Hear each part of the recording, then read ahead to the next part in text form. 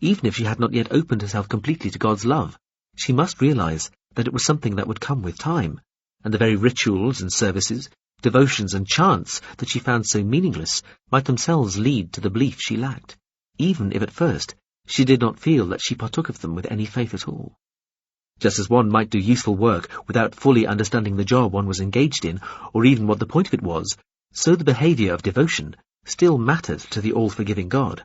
And just as the habitual performance of a task gradually raised one's skills to something close to perfection, bringing a deeper understanding of the work, so the actions of faith would lead to the state of faith. Finally, she was shown the filthy, stinking, windowless cell carved into the rock beneath the refuge, where she would be chained, starved and beaten, if she did not at least try to accept God's love. She trembled as she looked at the shackles and the flails, and agreed she would do her best. She shared a dorm with 6 others on the floor beneath the top, looking out in the other direction from the nearby plateau, towards the open desert. These were open rooms, one wall missing, with only a heavy tarpaulin to lower if the dusty wind was blowing in, with stepped floors leading down to a wall that was hidden from the topmost tier. Open rooms, with a view over the plain, desert or grassland, were comforting places. Closed rooms felt wrong, imprisoning, especially for going to sleep in or waking up in. Similarly, being alone was a punishment to an individual from a herd species, so like most normal people, she liked to bed down in a group with at least 6 others. She woke the others up with her nightmares too often to be a popular sleep companion, but then she was not alone in having tormenting dreams. She had books to read and other people to talk to, and all she had to do for her keep was to help with the general work required to keep the place in good repair, and add her strength to help pull on the ropes which brought the baskets of water and food, and the very occasional visitor or novitiate, up from the cluster of small buildings at the base of the mesa. The services and chants became just part of the routine. She still resented them, and still thought they were without meaning, but she added her voice to all the others. The weather was warm, without being uncomfortable, except when the wind blew out of the desert and brought dust with it. The water came from a deep well near the base of the mesa, and was still deliciously cold when it arrived, in the big cane-wrapped pottery jars. She stood by the walls over the cliff sometimes, staring down at the land beneath, marvelling at her lack of fear. She knew that she ought to feel threatened by the precipitous drop, but she didn't. The others thought she was mad. They stayed away from the edges, avoided being too near windows over sheer drops. She had no idea how long she would be allowed to stay in the refuge. Presumably until she got so used to life here, it had come to seem normal. Then, when all that had gone before had started to seem like a terrible dream, just a nightmare, and she had convinced herself that this limited but safe and frugally rewarding life was going to continue, then, when she had learned to hope, she would be taken back to the hell. They had done what they could with her memories to make them less raw and livid than they would have been, and when she slept, the nightmares, though still terrible, were somehow more vague than she might have expected. After a year there, she began to sleep quite well. But the memories were still there in some form, she knew. She supposed they had to be. Your memories made you. She could remember more of her life in the real now. Before, during roughly the latter half of the time she had spent in the hell with Prynne. She had come to think that that earlier life, her real life she supposed, had itself been a dream, or something that had been part of the torture, concocted, imposed to make the suffering worse. Now she accepted that it probably had been real, and she had simply been driven out of her mind by her experiences in hell. She had been a real person, a Pavulian academic, involved with the good cause of bringing an end to the hells. She had met Prynne at the university, and between them they'd had the connections and the bravery to get themselves sent into the hell, to record what they experienced there and bring back the truth of it to the world. The hell had been virtual, but the experiences and the suffering had felt entirely real. She had lost her mind and retreated to a belief that her earlier, real life had been a dream, or something invented within the hell to make the contrast between the two all the more painful. Prynne had been stronger than her. He had stayed sane and tried to save her along with himself when the time came for them to attempt their escape, but only he had got through and returned to the real. At the time, she convinced herself he'd only gone from one bit of the hell to another, but he must have got out entirely. If he hadn't, she was sure she'd have been presented with proof of it by now. She had been taken before the king of hell, some ultimate demon who had been frustrated that she had no hope and so was resigned to the hell, and he had killed her. Then she had woken here, in this hale and healthy Pavulian body, on this strange tall stick of rock poised between the plateau and the desert. A sun, yellow-white, rose and fell, arcing high over the desert. Out in the desert, lines of tiny dots that might be animals or people moved sometimes. Birds flew in the sky, singly or in small flocks, occasionally landing and calling raucously from the highest roofs of the refuge buildings. Rains came rarely, sweeping in from the plateau in giant dark veils like the trailing bristles of a vast broom. The refuge smelled strange, pleasantly different for a half-day afterwards, and the open rooms and quiet courtyards were full of the sound of dripping. Once she stood and listened to the steady drip, drip, drip of an overflowing gutter, as its rhythm exactly matched that of a chant being sung in the chapel, and marvelled at the simple beauty of both. There was a track that led away over the plateau towards the flat horizon, and from the track's end a steep path zigzagged down floors and ravines cut into the plateau edge until it met the slope of rubble at the foot of the cliff. Far away across the plateau, at the far end of the track, there was a road, apparently, and the road led to a city, to many cities, eventually. But even the closest was many tens of days away, and none of them were good places. They were dangerous and unhealthy, the sort of places that you needed a refuge to get away from. She had never felt any desire to go to any of them, never felt any desire to leave the refuge at all. They would leave her until this all became normal, until it had become all that she really remembered. Then she would be dragged back to the hell again. She never lost sight of this, accepting each day without pain as a blessing, but never taking the next day for granted. She had been there over 2 years before she was asked to help with the copying of the manuscripts. This was what the females of the refuge did to pay for the food they received via the road, and the track and the path, and the buildings at the foot of the mesa, and the rope-hauled cane baskets. They made perfect copies of ancient, illuminated manuscripts in a language that none of them understood. The blank books, pens, inks, and gold leaf arrived by basket, and, a year or two later, the completed books were sent back down by basket to start their journey back to the distant cities. You were only alone when you worked on the manuscripts. You were allocated a bare copying cell which had a desk, a manuscript to be copied, a blank book which would become the copy, and a supply of pens and inks. Each cell had a single window which was too high up in the wall to present a distracting view, but which provided plenty of light. Her eyes would start to hurt after a few hours. It was a relief to herd down to the chapel with the others and sing, eyes closed or raised to the resplendent light of the chapel's translucently glowing plaster windows. She had become a good singer, and knew many of the chants by heart. She worked hard at copying the manuscripts, marvelling at their indecipherable beauty. The illuminations were of stars and planets, and fabulous animals and ancient buildings and plants, lots of trees and flowers and verdant landscapes.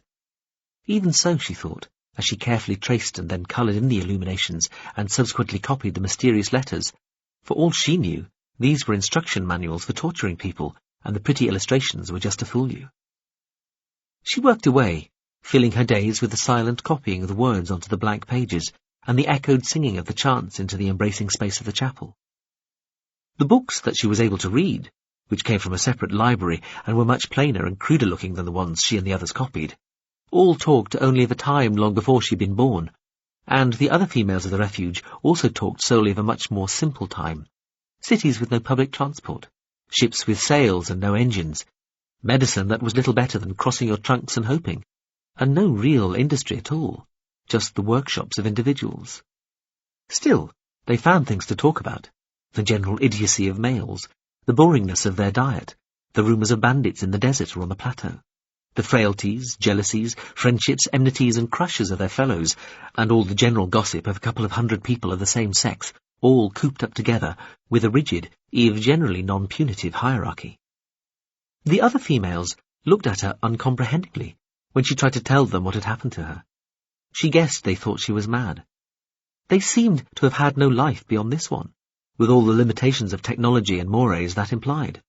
They had been raised in the distant cities or in rural communities. They had experienced some misfortune and been thrown out of whatever herd community they had been part of, been rescued and brought here.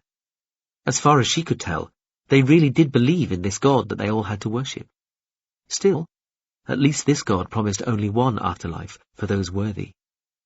Heaven awaited the pious, while those found wanting faced oblivion rather than perpetual torture. She wondered sometimes how long this was all taking, back in the real. She knew something of the technology and the ratios involved. A year of time in the real could be compressed into a minute in a virtual environment. It was the opposite of a near light-speed experience. Spend what felt to you like half a lifetime away, but come back, a changed, completely different person, and find that only an hour had passed, and nobody had even missed you. Was this quiet, pain-free life running at that speed, or at a gentler rate, perhaps even in real time? For all she knew, she realized eventually, she was living ultra-slowly in this virtual existence, and what felt like a few years here was a millennium back in the real, so that if she ever did get back, she would find everything altered totally, and all the people she had known long dead. So long dead that even in the average and perfectly pleasant afterlife, there would be no trace of them left. Very occasionally, as she stood by one of the cliff-edge walls, she wondered what would happen to her if she climbed over and jumped. Straight back here? Back to the hell? Or nothing?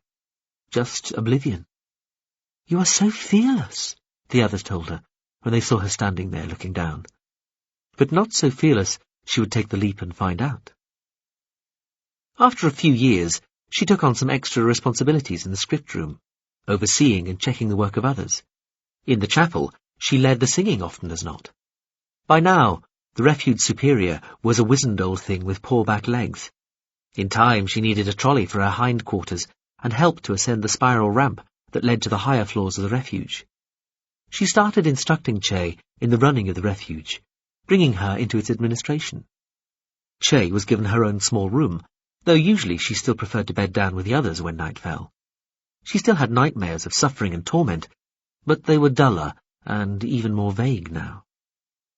One evening, 7 years after she'd arrived, a fire broke out when the hot desert wind was blowing. They all fought it desperately, quickly using up the little water they had. 10 of them perished in smoke-filled rooms, trying to save the manuscripts, finally throwing the precious originals from high windows into the central courtyard and saving all but 2, before being choked by the smoke or caught by the flames. 6 of them died when a whole wing of the refuge, supports weakened by the fire, fell to the desert in a great boiling burst of flame and smoke. Even over the terrible roaring noise produced by the disintegrating brickwork, splintering wood and careening flame, you could hear the screams as they fell. Night had fallen by then, and the wind had gone. She watched the rolling rush of sparks produced by the collapse sweeping upwards, outshining and outnumbering the stars in the clear black gulf of sky. They buried the remains in the small graveyard at the foot of the mesa. It was the first time she had descended from the refuge in all those years. The ceremony was brief, the most meaningful words said impromptu. The chants sung over the graves sounded flat, unechoing. She could find nothing to say, but stood looking at the little piles of sandy earth with their wooden grave markers, and thought of the suffering the dead had endured just before they died. At least it had been brief, she told herself, and when it was over, it was over. Maybe, she reminded herself bleakly. They were still within the virtual. This had all taken place inside a simulation, no matter that there was no proof of this. Who within it knew what had really happened to whatever consciousness those dead individuals had possessed? She stood in one of the burned-out script halls that night. She was one of those on fire watch in case it all started up again, surrounded by the smell of burned wood and rebaked brick. Wisps of smoke or steam leaked into the cool, still night air from a few places. She checked each one, lantern in one trunk, bucket of water at the ready in the other. Under an overturned, burned black table, she found one charred blank manuscript. It was a small one, for the tiniest of the manuscripts they ever copied. She brushed the brown, crisped edges of the pages clear. It would never do to be copied onto now. She couldn't bear to put it back where she'd found it, so she stuffed it into a pocket. She thought back to this later, and knew that she had had no idea at the time what she was going to do with the black book. Maybe just keep it in her copying cell, or on the shelves of her room, a grim and grisly souvenir, a memento mori. Instead, she started writing in it. She would set down the story of her life as she remembered it, just a dozen or so lines each day. It was not something that was forbidden. As far as she could gather, there were no rules covering such a thing at all. But she kept it secret nevertheless. She used worn-out pens, which had become too scratchy to be risked on the manuscript copies. The ink was made from the charred timbers from the fire. Life went on. They rebuilt much of the refuge, took in fresh novitiates. The superior died, and a new one was appointed. Che even had a vote, and she found herself a little further up the hierarchy. The old superior had wanted to be disposed of the old way, left to the elements and the scavenger birds on the refuge's highest tower. Che was one of those accorded the dubious privilege of cleaning up the bits of bone after the birds had picked them clean and the sun had bleached them white. It was nearly a year after the old superior's death, while she was singing one of the most beautiful chants, that she broke down and wept for the old female. Gradually, the chants had brought a sort of beauty and even a meaning into her life, she realized. 20 years later, she was the superior, and had it not been for the book of her life, written in the manuscript blank with the charred page, she might not still have believed that she had had any sort of existence before that. No life as a gifted academic in a free, liberated society with superconductors, space elevators, AIs and life extension treatments, and no few months spent in the utter ghastliness of the virtual hell, accumulating the evidence to present to an unbelieving world, an unbelieving galaxy for that matter, that might help bring about the destruction of the hells forever. She had kept writing her book, continuing on beyond all that she could recall of her life in the real and her time with Prin in the virtual hell, writing down everything that happened to her since, here in this quiet, untroubled existence which she had come to love and believe in, and still expected to be dragged away from, back to hell, every single night. She had become wizened. Her face was lined, her pelt was grey, and her gait had stiffened and become awkward with age. She oversaw the workings of the refuge to the best of her ability, and did all that she could for the novitiates and other occupants. At least once per season, now that she was superior, she had to clamber into a basket and be lowered to the austere cluster of small buildings at the foot of the mesa, to deal and negotiate with the representative of the charity which distributed their manuscripts in the cities. The representatives were always male, so she had no choice but to descend to them. They could not be winched up to come and see her, because it was forbidden. Usually, as she was lowered carefully towards the desert floor, she reflected on how much she had changed. Her old self, the person she had been back in the real, before the brief but traumatizing excursion in the hell, would have wanted to break with that tradition, would have wanted to change things, would have wanted to insist that there was nothing beyond idiotic, absurdly unquestioned tradition stopping males from being brought up into the refuge itself. The person she had become, the person she was now, could see the force in all such arguments, and yet still thought it was right to continue with the tradition. Perhaps it was wrong in some theoretical way, but perhaps not. And if it was, well, it did no great harm.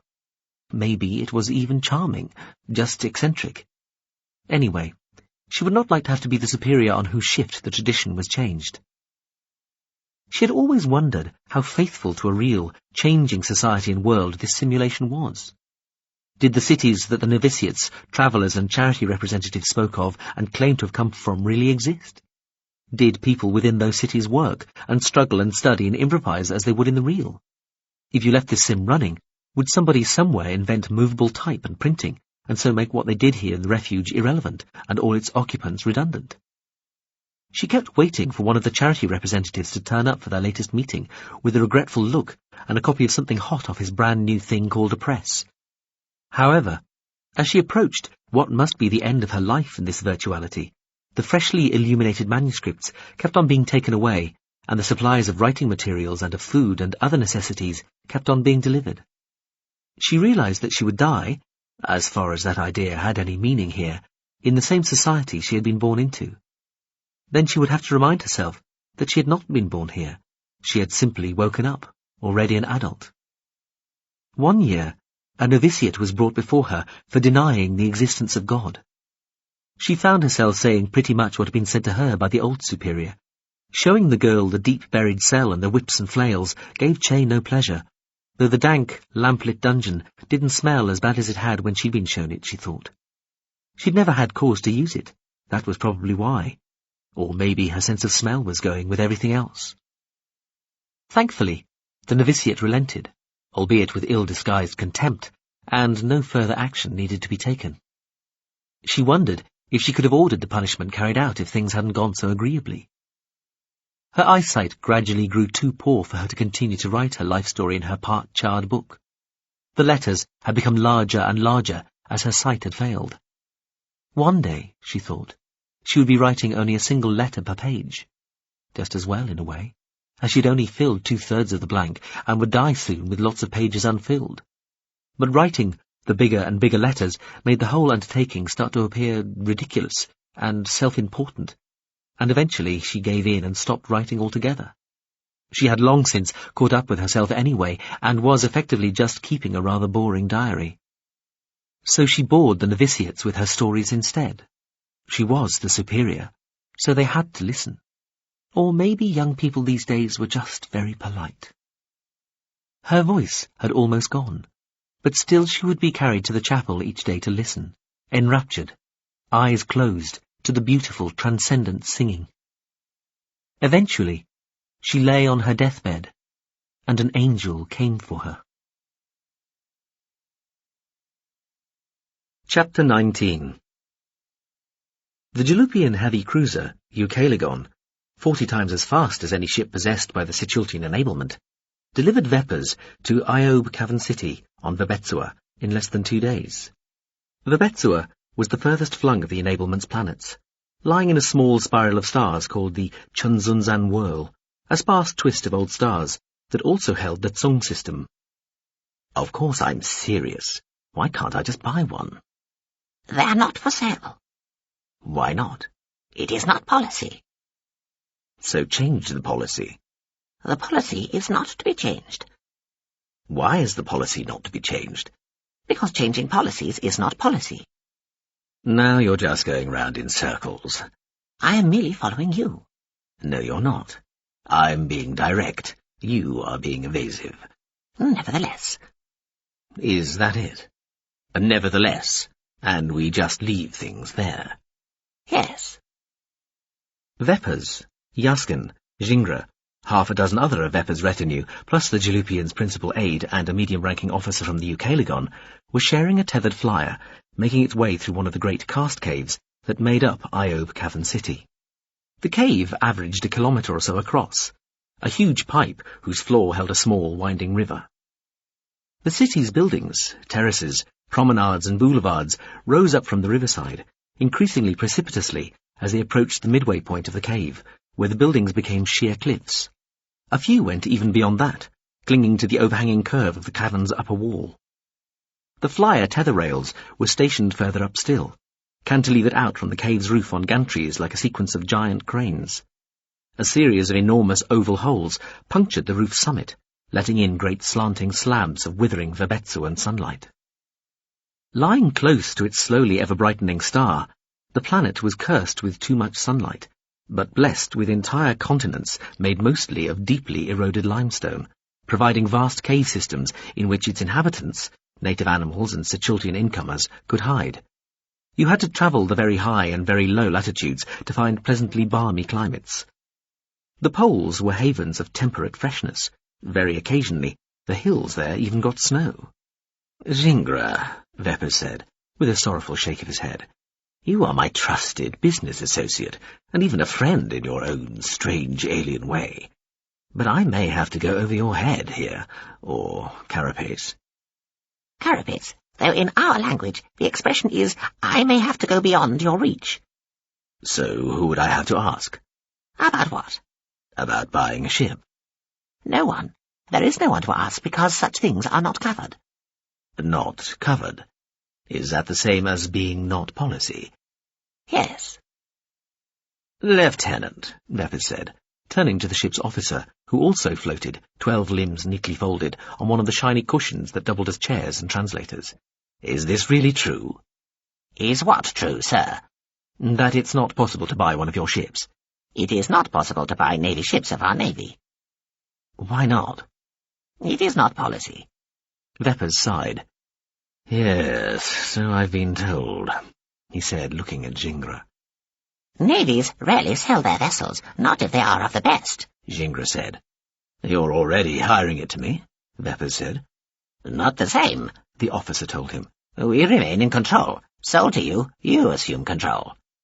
It'll only be one ship, Veppers insisted. I don't want your whole navy. Really, such a fuss. You people are positively purists. Veppers had once asked Ambassador Iain if it was possible to buy a culture ship. She'd stared at him for a second, then burst out laughing. The flyer zoomed, rising to avoid a high bridge barring their way. The craft stayed flat rather than pointing its nose up, the winch bogie travelling the network of flyer tether rails above, reeling in the craft's 4 invisibly fine monofilament lines equally. Iob City had banned flying machines entirely for centuries, then allowed flyers to be used, but suffered 1 or 2 accidents which had resulted in the destruction of several notable buildings and prized historic cross-cavern bridges, so had compromised by allowing flyers but only if they were tethered to tracks in the cavern roofs and controlled automatically. The best Jalupian ships are of the Jalupian Navy, the lieutenant said. We prefer to keep it that way, for the benefit of not being outrun by civilian vessels. Embarrassment might ensue otherwise. Most governmental entities share this policy. Do the Chaltians sell their best ships to their lessers? Gingra asked. I'd give a very good price, Veppers said. He turned from Gingra to the lieutenant. Very good. You could even take the weapons off. It's the speed I'm after. Culture ships are even faster, sir, Yaskin said. Veppers looked coldly at him. Are they now? Some are, the lieutenant said. How much would a ship like the Ukeligon cost? Yaskin asked the lieutenant. If it was for sale. Impossible to say, the officer said. You must know how much they cost, Veppers said. You have to price them. You must have a budget for how many you can build and operate.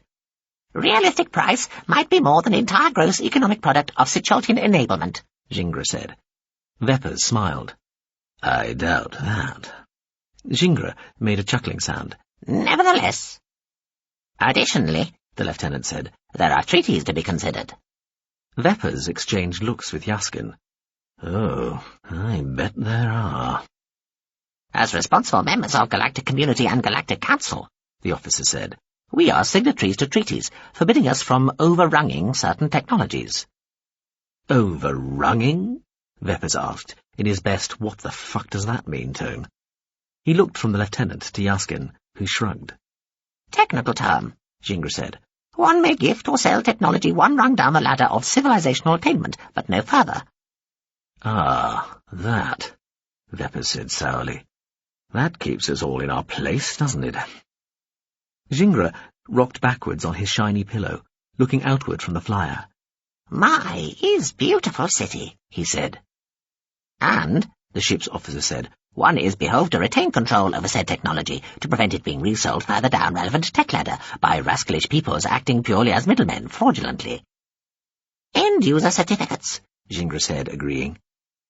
So we have to wait until we're about to invent something ourselves before we can buy it from somebody else?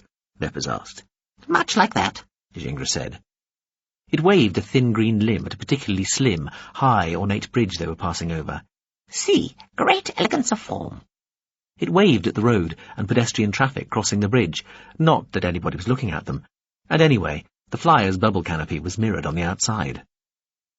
Such treaties and agreements prevent free-for-all, the lieutenant said helpfully.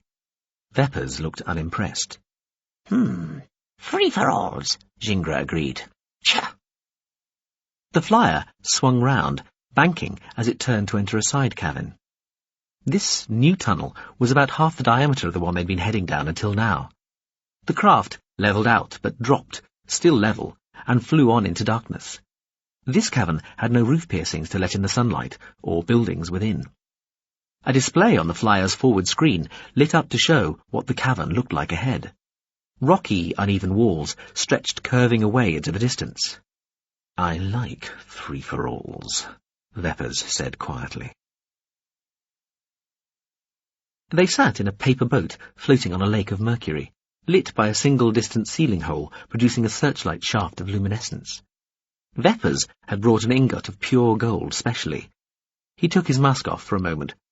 "Plop it in," he told Yaskin. Yaskin didn't take his mask off.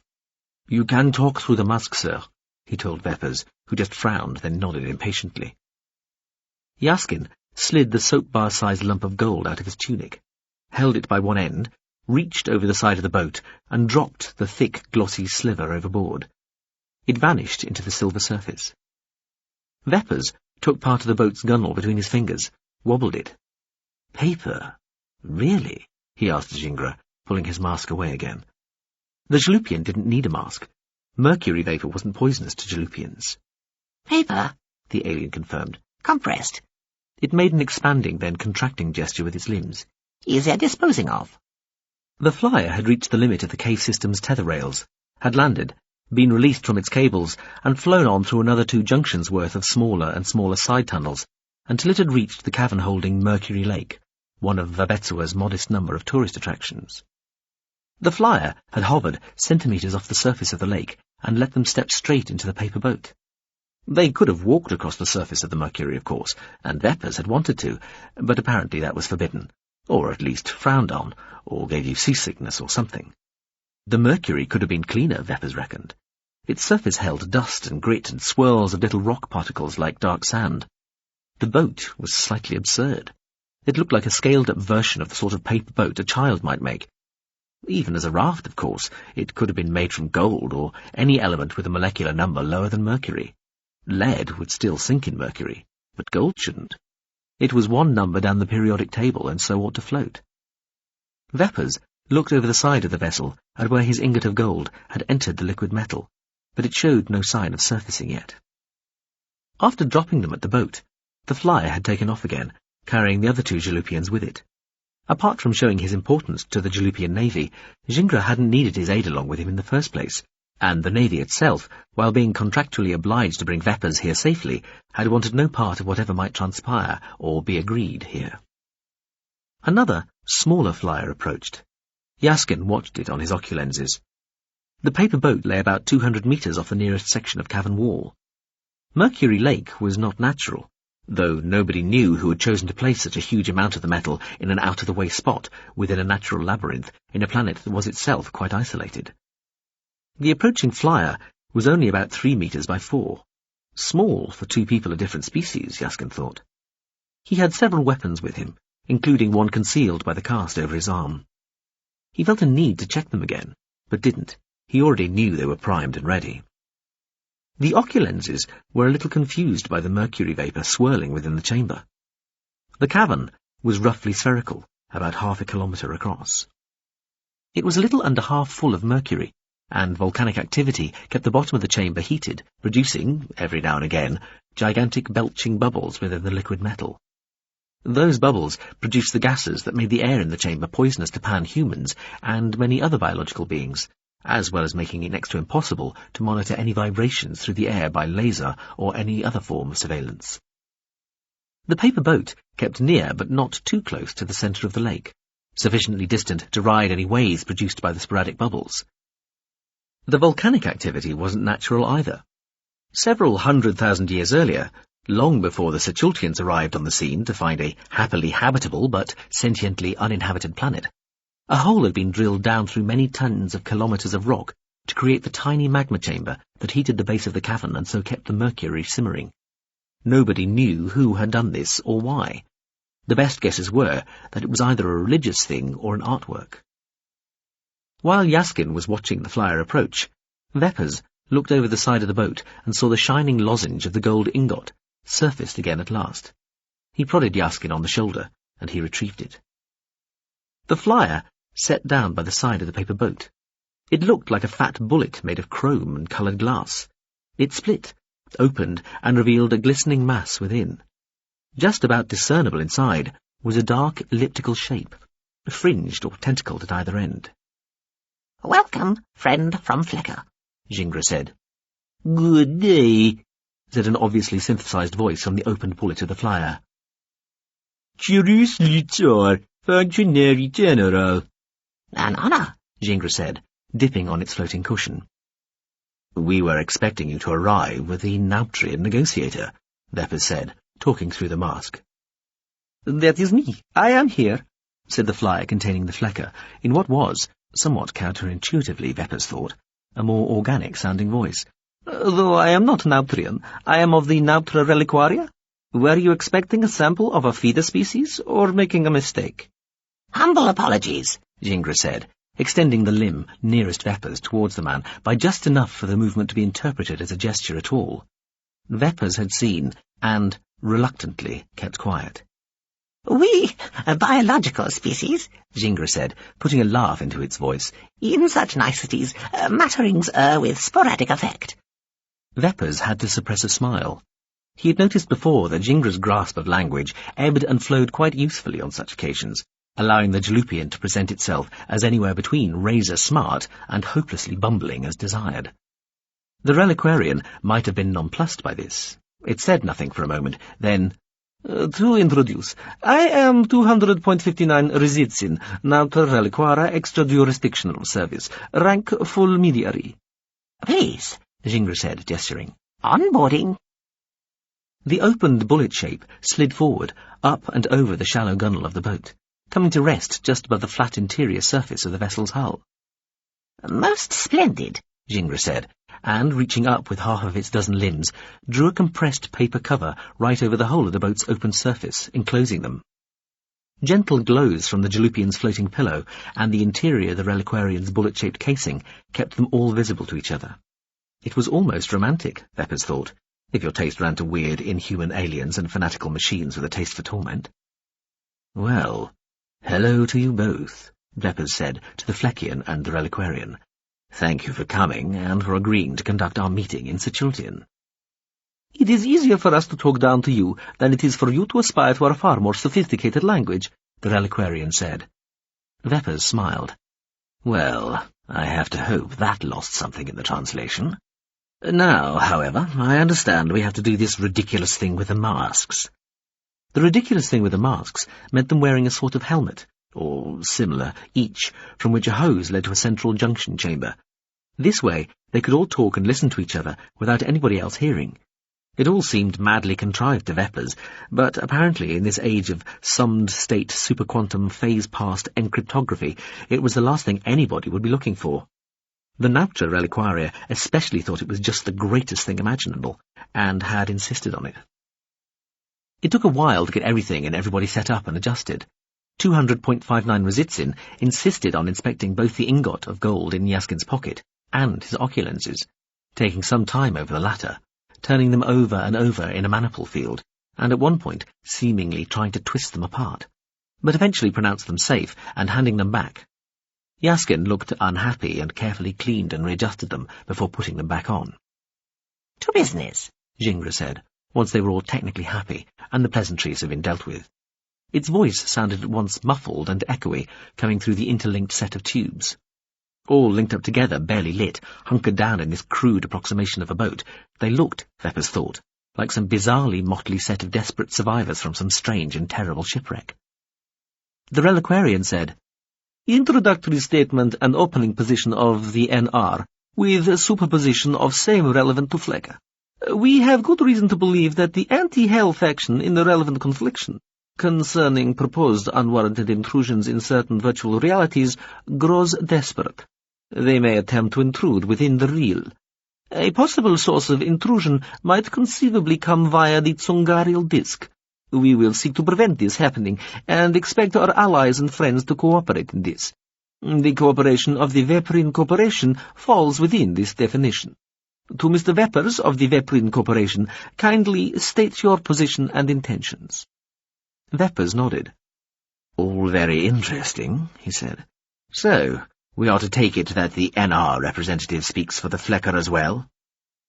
Indeed, the ellipsoid shape within the Reliquarian said. As stated. Its voice sounded approximately watery through the linking tubes. And do you also talk on behalf of the GFC? Veppers asked. The Geseptian Fartesile Cultural Federacy need not be present, the Reliquarian informed him. Their acquiescence is assured and assumed. Veppers smiled broadly. Splendid. To repeat, your position and intentions, Mr. Veppers, speaking on behalf of yourself, the Veprin Corporation, and the Siciltian Enablement, to the extent that you are able to answer for it, the Reliquarian said. Well then, Subject to a satisfactory negotiatory outcome here, Veppers said.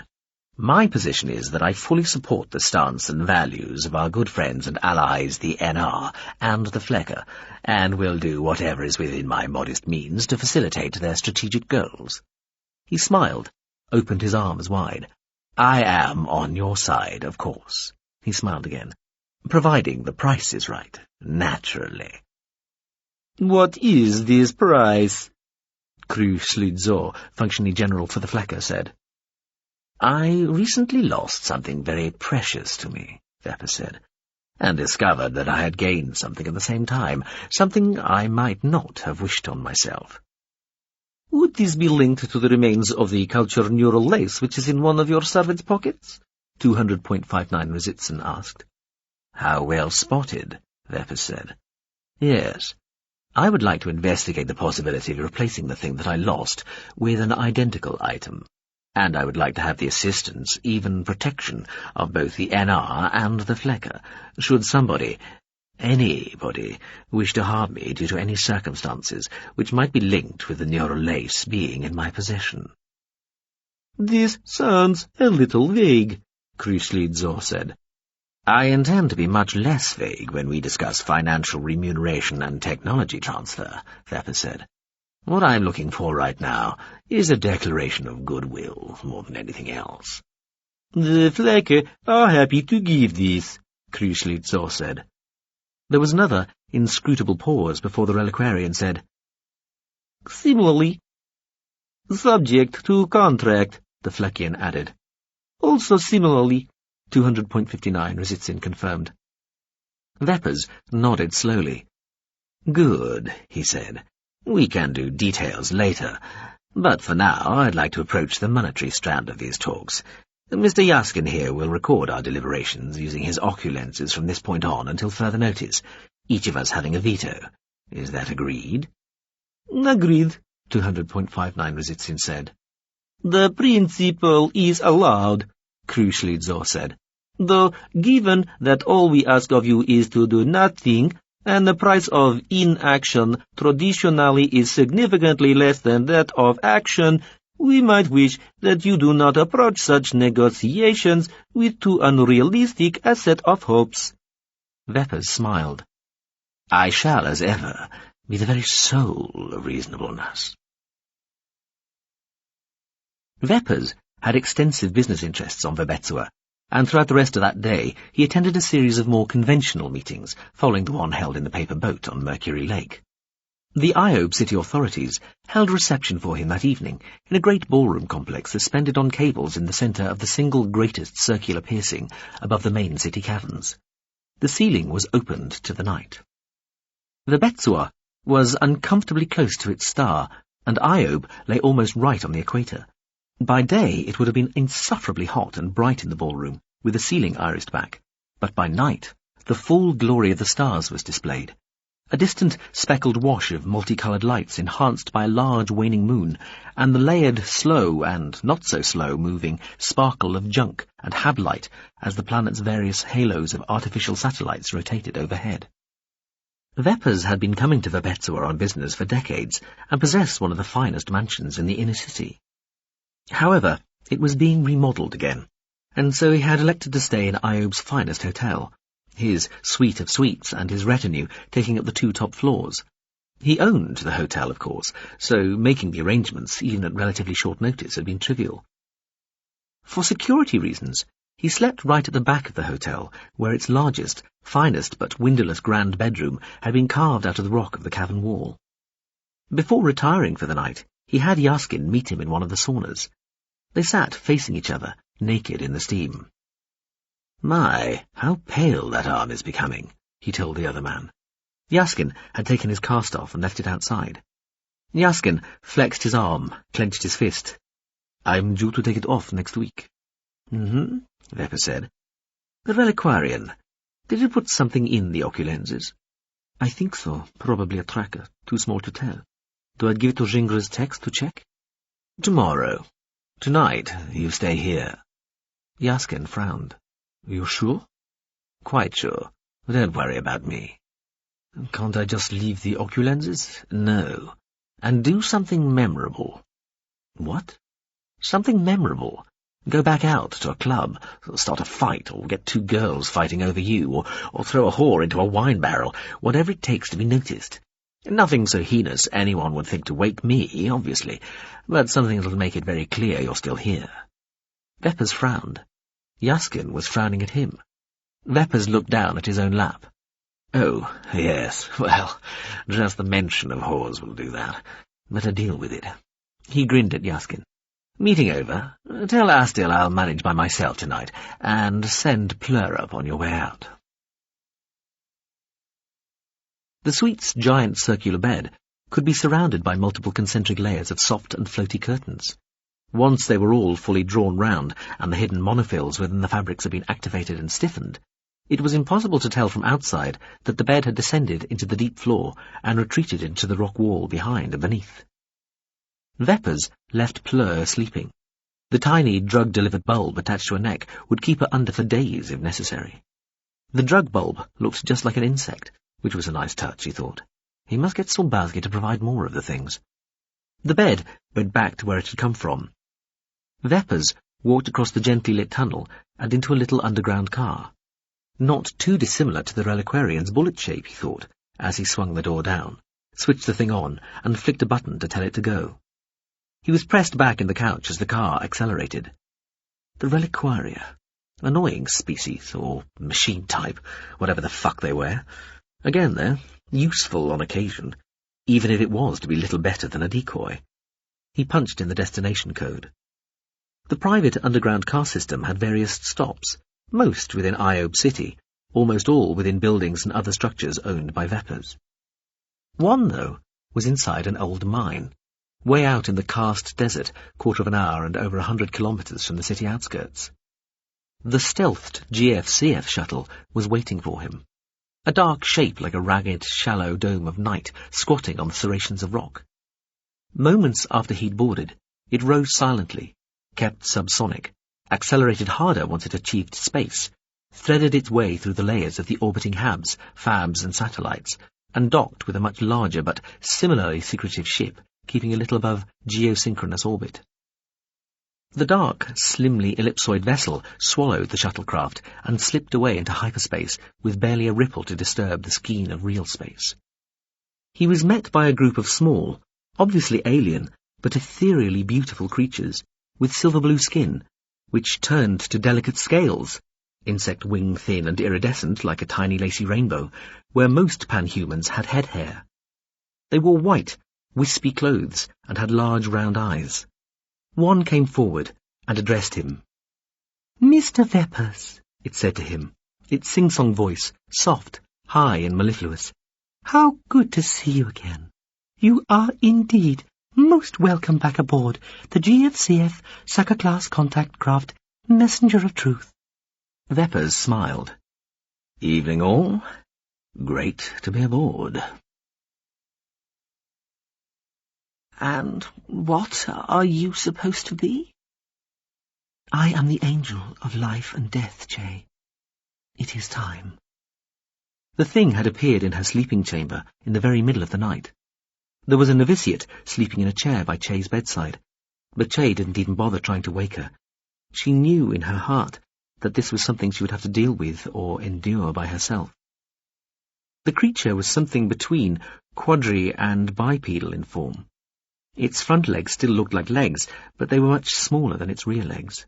It had a single trunk and 2 vast, slowly beating wings, which flared from its back. They were impossibly wide, far too big to fit into the chamber, and yet, by whatever logic was supposed to be operating here, they appeared to fit inside quite comfortably nevertheless. The thing, claiming to be the angel of life and death, hovered over the foot of the bed, which was where such things were generally expected to show up, if you believed in that sort of thing. And perhaps even if you didn't, she supposed. She wondered again about reaching out and shaking the novitiate awake, but it would be such an effort, she thought. Everything was such an effort these days. Getting up, hunkering down, bending, standing, eating, defecating. Everything. Even seeing, of course, though she noticed that she could see the self-proclaimed angel of life and death better than she ought to be able to. An apparition, then. A virtuality, or whatever you wanted to call it. After all these years, she thought, finally, some proof beyond her own dimming memories and the fading ink in her charred-page diary that all she had lived through in the real and the hell had been in some sense true, not just figments of her imagination.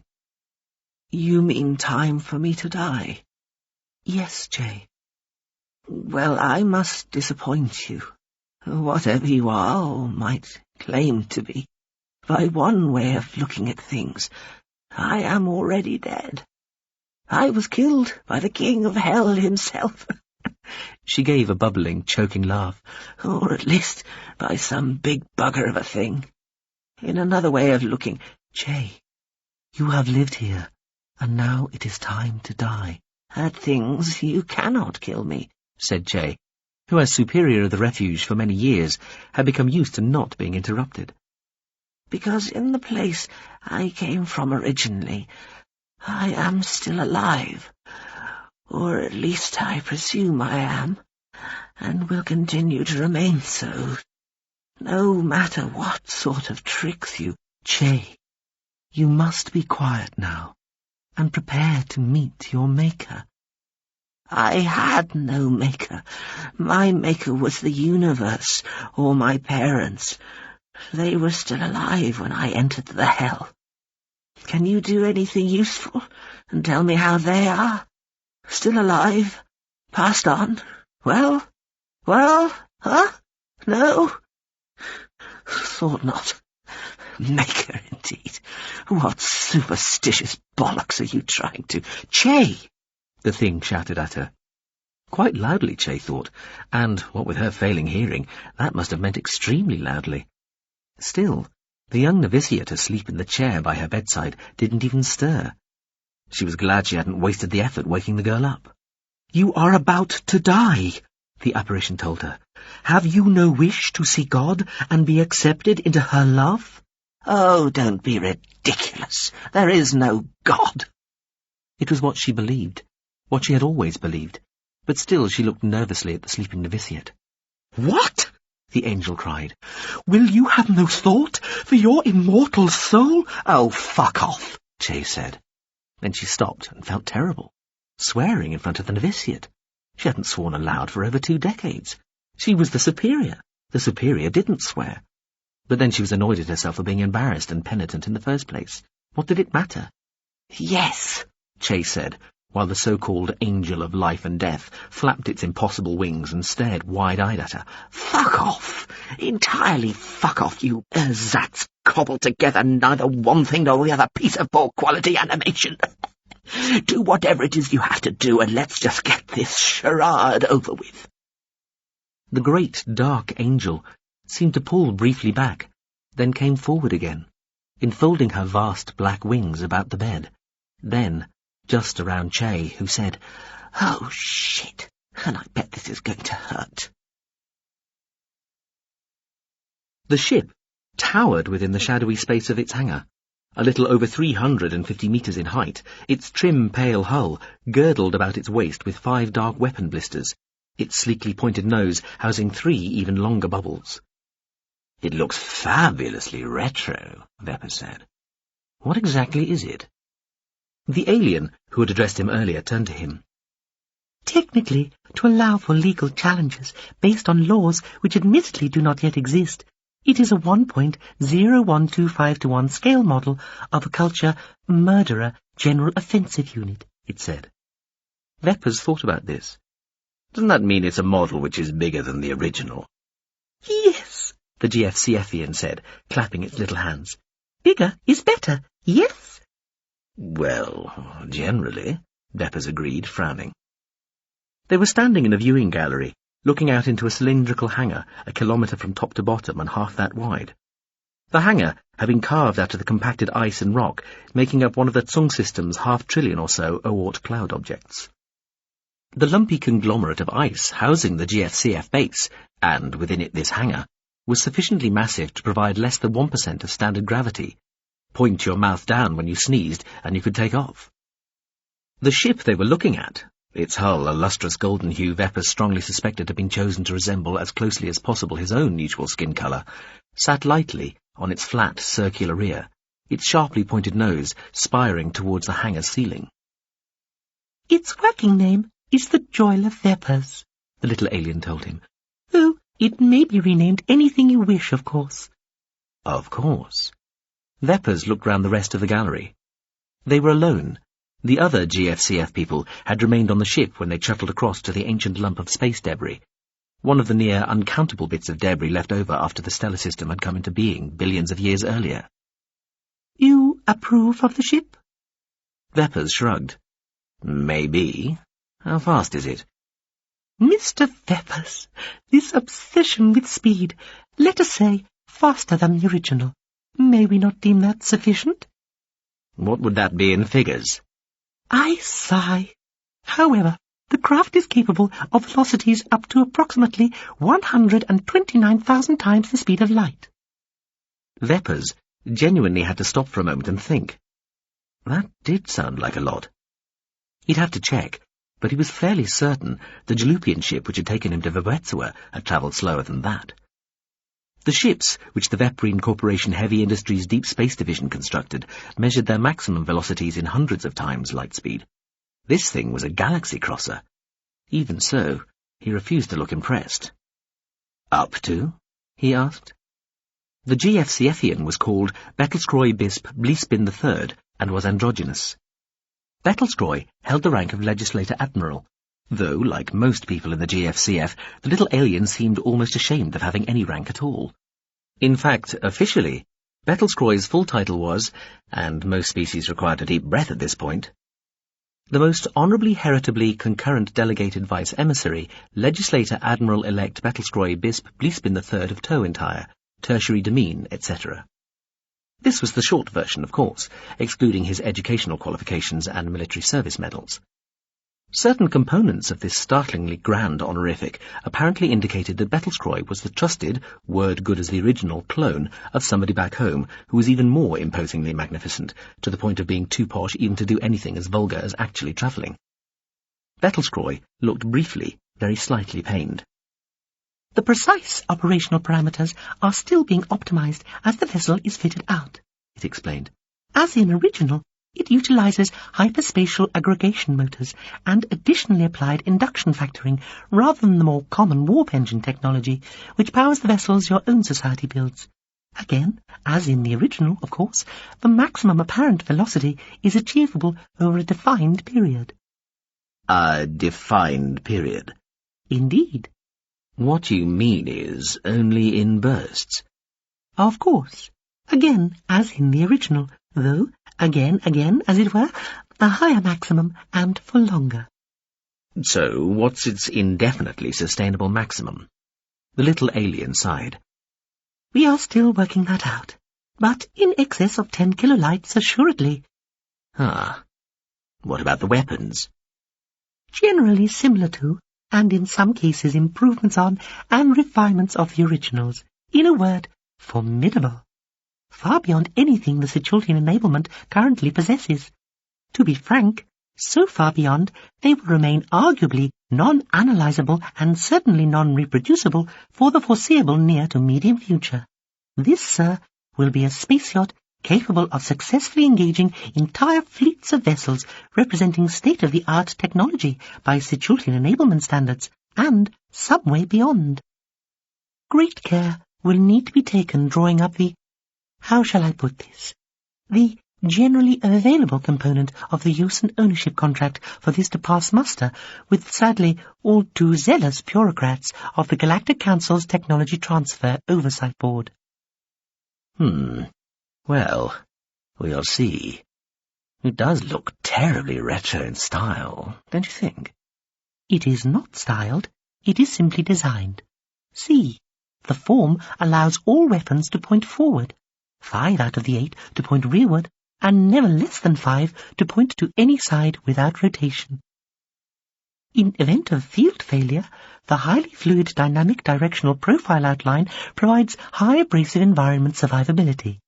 The internal component layout and field substrate deployment are generally held to be as close to perfection as it was then possible to achieve, and has not been significantly improved upon since. I beseech you, Veppers, inquire. Such inquiry will prove what I say. The murderer class is rightly regarded as a design classic. So, it is actually quite old. Let us say that it is proven. In many ways, it has never been vetted for purposeful elegance. Still, though, old. Veppers, my dear friend, the example you see before you is better than the original, and that was the best there was at the time. Warship design has improved only incrementally since, with gradual, though significant improvements to raw speed, crude weapon power effectiveness, and so on. But, in a sense, all the various design teams have ever been trying to do is recreate the design you see here before you for future ages. Any given design produced right now to represent the sum of all subsequent improvements will quickly itself be improved upon and so eclipsed within a relatively short interval.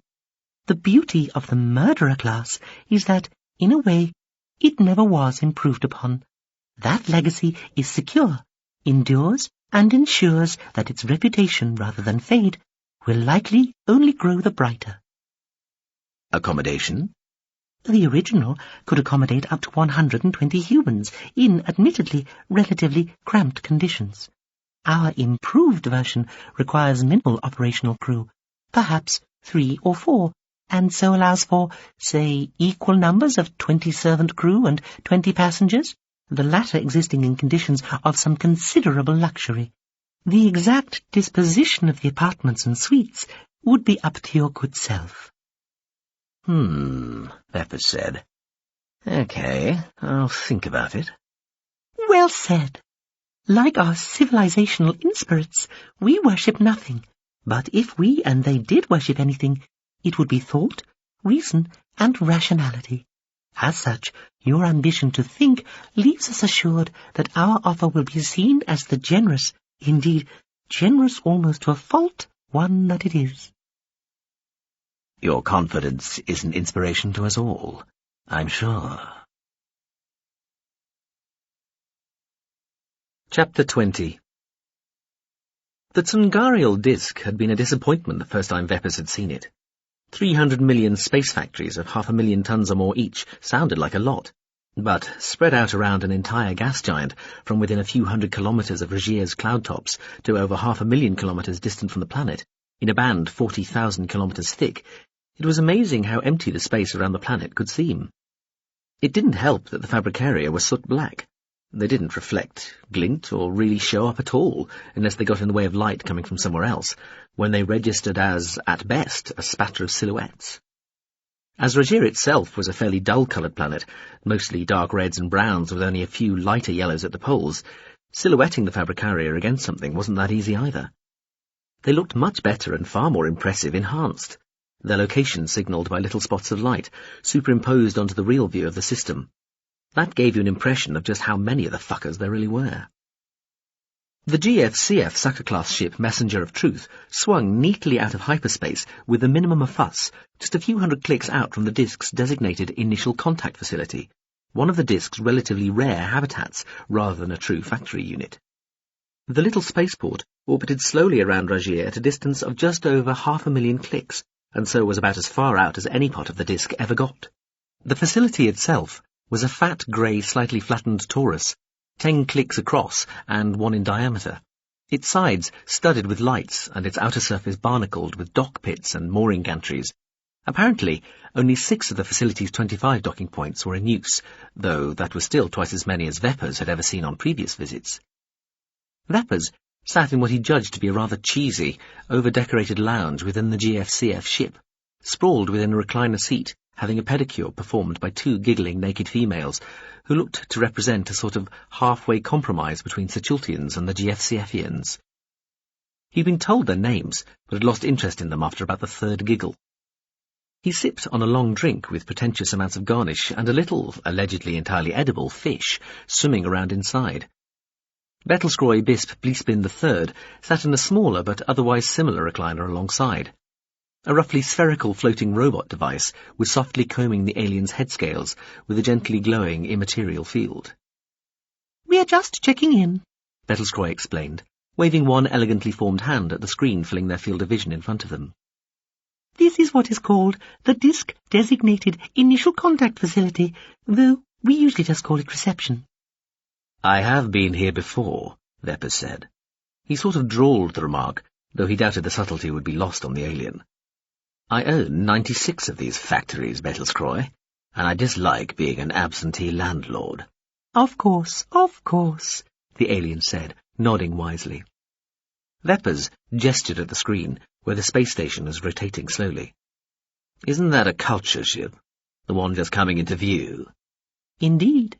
Well spotted. That is the Fast Picket X-Killer Class Limited Offensive Unit, Hylozoist, of the Culture's Restoria section. It has been stationed here for the last standard year or so, supporting the Restoria mission within the disk." "Isn't it likely to be checking us out as we are, as you put it, checking in?" "That would be impolite," the alien said with a charming small smile. "In any event, rest assured that the Messenger of Truth is one of our finest ships and easily capable of resisting any attempt by a craft like the Hylozoist to intrusively investigate us without our express permission and indeed active cooperation. We can both outgun and outrun the Hylozoist. It is no threat to us or to the actions that may need to be taken in the near future. It has been taken account of, and its presence and indeed likely engagement fully factored into our plans and sims.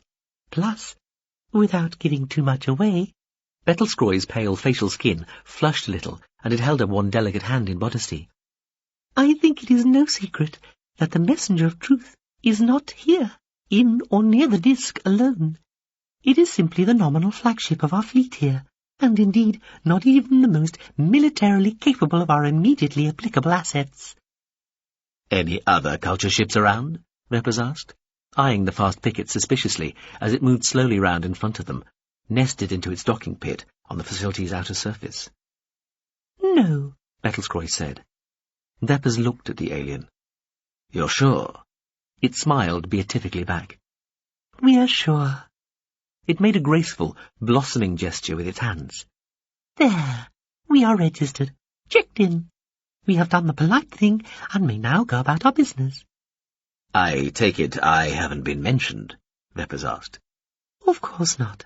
We are here ostensibly simply to carry out regular oversight and minor maintenance as required of our monitoring facilities distributed throughout the greater disk. We may go where we please." "Useful," Veppers nodded. "Ship," Bettelskroy said, "you may continue on to our destination." The view on the screen flickered. The space station was suddenly replaced by the gas giant Rogier, its side-lit disk filling a substantial part of the screen, and the locations of the Fabricaria again showing by tiny points of light. The effect was to create a near-invisibly fine speckle of bright dust that girdled the banded ruddiness of the gas giant like a haze. The view tipped, then expanded suddenly and dramatically as the ship plunged into the mass of light points. They zipped past the vessel like hail in a ground car's headlights. The view swung again as the ship curved round, partially following the orbits of the displayed Fabricaria. Bettelskroy clapped its hands daintily and sat up, shooing the floating robot away. "We should make our way to the shuttle," the alien announced. The shuttle departed the ship on the far side of the disk from the reception facility, ejected into space just as the Messenger of Truth carried out a sudden course correction. This, Bettelskroy explained, should serve to conceal the shuttle's departure from even the most assiduous monitoring equipment. The shuttle drifted, already quite precisely aimed, towards one of the dark, anonymous Fabricaria. Watching on the shuttle screen, Bettelskroy on one side and the craft's pilot on the other, Veppers saw the dark absence of the rapidly approaching object blotting out more and more of the other light points, until its blackness appeared to fill the screen, and it seemed they were about to collide with it. He felt an instinctive desire to push himself back into his seat. For all the good that would do, he told himself. He stared at the darkness, enveloping the screen as though trying to fend off the manufactory's implied bulk by force of will alone. A sudden jolt of deceleration and a longer tug of calibrated slowing pulled them up short, close enough to see hints of detail on the dark satellite's surface. The screen was still superimposing a false view. The faint wash of radiation coming off the thing was in wavelengths way below what pan-human eyes could register. It was hard to estimate size, though Veppers knew that the average manufactory was a fat disk about a couple of kilometres across and a third of that in height. They varied a little in size, though generally only by a factor of 2. This one looked pretty average-sized, though it was less synthetic-looking, more natural in appearance than was the norm. Its surface looked smoothly lumpy, enough to be a very old and worn comet nucleus. Only a few 2 straight lines and near-flat surfaces hinted at its artificiality. The shuttle flew slowly into what looked like a deep, dark crater. The screen went perfectly black. Then light filtered back. A faint but slowly increasing yellow-white luminescence began to seep in all around, then flooded the screen. The interior of the manufactory was a web-laced space over a kilometre across. The massed, silvery, criss-crossing filaments studded with hundreds upon hundreds of darkly gleaming machines, like giant pieces of clockwork, all discs and gears, shafts and plates, cylinders, spindles, looms and nozzles.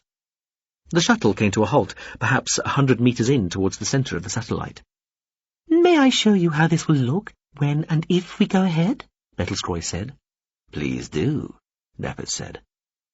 The screen went into what was obviously a simulation mode, overlaying what the fabricatory's interior would look like when it was operating. The many great clockwork machines ran up and down the network of silvery lines, most retreating to the outskirt walls of the manufactory, while about a 20th of their number clumped in the very centre of the space like a nucleus. The machines flicked this way and that. Some light flickered, and dark lumps of matter rained down from the machines set around the perimeter, falling into the central nexus to disappear. Gradually, the nucleus of machines expanded, and other machines slid in from the outside to join those working in the centre. Whatever they were working on, it grew, taking on a succession of fairly simple shapes, though all implied something roughly twice as long as it was wide and approximately cylindrical. As the shape grew, its surface only rarely visible and never quite looking like what might be a hull, more and more of the clockwork-looking machines joined in the act of creation taking place. Meanwhile, the network of silvery filaments was bowing out like an expanding lens made of wires, accommodating the roughly ellipsoid shape growing in the centre. All the time, greater and greater quantities of matter, in increasingly varied shapes and sizes, were falling in from those machines still stationed on the outside, and from holes and nozzles dotted around the interior wall of the satellite itself. A couple of minutes after the production process had begun, the filaments had shrunk back almost to the interior walls of the fabricatory, and the great clockwork machines had gone with them and become still. No parcels of matter issued from the machines or from the nozzles, slots and pits on the walls. Sitting in the middle of the space now, there was a ship. It was still very approximately ellipsoidal in shape, maybe 600 metres long, 200 across and 100 in height. Its hull shimmered in the light, seemingly unable to decide whether it was pitch black or hazy silver. Rashed all over its shifting, uncertain surface were round black blisters of various sizes and sets of shallow, perfectly elliptical craters. "Ta-ra!" Pt.3 said, with a shy giggle, then glanced at Veppers and blushed. "One space warship," it said. "How fast can it go?" "Maximum velocity, 2.4 kilolights." "And it's fully working?" Veppers asked, sceptical. "Fully," Pt.3 said. "It would be no match for the vessel we have constructed for you, of course. But it contains a real-time grown medium-level AI substrate, already running all relevant internal systems, maintenance functions, full-spectrum radiative and scheme sensory systems. A primer fusion power unit ready to start manufacturing antimatter for its pre-functional warp drive, and a variety of weapon systems, including thermonuclear warhead missiles and thermonuclear plasma generators. All that would be necessary to activate it would be to transmit the relevant run protocols into its processing substrate. A trivial task, taking minutes at most. It would then be immediately ready for spaceflight and battle, though, obviously, giving it a few days to produce its own AM would increase its utility and power vastly. Equip it with prefabricated AM for its power units and missiles, and it would be even more powerful, even more quickly." "How long does it all take?" Veppers asked. "For this size, the whole process to the stage you see here takes between 9 and 15 days, according to the exact specification, sufficient raw material being present, obviously." That's just the surface layers of the fabric area itself, isn't it? Peppers asked. Again, he wasn't going to show what he was feeling here. He'd had no idea the fabric area could spin a full-size working ship, especially a full-size tooled-up working warship, so quickly. He'd always known that the fabric area the Pt.3 Corporation was allowed to use had been reduced in operational effectiveness before they'd been allowed to get their hands on them, but he'd had no inkling by how much. He'd asked, naturally, but everybody involved had been professionally vague.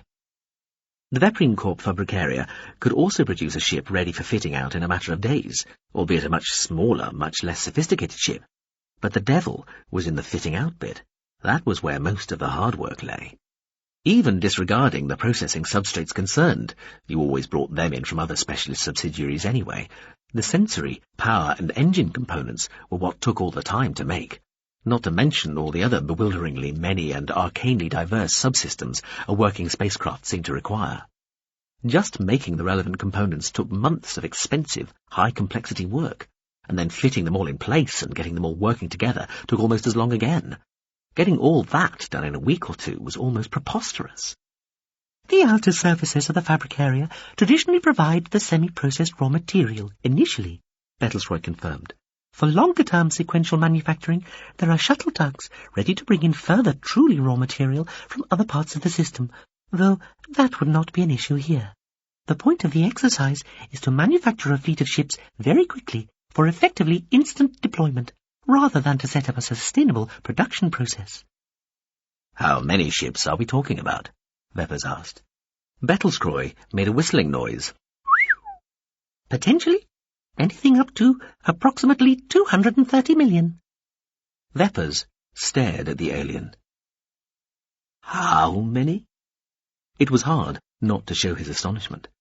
He'd thought only a few of the fabric area would be able or properly primed to build ships. This implied that almost all of them would be able to produce a ship each. Approximately 230 million, the alien repeated. At most. Fabric area are capable of being brought together to create larger units themselves, subsequently capable of constructing larger and or more complicated vessels, probably to a point where the numbers of individual craft involved would be reduced by a factor of 30 or 40. No one knows. These are guesstimates. Plus, it is not impossible that slightly greater numbers of the fabric area than we are assuming have been corrupted or disabled by the pre-existing smatter infection, or by the measures taken to deal with the infection. But still up to 230 million. Approximately. And already at once? Better than 99.5% would be. With numbers on that scale, especially as we are envisaging using such ancient facilities, there are bound to be delays, stragglers, failures and incompletes, possibly even calamities. Apparently, fabric area have been known to blow up, or aggressively dismantle themselves, or, occasionally sometimes, each other. Veppers hadn't meant to stare at the alien, but he found that even he couldn't help it. Close to 250 million ships, he said. I am hearing you right. That is what you said. Bettlesroy looked bashful, almost embarrassed, but nodded. Assuredly. I'm not missing something here, am I? Veppers said. That is a truly astounding, almost farcical number of ships, isn't it? Bettlesroy blinked a few times. It's a lot of ships, it agreed cautiously. Couldn't you take over the fucking galaxy with a fleet that size? The alien's laughter tinkled. Gracious no. With a fleet of that nature, you'd be restricted to civilizations no more sophisticated than your own. And even then, more sophisticated civs would quickly step in to prevent such shenanigans. The alien smiled, waving one hand at the image of the warship, now frozen on the screen. These are quite simple craft by level 7 or 8 civilizational standards. We ourselves would need a substantial fleet to cope with the sheer numbers involved, but it would hardly trouble us. A single large culture GSV could probably cope on its own, even if they all came at it together. Standard tactics would be to slightly outpace them and turn them on each other with its effectors. They'd destroy themselves without the GSV firing a single real shot.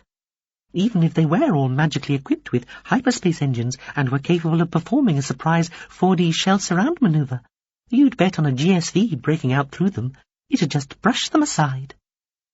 But if they split up and went off destroying ships and habitats and attacking primitive planets, Veppers said.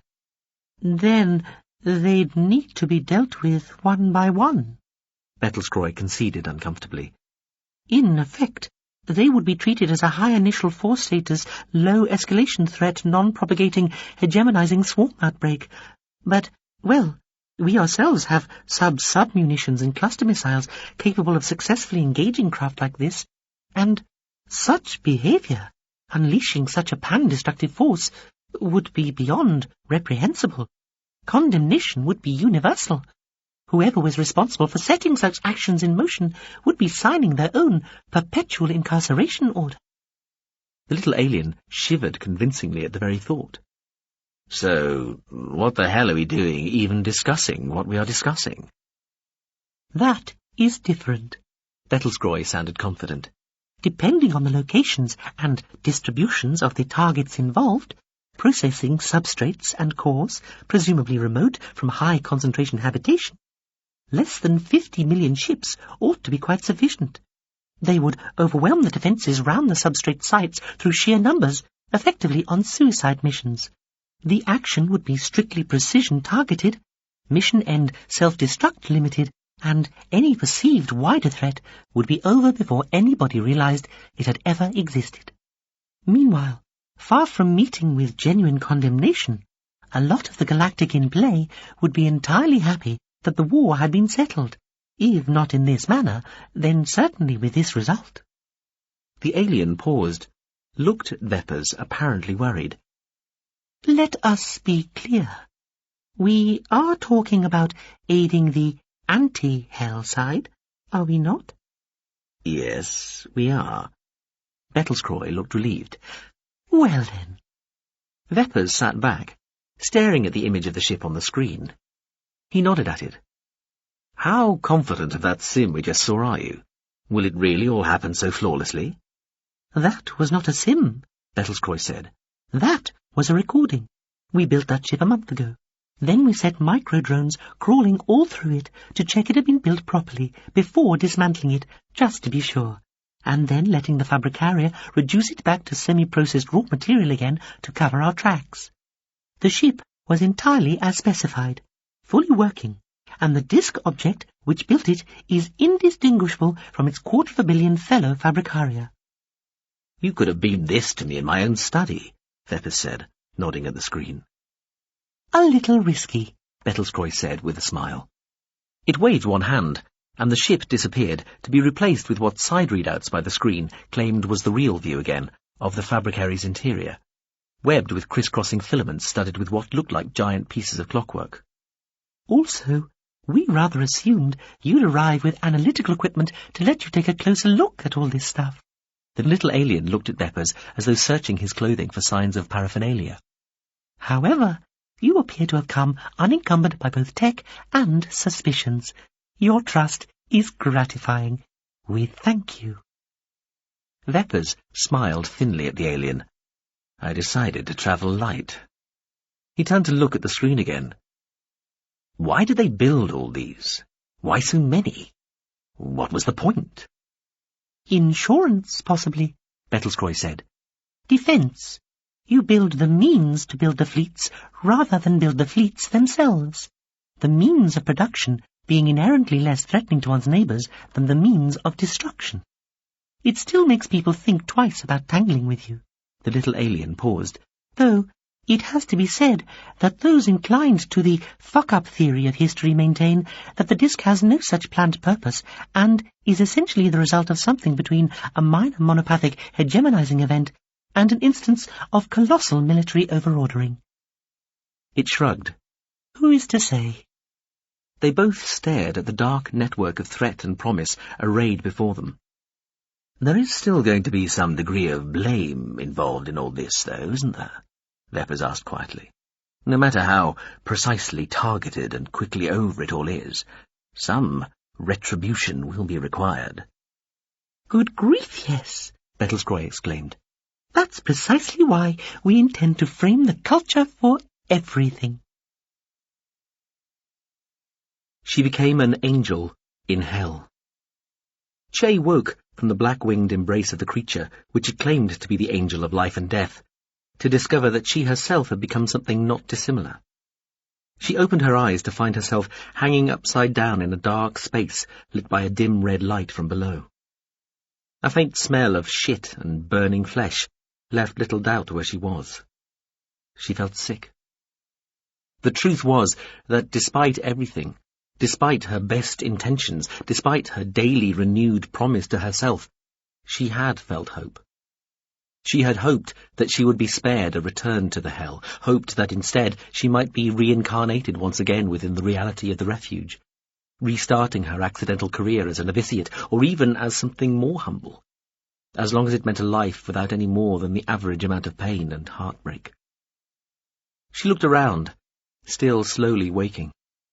She looked up, which was really down, at her own body. She had become something great and dark and winged. Her feet had become claws big enough to grasp a person whole. She spread her front legs, arms, wings. They opened easily, purposefully, far out to either side. Limbs ready to walk the air, limbs ready to grasp the wind. She folded them back in again, hugging herself. She could feel no pain. She was in a huge hanging space in what smelled absolutely like hell, and she was very aware that her sense of smell was much better than it had been before, both wider somehow and more sensitive, more accurate and refined. But she was not in any pain. Her feet seemed to clutch whatever she was hanging from quite naturally, without conscious will or even any discernible effort. She clutched at the thing. It felt like a great iron bar as thick as a person's leg, and increased her grip until it did hurt a little. She relaxed again. She opened her mouth, a predator's mouth, a long pointed tongue. She closed her sharp-toothed jaws over her tongue, bit down tentatively. That hurt. She tasted blood. She shook her broad, oversized head to clear it, and found that she had been looking at everything through some sort of membranes over her eyes, which she could sweep back. She did so. She was hanging in what looked like a sort of gigantic hollow fruit, all veined and organic-looking, with a single massive iron bar running right across it, seemingly just so she could hang on it. She lifted first one foot off it, then the other, to make sure that she wasn't shackled to it. Each foot and leg seemed easily capable of taking her whole weight. She was strong, she realized. Her wings folded back in. She hadn't even realized that they'd extended again as she'd tried taking her feet off the bar. Some instinctual thing, she supposed. Beneath her head, looking properly down, there was a sort of frilled opening that looked unpleasantly like a sphincter of some sort. Beyond, she could see what appeared to be drifting red-tinged cloud. She would need to half-fold her wings, she thought, as soon as she saw the aperture. She felt a strange hunger and a tremendous urge to fly. She opened her feet and dropped. Back aboard the Messenger of Truth, powering its way back to Verbetsua, Veppers sat at an impressively large round table with Bettlescroy, the rest of the GFCF people who had first greeted him when he'd arrived, and several projections, holograms of those unable to be physically present. Even these weren't being beamed in. They were present aboard the ship in some form, their personalities housed in the vessel's substrates. This made for better security, increased deniability, in other words. All but one were GFCFian, each as small and beautiful as the other. The only exception was a hologram of another pan-human, a uniformed male called Space Marshal Vatoi. He was a big, grizzled-looking creature, both unmistakably alien and entirely pan-human. To Veppers, he looked barrel-chested with too long a head and freakishly small features. A hero who'd worked his way up through the ranks in the Great War in Heaven, allegedly. Veppers had never heard of the guy, though, admittedly, he'd never taken much notice of the war at all. It had always sounded to him like just a particularly long-winded multiplayer wargame. He had nothing against long-winded multiplayer wargames. They were how his ancestors had made the first family megafortune. He just didn't think that anything that happened inside them should qualify as news. He hoped the GFCF knew what they were doing and who they were dealing with here. One of them had witted on at the start of the meeting, singing Vatoi's praises, describing him as a fully accredited member of something called the Trapeze Group of the Strategic Operational Space, or something, and saying how they'd had extensive preparatory dealings with this or that or him, like this was meant to set his mind at ease. To restate, then, Bettlescroy said, waving one decorously attenuated limb at Vatoi.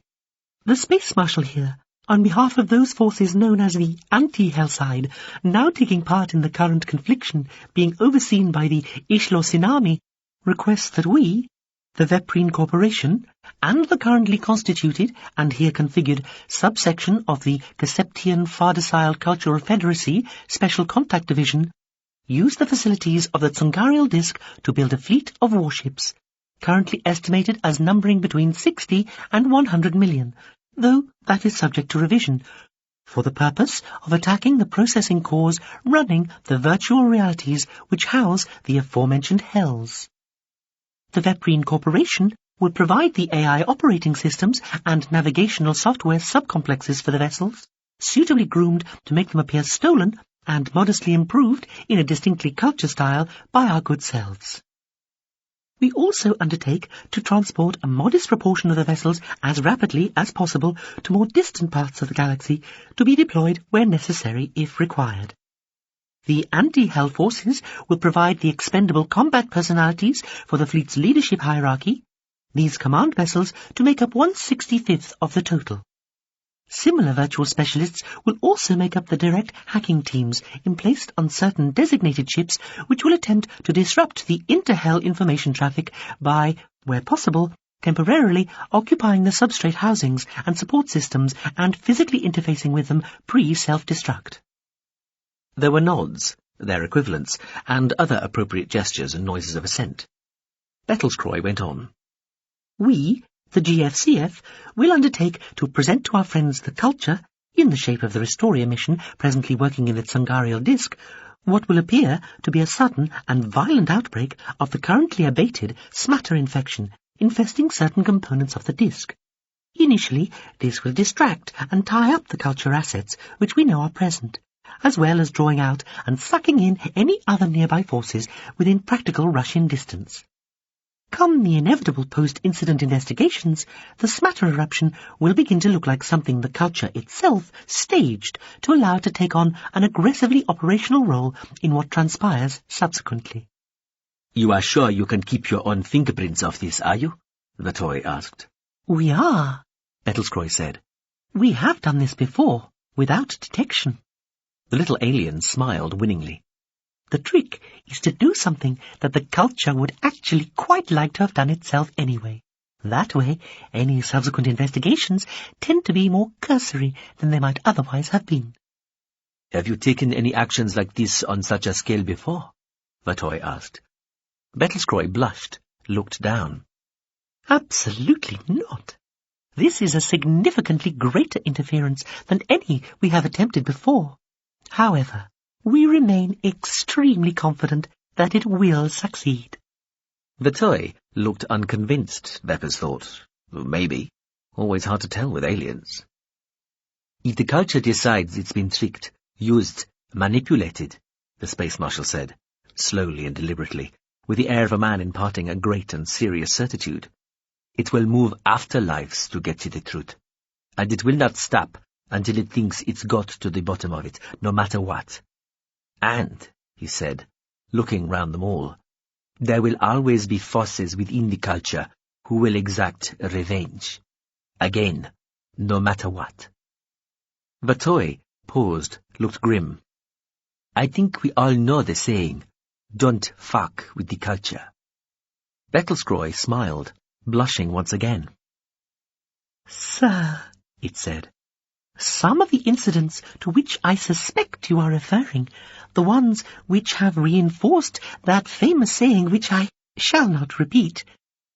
Yes, Vatoi said, realizing it was expected. Bettlescroy paused, as though wondering to say what it was about to say or not. Eventually, the little alien said, "Those were us, not them." The toy definitely looked dubious now. "Really?" Battlescroy looked down modestly again. "Really," it said, extremely quietly. The toy frowned. "Then do you ever wonder who might be using who?" The little alien smiled, sighed. "We give it some consideration, sir." It looked round the other GFCFians gathered round the table. They looked happy as zealots who'd just found a heathen to burn, Veppers thought. That was a little worrying. Battlescroy made a flowing, resigned gesture with its arms. "We are happy with our current situational analysis and pattern of behaviour." "And you're happy you can keep the Flecker and the NR in the dark?" Veppers asked. "I'm pinned by my balls at the business end of a firing range if you don't." "The NR are less concerned than you think," Battlescroy said reassuringly. "They approach their own sublimation more immediately than is known by all but us. The Flecker are an irrelevance, a legacy concern. They are our old mentors, as they are still yours, Mr. Veppers. Their diverse and great achievements, now in many ways eclipsed by those of the GFCF, even if, as a species, they remain theoretically our betters." Battlescroy paused for a little laugh. At least, according to the inflexible and, quite arguably, outmoded definitions of the Galactic Council's currently accepted, recognized civilizationary levels framework. The little alien paused again, and was rewarded with what was, by GFCF standards, a positive storm of rowdy agreement, deep nods, loud muttering, and a lot of meaningful eye contact. Veppers would have sworn some of them even thought about slapping their manicured little hands on the table. Glowing, Battlescroy went on. "The Flecker will be quietly proud of anything we achieve, and the same vicarious sense of accomplishment will most doubtlessly be applied to the Situltian enablement in turn." He beamed at Veppers. In both cases, leave them to us." Veppers exchanged looks with Vitoy. Of course, you never entirely knew what an exchange look really meant to an alien, pan-human or not. But it felt like somebody had to exercise a little realism here, maybe even a little healthy cynicism. On the other hand, they were pretty much agreed. There was little enough left to iron out. They were going to go ahead with this, doubts or not. The rewards were too great not to. Veppers just smiled. "Your confidence is reassuring," he told Battlescroy. "Thank you. So, we are all agreed, yes?" Battlescroy said, looking around the table. The alien might as well, Veppers thought, have been asking whether they wanted to order out for sandwiches or dips for lunch. It was almost impressive. Everybody looked at everybody else. No one raised any objections. Battlescroy just kept on smiling. "When do we begin?" Vitoy asked eventually. "Directly," Battlescroy said. "Our little pretend smatter squib will go off within the next half a day, a little more than an hour after we deliver Mr. Veppers back to Verbetsua. We start the Fabricaria running immediately we see that the culture forces are fully engaged with the outbreak." Battlescroy sat back, looking very satisfied. "All we need then, of course," it said thoughtfully, "is the location of the substrates to be targeted. We can't do anything without that information." It turned smoothly to Veppers. "Can we, Veppers, old friend?" They were all looking at him now. Space Marshal Vitoy was positively staring. For the first time in the meeting, Veppers felt he was finally getting the attention and respect he normally took for granted. He smiled slowly. "Let's get the ships built first, shall we? Then we'll be ready to target them." "Some of us," Battlescroy said, glancing around the table before focusing intently on Veppers, "are still a little sceptical about how easy it will be to get to a significant number of hell-containing substrates in the limited amount of time that will be available." Veppers made his face expressionless. "You may be surprised, Battlescroy," he said, "even amused." The little alien sat forward, perfectly proportioned arms on the table surface. It looked steadily into Veppa's eyes for some time. "We are all very much depending on you here, Joyla," it said quietly. Assuming it was a threat, it was rather well delivered, Veppa's thought. He'd have been proud of it himself. Despite the apocalyptic nature of everything they'd been discussing, it was the first time, maybe since they'd met, that Veppa's thought he might have caught a glimpse of the hardened steel hiding underneath all the alien volute. He sat forward, too, towards Bettelskroy. "Why, I would have it no other way," he said smoothly. She flew over the hell. It smelled, stank, just as it had.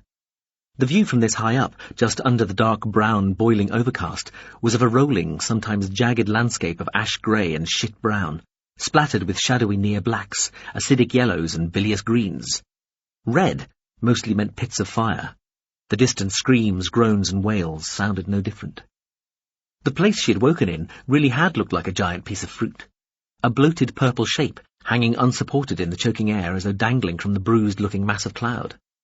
At least in the immediate area it appeared to be unique. She could see no other similar giant bulbs hanging from the clouds. She tried flying up through the clouds just to see. The clouds were acidic, choking her, making her eyes water. She flew back down, took some clearer air, waited for her eyes to clear, then tried again, with lungs full, holding her breath as she beat upwards on her great dark wings. Eventually, just before her lungs felt they might be about to burst, she collided painfully with something hard and rough, slightly granular. She had the air knocked out of her, jarred her head, and scraped the ends of both wings. She fell out of the clouds in a small rain of rusting flakes of iron. She breathed, collected herself, flew on. In the distance, she saw the line of fire that was the very edge of the war within hell, a crackling stitch of tiny red, orange and yellow bursts of light. Something that was part curiosity and part the strange hunger she had felt earlier made her fly towards it. She wheeled overhead, watching waves and little rivulets of men make their slow, breaking surges across the multiply broken, seared and blasted landscape below. They fought with every edged weapon ever known, and primitive guns and explosives. Some stopped and looked up at her, she thought, though she did not want to approach too closely. Flying demons whizzed amongst the arcing, fizzing shells and storms of arrows. Some came up towards her. She experienced terror, and each time was about to beat madly away, but then they turned and dropped away again. The hunger nagged at her. Part of her wanted to land to do what? Was she to be a demon? Was the need she felt the need to torment? Was she supposed to become one of the torturers? She would starve first, kill herself if she could, simply refuse if it was possible. Knowing hell, knowing the way it worked, she doubted that would be possible. The flying demons who had flown up towards her had been smaller than her. She had cruel hooks midway along the leading edges of her wings, where a biped might have had thumbs on its hands. She had sharp teeth and strong jaws, and tree-trunk-crushing claws. She wondered if she could start killing demons. The screams from below, the smells of flesh burned by flames and acid sprays and the rising, choking clouds of poison gas all drove her away after a while. A large, black shape flew across the landscape behind her. She looked back, saw the giant beetle thing following her, catching up, keeping 100 meters or so off her left side. It drew level, wobbled in the air, then peeled away. She flew on, and it came back, repeating the actions. The third time, she followed it.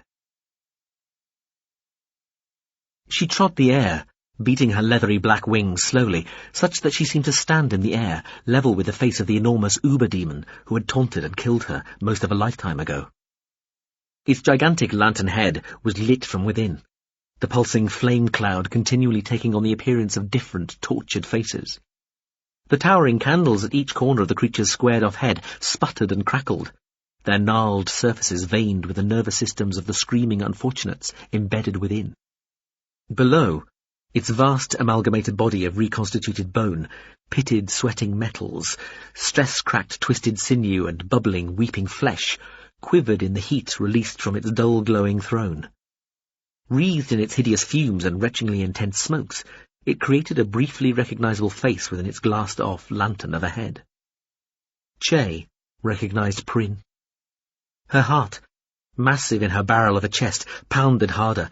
A sort of hopeless pleasure filled her for a moment. Then she felt suddenly sick. Prynne smiled at her for a moment. Then his face contorted in pain before the image disappeared. A flat, ugly alien face replaced Prynne's and remained there, pop-eyed and grinning, while the thing talked to her. "Welcome back," he bellowed.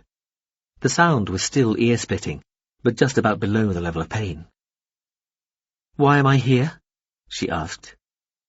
"Why do you think?" "I will not be one of your demons," she told it. She thought about flying at him, claws out, trying to damage the thing. She had a brief image of herself caught in one of its colossal hands, crushed like a tiny fluttering bird inside a shrinking cage of girder fingers. Another image showed her trapped inside the creature's lantern head, beating frantically against the unbreakable glass, wings ragged, jaws broken, eyes gouged out, forever choking. "You would be a useless demon, little bitch," the thing said. "That is not why you are here." She beat the air in front of it, of him, waiting. It tipped its head to one side a little. The 4 candles roared, screamed. "That hunger you feel." What of it?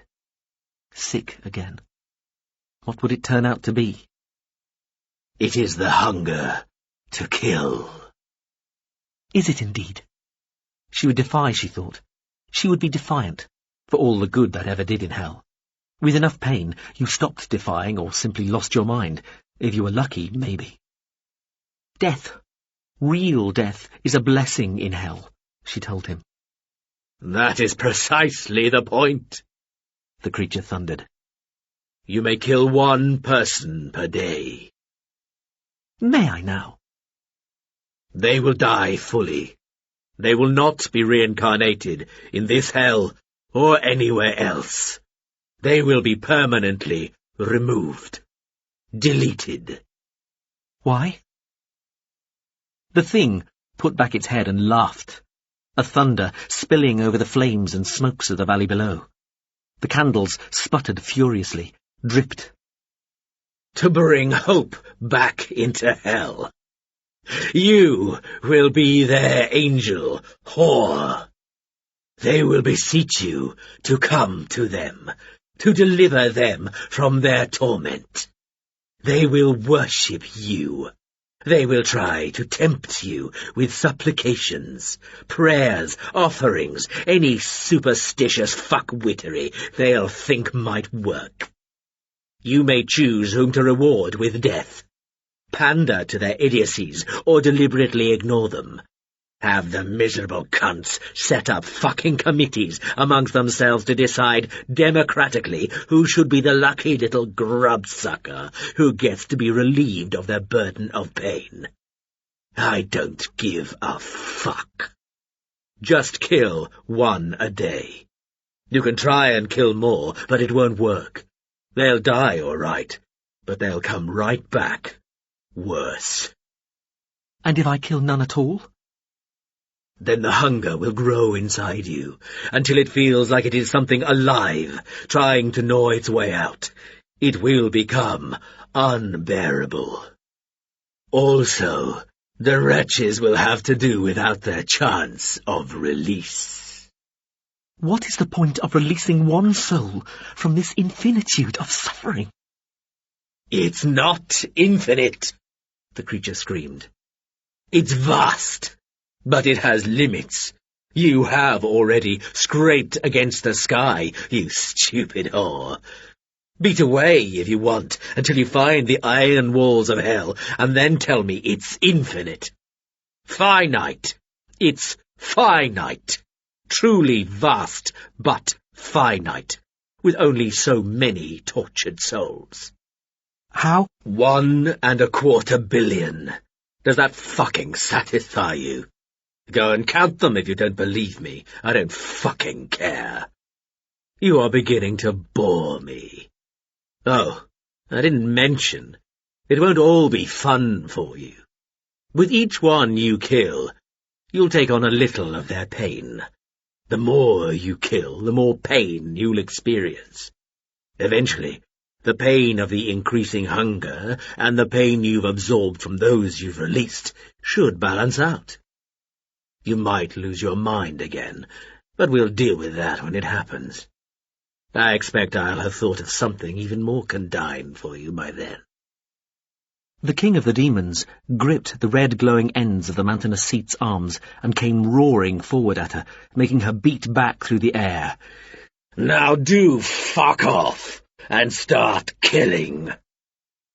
It waved one vast hand at her. She felt herself swallow. A sickness clutched at her belly, and a terrible aching need to fly away seemed to tug at her wings and the bundled muscles in her chest, but she held where she was, beating steadily. "Prynne," she shouted. "What happened to Prynne?" Who? What? "Prynne, my mate, the one I came in here with. Tell me and I'll do what you want." You'll do what I want, whether you fucking like it or not, you dumb, wormed cunt. "Tell me." Kill me 1,000, and I'll think about it. "Promise," she wailed. The enormous demon laughed again. Promise? You're in hell, you cysted cretin. Why the fuck would I make a promise but for the joy of breaking it? Go, before I change my mind and break your semen-encrusted wings just for fun. Come back when you send 10 times 100 to their undeserved ends, and I'll think about telling what happened to your precious Prynne. Now fuck off! It brought its vast arms sweeping up towards her, one winging in from each side, hands as big as her entire body splayed out, clawed and clutching, as though trying to catch and crush her. She beat back, fell away, swooped and zoomed, glancing fearfully back as the great demon sat back in his great glowing chair, wreaths of smoke from his recent movements pulsing through the air around him. She killed her first that evening, as the already dull light deepened to a ruddy, sunless gloaming. It was a young female, caught on the rusted spikes of a cheval de frise on a cold hillside above a mean trickle of an acid stream, moaning almost continually, except when she had banked enough breath to scream. Che landed, listened to the female trying to speak, but got no sense from the piteous creature. She hesitated, looking around in case anything appeared familiar. But it was not the same hillside she and Prynne had sheltered on. She was crying as she folded her great dark wings round the female, trying not to tear the thin, leathery membranes of her wings on the cruel spikes. Che felt the female's being move out of her broken, twisted body and into her own, before dissipating entirely, just evaporating away like a little cloud on a warm, dry day. She felt a different kind of hunger, and ate some of the body, tearing through the tough hide to get into the juicy buttock muscles. As she flew back to her distant roost, she wondered how much pain would accrue as a result of what she had done. She hung there, digesting. Later, she was left with a sore tooth. She had become an angel in hell. Chapter 21. When the adults were away sometimes, they could play in the places where the adults played. She had a group of friends who were all about the same age, and they played together a lot when they weren't being taught in the little schoolroom on the top floor of the big estate house. The others could still be cruel to her now and again, when they wanted to get back at her for something, or when she had won something and they wanted to remind her that it didn't matter if she came first in a race or got better marks than anybody else in an exam, because, in the end, she was just a servant, really. In fact, worse than a servant, because at least a servant could just leave if they wanted to, but she couldn't. She was like a mount, or a hunt chaser, or a game hound. She belonged to the estate. She belonged to Veppers. Lideja had learned not to pretend that she didn't care when the other children were like this. It had taken her a while to work out how best to handle this sort of teasing. Crying a lot and running to her mother made it too easy for the children to use her like a toy when they were bored. Press Lideja's button and off she'd race. So that was no good. Not reacting at all, going all stony-faced, that just made them say even worse things, until it ended in a fight, and she, it always seemed to be her fault, got them all punished. So that didn't work either. The best thing to do was to cry a little and let them know that she'd been hurt, then just get on with things. Sometimes when she did this, she got the impression some of the other children thought she hadn't seemed hurt enough, and they tried to hurt her some more, but then she would just tell them they were being immature. Leave it behind, move on, learn and progress. They were just about at the age when this sort of adult talk could be successfully used. They played in the places they were supposed to play, places where nobody had said they couldn't, and, best of all, in the places where they definitely weren't supposed to play at all. Of the latter, her favourite had always been the water maze, the complex of shallow channels, ponds and lakes where the adults played with big toy battleships, and where they watched the miniature sea battles take place from all the big towers and soaring arches and canals in the air. She had been allowed to watch one of the battles once with her mother, though it had taken a lot of nagging, and her mother had had to ask it as a big favour, and even then it wasn't one of the really important battles with lots of rich and famous people watching. It was just a sort of trying out and testing sort of battle that people from the estate could watch sometimes if they didn't have other duties. Her mother hadn't enjoyed it because she didn't like heights. She kept her eyes closed most of the time, her hands grasping the sides of the little flat-bottomed boats they rode around in on the canals in the sky. Nadejda had liked it at first, but eventually got bored. She thought it would be more interesting if she could be inside one of the battleships herself, rather than have to watch other people working them. Her mother, still without opening her eyes, told her that was a stupid idea. For one thing, she was too small. And anyway, only men were stupid and aggressive enough to want to get inside those floating death traps and be shot at with live ammunition for the entertainment of the spoiled rich. In the distance, Nadejda had seen one of the old dome plinths, busy with people. Teams of workmen with cranes and big vehicles full of electronics were dismantling all the sat domes, 24 of which had surrounded the mansion house in a ring a couple of kilometres across for as long as she could remember. The first time she had run away, it had been at the foot of one of those stone-clad plinths she had been caught. That had been years and years and years ago, maybe half her life. Now the gleaming white satellite domes were useless and outdated and being dismantled. Right there and then, for the first time, she felt herself growing old. They had to wait to be allowed to dock at the little pier on one of the towers, then go down in the coffin-like elevator and through the tunnel that led safely away from the lake and the towers and the channels and the ships. You could hear the guns firing even from the house. She and the other children, well, most of them, too, were too frightened, used to sneak under the fence that went all the way round the water maze. They kept well away from the miniature docks where the ships were maintained and repaired. The docks were usually only busy for the few days around one of the big proper battles, but even on the quietest days, there would be 1 or 2 grown-ups working there. Misty days were best. It all looked very strange and mysterious and bigger somehow, as though the toy landscape of the channels and little lakes had grown to be the right bigness for full-size battleships. She had an old faux metal plank for her ship. The others used various bits and pieces of plastic, faux metal and wood as theirs. They learned how to tie and glue extra bits and scraps of other stuff that floated to their ships, or plastic bottles or that sort of thing, to make them float better. They hid their ships in the reeds so they wouldn't get caught. They had their own races, battles and games of group tag and hide and seek. When they had proper battles, they threw lumps of earth and mud at each other. One time, it was almost dark before they heard adults calling for them. The others said she only won that one because she was black as the night. A couple of their ships were found one time when somebody doing something to one of the flat-bottomed boats in the Sky Canal saw them playing. Those 2 ships were taken away, and they all got a lecture about danger and unexploded munitions. They solemnly promised not to do it again, and watched as the hole in the fence they'd got in through was wired up. It was okay, because they'd already found another hole further round. After that, they were supposed to carry comms, kid phones, that told the adults where they were at all times. But a couple of the older kids had shown everybody how to turn them off completely, or make them give out signals that said they were 100 metres away from where they really were. The last day they played in the water maze, it was very bright and sunny, though they only got to play there as the sun was going down after school. All the adults were very busy because Mr. Veppers was coming back after a long time away on a business trip, way out in the stars, and so the house and the whole estate needed to be made to look as pretty and clean as possible. She didn't like hearing that Mr. Veppers was coming back, because he was the man who owned her. She didn't see him very often when he was in the big estate house. Their paths seldom crossed, as her mother put it. But just knowing he was in the place made her feel funny. It was like being breathless, like when you fell on your back and hurt yourself, but worse than the getting hurt was the not being able to draw a breath. It was a bit like that, except all the time when Mr. Veppers was at home.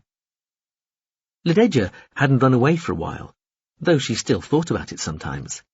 She was thinking about running away the next day, the day Mr. Veppers came back, but for now she wasn't thinking about it at all, and was just having fun in the last insect-buzzy heat of the day under a sky that was all red and yellow.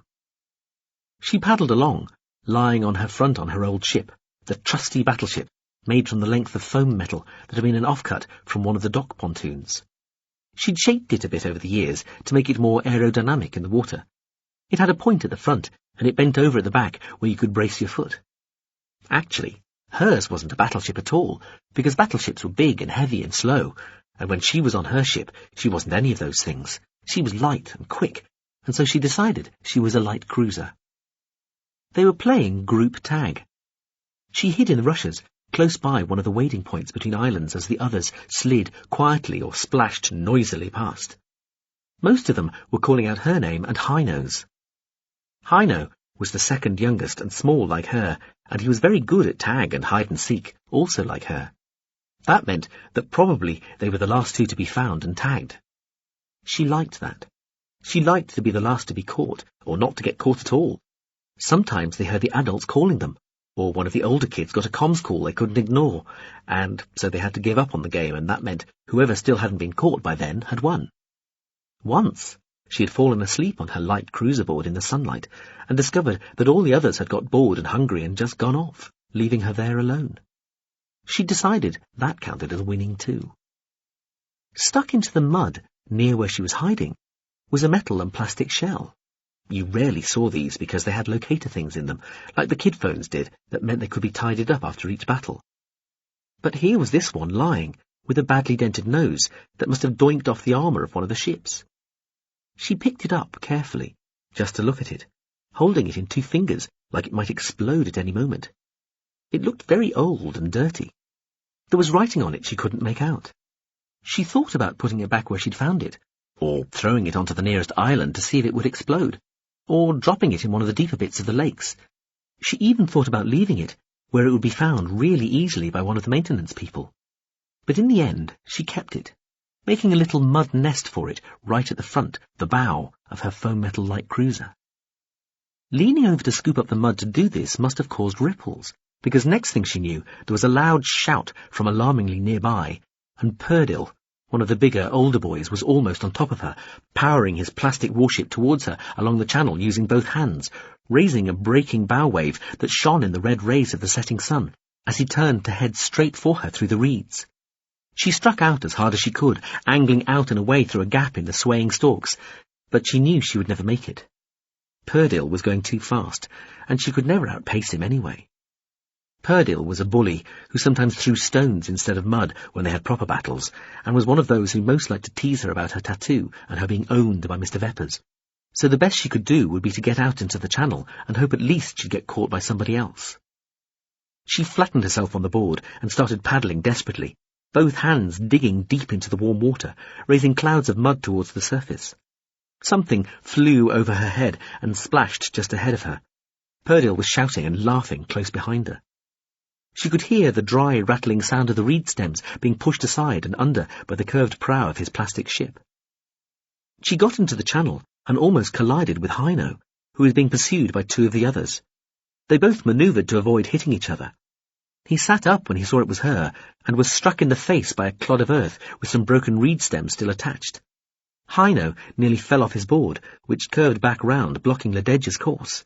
She'd never get past him now. She started to pull up, using both hands to slow herself as the front of her craft slid in towards Hino. Oh, she thought. She hoped the shell she'd found didn't blow up when her ship hit Hino's. It didn't. Phew, she thought. Hino wiped the mud off his face and glared past her at Perdil. Led felt Perdil's craft smack into the back of her own, just as Hino reached out to the little lumpen nest of mud she'd put the shell in, at the bows of her ship. She saw him pick up the muddy shell and throw it in one quick movement. Lededja had time to draw breath. The shell tore past her, 1/2 a metre away. The explosion seemed to slap her once right across the back. It made her head ring. Sound seemed to go away. She was still looking forward at Heino and raising her hand to try to say, "No!" She felt the ringing noise everywhere in her body. She saw Heino's face go pale as fast as clicking your fingers. The 2 other kids behind him wore the same expression. It was those expressions she would never forget. They were worse than what she saw when she looked round. Their faces, the 3 of them, staring open-mouthed, eyes wider than she thought eyes could go, all blood draining from their faces. She pushed herself up and turned to look behind her. It seemed to take a long time to do this. She looked away from Heino and the other 2 children, away from the channel behind and the setting sun and the reed beds stretching alongside. As she turned, she saw the low hill of the miniature island forming one bank of the channel. Above was the arch and spire of a sky canal, and a tower above that. She glimpsed something red. What was left of Perdil was still just about sitting on his plastic board. Most of his head had gone, though she only had a little while to see this as he fell forward and crashed down, part onto his board and part into the water. It was only then that they all started screaming. "No backing up, then?" "Of course not. We don't do that. We can't do that. We're not you." Lededja frowned at Demyson. The 2nd or 3rd most traumatic thing in her life, and the ship's avatar seemed almost unconcerned. "So," Demyson said, "properly dead?" "Yes, properly dead." "What happened to Heino?" "We never saw him again. He was taken to the city for the police investigation, and then had intensive post-traumatic counselling. Why? What did the police do to him?" "What? Nothing. There had to be a formal investigation, that's all. Of course they didn't do anything to him. What do you think we are?" Lededja shook her head. "The post-traumatic counselling was because he'd thrown what he thought was a rock and blown a kid's head off." "Ah, right, I see." Heino's father was a consulting landscaper who was only due to be on the estate until the end of that year anyway. So by the time he was fit to be seen in polite company again, Heino was on the other side of the world while his dad sorted out some other rich man's problematic mansion sightlines. Demyson nodded, looking thoughtful. "I didn't realize you had foam metal." Lededja glared at him, eyes narrowed. "I can't believe that hasn't come up before," she said through gritted teeth. "What was I thinking of? I ran away the next morning and nearly died of exposure. Thanks for asking." "You did?" The avatar looked surprised. "Why didn't you mention that?" "I was coming to it," Lededja said icily. They were sitting in the outer 2 of the little shuttlecraft's pilot seats, their feet up on the seat in the middle. The falling outside the normal moral constraints was just about to enter enablement space, and Lededja had thought to tell a little more of her life story to the ship as she came back to the place she'd been born and brought up. Demyson nodded. "I'm sorry," he said. "That was insensitive of me. Of course, it must have been traumatic for you as well, and the other 2 children, not to mention the various parents involved. Were you punished, either for being in the battle area, or for your part in providing the unexploded shell, or for running away?" Lededja let out a breath. "All of the above," she said. She was silent for a moment. Eventually she said, "I don't think Veppers was very happy about having his big, triumphant homecoming spoiled by a runaway brat and a security kerfuffle over his toy battleships." "Well," Demyson said, then paused in a most un-Demyson-like manner. "What?" Lededja asked. The avatar swung his legs off the seat between them, turning and pointing at the main screen, which flashed into life, showing a slowly retreating starfield. "Now there's a strange thing," Demyson said, almost as though not talking to her at all. He glanced at her, nodded at the screen. "See that?" Lededja looked, peered, squinted. "See what?" Demyson said, and the image on the screen zoomed in, altered in colour, and what appeared to be texture. In theory, it was a hollow display, but everything being shown was so far away there was no real sense of depth. Side screens filled with coloured graphs, numerals, bar and pie charts described the image manipulation taking place, That, he said, nodding and sitting back. There was a strange granular quality to the centre of the screen, where the darkness seemed to flicker slightly, oscillating between two very similar and very dark shades of grey. "What is that?" Lededja asked. Demyson was silent for a couple of beats. Then, with a small laugh, he said, "I do believe we're being followed." "Followed? Not by a missile or something?" "Not by a missile," the Avatar said, staring at the screen. Then he looked away and turned back to her, smiling. "I don't know why I'm making this thing stare at the fucking module screen," he said, as the screen went blank again. "Yes, followed by another ship." Demyson put his feet up on the seat in between them again, cradling his head in his fingers against the seat's headrest.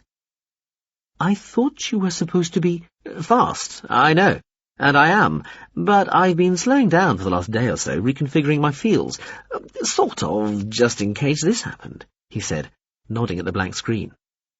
"Why?" "Why look like what you are when you can fool people by looking like what you're not?" The Avatar's smile was dazzling.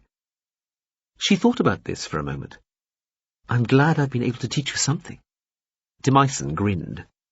"That thing," he said, as the screen flashed on again, still showing the curious grey pixelation at its centre, before it clicked off once more, almost before she could register what she'd seen, "doesn't know what it's following." "You sure?" "Oh, I'm positive." The Avatar sounded smug. "So, what does it think it's following?" "A lowly torturer-class rapid offensive unit from the days of fucking yore," Demyson said, with what sounded like relish. "That's what it thinks it's following, assuming it's done its homework properly. Encasement, sensory, traction, every field I'm currently deploying right now looks convincingly like a very slightly and extremely plausibly tweaked version of the classic torturer-class signature profile. So it thinks I am a mere dainty pebble amongst modern spacecraft. But I'm not. I'm a fucking rock slide." The Avatar sighed happily. "It also thinks there isn't the slightest chance that I can see it, because a torturer couldn't." "So, what does it look like? The thing that's following us?" The Avatar made a clicking noise with its mouth. "No idea. It looks like what you saw on the screen. I'm not seeing much more than you. I'm only just able to see it's there at all, which at that range means it's probably level tech, an L8 Civ or a high-end 7. "Not an enablement ship, then?" "Nope. At a guess, could be Flecker, NR, Jalupian, maybe GFCF if they've been paying especially diligent attention to the proceedings of the Institute of Wizzo Spaceship Designers newsletter recently." "Why would any of them be following you?" "That's the question, isn't it?" Demyson said. "I presume to see what I get up to." He grinned at her, "and to see what I might be carrying. The question they'll be asking themselves and might want me to answer is, what am I doing here?" Lededja hoisted one eyebrow. "Thought up anything plausible?" "Oh, I had concentric layers of cover stories prepared," the Avatar told her. "Though in the end, I'm a borderline eccentric and very slightly psychotic Abominator-class picket ship, and I don't really have to answer to any fucker. However, most of my alibis are for a humble tramping torturer class, and one involved being vaguely interested in the Tsankarial disk, or having some connection with somebody or something in the culture mission attached to it.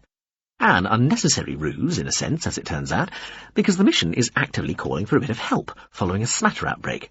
Any culture ship pulling up here now has a perfect excuse." Lededja shook her head. "I have no idea what a smatter outbreak is." "Runaway nanotech, swarmata, remains of an MHE, a monopathic hegemonizing event, sometimes known as a heg swarm."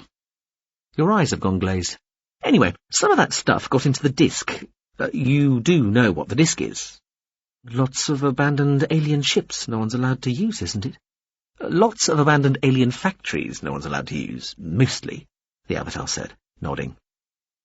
"Anyway, the smatter got into the disk sometime in the dim and distant, and one of our infuriating, well-meaning, can-we-help teams has been in there sitting on top of it for probably longer than's really been necessary. You know, one of those jobs you make sure you never quite finish because you like being where you are. Except now it does rather seem to have blown up in their faces, and all of a sudden our chums have a properly serious runaway event on their hands."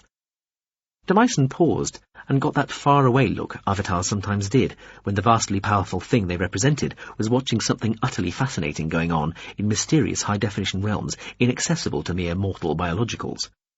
The Avatar shook his head. Hilarious! So, you're going to go and help? Ladeja asked. Good grief, no, Demyson said. Pest control problem. They took the decision to spin this out. They can fucking deal with it. He shrugged. Though, having said that, I may have to pretend to go and help, I suppose, or whoever's following us might see through my magic cloak of plausibility. We are heading straight for the Tsung system. It's just I hadn't intended to stop. The Avatar clicked his fingernails on the console beneath the screen. Annoying, he sighed. Also, interestingly, this is, maybe, not the first odd thing to happen in this neck of the woods either. There was an ablationary plume 9 days ago, not a million clicks away from that rendezvous they were trying to get you to make in the Semserime Wisp. She shook her head. You'd make a great teenage boy, she told the Avatar. Beg your pardon? You still think girls get moist when they hear arcane nomenclature? Sweet, I suppose. What? You mean an ablationary plume? Yes. What the fuck is that, now? Oh, come on. This is just the stuff I have to deal with, an emergence from the weird shit space I have to pass my days in. If Ladeja had known better, she might have thought the Avatar was hurt. An ablationary plume, he said, sighing. It's what happens when a ship tries to hit the ground running and fails, in E-grid terms. Its field engines are unable to connect efficiently with the grid and, rather than blowing up or being flung out, wrecked to coast forever, its engines ablate a part of themselves to cushion the energy blow. Slows the ship, though at great cost. Immediate total engine fit required. The point is that the resulting plume's visible from far away in E-grid terms, so it can work as a sort of emergency distress signal. Embarrassing enough during peacetime and likely fatal in a war. The Avatar fell silent, seemingly contemplating this odd turn of events. E-grid? Ladeja asked tentatively. Oh, come on, Demyson said, sounding exasperated. Do they teach you nothing at school?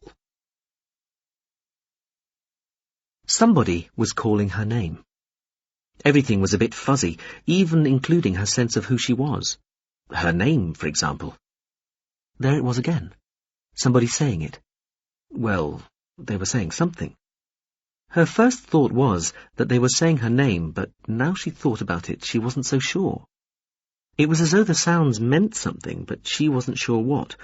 Or maybe she knew what they meant, but couldn't be sure what the sounds actually were. No, that wasn't what she meant. Fuzzy. Iain. That was her name, wasn't it? She wasn't entirely sure. It sounded like it was supposed to mean something pretty important, and it wasn't an ordinary word that she knew which meant something. It sounded like a name. She was pretty sure it was a name. Chances were it was her name. Iain? She needed to get her eyes open. She wanted to get her eyes open. She wasn't used to having to think about opening her eyes. Usually it was something that just happened. Still, if she was going to have to think about Iain, can you hear me? She'd just have to think about it. There it was again, just there while she'd been thinking about getting her eyes open, that feeling that somebody or something had said her name. Iain? Said a tiny high-pitched voice. It was a silly voice, a pretend made-up voice or one belonging to a child who just sucked on a helium balloon. Iain! Hello? Iain! The squeaky voice said. It was hard to hear at all. It was almost drowned out by the roaring sound of a big waterfall, or something like a big waterfall. A high wind in tall trees, maybe. Iain, can you hear me? It really did sound like a doll. She got one eye open and saw a doll. Well, that fitted, she supposed. The doll was standing looking at her, quite close to her. It was standing on the floor. She realized that she must be lying on the floor. The doll was standing at a funny angle. Being at that angle, it should be falling over. Maybe it had special feet with suckers on them or magnets. She'd had a toy that could climb walls once. She guessed the doll was the usual doll size, about right for a human toddler to carry and cuddle, like an adult would a baby. It had glowing yellow-brown skin, black, intensely curled hair, and the usual too big head and eyes and over-chubby limbs. It wore a little vest and pants set, some dark colour.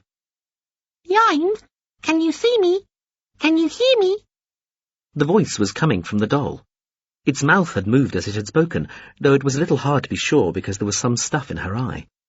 She tried to bring her hand up to her face to wipe away whatever it was in her eye, but her hand wasn't cooperating. Her whole arm wasn't cooperating. She tried the other arm-hand combination, but it wasn't being any more helpful.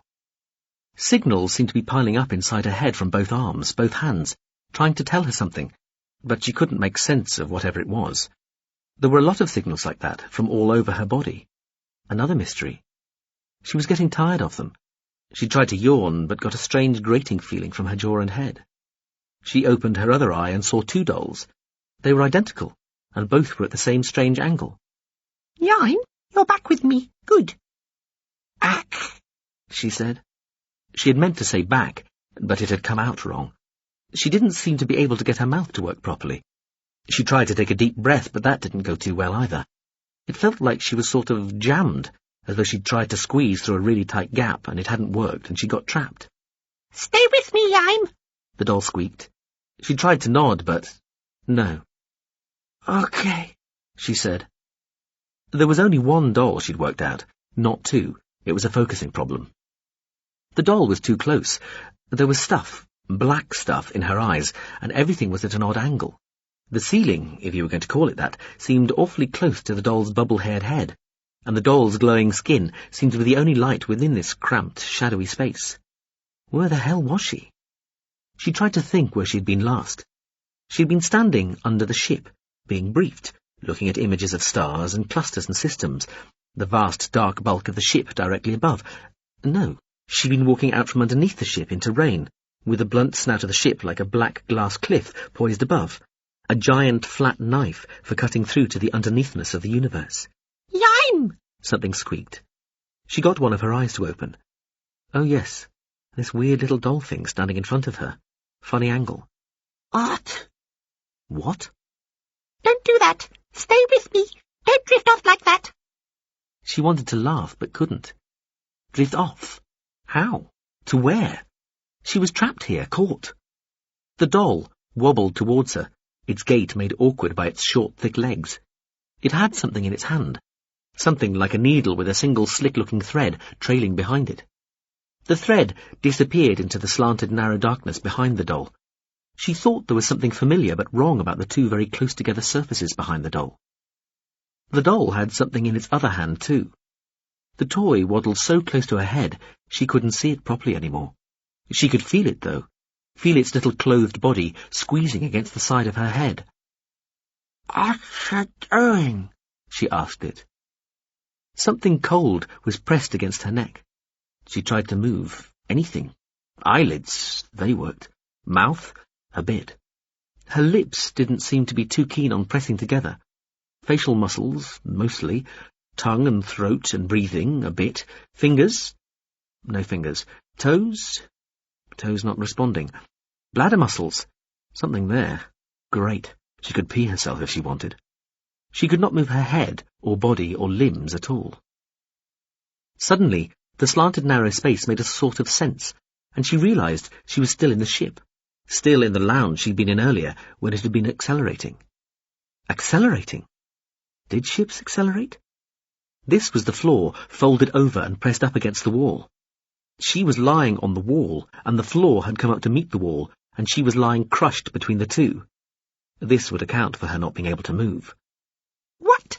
The doll squeaked, clambering lightly over her face as it moved to the other side of her neck. "What you doing?" she repeated. I'm putting a micro medpack on you and hooking you up to distant delivery medpack that's as close as I can get it, a couple of meters away. "And I trapped?" Are you trapped? The doll repeated, fiddling with something just outside of sight. Yes, Iain, I'm afraid you are. She felt, and half saw it flick the long silver line, then felt something cold on the other side of her neck. She sensed a needle sliding into her flesh, but there was no pain at all, not even the slightest, which was surprising. She was sure you were supposed to experience a tiny bit of pain with anything the body experienced as an injury, before the pain relief system kicked in, unless your whole body was basically in screaming agony, and therefore your brain was so flooded with pain relief secretions coming from the appropriate glands and just ignore it signals coming from the relevant brain bits, that something as trivial as a needle sliding into your flesh just didn't register at all. That must be it. She was crushed, immobile, Inside the crippled ship, barely able to breathe, and her body was probably really badly smashed up. Made sense. She was taking all this very calmly, she thought. Well, there wasn't much point in panicking. She swallowed, then said, "Oh, the shock hand." What the fuck happened? The doll said, finishing what it was doing and climbing back out from beside her neck and standing in front of her again. It stood a little further back now so she could see it better. We got clobbered by something very powerful. Either the Bulbician itself displaying hitherto unknown martial prowess, or an Equiv-Tech ship that was nearby. We only just got out of the Bulbician's environment sphere. I had to go into hyperspace before I cleared the sphere, or we'd have been smeared. It was a rough old transit, and we were still getting attacked. Got off some retaliation, but no idea if I hit anything. More frazzling ensued before I could get us away. Knocked myself to bits. Firing off burst units like missiles and beat-jammers like mines. Lost 4D directional and had to traction plough the grid to stop us at rupturing. Now we're drifting, decoupled. Just avoiding saying you're sucked. No, I'm not, the doll squeaked. We are fucked. In the sense we're both in a very bad way. But on the other hand, we are alive at the moment, and we have a substantial chance of getting out of this alive. You do? We do. Thanks to my efforts and your body's own emergency systems, we can keep you stabilized and even start some repairs. Meanwhile, I seem to have shaken off our attackers. My own repair systems are running at maximum, and the distress calls I got out before losing my signal fields, plus the ablation plume itself, should have been sufficient to summon help. I expect it is on its way, even as we speak. She tried to frown. It was just possible. A doll. All my other remotes are compromised, too big or otherwise engaged. The doll dates from when I once had some children aboard. Rather than recycle it, I retain it in this form for sentimental reasons. I'll leave it here to keep you company if you want to stay awake. Though it might be better to let you sleep now we've got you hooked up. Going to be a while before I can get you unstuck. She thought about this. Silly, she said. Just before she slipped under, she thought, wait, there had been something important she'd really meant to remember. But then it all went away from her. That thing's coming up on me, Demyson said, frowning. What the fuck does it think it's trying to do? Overtake? You sure it's not a missile? Lededja asked. She'd got the ship to put the image back on the module screen again, so she could at least see something what was going on immediately behind them. The granular two-tone greyness in the screen centre looked just as it had. Whatever this thing is, I doubt it considers itself single-use expendable, so not a missile by the standard definition, the Avatar said. But it is coming straight up behind us, which is a semi-hostile manoeuvre. When does it become a totally hostile manoeuvre? Demyson shrugged. When it reaches a point where a Torturer-class ROU would normally catch sight of something immediately behind it. At the moment, it thinks I can't see it, so in a sense I've no business assuming it's hostile. As soon as, or slightly before it reaches the point where a real Torturer-class would spot it, it should hail us. When does that happen? As things stand, if nobody alters power, about 2 hours. The Avatar frowned. Which is shortly before we'll get to the Tsung system where the disk is. Now, isn't that a coincidence? The Avatar plainly didn't expect an answer, so Lededja didn't attempt to provide one. Demyson tapped one fingernail on the front tooth. One slightly worrying nuance here is that it expects me to see it about halfway into my approach. It's assuming that I'm stopping at Tsung, which is not unreasonable. The Avatar was more muttering than talking now. Lededja remained patient. But I'll be slowing down halfway to dead stop when it expects to pop up on my sensors, Demyson said quietly, staring sideways at the screen. And if you were being paranoid about it, that's almost a hostile act in itself, because that sets our chum up for an attacking pass, unless he slows too or peels away.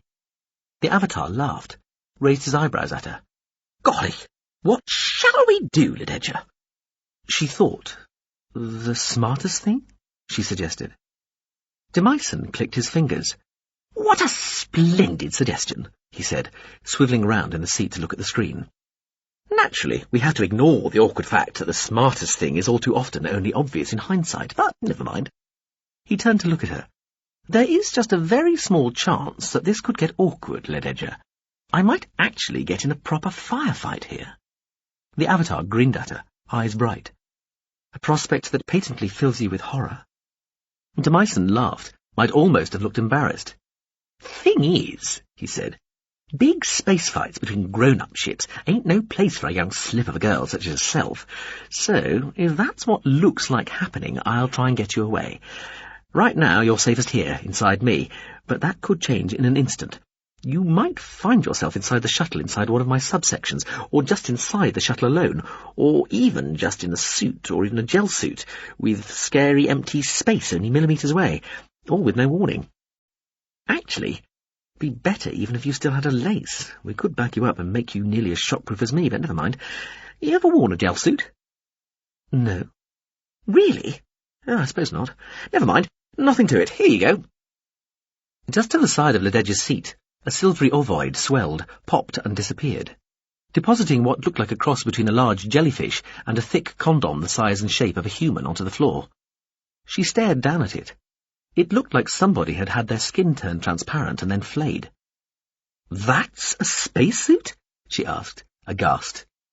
In her experience, spacesuits looked a little more reassuringly complicated, not to mention bulky. "You'll probably want to empty your bladder and bowels before putting it on," Demyson told her, nodding back to where the shuttle's living area was already reconfiguring to its shiny high-tech bath shower toilet aspect. "Then just strip off and step in. It'll do the rest." She picked the gel suit up. It was heavier than she'd expected. Peering at it, she could see what looked like dozens of thinner-than-tissue-thin layers within it, boundaries marked out with a hint of iridescence. There were some parts of it that looked a little thicker than others, and which were sort of mistily opaque. They made the thing appear a little more substantial than it had at first glance, but not by much. "I suppose I'd only be exposing my hopeless naivety if I asked if there was some alternative to this." "It'd be more of a hopeless inability to come to terms with reality," the Avatar told her. "But if it appears a bit flimsy, don't worry. There's an armoured outer suit that goes over the top. I'm getting one of those ready too." He nodded at the now fully formed bathroom. "Now, do your business like a good little biological and don't tarry." She glared at the Avatar, but he was staring at the screen. She wheeled out of the seat and stamped to the bathroom. "Do you need to pee and poo?" she called from inside the bathroom. "In your human form there?" "No," the Avatar called. "Not biological. Can do, though, if I've been eating or drinking for what you might call social effect. Comes out just like it went in, though chewed, obviously, in the case of solids. Edible and drinkable. Well, unless I've kept it inside long enough for any airborne or already present organisms to start to break it down. So I can do convincing, if very delicate, belches and farts. Some human people actually like to eat what comes out of avatars. Very odd. Still, that's people." "Sorry I asked," Lededger muttered, starting to strip off. "Ha! Thought you might be," the Avatar called back cheerily. Sometimes she forgot how good its hearing was. She had a token pee, and then laid the gel suit out on the floor. The mistily opaque bits were mostly on its back, or front. It was impossible to tell. They tapered smoothly, looking like long, nearly transparent muscles. She looked at herself in the reverser. The tattoo was a frozen storm of swirling black lines scrolled across her body. She had spent a lot of the time over the days since they'd left the GSV learning how to use the tat's own controls to influence its display. She could thicken and thin the lines, alter their number, their colours and reflectivity, make them straight, wiggly, curled or spiraled, turn them into circles or squares or any other simple geometric form, or choose from any one of thousands of tweakable patterns. She frowned at the silvery ring on her left hand. "What about the terminal ring?" she called. "Don't worry, the suit will adjust." She shrugged. Oh well, she thought. She stepped onto the footparts of the suit. There didn't seem to be any holes to put her feet into. Just when she thought nothing was going to happen and that maybe she ought to reach down and see if she could pull it up somehow, the thing suddenly rippled and rose, clumping round her feet, then flowing upwards, climbing up her shins and thighs, enveloping her torso and flowing down her arms as it gathered in a sort of ruff round her neck. It moved faster than the tattoo had, performing its roughly similar trick. It felt like it was at blood heat. Like the tat, she could hardly tell it was there. Stopped at my neck, she called out. That's standard, de Meissen shouted back. It'll go complete if there's any threat or if you tell it to. How do I tell it to? Saying helmet up or just eek usually works, I'm told. It's intelligent, she said. It came out closer to a screech than she'd intended. Dumber than a knife missile, the Avatar told her, sounding amused. But it recognises speech and it can hold a conversation. Things supposed to react to perceived threat even when you're asleep, lad. Can't be totally stupid. Her eyes went wide and she sucked in a breath. She felt herself rise on her tiptoes. It's also just given me what feels like a butt plug and a pessary, she said, aware that her voice had risen a couple of tones. That had better be entirely fucking standard. Yep, you can adjust that too. For all that stuff, you can talk to it or use the controls on either forearm, or the finger pads, just like the tattoo. Got colouring and camo functions. You can use them to give it modesty panels if you're shy. She looked at herself in the reverser.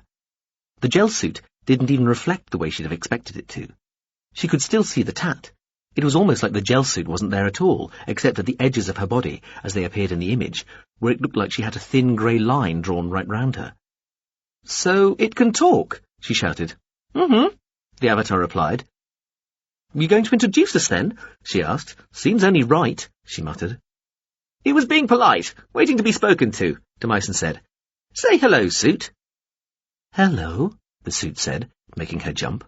The smooth, cool, androgynous voice came from just under each of her ears.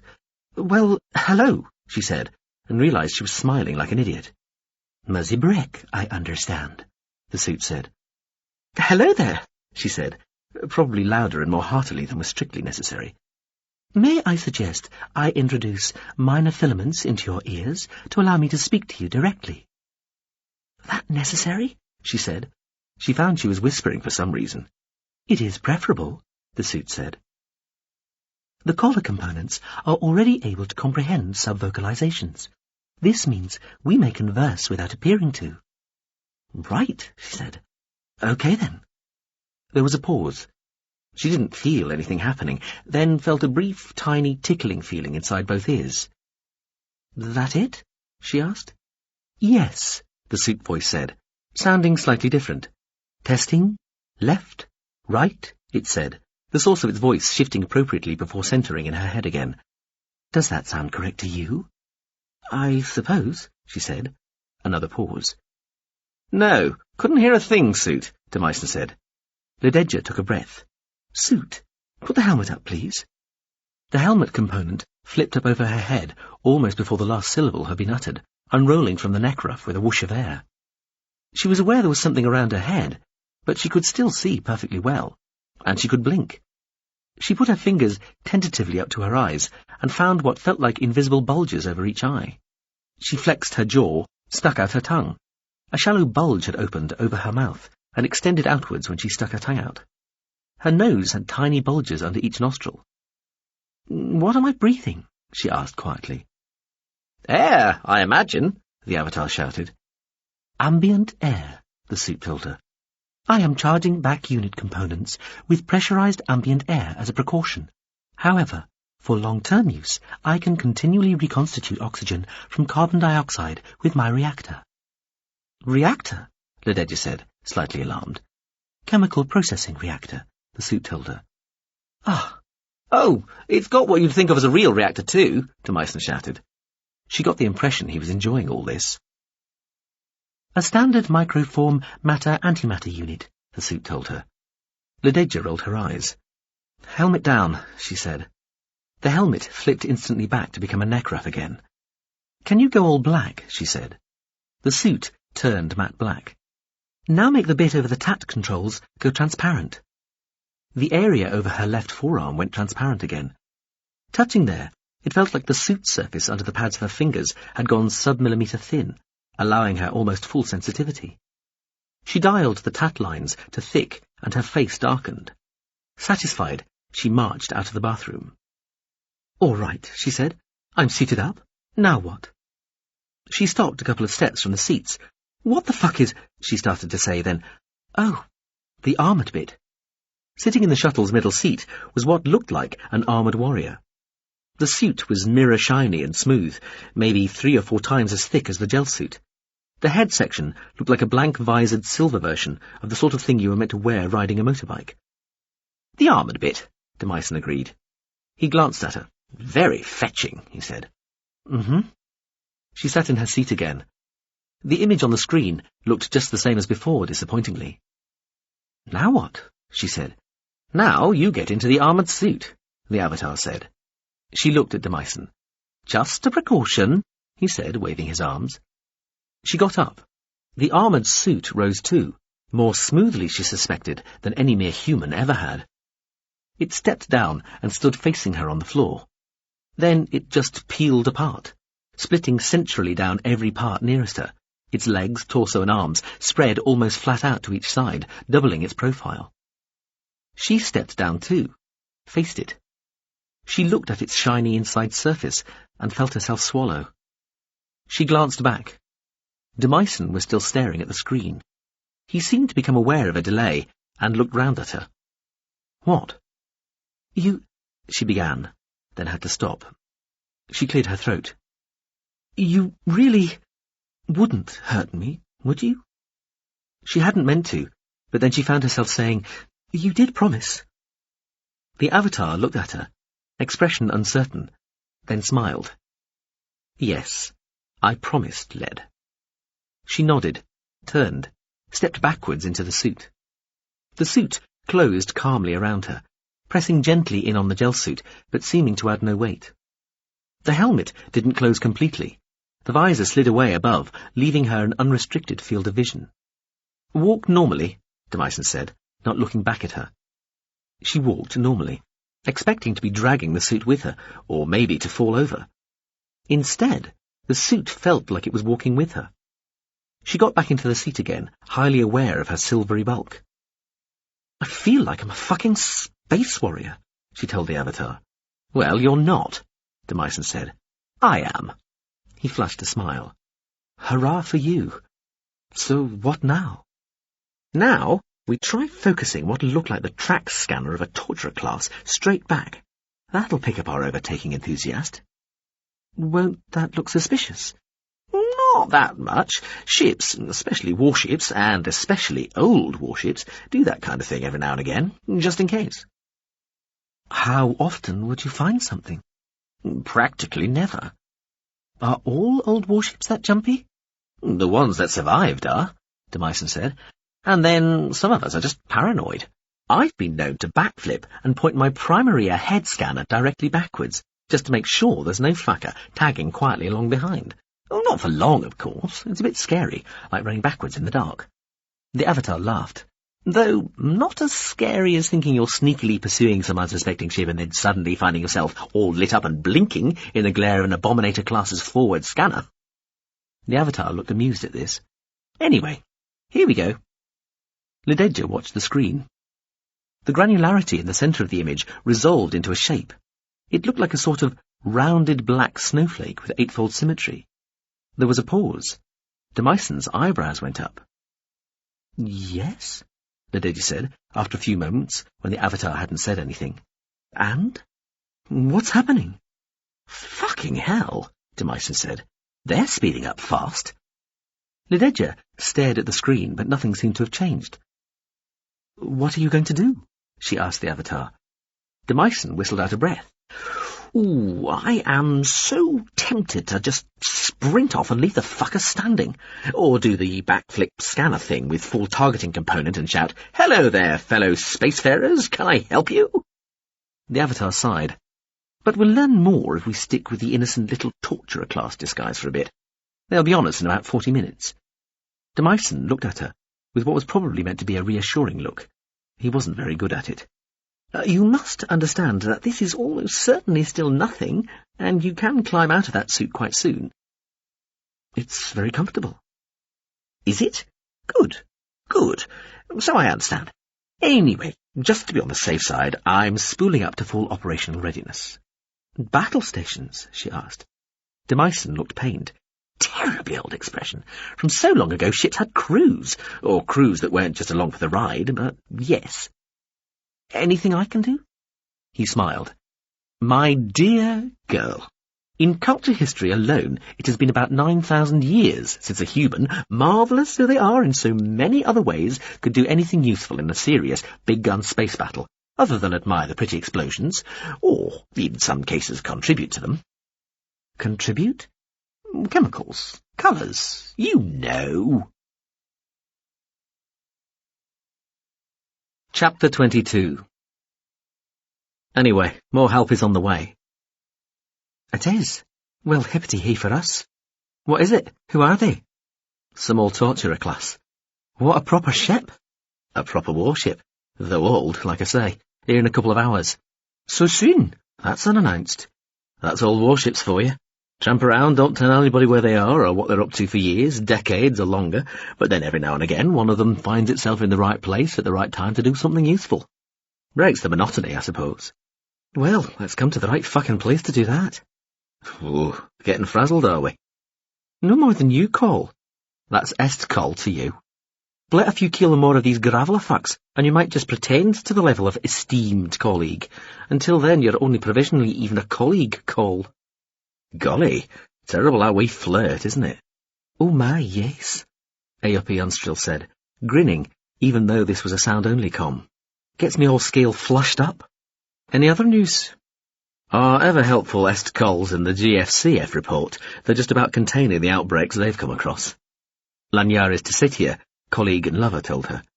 Like us, they keep thinking that it's dealt with, under control, then another bit flares up. Mostly, though, they seem to be spending their time, like they said, checking out all the other fabricaria. I suppose we should be grateful they seem to be coping so well. And that they had so many ships that close. Yeah, makes you wonder what they were all doing hereabouts in the first place. You really have it in for the little cute guys, don't you? Is that how it sounds? Yes. Good. I don't trust those little fucks. They speak very well of you. They speak very well of everybody. That's so bad? Yes, it means you can't trust them. You're so cynical. And paranoid. Don't forget paranoid.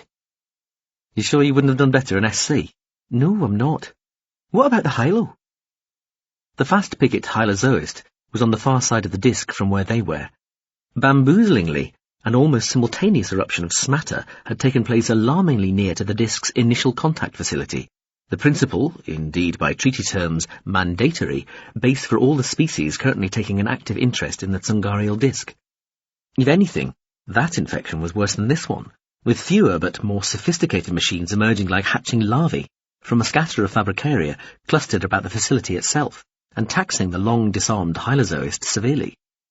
It was just about coping in its own theatre, but it had no more resources to spare for the outbreaks Aopi and her friends were trying to handle. Same, still struggling to cope with its share of the fun. The GFCF were already talking darkly about some sort of plot. These two outbreaks, so close together in time but far apart in terms of disk geometry, looked suspicious, they reckoned. They suspected dastardly outside interference and would not rest until the culprits were unmasked. In the meantime, they would fight valiantly alongside their esteemed culture comrades to contain, roll back, and ultimately extinguish the smatter outbreak. They were sending their ships all over the disk, ensuring that the infection was spreading no further while leaving their more martially oriented culture cousins to do the equivalent of the hand-to-hand stuff, a play to one's strengths and all that. Even trying to avoid the truly vicious stuff, they were still stumbling across bits of it now and again. They were doing their best to smite with the best of them, which meant the culture, obviously, even though this was not really in their nature. Okay, so what's the news with you personally, lover? Missing you. Otherwise okay, keeping busy. Oh, aren't we all? Well, I better go. More swarmers to waste. Got another cloud coming out of one of the mid-L7s. Off I go to Blit. Blit away, don't get blitted. Ditto to you. Till next... You forgot to say missing you too.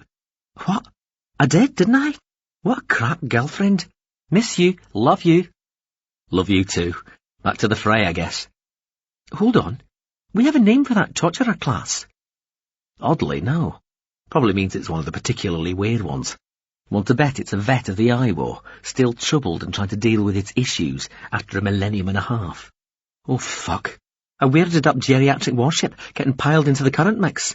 With our luck, I'll have come to join the fucking outbreak, not help us jump up and down on it. There now. Cynical, paranoid, and pessimistic. I think that completes the set, doesn't it? I'll use at least part of the next 4 hours thinking up fresh negatives to display for you. Good hunting. Spoiled for choice out there. You two. Off. Later. Off. Aoife Unstrill muted comms, glanded a little more edge, and took a deep breath as the drug coursed through her. The displays seemed to sharpen and brighten. Their 3D qualities appeared enhanced, and all the other signals coming into her sort of freshened, whether they were auditory, tactile, or anything else. And there was a lot else. She felt very alert and raring to go. "Junkie?" said the ship. "Yep," she said, "enjoying it too." "You worry me sometimes." "When I worry you all the time, we may have started to reach equilibrium," she told it, though it was more just the sort of thing you felt you had to say when you were riding an edge buzz than what she actually felt. The ship didn't really worry her at all. She worried it, just as it should be. She enjoyed that feeling too. The ship wasn't really a ship, too small, and so didn't have a proper name. It was a fast fleet liaison module with emergency weaponization ability, or something, and all it had was a number.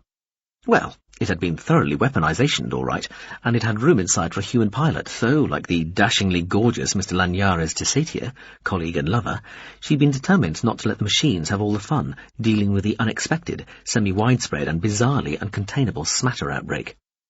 She decided to call the ship the Obliterator, which smacked even her as a bit childish, but never mind. Aoife and the ship blittered the fuck out of whatever elements of the Heg Swarm outbreak they got to point themselves at, just blowing the selfish dust out of the skies. She was genuinely in mortal danger, hadn't slept more than a few minutes at a time for, well, offhand she couldn't remember how many days, and she was starting to feel more like a machine than a fully functioning and quite attractive human female. Didn't matter, she was loving it. There were immersive shoot games as good, arguably better in some ways than this, and she had played them all, but this had an advantage over all of them. It was real. One unlucky collision with a boulder, stone, gravel granule, or maybe even sand grain-size bit of the current infection, and she'd be lucky to live. Same applied to the weapons that some of these later Outbreakians were coming equipped with. That was worrying in itself. The Heg Swarm getting gunned up too, developing. So far the weapons themselves were nothing to worry a properly prepared, tooled-up piece of culture offensive kit like the one she was in, humble civilian transport origins or not, but, again, an unlucky combination of events, and she'd be plasma, meat dust, a highly distributed red smear.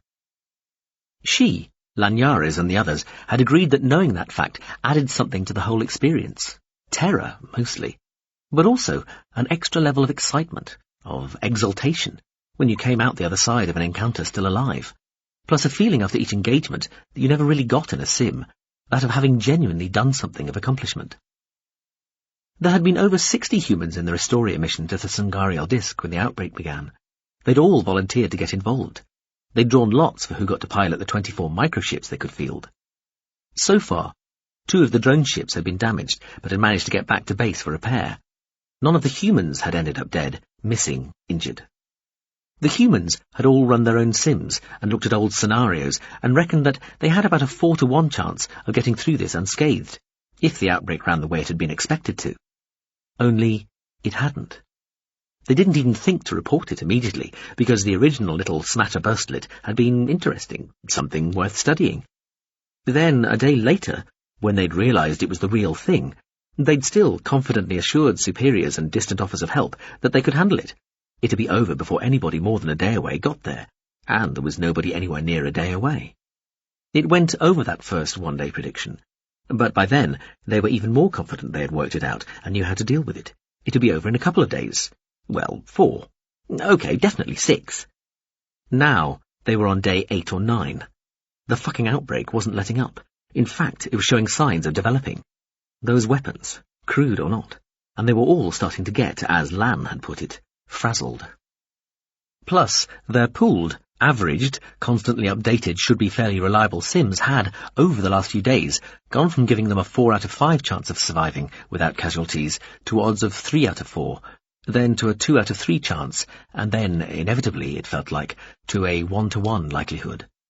That had been sobering. It was only a sim, only a prediction, but it was still worrying. That last estimate had been good up to about 5 hours ago. By now, they must be well into negative odds, unless the outbreak just stopped or even just tailed away unfeasibly rapidly, or they were ridiculously lucky. They were going to lose somebody. Well, maybe they were, but she wasn't going to be the one. They might lose more than one. She wasn't going to be the first. Fuck it, maybe they'd all die. She wanted to be the one survivor, or the last to go down. A ferocity Aopi would never have guessed resided in her, rose and burned in her chest and behind her eyes when she thought about this sort of stuff. Yeah, natural warrior, that was her. She could hear Lanyarez laughing at her already. Glanded too much edge, spurk, quicken, focal, drill and gung, young lady. Still, though, that lust for destruction, glory, even glorious death, was a sort of extra emergent drug in itself. A meta-hit that spoke to something deep buried, long veneered over but never entirely expunged in the pan-human bioheritage. She was armour-suited, plugged into a gel-foamed brace couch with at least 4 meters of high-density gunned-up much-beweaponed fast fleet liaison module between her and the vacuum, 12 meters of pointy armoured ditto measuring from the front, and she had an arsenal of weaponry, 1 main laser, 4 secondaries, 8 tertiaries, 6 point defence high-repeat shrapnel laser cells, a couple of nanogun pods, currently 7/8 depleted, so it would soon be time to get back to base to rearm, and a heavy, slowing, bulky, but useful hull-slung missile container with an assortment of sleekly deadly lovelies inside. That was only half depleted, which the ship still maintained meant she was being too miserly with the missiles. She saw it as just being careful. Be tight with the stuff that could get depleted, and extravagant with what seemed never-ending, her own desire to fight and destroy. She was almost ashamed to be backed up. A real warrior shouldn't be. A real warrior should face the certainty of death and oblivion and still be fearless, still treat their life as something just to be gambled with against the odds of fate as effectively as possible. Fuck it, though.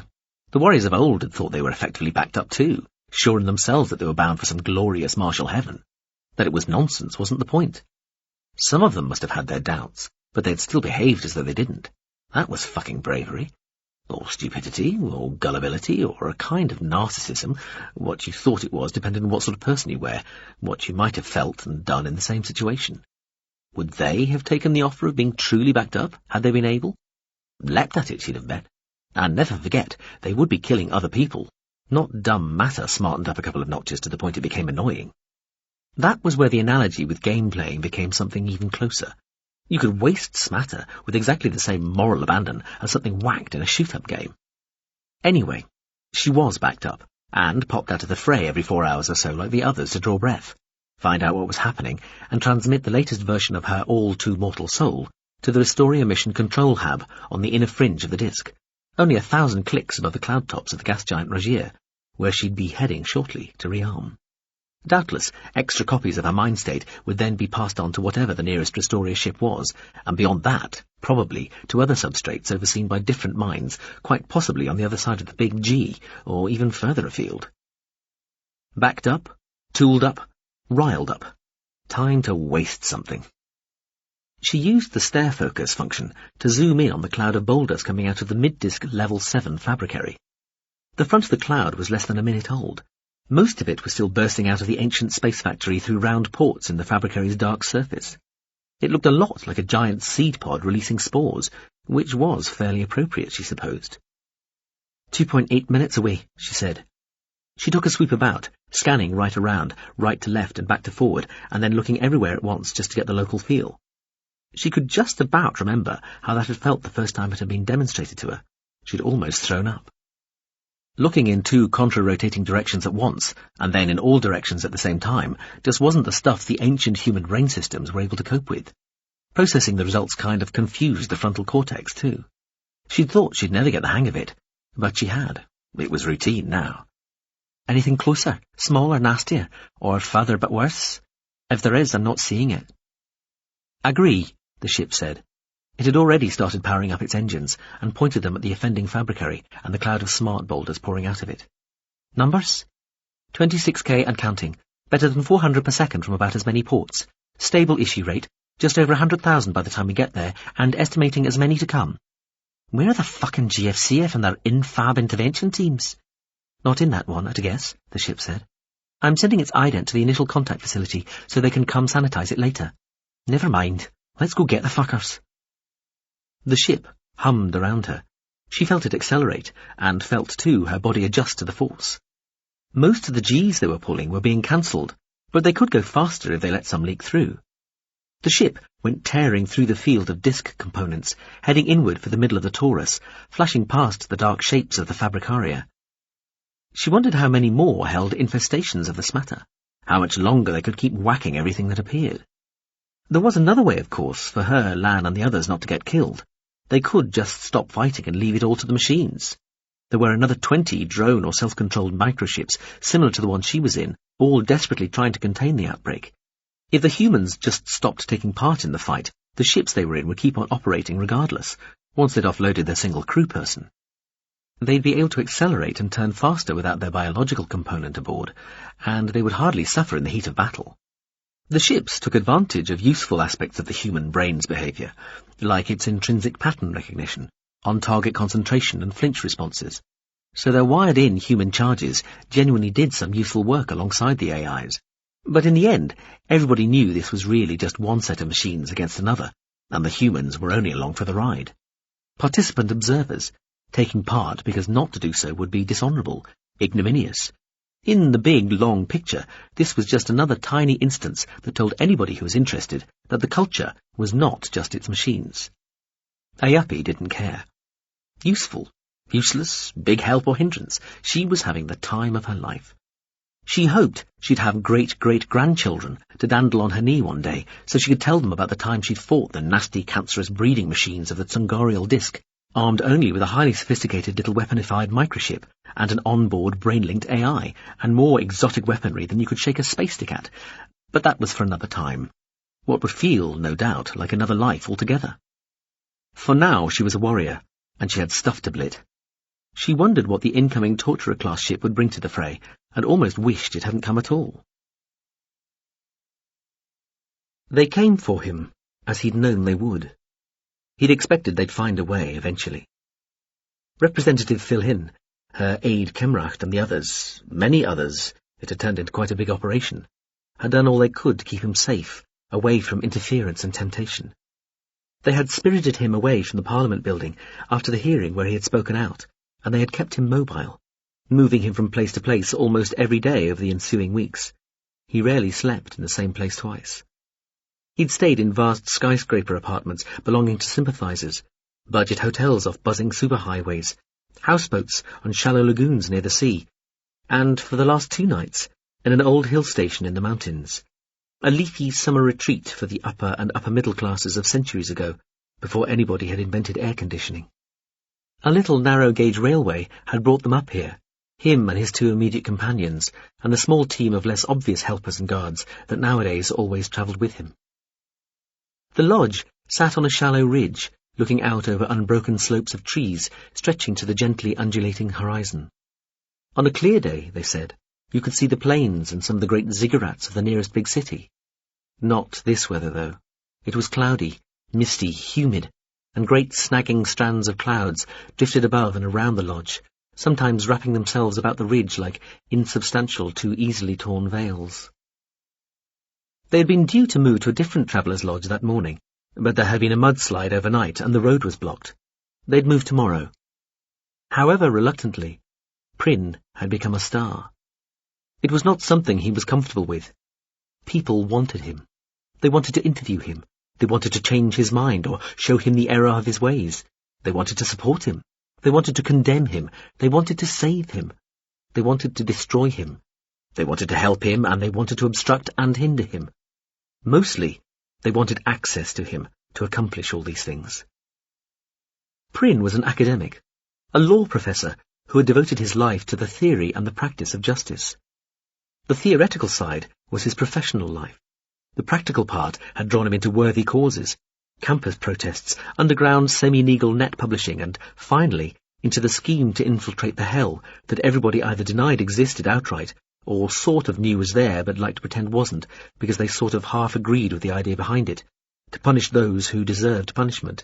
Hell was always for other people.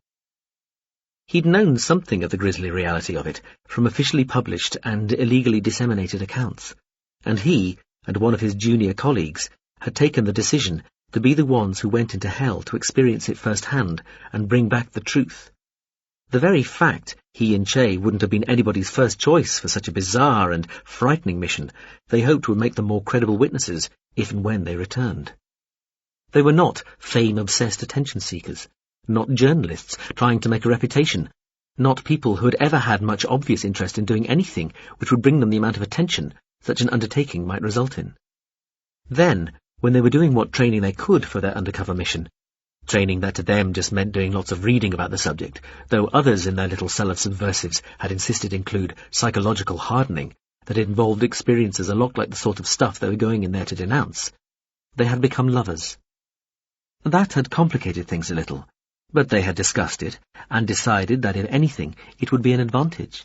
They would be more committed to each other as a team when they were in the hell, now that they were something more than colleagues and friends. He looked back on their pathetic preparations and their terribly earnest discussions with a mixture of embarrassment, fondness, and bitterness. What could prepare you for such horror?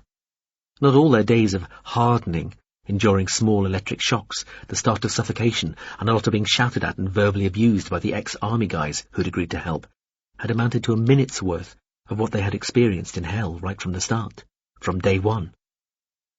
Nevertheless, despite being caught up in the horrifying vortex of violence and sheer hatred that had enveloped them instantly on their arrival, they had stayed together, and they had, in some sense, accomplished their mission. He had got out, even if Che had lost her mind. He had been able to be the sober, sensible, unruffable witness that he had meant to be right from the start, when they had first started talking about the mission with the relevant programmers, hackers, and ex-government agency whistleblowers who'd originally been put in touch with their little underground organization.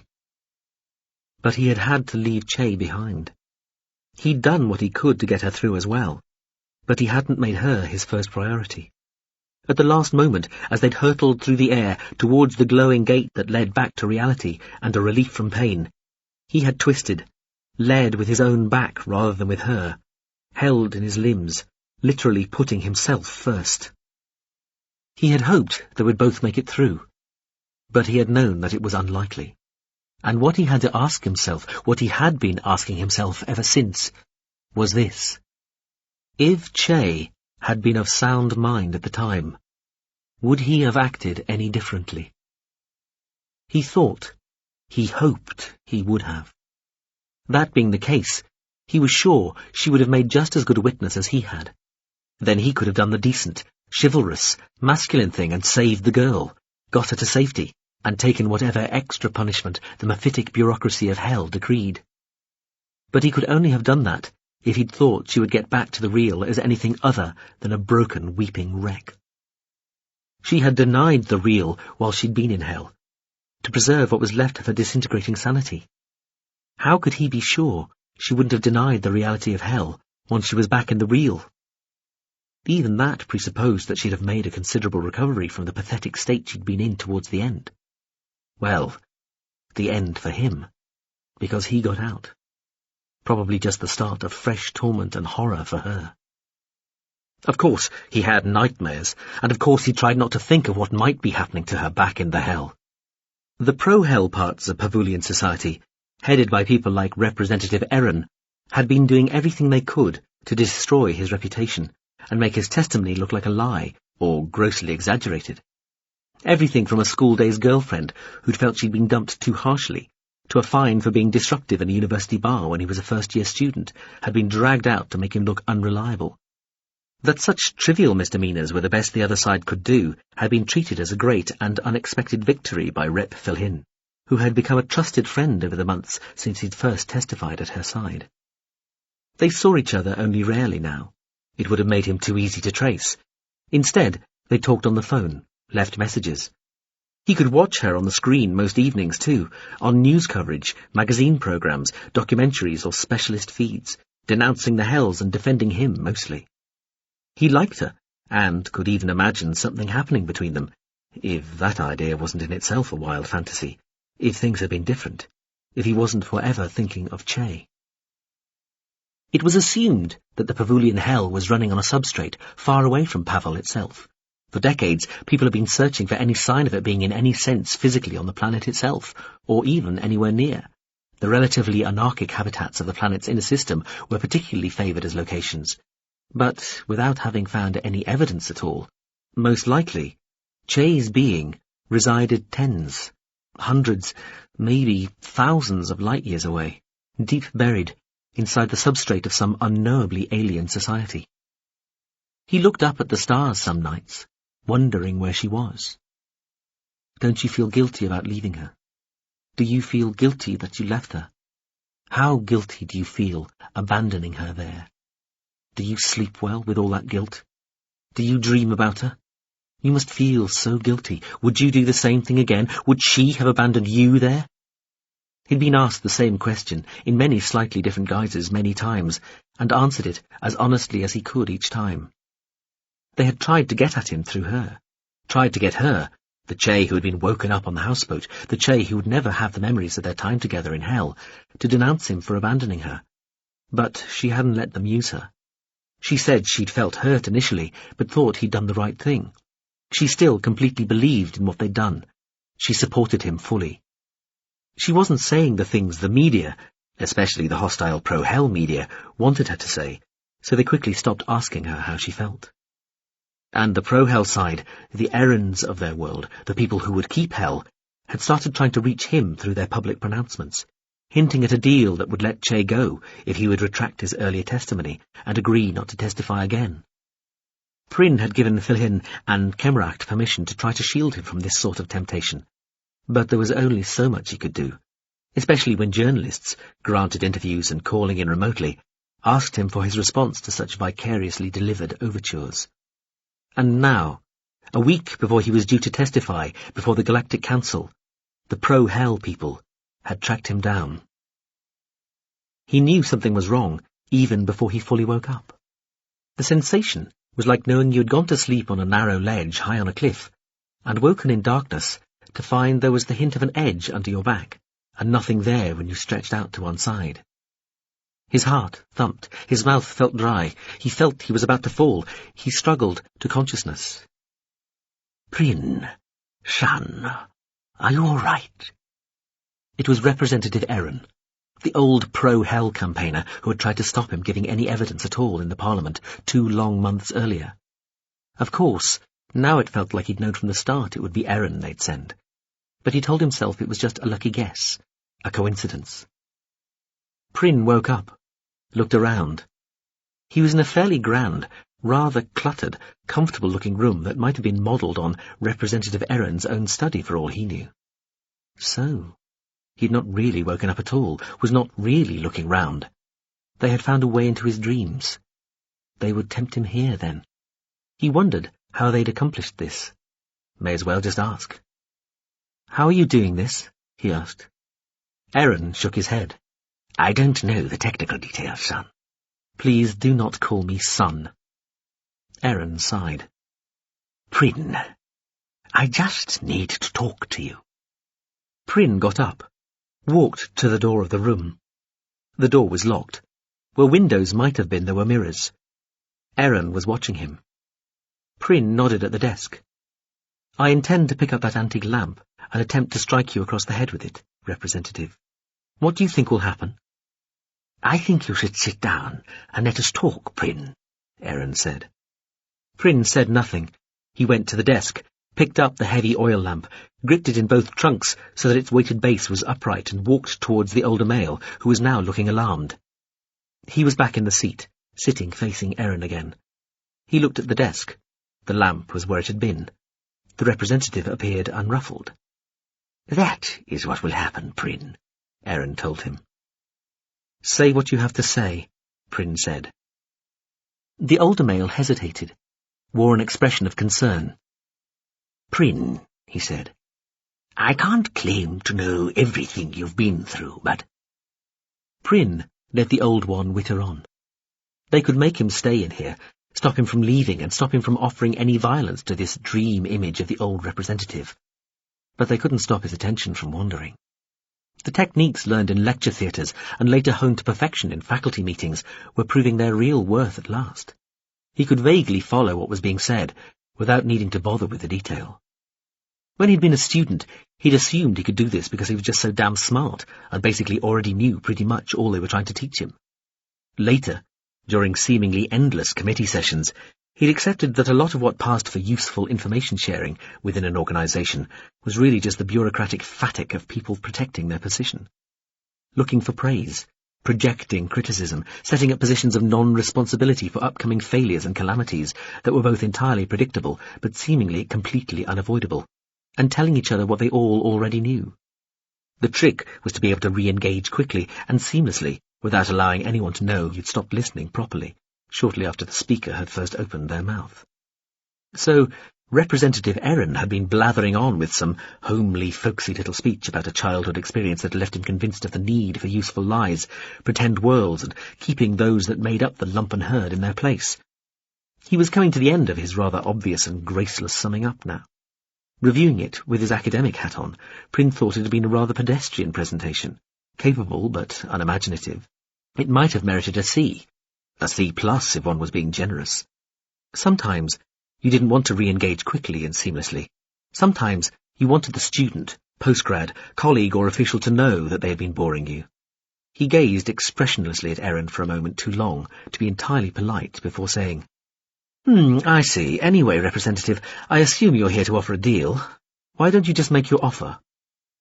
Erin looked annoyed, but with an obvious effort controlled himself. She's still alive in there, Prynne. Jay, she's still in there. She hasn't suffered, and she's proved stronger than people in there thought she was, so you can still save her. But their patience is running out, both with her and you. I see, Prynne said, nodding. Go on. Do you want to see? See what? See what has happened to her since you left her there. Prynne felt the words like a blow, but tried not to show it. I'm not sure that I do. It's not that unpleasant, Prynne. The first, longest part isn't even hell at all. No? Where then? In a place they sent her to recover, Erin said. To recover? Prynne was not especially surprised. Because she'd lost her mind, and the mad don't suffer properly? Something like that, I suppose. Though they didn't punish her after she seemed to get it back, either. Let me show you. I don't... But they showed him anyway. It was like being strapped into a chair in front of a wraparound screen, unable to move your eyes or even blink. He watched her arrive at a place called the Refuge in some medieval place and time, copying manuscripts in an era before movable type and printing. He heard her voice, saw her threatened with punishment for voicing doubts about religion and faith, saw her acquiesce and conform, saw her work diligently through the following years, and watched her work her way up the shallow, arthritic hierarchy of the place, always keeping a journal, until she became its chief.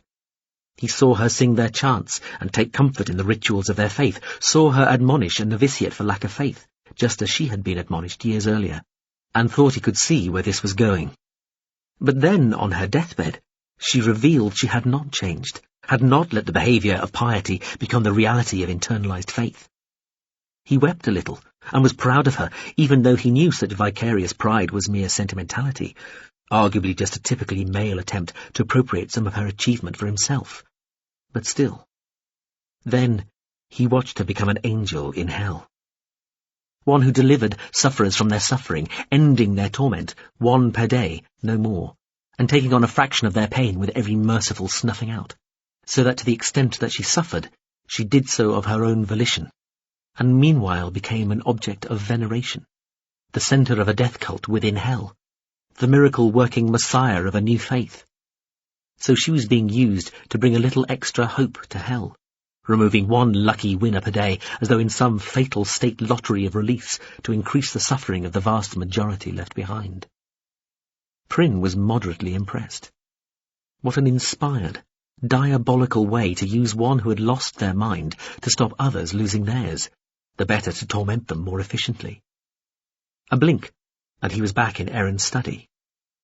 Taking that all at face value, Prynne said, it provides a fascinating insight into the thought processes of those concerned. And so, this deal? The old male stared at him for a moment, as though nonplussed, before he seemed to gather himself. Don't go humiliating your own society at that hearing, Prynne, he said. Don't presume to know better than so many generations of your ancestors. Don't give in to that desire to posture. Don't testify. That's all we ask, and she will be released. Released? In what sense? She can come back, Prynne. Back to the real. There already is a Chairlees Hifhorn's daughter here in the real, representative. I know, Erin nodded, and I understand there is probably no way of reintegrating the two. However, there will be nothing to stop her from living on in an entirely pleasant afterlife. I understand there are hundreds of different heavens, enough to suit every taste. There is, however, another possibility. A new body could be found for her, grown for her, indeed created specially just for Che. I thought we had laws about that sort of thing, Prynne said, smiling. We do, Prynne, but laws can be amended. It was Erin's turn to smile. That's what those of us lucky enough to serve as representatives do. He looked serious again. I can assure you, there will be no obstacle to Che being re-embodied. Absolutely none. Prynne nodded, and hoped that he looked thoughtful. And either way, he said, whether she ends up in a heaven or a new body, there will be no trace left of her being, her consciousness left in hell?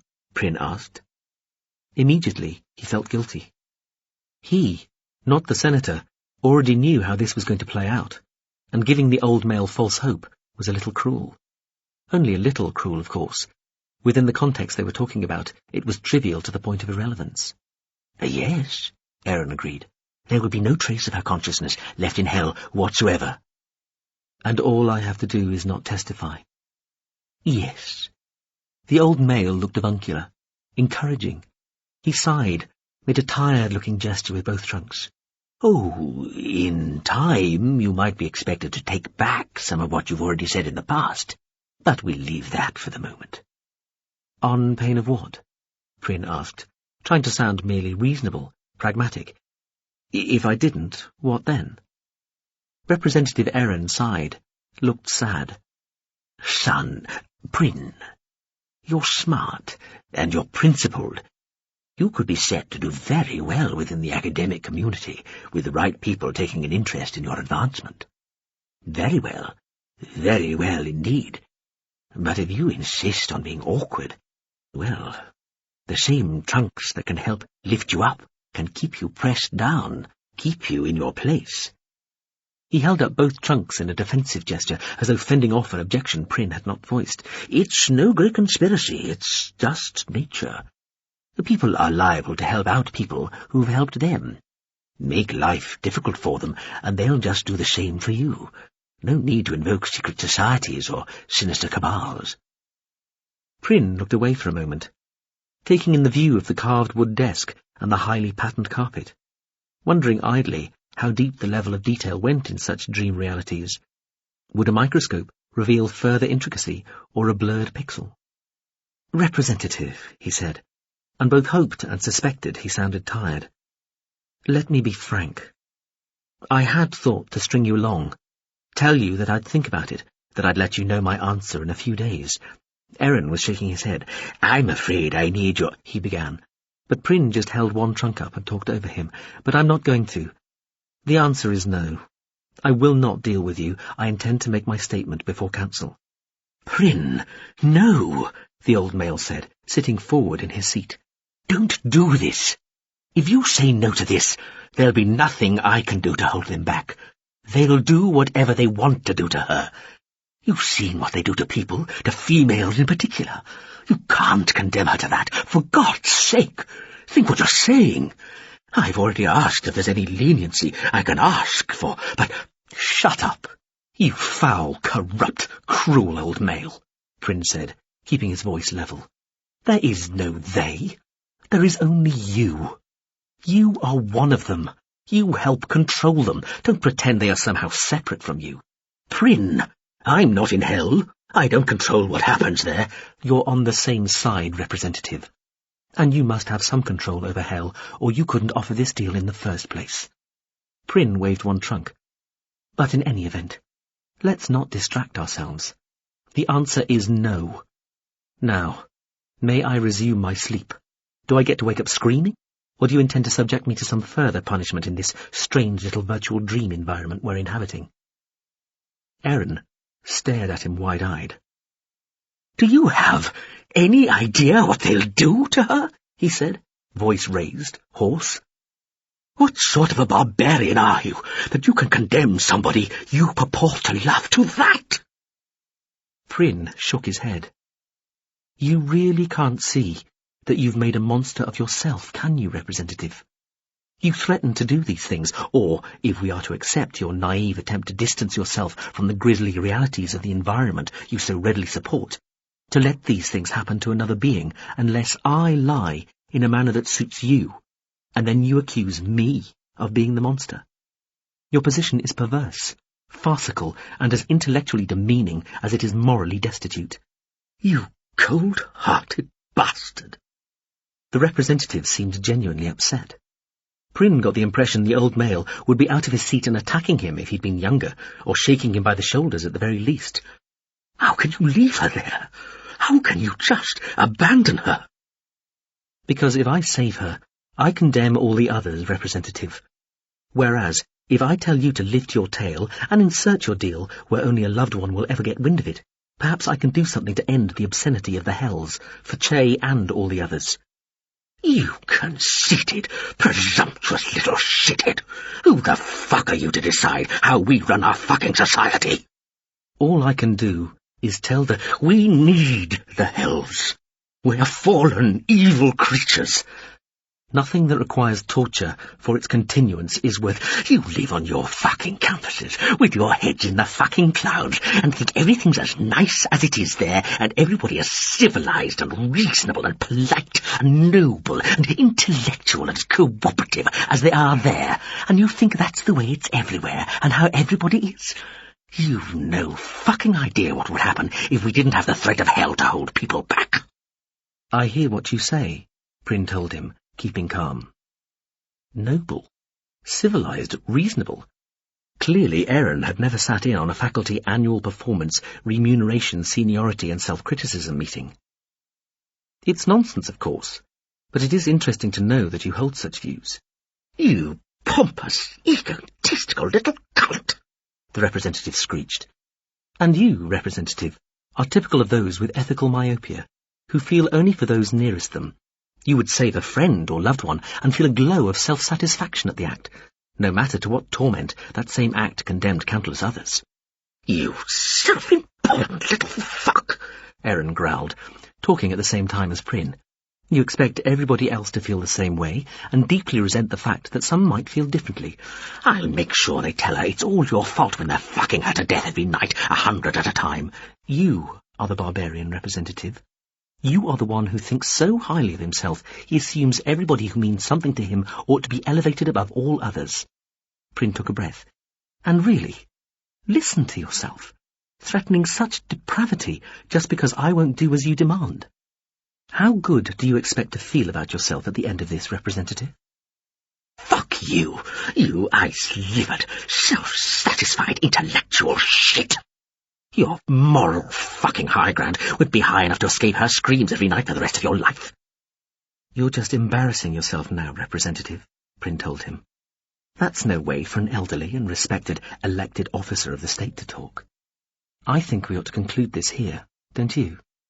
This does not end here, the old male told him, in a voice dripping with hatred and contempt.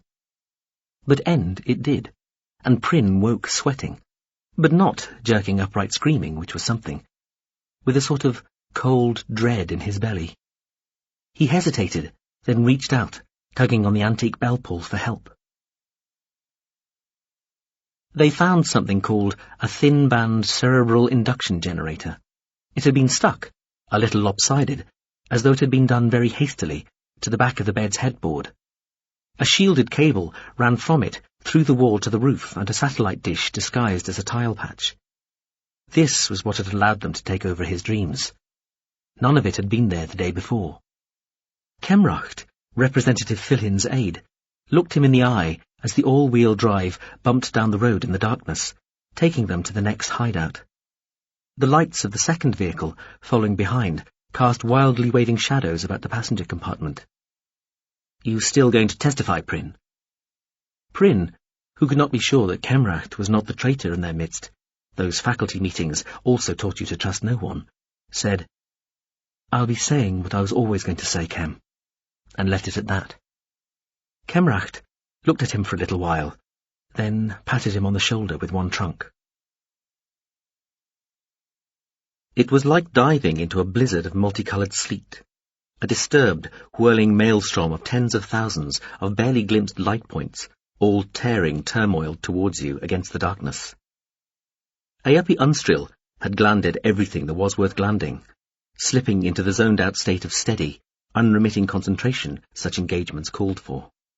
She was entirely part of the machine, feeling its sensory power and weapon systems as perfect extensions of herself and connecting with the little ship's AI as though it was another, higher, quicker layer of tissue laid across her own brain, tightly bundled, penetrated and penetrating via her neural lace and the network of human mind-attuned filaments within the ship's dedicated pilot interface suite. At such moments, she felt she was the very heart and soul of the ship, the tiny animal kernel of its being, with every other part, from her own drug-jazzed body out, like force-multiplying layers of martial ability and destructive sophistication, each concentricity of level adding, extrapolating, intensifying. She plunged into the storm of swirling motes. Coloured sparks against the black, each was a single truck-sized boulder of not quite mindless smatter, a mixture of crude rocket-powered ballistic javelins, moderately manoeuvrable explosive cluster munitions, chemical laser-armed microchips, and the mirrored, ablation-armoured but unarmed breeder machines that were the real prize here, the entities amongst the lethal debris that could start other smatter infections elsewhere. At the start of the outbreak, all those days earlier, the breeders had made up 19 out of 20 of the swarming machines. Immediately swept and evaluated by the ship's sensors, they had shown up as a cloud of tiny blue dots, speckling the dark skies around the gas giant Rajier, as though the great planet had birthed 1 million tiny water moons, with only a few of the other types of swarmers dotting the outpouring clouds of smatter. In retrospect, those first few days, when the blue dots made up vast near monochrome fields of easily tracked targets, had been the days of happy hunting. Then, however, the machines, the infection, had learned. It was getting nowhere with its original mixer production. Signals coming back to where the machines originated, in the infected manufactories, told it that nothing was surviving. So it had switched its priorities. For 5 or 6 days now, the blue dots had been steadily reducing in number, until for the last day or so, they'd become lost in the billowing masses of green, yellow, orange and red points, all indicating swarmers with offensive abilities. Gazing into the cloud around her, Ayapi could see that this latest outbreak was composed mostly of red dots, indicating that these were the laser-armed variety. Red mist, she thought, distantly, as she and the good ship Blitterator plummeted further into them. Like a spray of blood. Good sign. Natty omen. Here we go. Together, she and the ship registered the near 90,000 contacts and prioritized by type, designating the 1 in 100 blue contacts as their initial targets. This made the targeting easier in some ways. Even drugged to her scalp, neural-laced brain running at a near-to-AI speed as beyond humanly possible, targets running into the high fourth power meant a lot to take in with one look. Only 90,000, though. Odd, she thought. They'd been estimating more. Usually the estimate was easy to make and reliable. Why'd they got it wrong? She ought to feel glad that there were 10 kilos fewer to blit, but she didn't. Instead, she got a feeling something was wrong. Combat superstition, maybe. Embedded in the cloud of red dots, still naively ignoring the Blitterator because it hadn't shown itself as hostile yet, the few blue dots were all located some way in, with none towards the surface of the emerging cloud. The ship wove a suggested route from them to the best place, deep inside the cloud, to start firing. "Let's bend past those 2 blues and mine them with missiles, dormanted till we open," Aope sent to the ship, reaching out with a sort of ghost limb sense to adjust the ship's sketched-in course. "Okay," the ship sent. They swung, curving round to take in the 2 blue contacts she'd outlined, jinking this way and that to avoid running into the swarmers. She still found this bit weird. Tactically, logically, this made sense. Get to the centre and start laying waste from there. But even though the sim said this was the most destructively efficient approach, she still yearned to be firing now. In fact, to have started firing as soon as they'd come into range of the first swarmers. But then, another of her instincts just wanted to blow the Fabricaria out of the sky. Why treat the symptoms when you could attack the disease at the source? But the disc, The Fabricaria that made it up was what they were all there to protect. Ancient fucking monument, wasn't it? Couldn't touch that. That'd be uncivilized. It was right. She agreed with this, of course she did. She hadn't joined Restoria to blast Smatter. She'd joined because she was fascinated in ancient tech, and especially ancient tech that had this rather childish desire to turn everything about it into little copies of itself. But after a 9-day haul, with almost no breaks, pounding the only arguably living crap out of any glowing blue dot that presented itself in her ship-shed sensorium, you kind of got to thinking like a weapon. To a gun, all problems resolved in what could be shot at. The Fabricaria were the source of all this hassle, ergo. But no. Aside from the small matter of not getting one's own self blitted, preserving the Fabricaria and the disk was what mattered most here. She felt the missiles go, programmed to initiate when the ship started brightening up its own immediate whereabouts. The missiles would prioritize the Blue Echo breeder machines and then start setting about the rest. "There's a lot of these red Echo laser fuckers," Ayapi said to the ship. "Let's loose all the missiles, get this over fast, and jump to the rearm immediately after, yes?" "Yes. Agreed. Suggest missiles to these locations. Leaves half. Okay. Gone?" "Gone. Beautiful spread." "Thank you." "Right. We're about there, yes?" "Centered in 1/10. "Warm them up. Get spinning and a-tumbling, and let's light the fuckers up." "Nearly there. Come on, come on, come on." "Oh, close enough, I suppose. On yours. Whoop-de-doop." Ayapi felt like she had a trigger beneath more digits than she possessed, as though each finger and toe was somehow curled round a little grouping of firing filaments, every one individually launchable, according to the amount of squeeze she applied. She double-swept her gaze around the feast of targets, gloried in the sheer luxuriousness of it, and clutched the triggers smoothly to her, firing everything, loosing everything, lighting up every priority one target in view at once. The space she lay in sparkled all around like a diamond ball bathysphere, lowered into the sort of planetary depths where every organism made its own light. Rosettes, florets, side-slanted bursts, little spears and dirty flurries of light erupted on every side, filling her eyes with sparks. Whirling within the scene cacophony, the spinning, tumbling ship was already flagging up the next array of targets. She swung and spun with it, untroubled by gyrations that would have had her throwing up pre-training. "What are the grey blobs?" she asked the ship, as the lasers and their collimators locked into the aiming grids of the ship's primary sensors. "Indicates swarmer type unclear," the ship told her.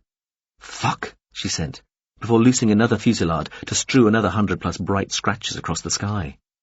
Unclear? They hadn't had any unclear before. What the fuck was this? She could see the missiles popping open their own little pockets of destruction, two behind them, down the course the ship had taken towards the centre of the cloud, and others further away, some still just starting to fire. Meanwhile, the Smatter had woken up to the fact that this racing, wildly tumbling thing in its midst did not wish it well, and some of the truck-sized laser swarmers were starting to turn their single-mouth long axes towards them. The ship took a hit almost immediately, as one swarmer found itself fortuitously pointing right at them and at the right stage in its charging cycle. The beam struck, slid off, bounced away by the little craft's mirror field. "Proportion unclear," she sent, as the next layer of targets snicked into the aiming grids. "About 1%. Hitting some with they fired, flicking destruction across the darkness.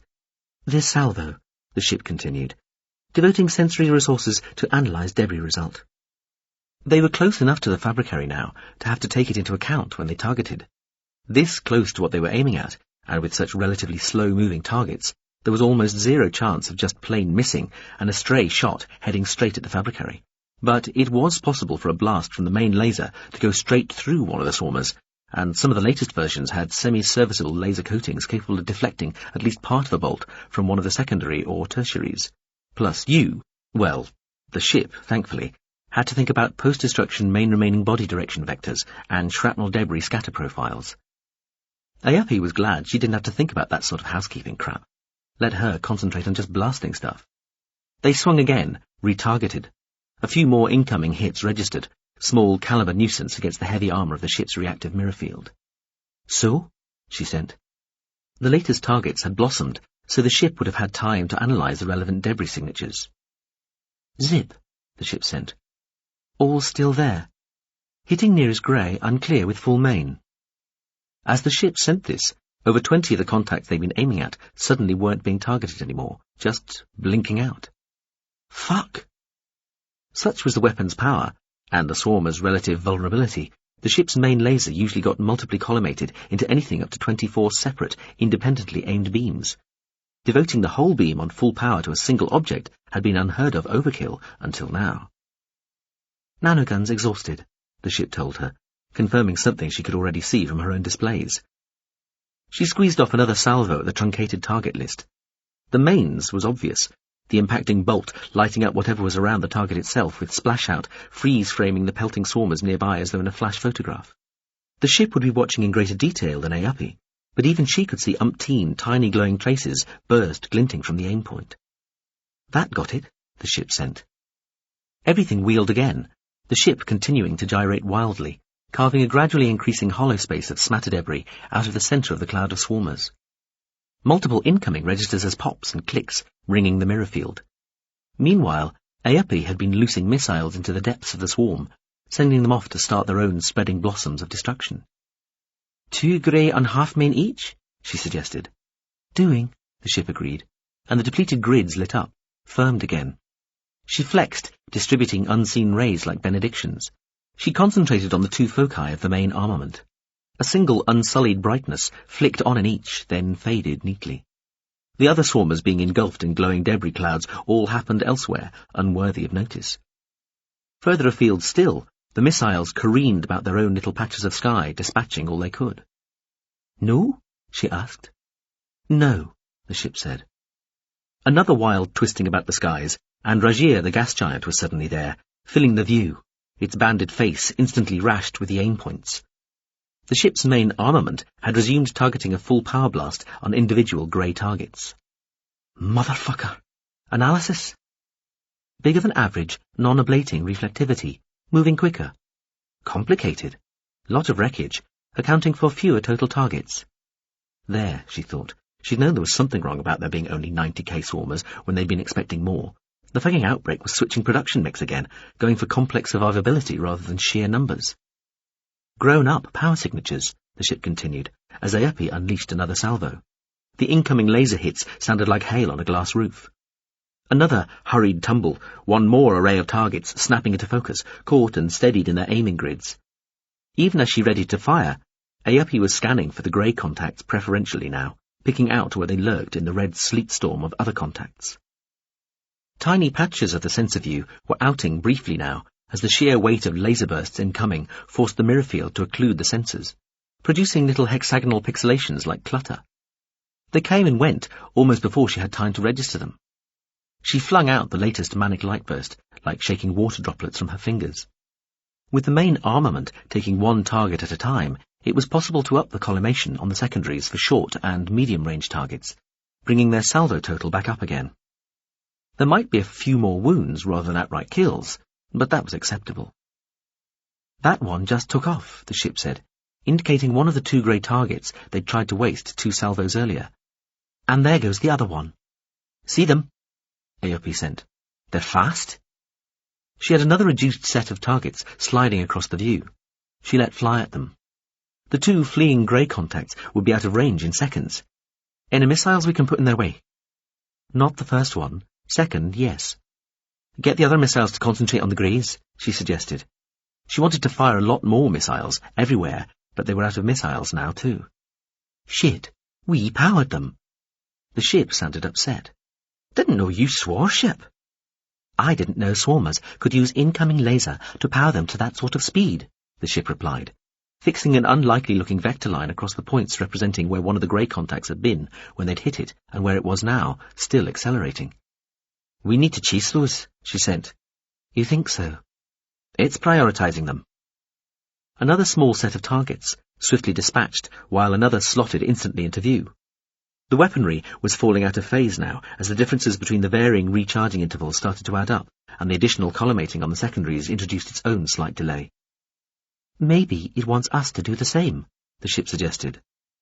The incoming sounded like drumming heavy rain now. The pixelation outings were spattering across the view like manically invasive subtitles in an unknown language. I don't think it's that smart. You want to chase? Yes, That one. She indicated the first one to set off out of the cloud of contacts at the same time as loosing another half salvo and marking a swathe of fresh targets across the red cloud around them. Okay.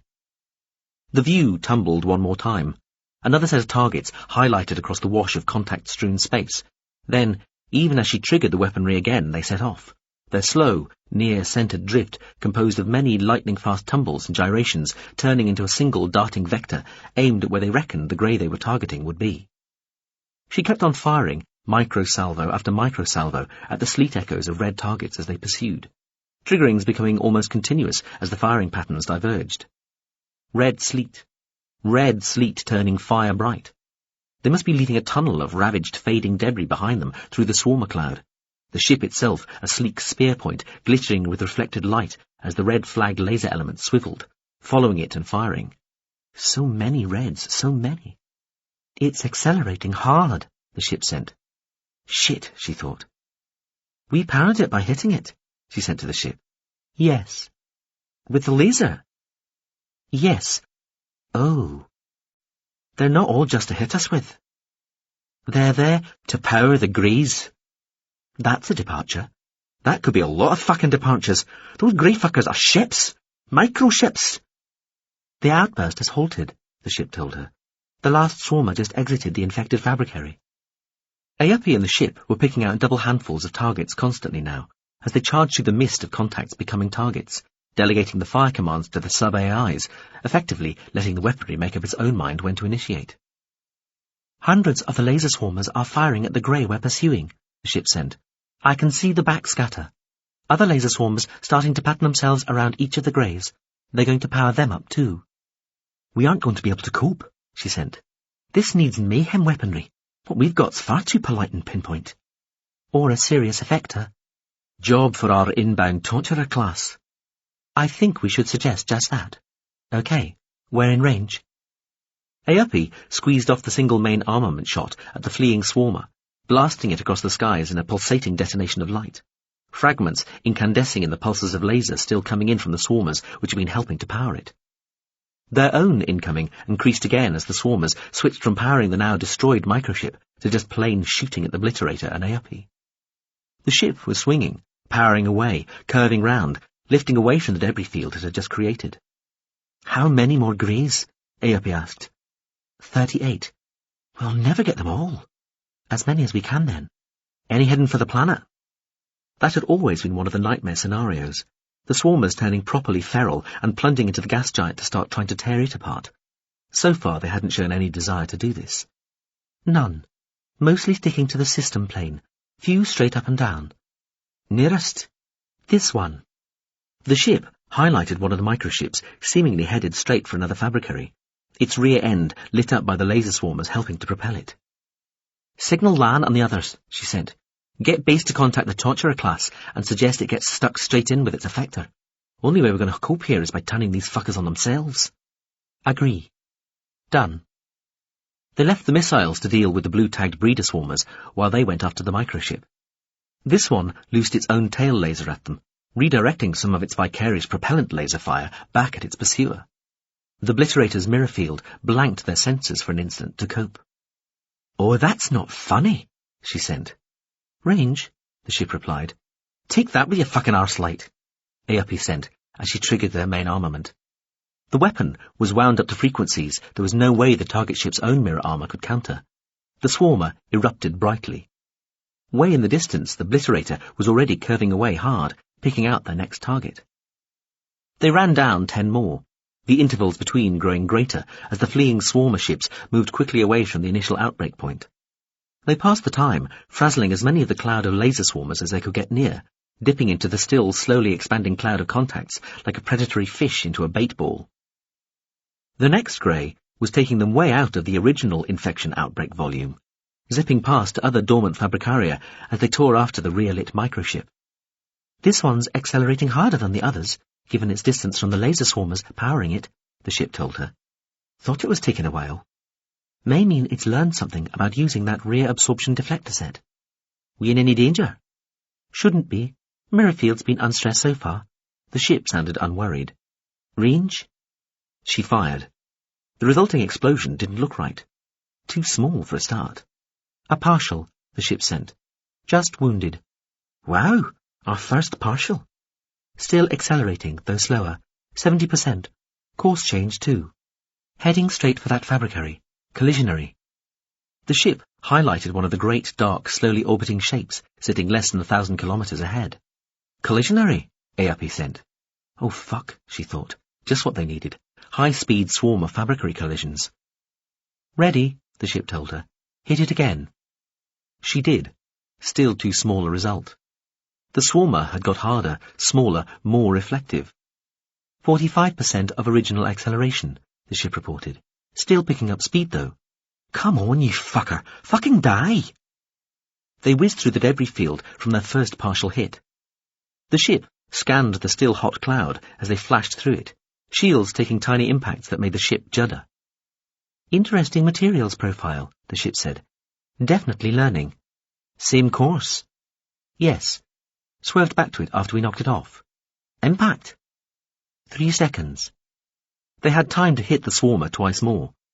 By the time it collided with the fabricary, it had stopped accelerating and been reduced to the status of something more like a tight cloud of debris, all travelling in the same direction rather than a ship, though it was still making sufficient speed to create a substantial flash when it hit the dark, 3-kilometre-long lump of the fabricary. Fuck, ARP sent, watching the debris bloom and expand. Agree, the ship replied. They cruised in after it, already turned about and decelerating hard as the engines readied them to go back the way they'd come, still heading backwards on their earlier course through sheer momentum. Unexpected impact signature. The ship sounded puzzled. Oh, fuck. Has it broken it? She asked. The debris had hit at over 30 clicks a second. It had ended up being a glancing blow rather than head-on, but it had blasted a hole in the fabricary and set it spinning and tumbling. It was already spiralling out of its orbit and drifting fractionally inwards towards Regier.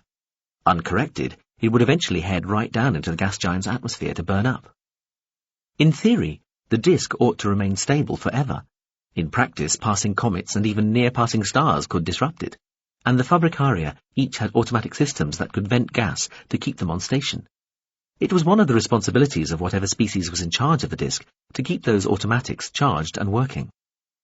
The systems were designed to nudge the Fabricaria back into place when their orbits were ruffled by tiny fractions, though, even if they'd survived the impact undamaged, the gross effect of the swarmer remains slamming into it would be orders of magnitude beyond anything the automatics could deal with.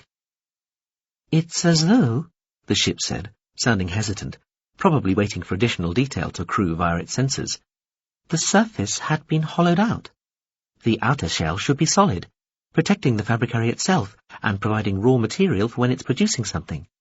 But instead, it's like the debris hit a thin outer crust and then partially went through, partly collided with some sort of minimal structure underneath. They had almost drawn to a stop now, still approaching the damaged fabricary, but increasingly slowly as the engines, still at full power, cancelled their earlier vector. Cut engines, she sent. Backflip. Take us in for a look. You sure? The ship cut its engines, a half-second or so before they would have started pulling away from the hold, slowly cartwheeling fabricary. They were nearly stationary, still drifting slowly towards the impact site. No, not sure, she admitted, but okay. The ship turned about, fired its engines briefly, turned, fired them again, and, with a little finessing, got them locally stationary relative to the 100-metre-long, raggedly ellipsoid breach in the giant, slowly tumbling fabricary. Aopi and the Obliterator found themselves looking straight into the torn open interior of the thing. The view was edged all around with sections of its still glowing outer surface, which must have been largely hollowed out to leave only a thin outer skin, supported by a fragile-looking network of skinny girders, cables and beams that lay between that impromptu hull and the wall of the fabricary proper, about 20 metres deeper inside. That, too, had been breached by part of the swarmer's wreckage cascade, so they could see all the way inside, to where the ancient stuff-making machinery and associated paraphernalia lay. This was the antique alien apparatus that was not meant to have been touched or used for a couple of million years. It was supposed to be lying there, metaphorically cobwebbed in a cavern which was otherwise completely empty. Unasked, the Obliterator described a small circle around the main breach, so that they could see into different parts of the fabricary interior through the smaller secondary hole in its hull, so building up a larger picture. The ship displayed the results. Some bits were blurred, because despite the damage, there was some sort of movement taking place inside the fabricary. But the main image was clear. What, ARP said slowly, the holy fuck is that? Chapter 23. She woke up. She looked around. She was in a standard-looking medium dependency medical pod in a standard-looking medical facility. Could be anywhere. Shipboard, on an orbital, anywhere. She felt okay. She was physically whole, wrapped in light compression foam over almost her entire body, and she had some sort of movement-restricting bandages around her head. Pain indicators minimal. Bodily damage assessment said she was recovering fast from multiple fractures of most major bones. No brain damage, little major organ damage, widespread tissue damage healing fast. She would be on her feet in 2 days, in fragile good health the following day, and back to normal a day or two after that. She could flex her toes and move her arms. Both her hands were free of the recovery foam. She could waggle them and feel the liquidic texture of the pod covering. Raising her right arm, she could sense the compression foam taking the physical strain, letting her muscles flex, but leaving her knitting bones unstressed. "Okay," she said. "Now, where are we?" "Mizensaki," a voice said. It sounded like the ship, or a ship, or at least like something non-human trying to be reassuring. A ship drone, bulbous and smooth, like a giant pebble swung into view. "Welcome aboard. I am the culture vessel. Me, I'm counting." "Oh," Iain said. "Well, I was looking for you, but now you've found me. What of the Bodhisattva?" "Severely damaged. Its remains are being held within my own field structure. I intend to leave it with the first GSV we encounter. The extent of the damage it sustained is such, I suspect, it will make more sense to rehouse the mind in a new ship. Frankly, the main fabric is mostly fit for recycling. In any event, a point may come shortly when I may have to suggest that the mind of the Bodhisattva abandon ship and throw in its lot with me, allowing me to abandon the rest of the remains and so resume my habitual field structure and hence operational fitness." "Why would that be?" "Because, Mizensaki, we appear to be heading into what will shortly become, if it is not already, a war zone." Over the many, many years of his sexually active life, Veppers had worked out how to manage the rhythms and stages of a sexual encounter, all with a view to maximizing his own pleasure. It was definitely a skill worth having. He thought of mundane, non-sexual things when he wanted to hold himself back, and of particularly exciting moments from earlier sexual escapades when he wanted to bring on his orgasm.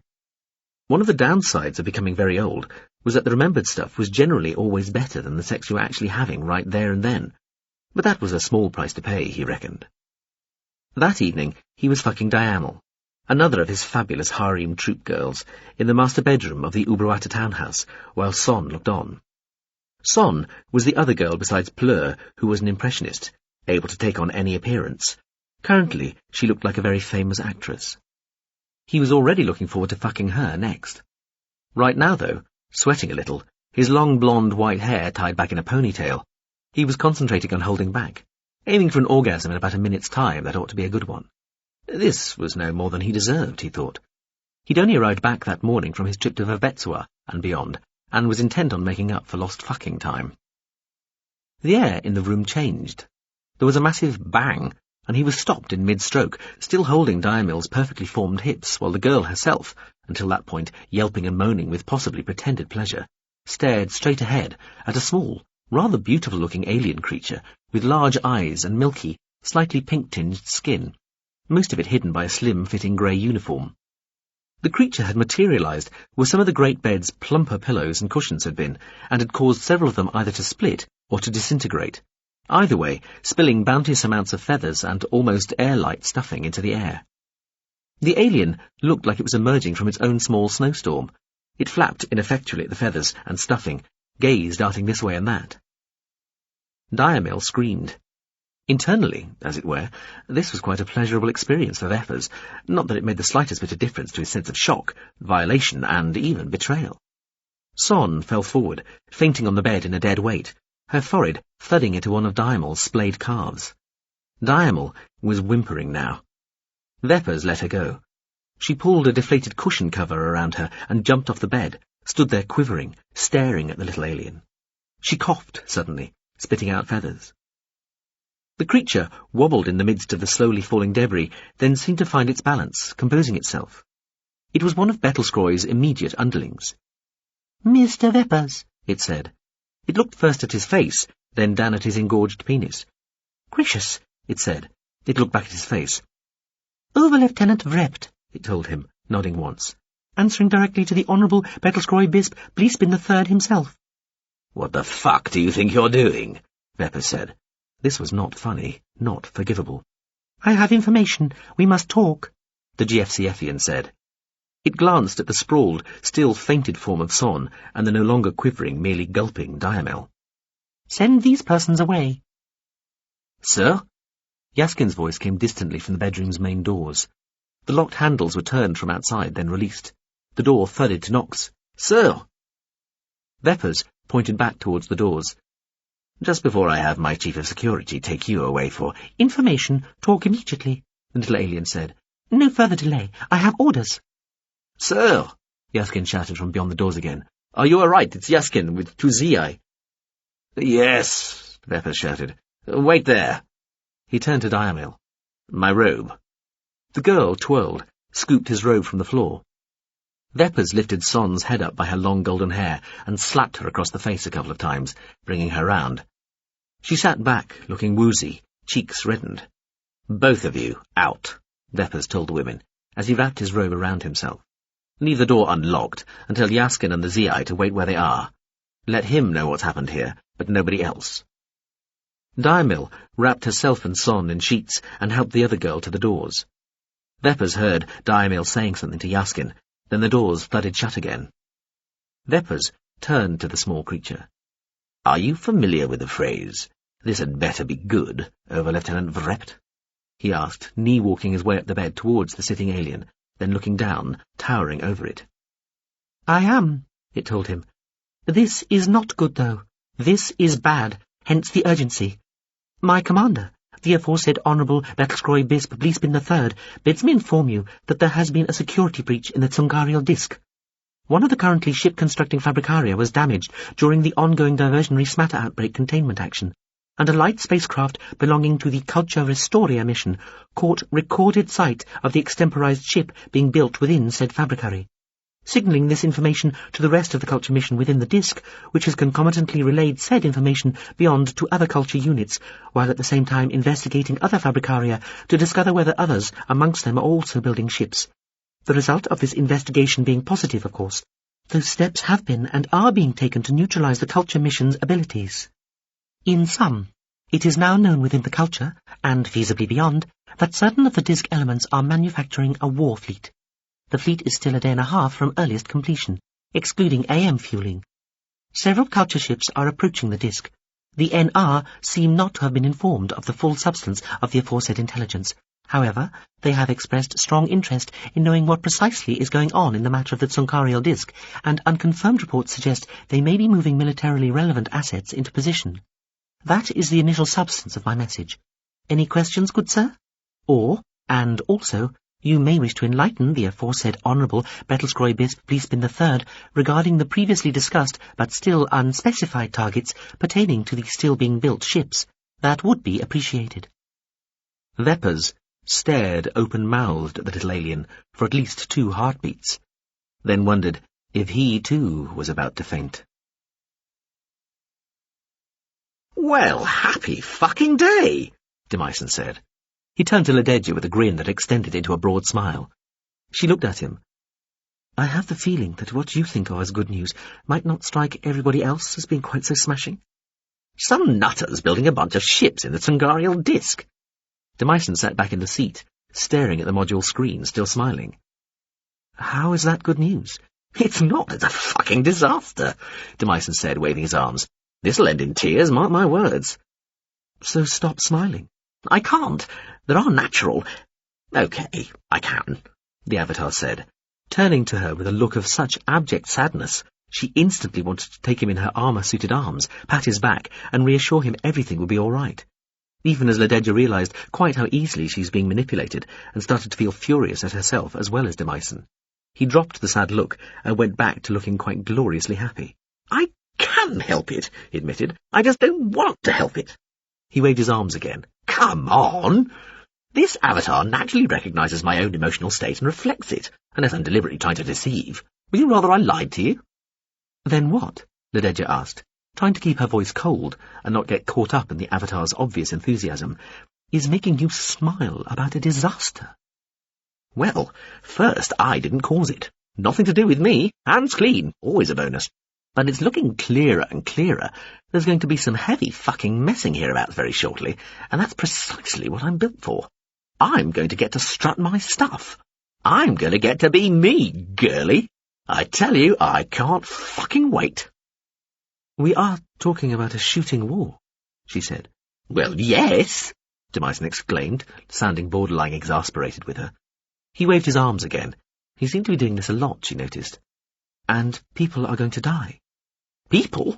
Very likely even ships. She just looked at him.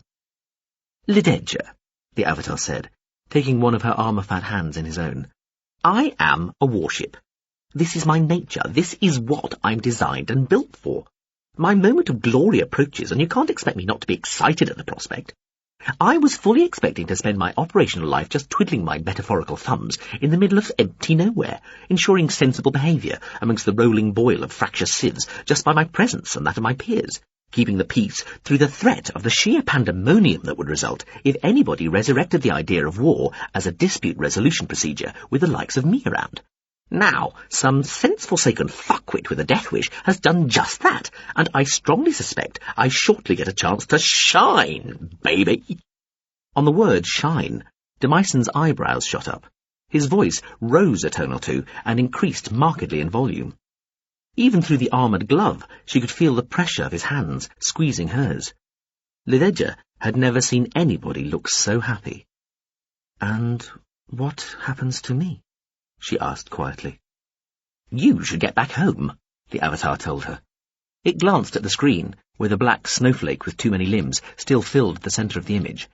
I'd chuck you overboard in this shuttle right now and let you head for Sitchelt, but whatever the fuck that is might mistake you for a munition or just waste you for the target practice, so I'd better deal with it first. The avatar looked at her with a strange, intense expression. Necessarily dangerous, I'm afraid. No getting away from it. Demyson took a deep breath. You afraid to die, Lededja Ibrek? I've already died, she told him. He spread his hands, looking genuinely interested. And? It's shit. Fair enough, he said, turning to face the screen and sitting back properly in the shuttle command seat. Let's put that one down as a mistake and try to stop it turning into a habit. Lededja watched the seat contort itself around the avatar, securing his body in place with padded extensions of the chair's own legs, arms, seat and back. She felt movement around and beneath her and realised her seat was doing the same thing, enclosing her one more time, another layer of confinement beyond the gel suit and the armoured outer suit. She was pressed and shuffled backwards until everything fitted snugly against the contours of the seat. Now we get foamed, Demyson told her. What? She said, alarmed as the suit's visor swung smoothly over her face. The shuttle's interior went dark, but the visor showed some sort of compensated image that gave her a clear view of what looked like red, glowing, bubbling liquid filling up the space she'd been living in for the last 20-plus days, rising quickly in a dark red tide around the base of the chair, flowing up and over her armoured body, and then foaming all about her, rapidly covering the visor and leaving her briefly blind in the darkness, before she heard the avatar speak again. Space view, or some screen entertainment to while away the time? Suddenly, the visor was showing her the same view the screen had, but wraparound. The wrong-looking, 8-limbed black snowflake was still centre image. You might have done better to ask whether I was afraid of forced immobility and confined spaces, Lededja told the avatar. I forgot, of course. The suit can just put you under for the duration of, well, whatever. No thanks. So, make your mind up. Real space view with potential scariness or some screen. Gentle, feel-good, wistful comedy, razor-sharp witterage, outright slapstick hilarity, engrossing human drama, historical epic, educational documentary, ambient meanderance, pure art appreciation, porn, horror, sport, or news. Real space view, thanks. I'll do my best. Might all happen too quickly if anything happens at all, though prepare for disappointment and anticlimax. Chances are still that this particular encounter will be resolved peacefully. Bastarding things usually are. You are astoundingly bad at hiding your feelings in such matters, she told the ship. I hope your space battle tactics are more subtle. The Avatar just laughed. Then everything went quiet for a moment. She could hear her own heart beat distantly. There was a noise just like a single indrawn breath, and then the Avatar's voice said, quietly, "Okay." On the screen before her eyes, the black snowflake image flickered. There came a time when she found the shallow valley with the iron cages, where the acid rain fell to torment the howling inmates, and each day the demons dragged them screaming to the canted slabs where their blood was spilled to form the gurgling stream at the valley's foot, which flowed glutinously into the header pond just upstream from the little mill. She beat her great dark wings over the scene, watching as a giant flying beetle machine arrived to disgorge the latest batch of the badly behaved who'd been appropriately terrified by their tour round hell. The beetle landed in a storm of dust, caking the mill and adding to the patina on the black, dark blood pond. On the side of the mill, the wheel revolved ponderously, eliciting screams and groans from the still-living tissues, sinews and bones from which it was made. Every beat of her wings caused her a tiny twinge of pain. Che had killed her 1,000 souls, enveloping them to release them into oblivion. This had happened some time ago. She still had no idea how quickly time moved within the virtual environment of the hell. For her, it had been over 1,300 days, nearly 3 years in Pavulian terms, back in the real. With every death, she took on a little more pain. The lantern-headed uber-demon had not lied. An aching tooth here, a stabbing feeling in her gut there, a persistent headache, what felt like a trapped nerve in one hip, a twinge every time she clenched her talons, a cramp when she flexed her wings in a certain way. 1,000 almost infinitesimal little pangs and stings and sprains and strains and ulcers and chafings, either adding incrementally to some established hurt or starting a fresh sight. She had long since stopped assuming that there were no bits of her great dark body left to experience pain. There always were. She remembered being the old superior, near the end of her life in the refuge, filled with aches and pains. At least there, death was always on its way, a release from suffering. No single ache dominated, and even when taken together, the sum of them was not utterly debilitating. But they all nagged, all had their effect, filling her days with the grumbling torment of continual, grinding misery. All the worse on those days when she was feeling sorry for herself, for being self-inflicted. Still she beat on, though. Still she flew across the calamitous geographies of hell, watching, witnessing, and worshipped. She didn't wonder that she had become part of this constructed world's emergent mythology. Had she still been a lost soul wandering these reeking morasses, denuded, fire-blacked forests, crater-pitted concrete aprons and blasted, cinder-strewn hillsides, so traumatized she had started to believe there never had been a real in which she'd lived, she too might have worshipped something like herself, praying to the half-fabled, occasionally glimpsed angel of death for a release from her torments. She had toured the hell to its limits, many tens of days' flight away, and beating upright by those iron walls, talons scrabbling at their vast, unyielding extent, accepted that this was indeed not an infinite space. It had its boundaries, distant though they may be. She established a sort of mental map of the place. Here were the scorched plains, the poisoned marshes, the arid badlands, the steaming swamps, the bleached salt pans, the alkali lakes, acid ponds, bubbling mud craters, and sintered lava flows, amongst all the other bewilderingly varied wastelands of the place. Here were the tremendous peaks of iron-frozen mountains, the glaciers red with blood. Here the encircling sea of hell, which lapped at the foot of the boundary wall and teemed with voracious monsters. Here were the great valved doors that admitted the newly condemned. Here were the roads the towering juggernauts of dead and dying trundled down, delivering their grisly cargoes to the vast prisons, camps, factories and barracks of the place. Here the damned were set to their slave labour within the munitions factories, or condemned to wander the ruins in the wilderness, or were chosen to fight in the everlasting war that consumed, recycled, and reconsumed lives by the thousands and tens of thousands, each and every day by both sides. Because there were two sides to hell, though you'd have struggled to spot the slightest difference if you'd simply found yourself set down in the midst of either. The unfortunates delivered into hell were allocated sides before they even entered the place, generally half going to one and half going to the other. There were two sets of the great valved doors, only admitting, impossible to exit through. Two vast sets of boulevards paved with racked backs and splintered bones. Two whole sets and systems of prisons and factories and camps and barracks. Two hierarchies of demons. And, she'd been surprised to find, two of the colossal king demons. They fought over the centre ground of hell, throwing forces into the fray with a sort of manic relish, uncaring how many fell, because they would always be resurrected again within days for fresh punishment.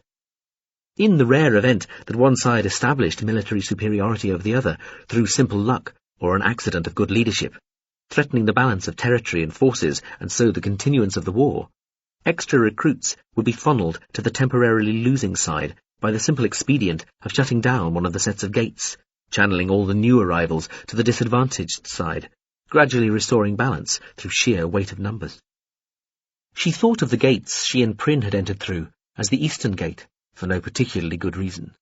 So they had been on the east side, but basically every aspect of the east side in this vast dispute was replicated in the west as well, and the two appeared identical in their gruesomeness. From a distance, anyway. She was not welcome in the west. Smaller winged demons came up to mob her when she overflew too far beyond the front of the everlasting war. So she had to keep away entirely, or fly so high that the detail of what went on was denied her. Still, she had flown to see the opposing western gates, soared above the scattered dark clouds of the western hinterland, and even landed on occasion, usually only for a few minutes at a time, on certain jagged frozen peaks, well away from the most intense fighting and the greatest numbers of enemy demons. Whether in the west or the east, she looked down from such high crags, wrapped from the cold in her own gale-fluttering wings, and watched the scudding shreds of bruise-coloured clouds move over the distant landscapes of terror and pain, with a sort of horrified amusement. When she had killed the 1000th soul, she had taken the half-eaten body and dropped it at the feet of the great lantern-headed demon sitting in his red glowing iron throne, looking out over the vast reeking valley of smokes and fumes and screams. "What?" the colossal creature boomed. With one enormous foot, it kicked aside the husk of body she deposited in front of it. 1,000 souls, she told it, treading the air with deep, easy sweeps of air, keeping herself level with its face, but too far away for it to swipe at her easily. 1,000 days since you told me that once I'd released 10 times 100 souls, you'd tell me what happened to my love, the male I first came here with, Prynne. "I said I'd think about it," the great voice thundered. She stayed where she was, the black, leathery wings fanning some of the valley's noxious fumes towards the uber-demon's face. She gazed into the gaseous impression of a face writhing and billowing behind the house-sized pane of glass, trying to ignore the 4 fat, dripping candles at each of the lantern's 4 corners, their carbuncled surfaces veined with 100 screaming nerve clusters. The creature stared back at her. She kept station, refused to move. "Please," she said at last. "Long dead," the vast voice burst out across her. She heard the words with her wings. "Times move more slowly in here, not faster. He is barely a memory.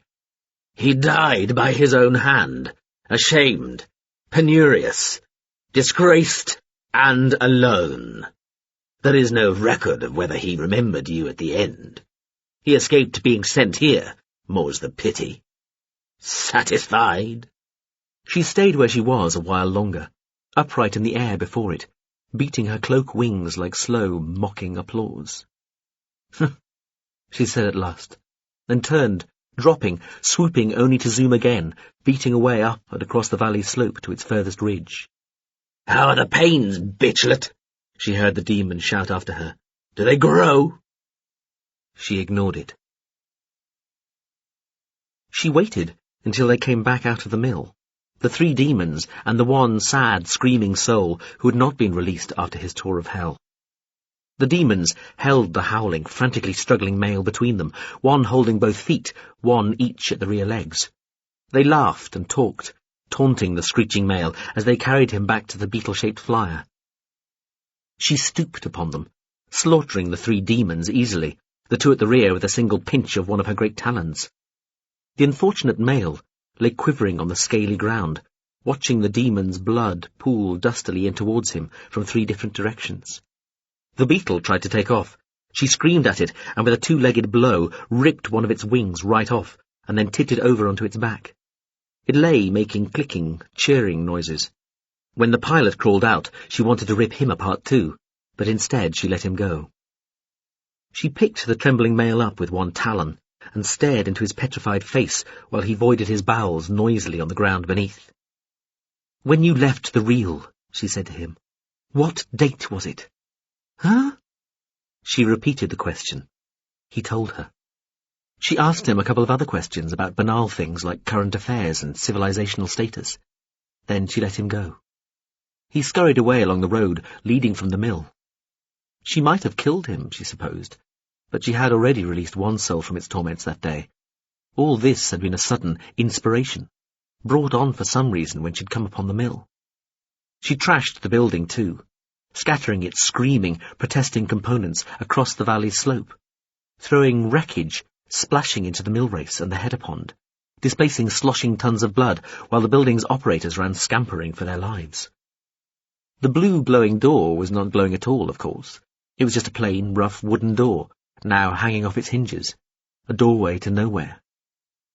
Oddly satisfied, she swept back into the grim skies with a single great clap of her wings, then beat off across the valley. She dropped the massive lump of wood that had been the door's lintel towards the fleeing figures of the mill operators as they ran away, missing them by less than a metre. She wheeled once above the valley, just a collection of pains and sundered lives, then struck out, cloudward, rising all the time, heading for her roost. Always assuming the hapless male had been telling the truth, the uber-demon had lied. Barely a quarter of a year had passed in the reel. The toy was hanging upside down. He wondered absently if there were any circumstances when this could be a good sign. He appeared to be inhabiting a physical body. Hard to tell whether he'd actually been embodied in a real one, or this was just a full sensory spectrum virtuality. He was in no pain, but the blood roared in his ears due to the gravitational inversion, and he felt distinctly disoriented, beyond the obvious fact that he was the wrong way up. He opened his eyes to see a creature like a giant flying something or other staring straight back at him. It was also hanging upside down, though, unlike him, it appeared to be entirely happy with the situation. It was human size, had a long, intelligent-looking face with large, bright yellow eyes. Its body was covered in soft folds of golden-grey fur. It had 4 long limbs with what looked like thick membranes of the same soft fur linking the limbs on each side of its body to each other. It opened its mouth. It had a lot of very small, very sharp teeth. "You are Vatoi?" it said in a thick accent. "Vatoi," he corrected it. Looking away from the creature, he seemed to be hanging in the blue-green foliage of a great tall tree. Further away, he could glimpse the trunks of other tall trees. The tree he was in was nothing like the size of the impossible tree, where he had spent many a happy holiday, winged and flying, but it was still too big for him to be able to see the ground. The branches and trunks he could see looked substantial. His feet, he noticed, were tied together with what looked like rope, while another length of rope ran through the noose his feet were in, and then right round the metre-broad branch he was hanging from.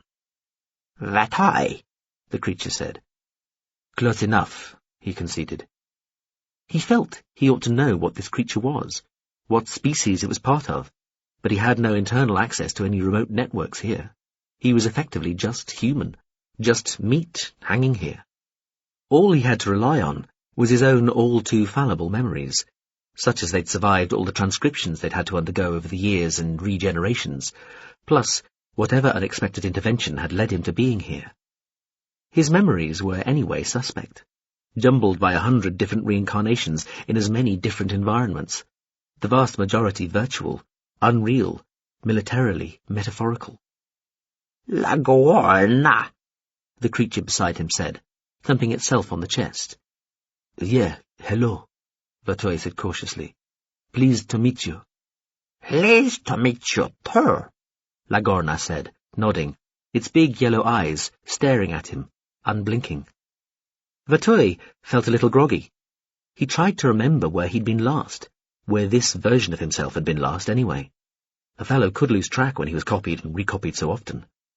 He started to recall sitting round a table with a bunch of aliens in... Had it been a ship? A meeting? In a ship? Not fighting a war, then. Trapped in tunnels or trenches, or the guts of a land ship, or a sea ship, or a gas giant dirigible the shape of a gigantic bomb, or finding himself downloaded into a smart battle tank, or some sort of cross between a microship and a missile, or...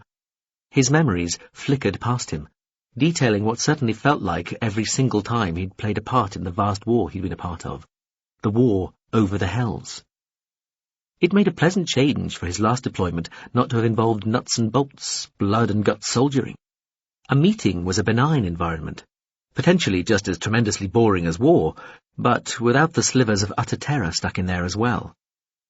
On the other hand, he felt he had just read somehow, all those deployments mostly indicating gradually increasing seniority of rank and importance and responsibility, all flickering past in his memory, all tumbling past, like a pack of nearly 100 cards that had felt like something triggered, something called up.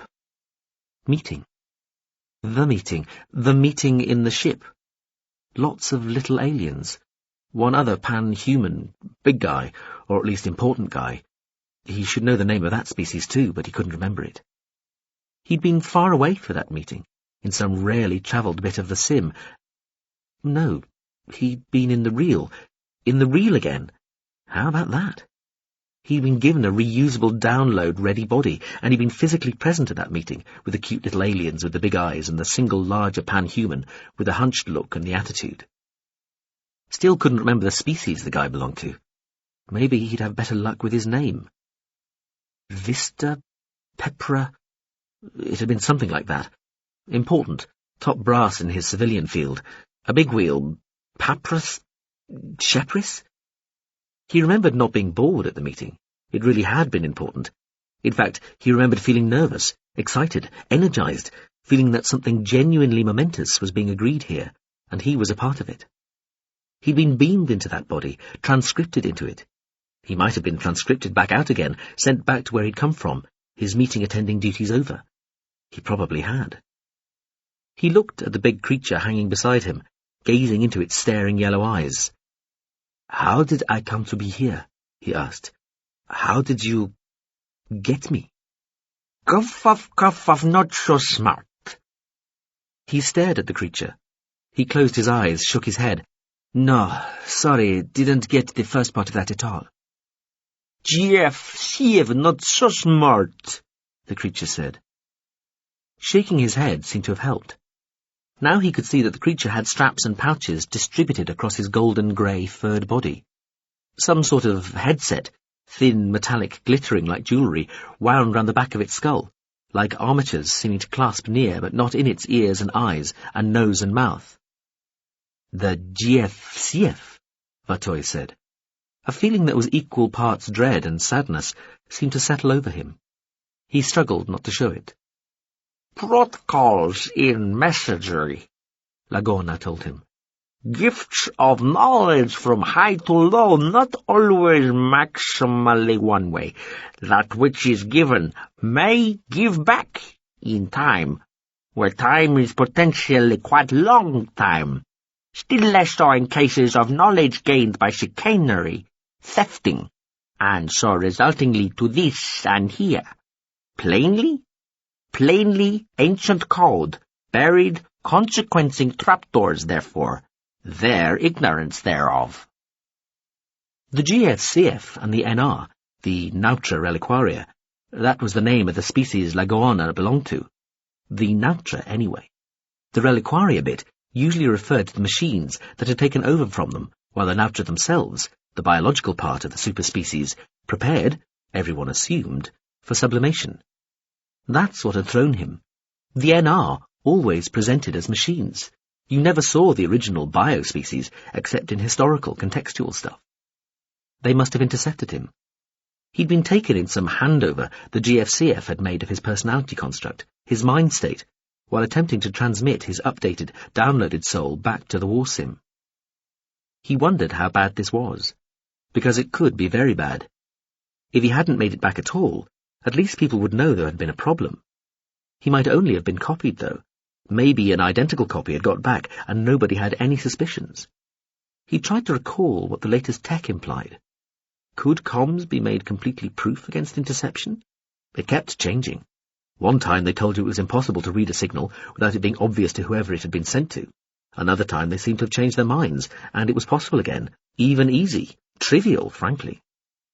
Then it would go back to being impossible for a while. Whatever.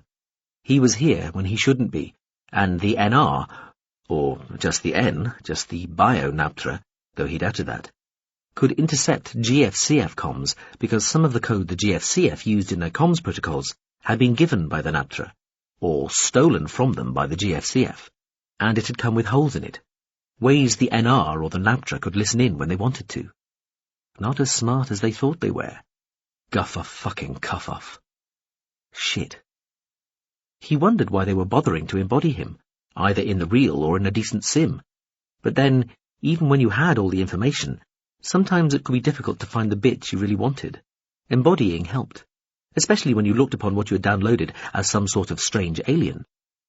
That was what he was to them, an alien. An alien they had refashioned from comms code information into something at least resembling what resulted from genetic information. A creature of flesh and blood. Him. And now they would want the truth. Meeting, Lagorna said, with what might have been a smile.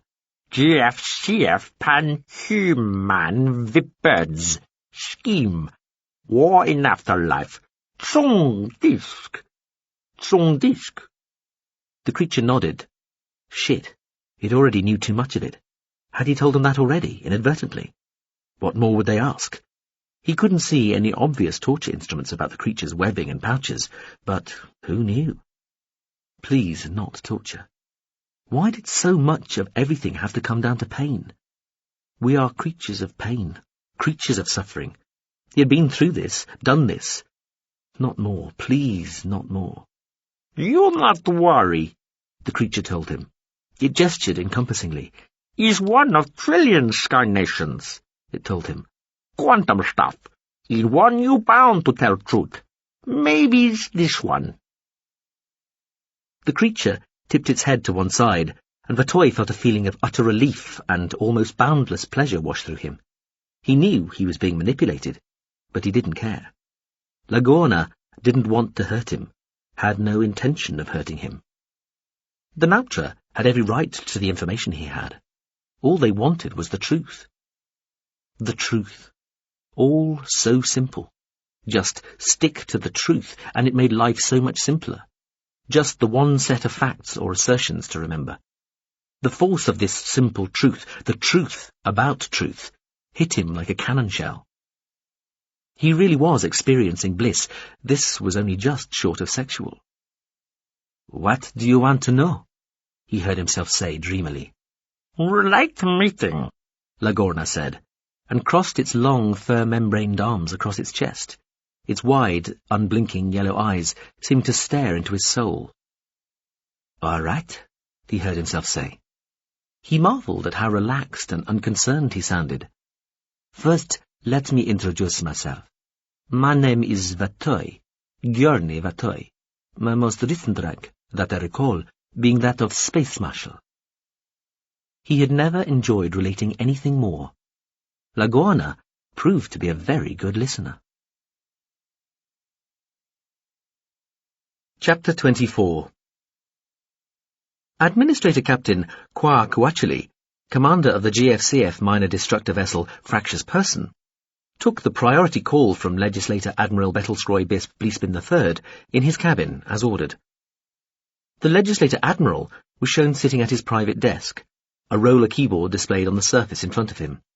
As Quire watched, Pt.3 snicked a couple of keys into place, then folded his elegant hands under his chin elbows on desk, leaving the keyboard's commit key winking. He looked up at Qua, smiled. Sir. Qua sat as upright in his seat as he could. Qua, good day. Thank you, sir. To what do I owe the honour? Qua, we've never really got on, have we? No, sir. My apologies for that, sir. I have always hoped, accepted. Anyway, I thought that we might enter into a new phase in our professional relationship. And to that end, I believe I need to divulge to you something of our plans regarding the culture ship Hylozoist. Sir, this is an honour, sir. I'm sure. The thing is, the Hylozoist has just been informed that there are unauthorised ships being constructed in the Fabricaria of the disk. I had no idea, sir. I know you didn't, Qua. That was deliberate. Sir? It doesn't matter. I'll be blunt, Qua. We need to take action against the culture ship, disable it at the very least, if not actually destroy it. Sir, you mean attack it? As ever, your perspicacity and tactical awareness astonishes me, Qua. Yes, I mean attack it. Culture ship, sir? Are we sure? We are perfectly sure, Qua. Qua swallowed, gulped. Sir, he said, sitting even more upright in his seat. I and the other officers aboard the fractious person are at your disposal, sir.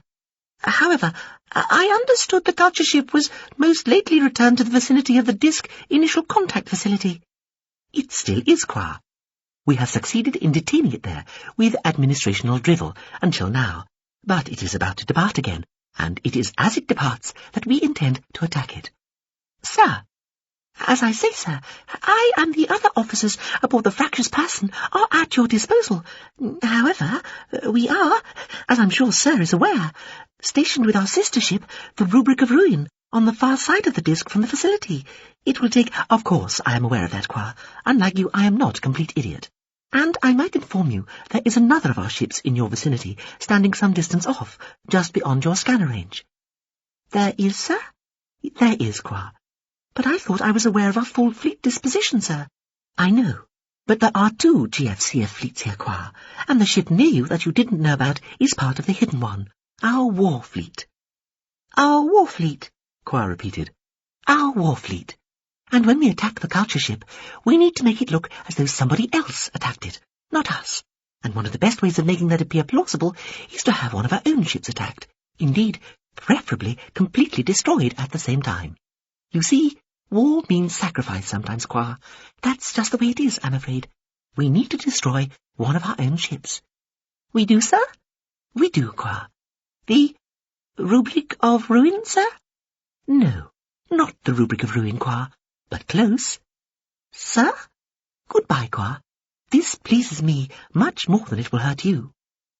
Legislator Admiral Bettelskroy Bisp Bliespin III unclasped his hands and brought one dainty, exquisitely manicured finger down onto the winking commit key.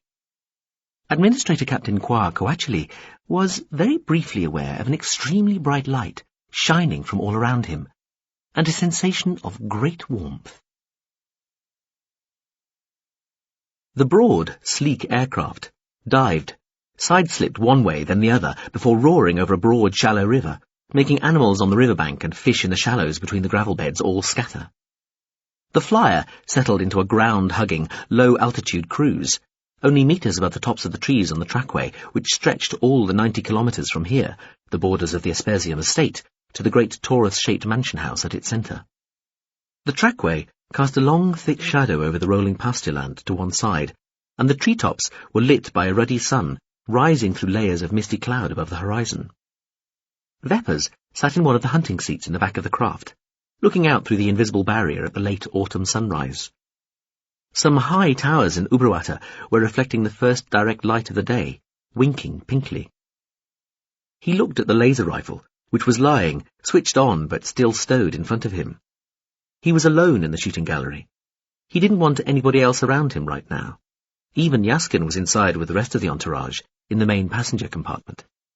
Some large bird was startled out of the canopy beneath in a chaos of twigs and feathers, and Veppers went to grasp the laser rifle on its stand, then just let his hand drop again as the bird flapped frantically away. It was a bad sign, he knew, when he lost his appetite for hunting. Well, shooting. You could hardly dignify it with the term hunting. It was an affectation, he felt now, using a low-flying aircraft to throw up birds to shoot at. Still, it had been a useful affectation. He'd needed this excuse. He'd needed the trackways to be there.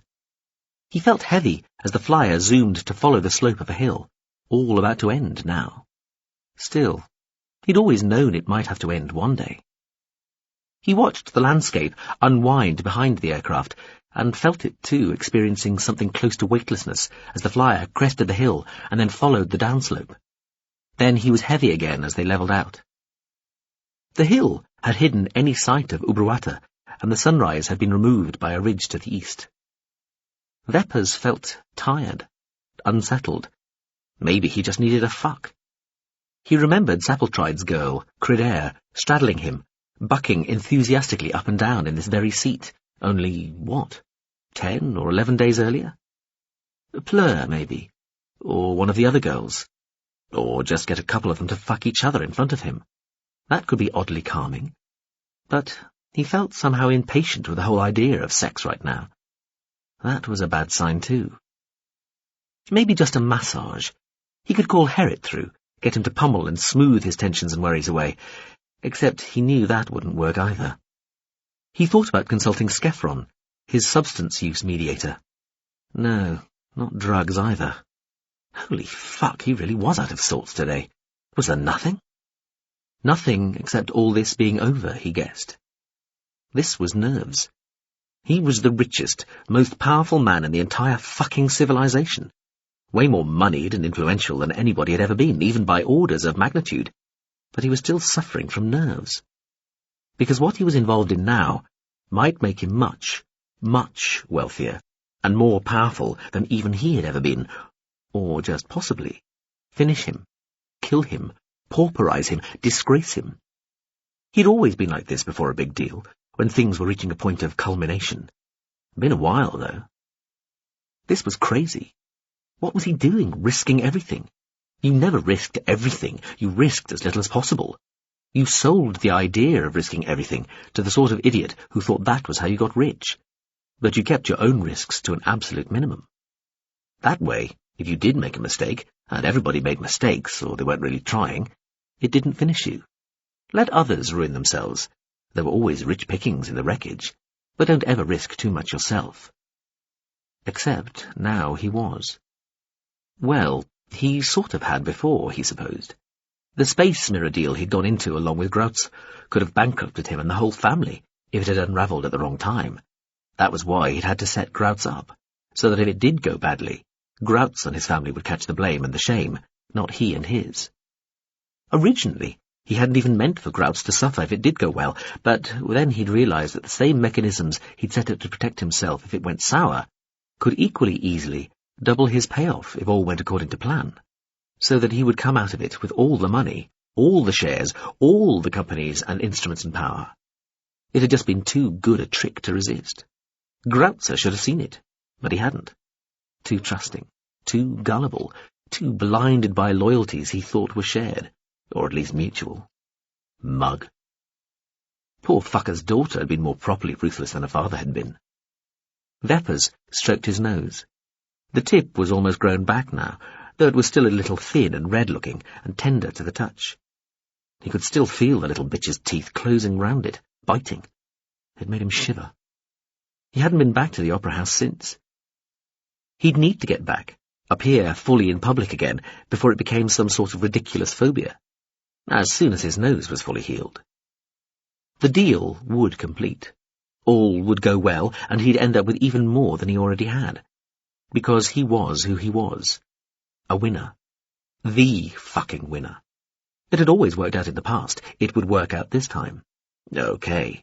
So the war fleet had been discovered a few days early. That wasn't such a disaster. And he'd been right still to stall. He hadn't told Bettelskroy's message boy where to attack yet. And he wouldn't. Not until the ships were genuinely ready to go. And they would be ready. They were too close to completion for anybody to stop them now. The culture mission in the disk was being dealt with, and apparently even the incoming culture warship could be taken on and neutralized. He just hoped the GFCF knew what the fuck they were doing. but then they probably felt the same way about him. So don't worry. Don't panic and just keep your fucking head. Get everything ready at this end and have the courage to see it through to the end, no matter what the cost. Cost didn't matter if you could afford it, and the reward was going to be inestimably greater. He reached up, switched the laser rifle off and sat back. No, he didn't want to hunt, or fuck, or get stoned, or anything else. Really, he supposed, he just wanted to be back at the house. Well, he could do something about that. He clicked the seat control. "Sir?" the pilot said. "Never mind terrain hugging," he told her. "Just get us there as fast as you can." "Sir." The aircraft started to rise immediately, pulling up from the trackway beneath. He felt heavy again for a moment, but then the ride started to smooth out. The flash came first. He saw it light up the landscape underneath the aircraft and wondered momentarily if some coincidence of a gap in the clouds and a gap in the ridge to the east was letting a single strong beam of sunlight through to shine so brightly on the trees and low hills beneath. The light seemed to blink, then get brighter and brighter, all in less than a second. "Radiation alert," a synthesized voice started to say. Radiation? What was? The aircraft bucked like a dinghy thrown by a tsunami. Veppers was crushed down into his seat so hard he felt and heard himself make a sort of involuntary grunting, groaning noise as the air was forced out of his compressing lungs. The view, wildly, insanely bright, started to spin like emptied buckets of fluorescent paint swirling round a plug hole. A titanic bang resounded, seeming to come from somewhere inside his head. He glimpsed clouded sky, the clouds under surfaces garishly lit from below, then distant, two brightly shining hills and forests, then, just for an instant, a vast boiling cloud of fire and smoke rising on a thick dark stem above a mass of darkness shot through with flame. He heard what might have been screams and tearing, cracking, buckling noises. The view through the ultra-clear glass suddenly hazed all at once, as though a thin-veined white mesh had been hurled across the material. He felt weightless again, and then seemed to be about to be thrown against the ceiling or into the crazed ultra-clear, but the seat seemed to hold on to him. A roaring noise threw a deep red haze across his eyes, and he blacked out. Iain Insoki took her first few unaided steps. Even dressed in loose-fitting fatigues, she felt oddly naked, without the supporting net of foam she'd been swaddled in for the last couple of days. The bones in her legs felt delicate and a little achy. It hurt to take a deep breath, and her spine felt oddly inflexible. Only her arms felt pretty much like normal, though the muscles were weak. She'd instructed her body to hold back on the pain-cancelling mechanisms, to feel how bad things really were. Not too bad, was the answer. She should be able to get through without any more anti-pain secretions. Walking at her side, as she padded up and down the gently lit lounge inside the Me I'm Counting, one arm extended to cup one of her elbows, was Himmerance, the ship's avatar, a tall, thin creature with a very deep voice and a quite hairless head. "You don't have to do this," she told him. "I disagree," he said. "I feel I do. This is at least partly my responsibility. I'll do what I can to make amends." The Me I'm Counting had been the nearest ship to the Bodhisattva when it had been attacked by the unfallen Bulbishian, coasting in towards the entity for the semi-regular pickup and set-down of those going to and from the forgotten GSV, Total Internal Reflection. It had been coincident that it, rather than one of the other ships associated with the GSV, had been allocated the role of shuttle bus this time. 3 other craft shared the rota. On this occasion, with nobody to drop off, the ship had been coming in only to pick up. When the distress call and plume event had signalled there was a vessel in distress nearby, it had diverted to investigate and offer help. "Do you still have the image of Ledeja Ibrek?" Iain had asked the ship as soon as she'd been able to. The ship had replaced the pebble-smooth drone with Himmerance, a humanoid avatar it had been storing, unused for over a decade. She'd half expected dust to float from Himmerance's head when he'd nodded. "Yes," he told her, "in image form only." "May I see it?" The avatar had frowned. "I did promise not to share her full image with anybody else without her express permission," he told her. "I prefer to keep that promise unless there is some circumstance that is so operationally urgent I felt compelled to break it. Do you especially need to see it?"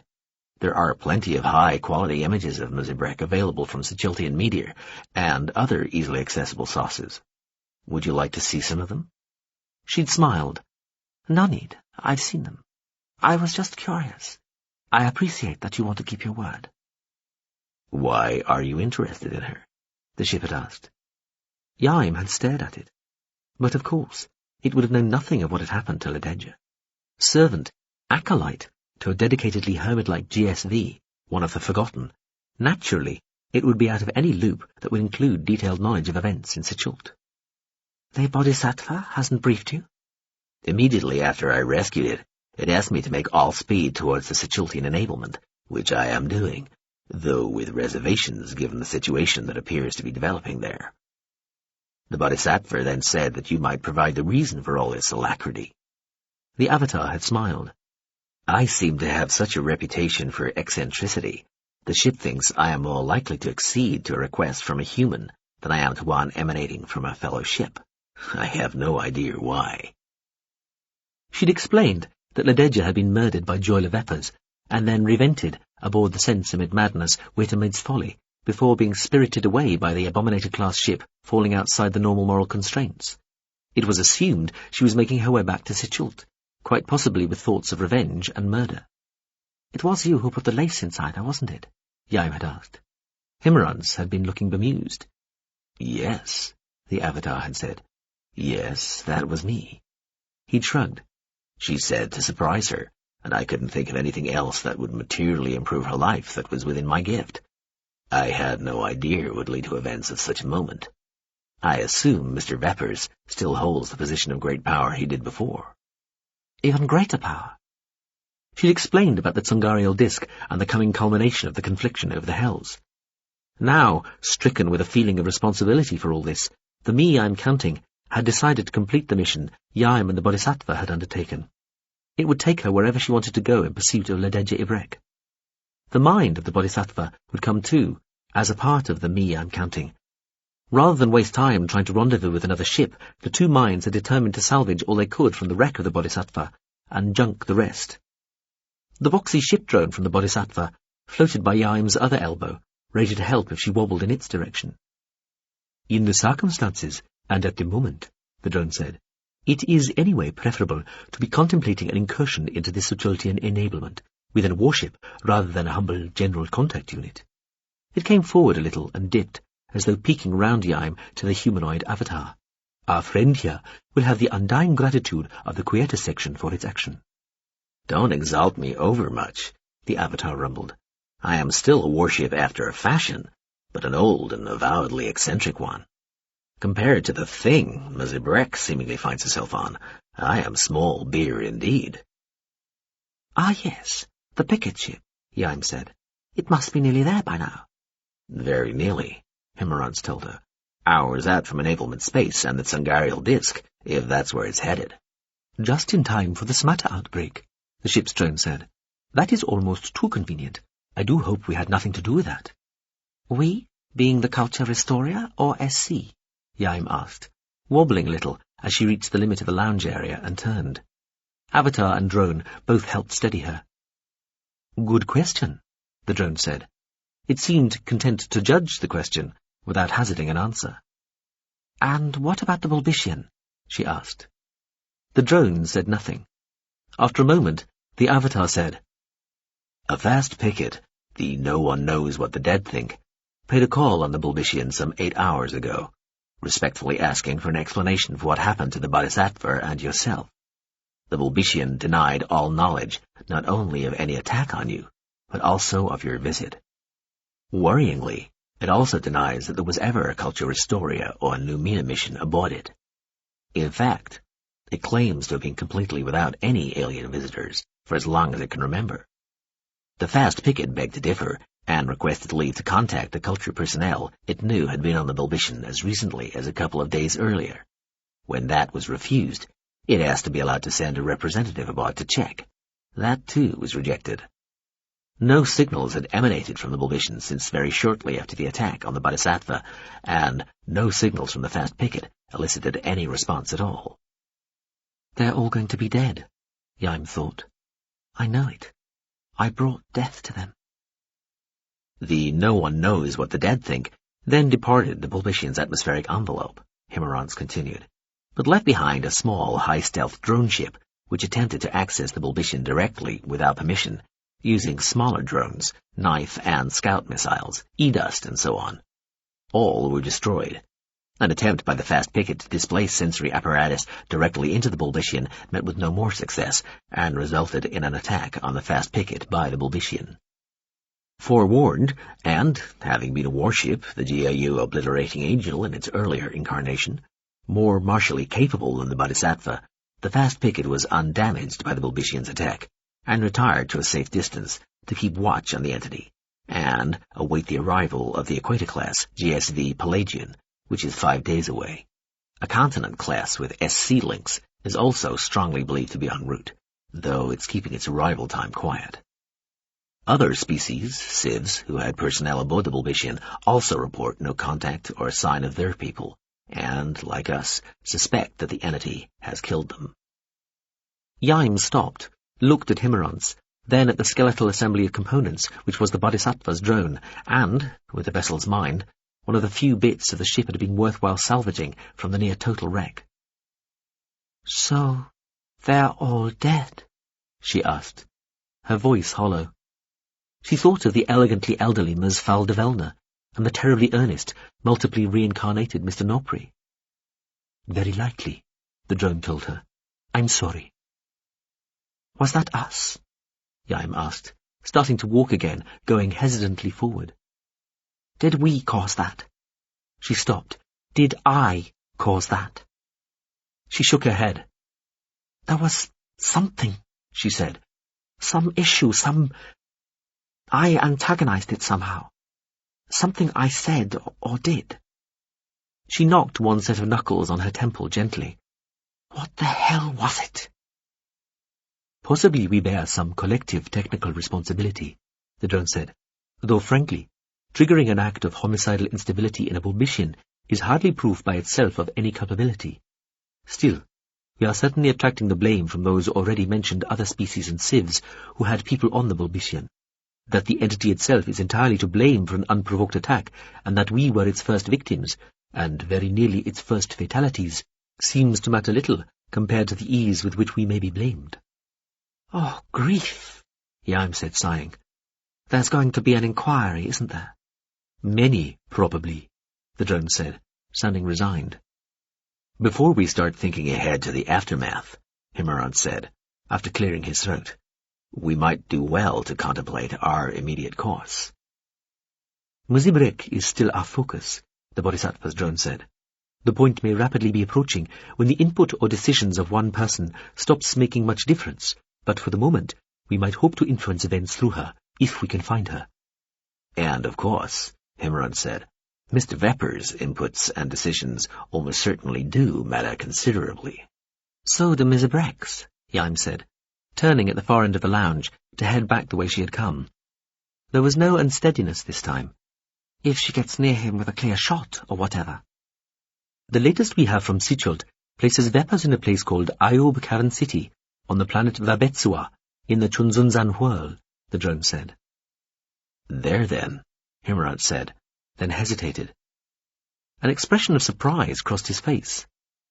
"The Culture Restoria mission dealing with the Smatter outbreak just discovered more ships being built within the Tsungarial disk," he said. "How many more?" Iain asked. It was the Bodhisattva's drone which answered. "One in every fabricaria they've looked in so far," it told her. Iain stopped. "How many have they looked in?" she asked, looking from the drone to the avatar. "About 70 so far," Himmerance said. "As highly spread as they could manage, too," the drone said. "Good representative sample." "Doesn't that mean—" Iain began. "Could be all of them are making ships," the drone said. "All of them?" Iain felt her eyes widening. "Certainly a very high proportion of the 300 million fabricaria," the drone said. "In the name of grief!" Iain cried. "What do you do with 300 million ships?" "You could certainly start a war," the drone said. "With that many ships," Himmerance said, "you might end it too." "Nevertheless," the drone said, We had best get there. Time to hit sprint, Himmerant said. Then he nodded at the wall screen at the far end of the lounge as it lit up, showing the battered-looking remains of the Bodhisattva floating within the I'm Counting's field envelope. The crippled, wrecked ship didn't look that badly damaged from where they were looking. A little scratched, grazed, crumpled, and dented perhaps. The most serious damage was internal. Last drone team's ready to clear, Himmerant announced. Suggest we forget about that anterior remote stressor. Agreed, said the drone. The little machine hung very still and steady in the air, giving every impression of staring at the wreck of its ship on the screen. Well, I think you should give the command, Himmerant said. Of course, the little drone said. The hazily shining wall of the field enclosure approached the stricken ship, moved smoothly over it, and left it outside, exposed to the distant stars. The view switched to beyond the field enclosure, to where the lifeless body of the Bodhisattva floated, naked, without any fields or shields about it at all. It was drawing slowly away, falling behind. Oh well, the drone said. The Bodhisattva convulsed, almost as though shaking itself awake after a long sleep, then started to come slowly apart, as though it was an exploded diagram made real. A spherical mirror field appeared all about it for an instant. Then, when it dropped, the ship was ablaze, light flaring from every part of it, burning brighter and brighter as they watched. Flameless, orderly, still non-explosive but searing in its intensity. The pure fires raged until gradually they started to fade and go out. And when they had entirely gone, there was nothing left of the ship at all, save light, slow radiation, flowing out in every direction towards the distant suns. There, the Bodhisattva's drone said, turning to Iain and the Avatar. Full speed ahead, I think. Himmerant nodded. The stars on the screen started to drift away. Feels at naked hull minimum, he said, going to a velocity which will be traction injurious within about 40 hours. When do we get there? Iain asked. 18 hours, Himmerant said. The Avatar stared at the screen. The view had swung to dead ahead. I'd better check my manual files, see if I remember how to work as a functioning warship. Probably all sorts of stuff I need to do. Prepping shields, calibrating effectors, manufacturing warheads, that sort of thing. Anything I can? Iain began to say, then realized how absurd this would sound to a ship. Sorry, never mind, she said, flapping one hand, which hurt a little. The Avatar just smiled at her. He woke to a sort of busy quietness. There was a ringing noise somewhere, and some distinctly annoying beeping, and something else he couldn't immediately identify, but it all felt terribly muffled, like it was happening somewhere down the other end of a very long tunnel, and he really needn't be concerned about it. He kept his eyes open and looked around, but nothing made sense. He closed his eyes again, then thought that was probably a bad idea. Something bad had happened, and it might not have stopped happening yet. He needed to keep alert, keep his eyes open, keep focused. He felt heavy in a strange way, as though his weight was being taken by his head and neck and shoulders. He turned his head to one side, then the other. Fuck. He knew where he was. He was in the back of the flyer. All this dark, tipped chaos around him was the remains of the aircraft. What the fuck had happened? He was lying in the seat he'd been in when whatever had happened had happened. He wanted to shake his head to clear it, but wasn't sure that was a good idea. He brought one hand up to his face, wiping. Sticky. He looked at his hand. That was blood. He was breathing heavily. His feet were up in the air, pointing towards the sky, which he could see through the contorted remains of the flyer's rear deck. Where the ultra-clear glass should be, there appeared to be nothing. Stuff was falling out of the cloud-dark sky and landing on him, landing all about him. Black and grey, soot and ash. He remembered the fireball he'd glimpsed. Had that been a nuke? Had some fucker tried to nuke him? Had some motherfucker tried to nuke him in his own plane on his own fucking estate?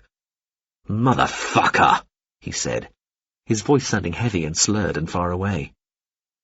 He didn't seem to be badly injured, nothing broken. He glanced behind him. That did hurt, as though he'd been bruised. then pushed himself back down the seat, head first, grabbing onto the support for the laser rifle. Still on, little telltale lights blinking, to stop himself from falling backwards against the bulkhead, which was now tipped so that it was nearer to being a floor than a wall. He got himself standing upright and stood there swaying, brushing the dirt and bits of glass and smears of blood off his clothes. What a state! He looked at the soot and ash still falling down around him through the space where the ultraclear had been. He'd have to climb if he was going to get out that way. He brushed some of the ash and soot out of his hair. Fucking radioactive shit, he'd bet. When he found out who'd been responsible, he'd have them fucking skinned alive while he hosed them with saline solution. He wondered who to suspect. Had there been anybody meant to come on this flight who'd called off at the last moment? He couldn't think of anybody. All present. His whole entourage, all his people. He looked along to the door into the rest of the flyer, then reached up and struggled to detach the laser rifle from its stand, eventually giving up. Felt like the flyer was nose down into the ground. That meant the pilots were probably dead. He wondered how many of those in the main passenger compartment were still alive, if any. He pulled at the door, more of a trapdoor now, but it wouldn't open. He had to get down on his knees and use both hands to pull it open, cutting one of his fingers on a bit of torn metal as he did so. He sucked the blooded finger, licked it. Like a fucking animal, he thought. Like a fucking animal. Skinning alive would be too good for whoever had done this. He'd want to think of something worse. There were probably experts who could consult. He lowered himself into the darkness, beneath the protesting, creaking door. What's happening to my eyes? It came out as a cry, like a yelp, not the calm question she'd intended. Her eyes were getting sore, feeling pressured. "Suit's getting ready to foam inside your visor," the ship told her crisply. "Gas pressure first, so the foam won't come as a shock. Don't want detached retinas, do you?" "As ever. Thanks for the warning." "As ever, apologies. Not big on warnings. Grief. It's so complicated keeping you humans undamaged." "What's happening now?" "The suit will be using its neural inductor to set up screening images straight into your brain. You may get double vision while your eyes are still working and it's calibrating." "I meant outside, with the other ship." "It's mulling over my last communication, which was basically, stop following me or I'll treat you as hostile. Reconfigured a touch to a more defensive posture. I gave it half a minute to make its mind up. Probably too generous. It's one of my failings." Uh-huh. Ladeja watched the 8-limbed snowflake shape, unsure now whether she was seeing it with her eyes projected inside the suit's helmet, or somehow purely with her visual center, lensed in there directly by the suit. The image shimmered again. "What?" "See?" the ship said. "Too long. Didn't even take the full half-minute." "What did it do?" "Fucker tried putting a shot across my bows is what it did. Tell me to heave to and prepare for boarding, in what you might call classical terms. Says it suspects me of being part of some swarm outbreak, which is amusing, if deeply implausible. Marks for originality." The ship sounded amused. "Also, hitting me with a comms enclosure, cutting me off from outside contact. That's not neighbourly at all. Plus means it's either very big and capable, or it's not working alone, and there are at least another 3 ships in the vicinity. I could find them, plus I could just punch through it, but both would mean I'd have to drop the lil ol' me torturer disguise." The ship made a sighing noise. "Going to have to foam you up, lass. Close your eyes." She closed her eyes, felt the pressure and temperature on her eyelids change subtly. She tried, tentatively, to open her eyes again, but they felt glued shut. Disorientingly, the view she had of space around the ship didn't seem to change at all. She began. "Now your mouth." "What?" "Your mouth." "How can I talk to you if I close my mouth?" "You're not closing it, initially. You're opening it so another sort of foam can get in there. Coat your throat in carbon fibre, to stop it closing up under high acceleration. Then you close it. The buttress foam fills your mouth, and another load of foam does something similar with your nose. You can still breathe normally, but you're right, you can't talk. You just have to think the words. Some vocalizing with your throat should help. Mouth open, please." "I'm not happy with this. This is all very invasive. You can understand that with my history I'm troubled by this." "Again, apologies. We can always not do this, but then we can't manoeuvre with the alacrity we might need to keep both you and me alive. Potentially this means death or discomfort. Death or trauma. Or I ditch you in the module and—" "Do it," she said, almost shouting. I can always get counselling, she muttered. Warm foam slid into her mouth. She felt it, or something, somewhere, numbing her mouth and throat. She didn't gag, didn't feel exactly where the foam went. Well done, the ship said. Now, bite down, Ledger. No rush. Our pursuers are giving us a countdown to compliance, but there's ample time. Finally some ident. GFCF. There's a surprise. She bit down into the warm foam. Something started to tickle her nose, then that sensation faded too. Right, the ship announced breezily, its voice inside her head. That's you as ready as you're ever going to be. Try sending instead of saying. How is this? Oh, fuck. How is this? You're overdoing the sub-vocalizing. Just do it. Don't think about doing it. Okay, how's this? Perfect, see? Easy. Now we can start behaving like a proper warship. Oh, great. It'll be fine. What's happening? She was watching the screen-like images change. The black snowflake had flicked to one side, then swung slowly back to centre rear. Then it had flicked in the other direction before swinging back again. So far she hadn't felt anything. If the ship was manoeuvring hard, it was preventing any trace of the accelerations affecting her physically. It all felt perfectly smooth so far. She suspected this was a deceptive sensation. I'm shaking my humble torturer class pretending behind at them, the ship told her. Bit more energetically than an original spec ship could, but that's still plausible. Most of those old ships have upgraded significantly.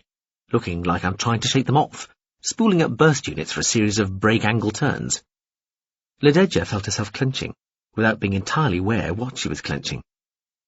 The image of the black snowflake disappeared. Then she saw it way off to one side. It started to slide slowly back towards where it had been. It flickered, disappeared to another part of her field of view. She still couldn't feel anything. Another flick, suddenly somewhere else motion, then another. She was losing the black snowflake for seconds at a time between flicks. How are we doing? She asked. Successfully giving the appearance of getting desperate, the ship told her. Really trying everything to get them off our tail, apparently, without result, of course. Spooling bursters for a single max-to-zero draining event and preparing to execute a whip flare with main traction. Means a little engine degradation, but it's allowable if it might get you out of a tight spot, and at the moment it looks like our best shot. Or at least it looks like our best shot. Ha ha. Should I be reassured that you seem to be enjoying this so much? Abso-fucking-lutely. Watch this. The black snowflake with too many limbs disappeared entirely.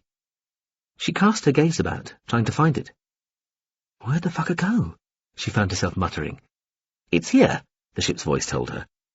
A portion of space which she was aware was almost directly behind her, and yet somehow just at the periphery of her oddly lensed vision, lit up with a green circle and zoomed in to show the snowflake again, much smaller and getting smaller still. Sorry, she said. I didn't mean to distract you. You won't, the ship said. I'm talking through the suit at the moment. All ship's own main processing powers going to maneuverage, tactical simming and field management. Not to mention keeping up appearances, of course. Subroutine here. Distraction impossible. Ask whatever you want. The green circle faded as the black snowflake started to get bigger again and slide across the visual field, still heading for centre rear. That doesn't look so good. Got the fucker, the ship said. Got it? You've been firing at it? Ha! No. Got it identified. It's a deepest regrets class. Probably the abundance of onslaught. Thought to be in this neck of the woods, if not exactly hereabouts. That's interesting all by itself. Why would that just happen to be hanging round here? Can you beat it? She asked. The black snowflake was still enlarging, sliding round to centre. Back to backwards, she supposed. Oh, yes. The ship sounded blasé. I most severely outgun, out-armour, and can outrun the fucker. Does raise the question, though. How many of its little friends has it brought? Deepest regretsters are pride of the fleet, ultimate asset. Not many of those to the handful grade craft for the GFCF. Won't be here by itself. Kind of hints at a maternally fornicating war fleet. What are these ship-kickers up to? What did they know? About what? About the smatter outbreak and this new shipbuilding enthusiasm some bits of the disk have discovered, the ship replied. Made local news recently, wouldn't you say? I suppose. Ah, Torturer class, plausible track scanner on seemingly random search, finds other ship shock, the ship announced. Bugger me. There's a screen of the little fuckers. They keep peeling off warcraft like this, I'm going to have a fair fight on my hands. Last thing we fucking want. Are we in danger? Marginally, I won't pretend, the ship told her. There's a multiplicatory implication about the presence of a serious capital ship like a Deepest Regretster, and about the way they've been able to contain even something as venerable as a torturer class. Ancient tub, but still a serious piece of ordnance for the GFCF to go up against, in the normal course of events. Whatever the fuck is going on here, this ain't day-to-day behaviour. This sims as peaking, fulcruming stuff. Are those swear words I don't know about? Sort of. Means somebody here might be on a risking everything approach. That would alter the rules a bit. In a good way? What do you think? I suspect in a bad way. Well done. What now? Time to stop fucking about. You're going to attack? Huh? No. You really are bloodthirsty, aren't you? No, we get you out of danger by letting slip part of the humble torturer class disguise and just powering away from them until they can't see what I'm doing. Then I can set you off in the shuttle. Actually, maybe not in the shuttle. Maybe in one of my component shiplets, giving the trashing potential that seems to be floating around here at the moment. You head for Sitchelt to have words with Mr. Veppers. I stick around here to knock some sense into the GFCF, hopefully only metaphorically, and then get stuck into the smatter outbreak, on whatever fucking scale that particular complication happens to be manifesting lately. Sure you can afford this shiplet? Yes, Oh, hello, they're hailing again, saying heave to or blah blah blah. Anyway. She watched the image around her flick swivel, then all the stars seemed to change colour, blazing blue ahead, red behind. Off and run, the ship started to tell her. Then everything went dark. Dark, she thought. Dark. She had time to send, "Ship?" before the ship's voice said, "Sorry about that." The view clicked back on. This time, there were lots of additions within the image. Dozens of tiny, sharp green shapes with numbers floating just in front of them, and with garish coloured lines trailing after them, and, in different colours, pointing in front of them. Concentric circles of varying pastel shades, noded with symbols meaningless to her, seemed to target each of the tiny green shapes which were rapidly accruing, accompanying floating icons like stacks of cards. Looking at one made it blossom into nested pages of information, showing as text, diagrams, and multidimensional moving images that made her eyes hurt. She looked away, took in the general view instead. 1,000 tiny, gaudy glowflies loose in a pitch-black cathedral. "What happened?" she asked. "Enemy action. Seems the fuckers want a shooting war," the ship told her. "That hit would have smeared a real torturer class. Motherfuckers. Time for me to reply in kind, sweetheart. I must prepare to smite. Sorry, but this may smart." "What?" "Body slap, they call it. Healthy. Means you're still alive and I'm still functioning. Don't worry.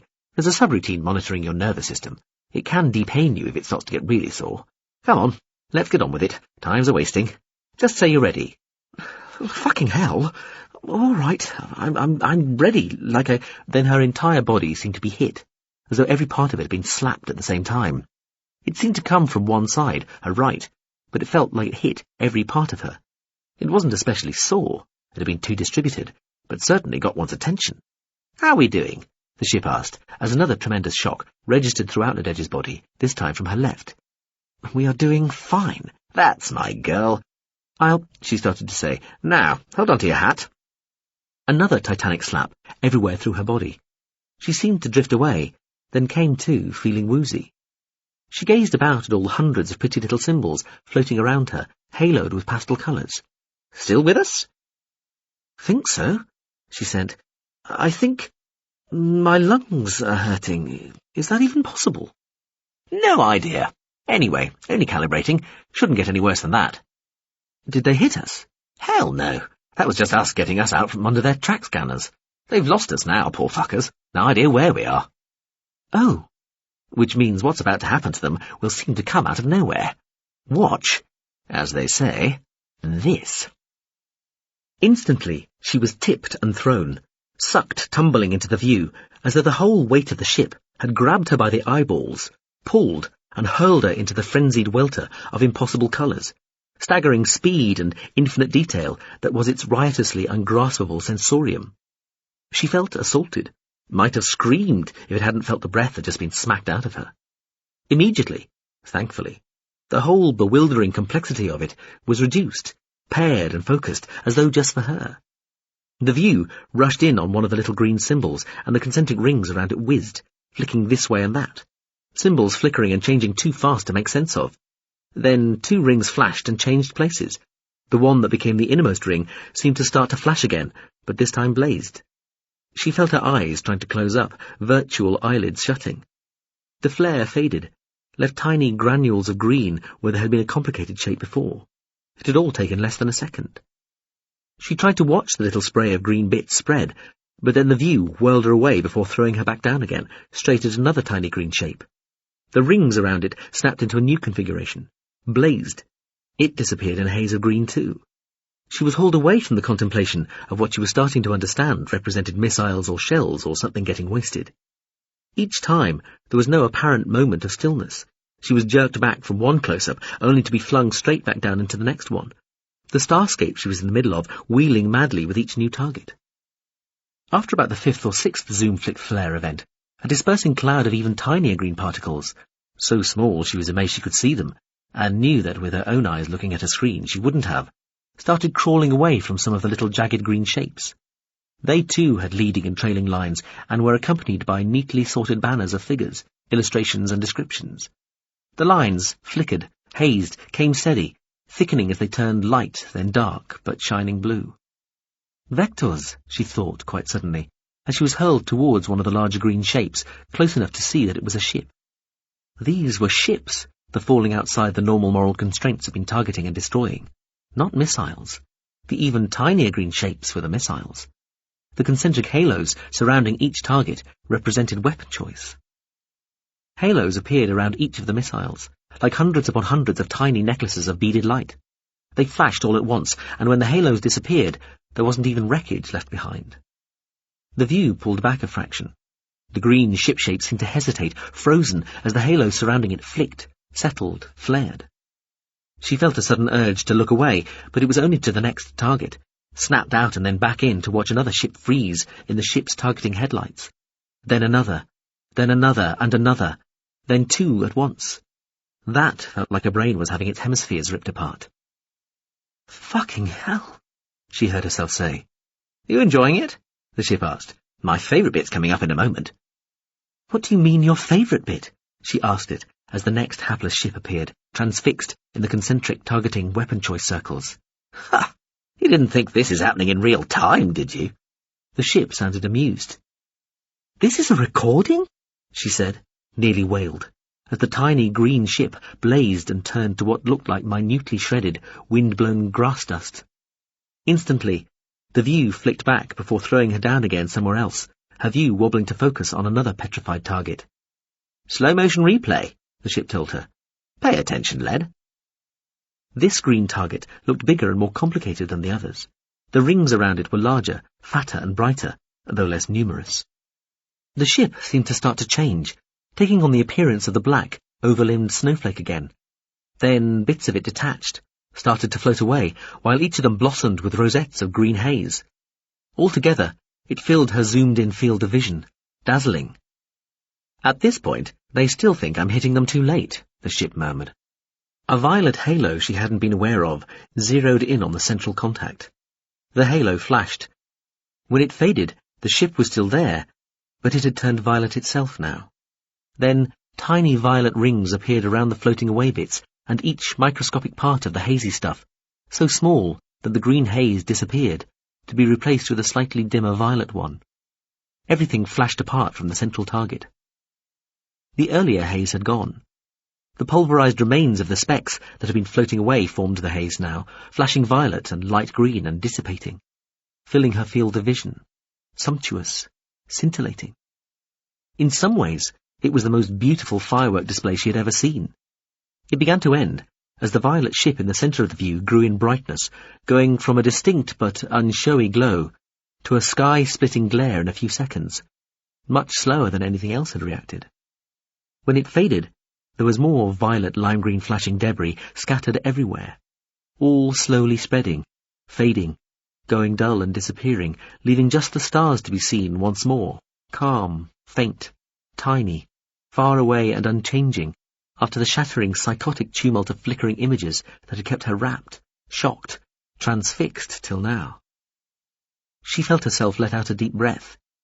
Then, bizarrely, even shockingly, Demyson was there in front of her, lounging in what looked like the control seat next to hers, but somehow straight in front of her, against the starfield.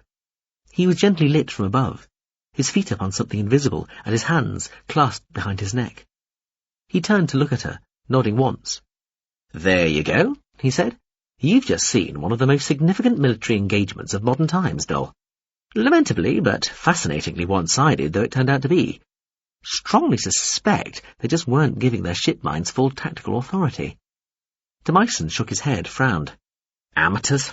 he shrugged.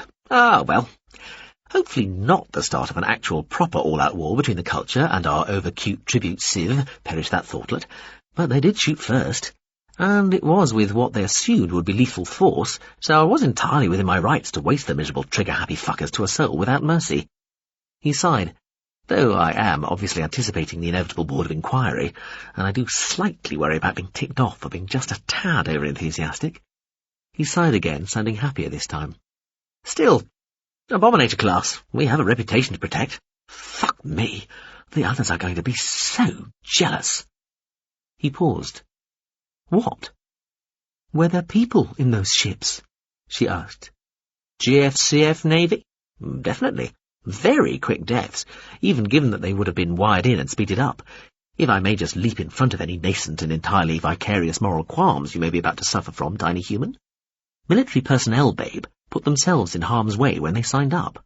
Just that the poor fuckers didn't know it was my harm they were putting themselves in the way of. That's war, doll. Fairness comes excluded." The doubly unreal vision of the Avatar floating in space looked away, as though gazing contentedly round at the almost unseeably small debris floating around him. "That'll fucking learn, the bastards." Lededja waited a short while, but he kept on looking about him, sighing happily, and seemingly either ignoring or having forgotten all about her. "Fuck me," she heard him say quietly. "I just blighted an entire fucking fleet there, without even stretching a limb. Squadron at the very least. For zuckling hellcocks, I'm good." "I think I'd like to get back to Sechult now, if that's all right," she told the Avatar. "Of course," Demyson said, turning to her with a neutral expression. "There's that man you want to kill, isn't there?"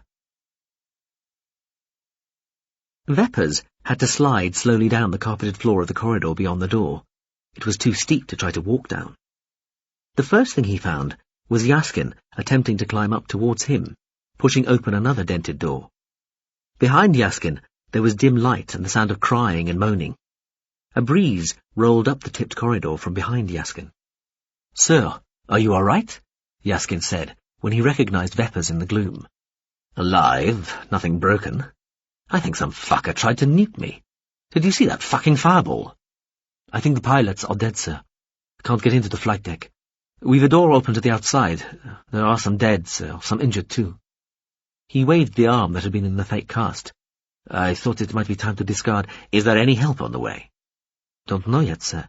There's a hardened comm set in the compartment somewhere. The 2 ZI left off checking the emergency storage." "2? Left?" Veppers said, staring at Yaskin. There had been 4 of his clone guards aboard, hadn't there? Or had they called off at the last moment? "2 of the ZI died in the crash, sir," Yaskin told him. "Fuck," Veppers said. Well, we could always grow more, he supposed, but it still took time to train them. "Who else?" "Pleur, sir, and Herit. Asadil's broken a leg. Sulbazgi's unconscious." They descended into the passenger compartment. It was lit by emergency lighting and the daylight from outside coming through the small oval portholes and the opened emergency door. The place smelled bad, Veppers thought. Moaning sounds and people crying. Thankfully, it was hard to see too much. He wanted to get out immediately. "Sir," one of the ZI said, approaching them over the tipped chaos of seats and spilled possessions. He was holding a comms transceiver. "We are glad you're alive, sir," he said. He'd bled heavily from a wound on his head, and his other arm hung oddly. "Yes, thank you," Veppers said, as the ZI handed the set to Yaskin. "That's all." He nodded to the ZI to go. The big man bowed, then turned and walked back awkwardly over the seats. Veppers brought his mouth close to Yaskin's ear as the other man checked the transceiver and activated it. "Whatever turns up first, even if it's an ambulance flyer, you and I get on it alone," he told Yaskin. "Understand?" "Sir?" Yaskin said, blinking. "Make sure there's enough other craft to get everybody else off, but we take the first thing that arrives. Just us. Understand?" "Yes, sir." "And where are your oculenses? We might need them." "They're broken, sir." Veppers shook his head. "Some fucker wants me dead, Yaskin. Let's let them think I am. Let's let them think they succeeded. Are we clear?" "Yes, sir." Yaskin shook his head as though trying to clear it. "Should I tell the others to say that you were killed?" "No. They've to say that I'm alive. Injured, perfectly well, traumatized, missing, in a coma. More different stories the better. Point is, I don't show. I don't appear. Everybody will assume they're all lying. They'll think I'm dead. Possibly you too. You and I are going to hide, Yaskin. Did you ever do that when you were a kid, Yaskin? Hide? I used to. Did it a lot. I was great at it. So we're going to do that now. We're going to hide." Veppers patted the other man on the shoulder, hardly noticing that he winced when he did so. "Shares will go into a tailspin, but that can't be helped." He nodded at the transceiver. "Make the call. Then find me a flight suit or something to use as a disguise." Chapter 25. Eopi Unstrill felt very hot now. The cold would win eventually, though. It would be creeping in from all sides, making its way towards her from the Obliterator's hull, seeping its way inwards to where she lay at the craft's centre, as the vessel's heat leaked away, radiating into space. She would be the last bit to go completely cold. She was the little pit, the stone at the heart of the fruit. Well, more its soft centre, the mushy middle. She would be hard in time, though, once she'd frozen. In the meantime she was dying, maybe from suffocation, maybe from overheating. The last thing they'd heard from the Hylozoist had been that it had been attacked, disabled. It had just departed the initial contact facility, got barely 10 kilometres away, when it had been hit by some EQT energy weapon, slicing in through some high-tech field disruptor. Its engines were wrecked, field generators shattered, some personnel dead. It had announced it was limping back towards the facility. In what had sounded like a series of simultaneous attacks, the GFCF comms had lit up with alarms telling of attacks on their vessels too. One of their MDVs on the other side of the disk had been blown out of the skies, and other ships damaged, at least temporarily disabled. Eopi and the Obliterator had been scanning one of the Fabricaria, trying to see if it was one of the shipbuilding ones, when the attacks had started. They were studiously ignoring a nearby smatter outbreak, even though they were ideally placed to tackle it, and it looked like a serious one. That felt wrong. The Obliterator hadn't been configured as a general-purpose mini-spacecraft. It was a cobbled-together attack ship. Very skillfully and even elegantly cobbled together, but cobbled together nevertheless. Single-minded. No nonsense.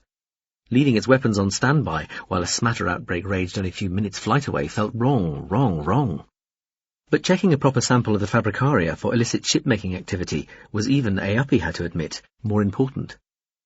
She'd wanted to take the Obliterator inside the ripped-open Fabricary to get a still closer look at the ship they'd found by accident, but they already had the readings to show it was a serious, if relatively simple bit of kit, and the consensus had been that it would be too dangerous to try to enter the Fabricary. The Fab was still single-mindedly completing the ship, hull-hold or not, and the maker machines were still whizzing back and forth on their network of lines and cables. Even if they'd all been still, it would have taken some delicate manoeuvring for the Obliterator to thread its way inside the thing. With them still darting back and forth unpredictably, it would be suicide. So she'd ignored the scarily fascinating weird new ship and ignored the fresh, enticing smatter outbreak and taken on what they'd all agreed was the most important task. Choose a few Fabs at random, over a decent spread of the disk, and take a look inside using the very limited solid scanning abilities of their little improvised attack ships. It had proved easier than they'd anticipated, because all the Fabs they'd looked at had the same hollow skin outer hulls. Where there should have been a thick crust of dense raw material, there was a thin outer skin supported by a light girder net. Then the hull proper, then lots of activity with something big growing slowly at the centre.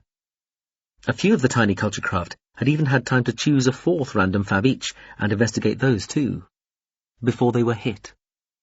She'd been looking at her own results. Yep, looked like another ship getting built in there, when she'd heard, amongst the chatter on the shared open channel they were all using, the Hylozoist ship voice, ramped, fast, clipped, compressed in full emergency mode, announced it had suffered attack, been disabled, would have to limp back to the facility. The chatter had subsided. The channel had gone almost totally quiet. Then hubbub, as people started saying things like, "What the fuck? Did it say? Is this a drill? That can't be." Before clearly, over them all, she heard Lanyarez shout, "Hey, I'm getting—" Then spreading silence, sometimes preceded by a shout or exclamation from all of them. "What?" she'd had time to say. Then the obliterator had gone quiet around her. "Warning, effector at—" the ship had told her, probably via some preloaded backup substrate. The little ship had 4 other fallback layers of processing below the AI core, but even those needed effector-vulnerable tech to communicate with her via her suit. So when everything went dark, and quiet and still, it went really dark and quiet and still, fast. There was probably some life left in the ship, even now, at the atomechanical or biomechanical level. But if there was, she and it couldn't communicate. And her neural lace was offline too. Even that had been taken out in whatever effector event had wasted the obliterator. The last from it had been its sign-off signal, its "I'm fucked" message, what she'd heard described as being like a tiny brittle wire breaking in the centre of your head, which had proved a fairly accurate description. She'd experienced a faint, flat, half-felt, half-heard ping somewhere between the ears, just so you knew you were on your own now. Not much comfort there. She wondered why they'd bothered to incorporate the lace-wasted signal in the first place. Better to leave the poor sap with a dead lace in the head, thinking everything was still somehow all hunky-dory. But no, that would be a lie, and this was the culture, so you had to be told the truth, no matter how uncomfortable it was, no matter how much it might contribute to feelings of despair. Some real purists even refused drug glands and the related pain management systems, because those were somehow untruthful too. Weirdos. So she was stuck in here, imprisoned in the suit, unable to move in the gel foam and anyway locked inside the minuscule, extra equipment-stuffed flight deck within a ship that would probably need cutting equipment to enter. The only excitement had been when she'd felt a soft bump, maybe a quarter hour after it had all gone quiet. That had got her hopes up. Maybe somebody was coming to rescue her. But it had probably just been the ship clunking into the side of the fab they'd been scanning when they'd been attacked. Bounced off, most likely. Tumbling, surely, though at a guess very slowly, because she couldn't feel any sense of being spun or rotated. What's... As last words went, it was pretty shit. She hadn't had a chance to say goodbye to Lan, or any of the others, or the ship. What's... Just hopeless. Very, very hot now. She'd been keeping a watch on the time, but now even that was getting hazy. Everything had been getting hazy. Senses, sense of self, sense of humour, as the heat had built up in her body. It seemed wrong, unfair somehow. She was surrounded by intense cold, this far out in the system from the central star, and the ship was dead, or as good as, no longer providing energy or heat, and yet she was going to die of self-inflicted heatstroke, if simple suffocation didn't kill her first. Too well insulated inside here. The cold would freeze her solid eventually, but that would take days, tens of days, maybe more. Meantime, her body's own internal processes, the chemical stuff that made you human, were going to cook her brain, because there was nowhere for the heat to go fast enough, now that the suit and ship were dead. What a depressing way to die. It had been hours, she reckoned. She'd had a time count that had been accurate to the minute until not long ago, but then the brain-scrambling heat had made her forget it, and having dropped that strand, she couldn't for the life of her pick it up again. At some point, she realized, her dead body would be back to exactly normal blood heat as it cooled down again after its self-produced temperature spike. She wondered when that would happen. A lot of heat in the ship, and the double suit was a very good insulator. It would take a while to radiate all that warmth away. Days sounded about right. She had cried at one point, she couldn't remember when, fear and frustration and a sort of primal terror at being so utterly trapped, unable to move. The tears had collected around her eyes, unable to go anywhere else in the dead, close-fitting suit. If the suit had still been working, it would have capillaried the tears away. She was still breathing, very shallowly, because there was a purely mechanical link to a set of tiny, finger-thin tanks on the suit's back, and a purely chemical set of reactions going on somewhere in the system that ought to keep her alive for tens of days. The trouble was, the suit held her too tightly for her to breathe properly. Her chest muscles couldn't expand her lungs sufficiently. It had to be that way, of course, for the suit to do its job properly when everything had been working. It had to clasp her tightly, or she'd run the risk of getting bruised and hurt when they accelerated hard. She could feel her brain closing bits of her body down, cutting off blood supplies, keeping her oxygenated blood needs down to a minimum. But it wasn't going to be enough. She'd start to lose parts of her brain soon. Cells dying, suffocated. She was glanding soft now every now and again to keep herself calm. No point in panicking when it would do no use. If she had to die, she might as well do so with a little dignity. Thanks be for drug glands. She hoped whoever had done this got seriously fucked up, by the culture or the GFCF or somebody. Maybe it was immature to lust after revenge, but fuck that. Let the fuckers die horribly. Well, let them die. She'd compromised that far. Evil wins when it makes you behave like it and all that. Very, very, very hot now, and getting woozy. She wondered if it was oxygen starvation making her feel woozy, or the heat, or a bit of both. Feeling oddly numb, hazy, dissociated. Dying. She'd be revented, she guessed, in theory. She'd been backed up, everything up to about 6 hours ago, copied, replicable. But that meant nothing. So another body, vat-grown, would wake up with her memories, up to that point 6 hours ago. Not including this bit, obviously. So what? That wouldn't be her. She was here, dying. The self-realization, the consciousness that didn't transfer. No soul to transmigrate, just behaviour as patterned. All you ever were was a little bit of the universe thinking to itself. Very specific. This bit, here, right now. All the rest was fantasy.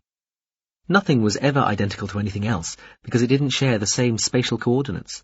Nothing could be identical to anything else, because you couldn't share the property of uniqueness, blah blah. She was drifting now, remembering old lessons, ancient school stuff. What?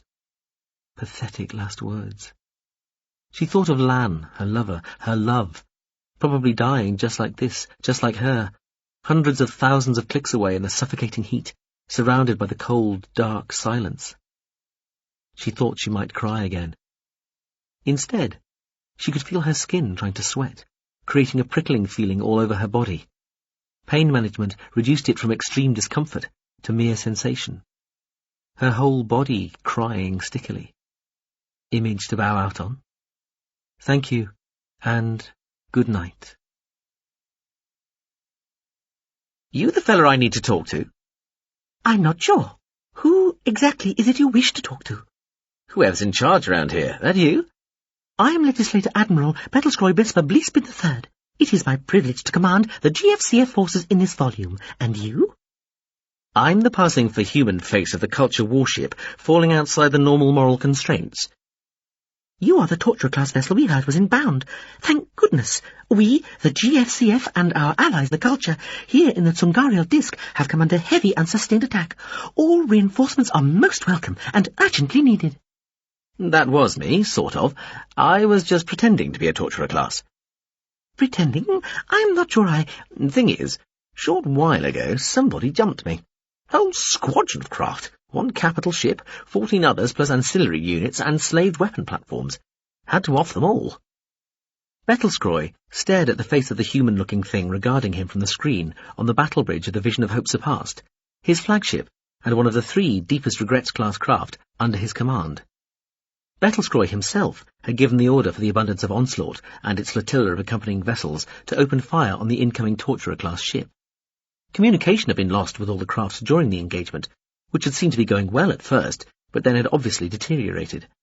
The ships had ceased communication so rapidly it seemed impossible that they had simply been destroyed, so the assumption Pt.3 and his officers were working on was that some sort of comms blackout had taken place. Feverish attempts to contact the ships were taking place even as he spoke. If that wasn't bad enough, they'd lost touch with Veppers back on Sitcheld. The last thing they'd heard, minutes before this unwanted call had come in, was an unconfirmed report of a large explosion taking place on Veppers' estate, possibly on the route his aircraft would have taken back to his house. Bettlescroy had been trying to keep calm and not think about what that might imply. Now it looked like he had something else to keep calm and not think about. Off them all? Bettlescroy said carefully. That couldn't possibly mean what he dreaded, could it? I'm sorry, I'm not cognizant of that term's official weight, as it were. Obviously we were aware there had been some sort of engagement a little way beyond the system's outer limit. I was attacked, without provocation, the human-looking thing on the screen said. I retaliated. By the time I'd finished retaliating, 15 ships were gone. Offed, deleted, blown to smithereens. Thing is, they looked remarkably like GFCF ships, in every way, really. The biggest and most capable presented as almost exactly like that one you're on, a Deepest Regrets class, unless I'm mistaken. Weird, eh? How do you account for that? I confess I cannot. No GFCF craft would ever knowingly attack a culture vessel. Bettlescroy could feel his guts churning and his face burning. He was this close to cutting the comms to give himself time to think of nothing else. Had this thing just casually obliterated nearly a third of his war fleet? Was it trying to get him to confess something, blurt something out, enrage him with its offhand attitude?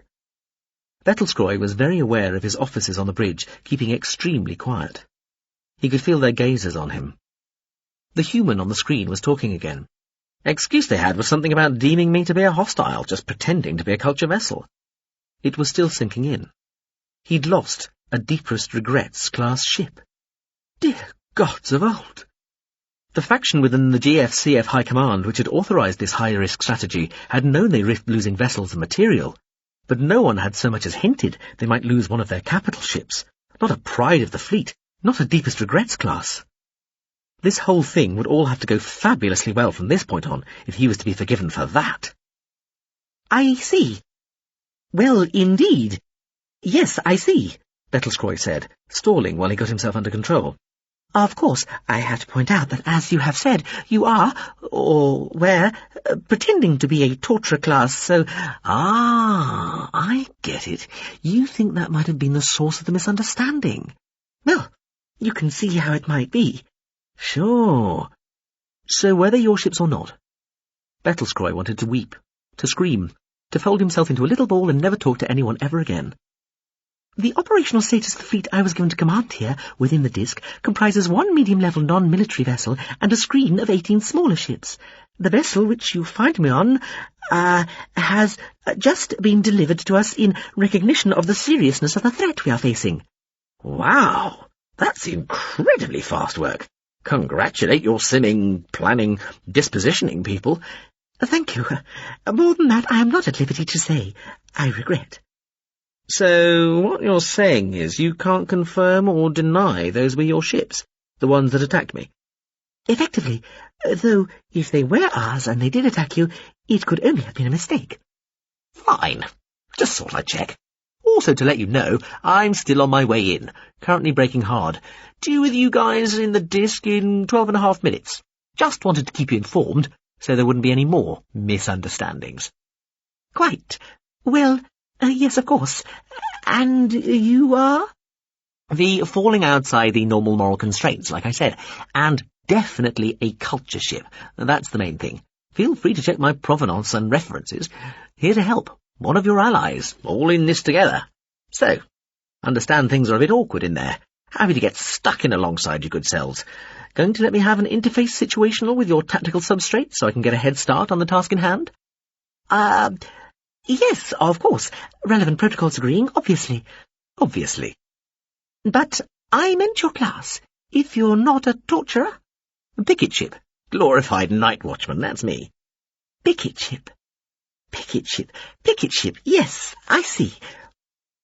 Well, welcome aboard, if I may make so bold. Cheers, person. With you in 12 minutes. Bettlescroy signed to cut the connection. He turned to his security chief. We are supposed to be presenting as the messenger of truth. How the fuck could that thing tell we're actually on a Deepest Regrets class? I have no idea, sir. Bettlescroy permitted himself a sigh through a tight, jerky smile. Well, That would appear to be our motto at the moment, wouldn't it? We seem to have no idea about anything. The Fleet Coordination Officer cleared his throat and said, MDV nearest the projected engagement start point reports incoming weapon blink and battle light, sir. Debris spectra so far indicating ours alone. Bettelskroy nodded silently. He turned to the disc fabricare control section of the bridge. The lead officer sat at attention. Tell every second fabricare to release its ship immediately. Random choice, Bettelskroy told him. 1/2 of the remainder to let their ships go within the next quarter hour to 4 hours, again randomly, and randomly in time as well, within those parameters. 1/2 of the rest to release theirs between 4 and 8 hours, and so on until it doesn't matter anymore. Do you understand? Sir, most of them will be unprepared and may not even function at all, I know. Nevertheless, even if they have to be physically ejected by their particular fabricare, do what I have said. Have as many as possible of the most functional equipped with donated AM from the Warfleet. Spare nothing. Our ships can operate on fusion for a while. Not us, though. Not this ship. Sir. Bettelskroy turned to the bridge comms section and smiled coldly at the Chief Communications Officer.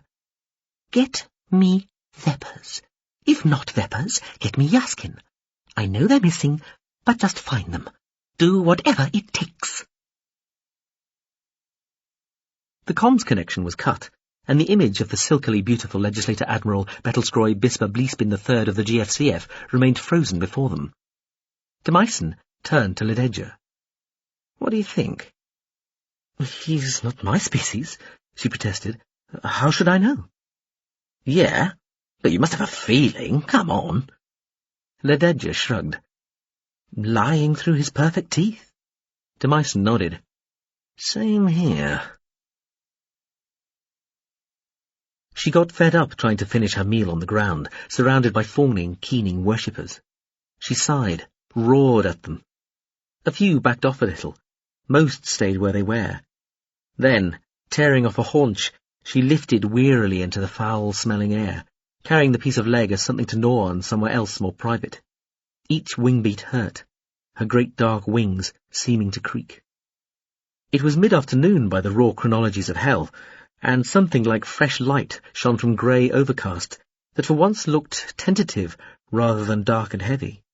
It was as close to direct sunlight as the place ever got, and the air, though still smelling of sewage and burnt flesh, was relatively clear. The crowd of worshippers was a wide, messy torus, now filling slowly in as the people came forward to gaze on the remains of the one she had killed, possibly looking for clues regarding what might have attracted her to that lucky individual in the first place. She had long since given up trying to tell them it was pointless. She chose her victims, her blessed, at random. She flew high until she felt physically hungry sometimes, then just dropped, spread her wings over the first person she found. Other times she went to some particular place she'd seen before and noted, and alighted there, waiting for the first one to come to her. She varied where she went and which time of day she chose to make her kills. There was no particular pattern to it, it just happened.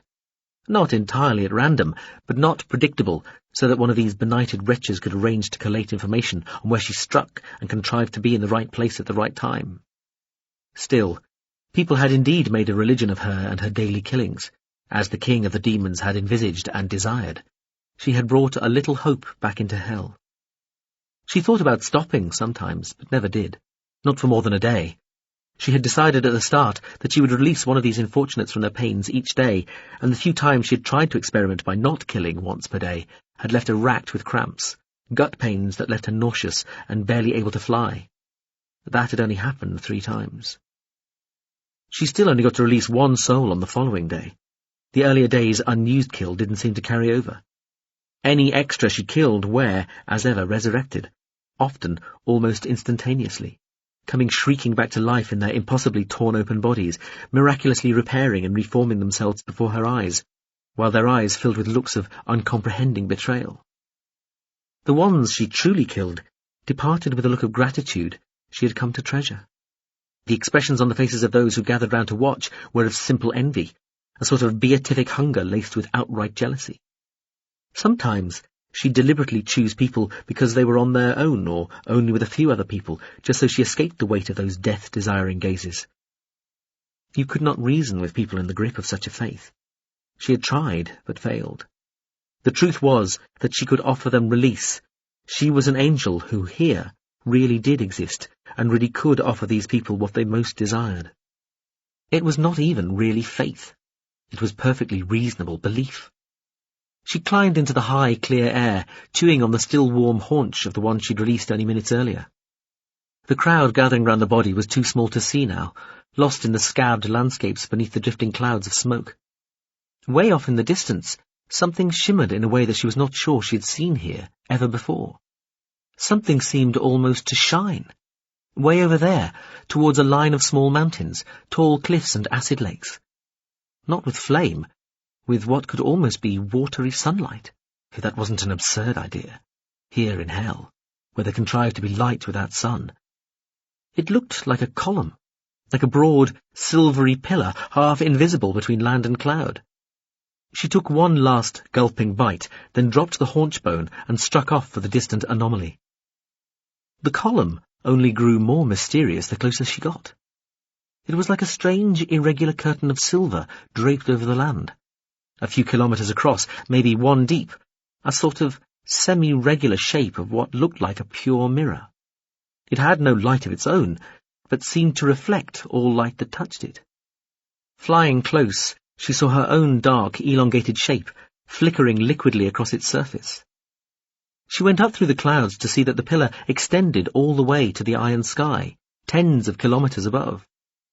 The effort made it feel like her muscles were on fire. She dropped back through the cloud, landed. Her feet, her legs all hurt, protesting as they took her weight. They always did. Her legs hurt when she was on the ground, her wings ached when she was flying, and her whole body grumbled distantly when she hung upside down to rest. She just tried not to think about it. There were some chopped-up bodies lying right beside the shimmering curtain of silver where it met the ground.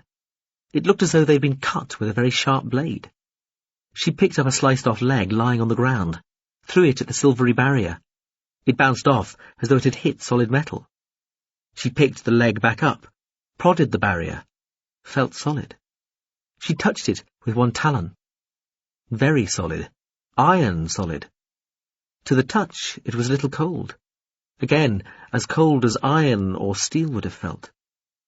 One cowering creature nearby squealed as she dragged it from the poison bush it had been trying to hide within. Its pelt was already starting to blister. The little male was emaciated, missing one trunk, one eye, his face badly scarred by tooth marks. "Did you see this happen?" she demanded, shaking him towards the silent mirror barrier. "It just happened," he wailed. "All of a sudden, without warning, please, Mum. Are you the one who releases us?" "Yes. Has anything like this happened here before?" she said, still not letting him go. She knew this area a little. She tried to recall its details. Cliffs, mountains, a munitions factory set into the cliffs over there. She could see the road that had served it, lined with petrified, very quietly shrieking statues. "No, never seen anything like it. Nobody here has. Please, Sacred Lady, take me, release me, kill me, please." She looked round. There were a few others, she could see now, all cowering behind whatever cover they could find. She let the male go. "I can't help you," she told him. "I've already killed today." "Tomorrow, then. I'll wait here tomorrow." He fell kneeling at her feet, supplicating. "I don't make fucking appointments," she roared. The male stayed where he was, quivering. She gazed up at the shimmering, reflecting curtain, wondering what to make of it. Still, she flew back there the next day. The mirror curtain was gone. So was the geography she remembered from before it had been there. A barren, dusty plain, rising smoothly, replaced everything that had been within the boundary of the shimmering curtain. It joined as best it could with the cliffs and mountains beyond, where the mirror barrier had been. But it looked dropped in, added on somehow. A patch. She didn't know what to make of it. The scarred male from the day before was still there, where she'd left him, pleading to be released. She sighed, landed, took him into her wings and let his spirit go, taking on yet another additional pain. Glitches in hell. Fucking appointments in fucking hell. Whatever fucking next? This place is definitely cautioning me, she muttered to herself as she flew off, clutching another torn-off haunch. The me I'm counting displaced Iain and Sokyi into the windowless suite at the rear of the very grand hotel near the centre of Iob Cavan City, Verbetsua, while it kept station overhead, just beyond the atmosphere, arguing with the Planetary Near Space Traffic Authority. The boxy ship drone, serving as escort to her and Himmerance, switched on all the lights. The bedroom was vast, palatial, unoccupied. "The secret passage is hidden under the bed," Himmerance said. The drone activated the relevant motors, and the giant circular bed sank out of sight. They went to the edge and watched it drop. "That leads to the tunnel that ends up in the desert?" Iain asked. She was dressed properly in her tunic at last, for the first time in days.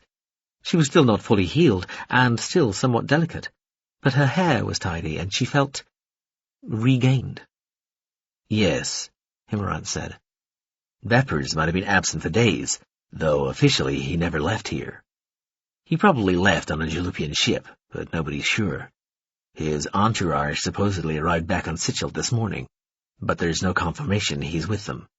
This is the last place we can be absolutely sure he was."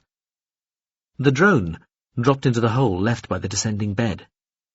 Himmerance produced a scroll screen, letting it unroll and hang in the air in front of them, displaying the view the drone had as it made its way up the short corridor beneath the room, heading into the cliff. A small underground car, shaped like a fat bullet, sat in front of a dark tunnel. "Getting anything?" Iain asked. Himmerance shrugged. "Nothing much," he told her. "There is a variety of surveillance tech in here. Places like a history of bugging through the ages, whole tiny networks of linked spy tech and outdated eavesdropping gear splattered about the entire suite. A lot of stuff that's probably lost, forgotten about. Many tiny dead batteries in here. Ancient stuff." The ship, only a couple of 100 kilometers over their heads, was targeting one of its main effectors on the city, the hotel and the suite. If there was anything useful here, it would find it. "Most recent is Equivtech stuff," Himmerance said, relaying what the ship was finding. "Possibly NR stuff." He looked at Iain. "NR?" "Probably. It's recent," Himmerance said, "and working. It'd be relaying what we are saying now if I wasn't blocking it. Synced into hidden hotel cameras and comms intercept gear, too." Himmerance nodded at 4 different points in the room. "Sprayed on. In the wall hangings, drapes, on the surfaces of painting, and embedded in the rugs." "Anything recorded?" "No, and no idea where it would have transmitted to either," Himmerance admitted. "Would it have registered Vepers using his sinking bed escape route?" "Maybe not," Himmerance said, gazing up at the great thick fold of curtains which could envelop and surround the bed. "Not if these were drawn." He squinted.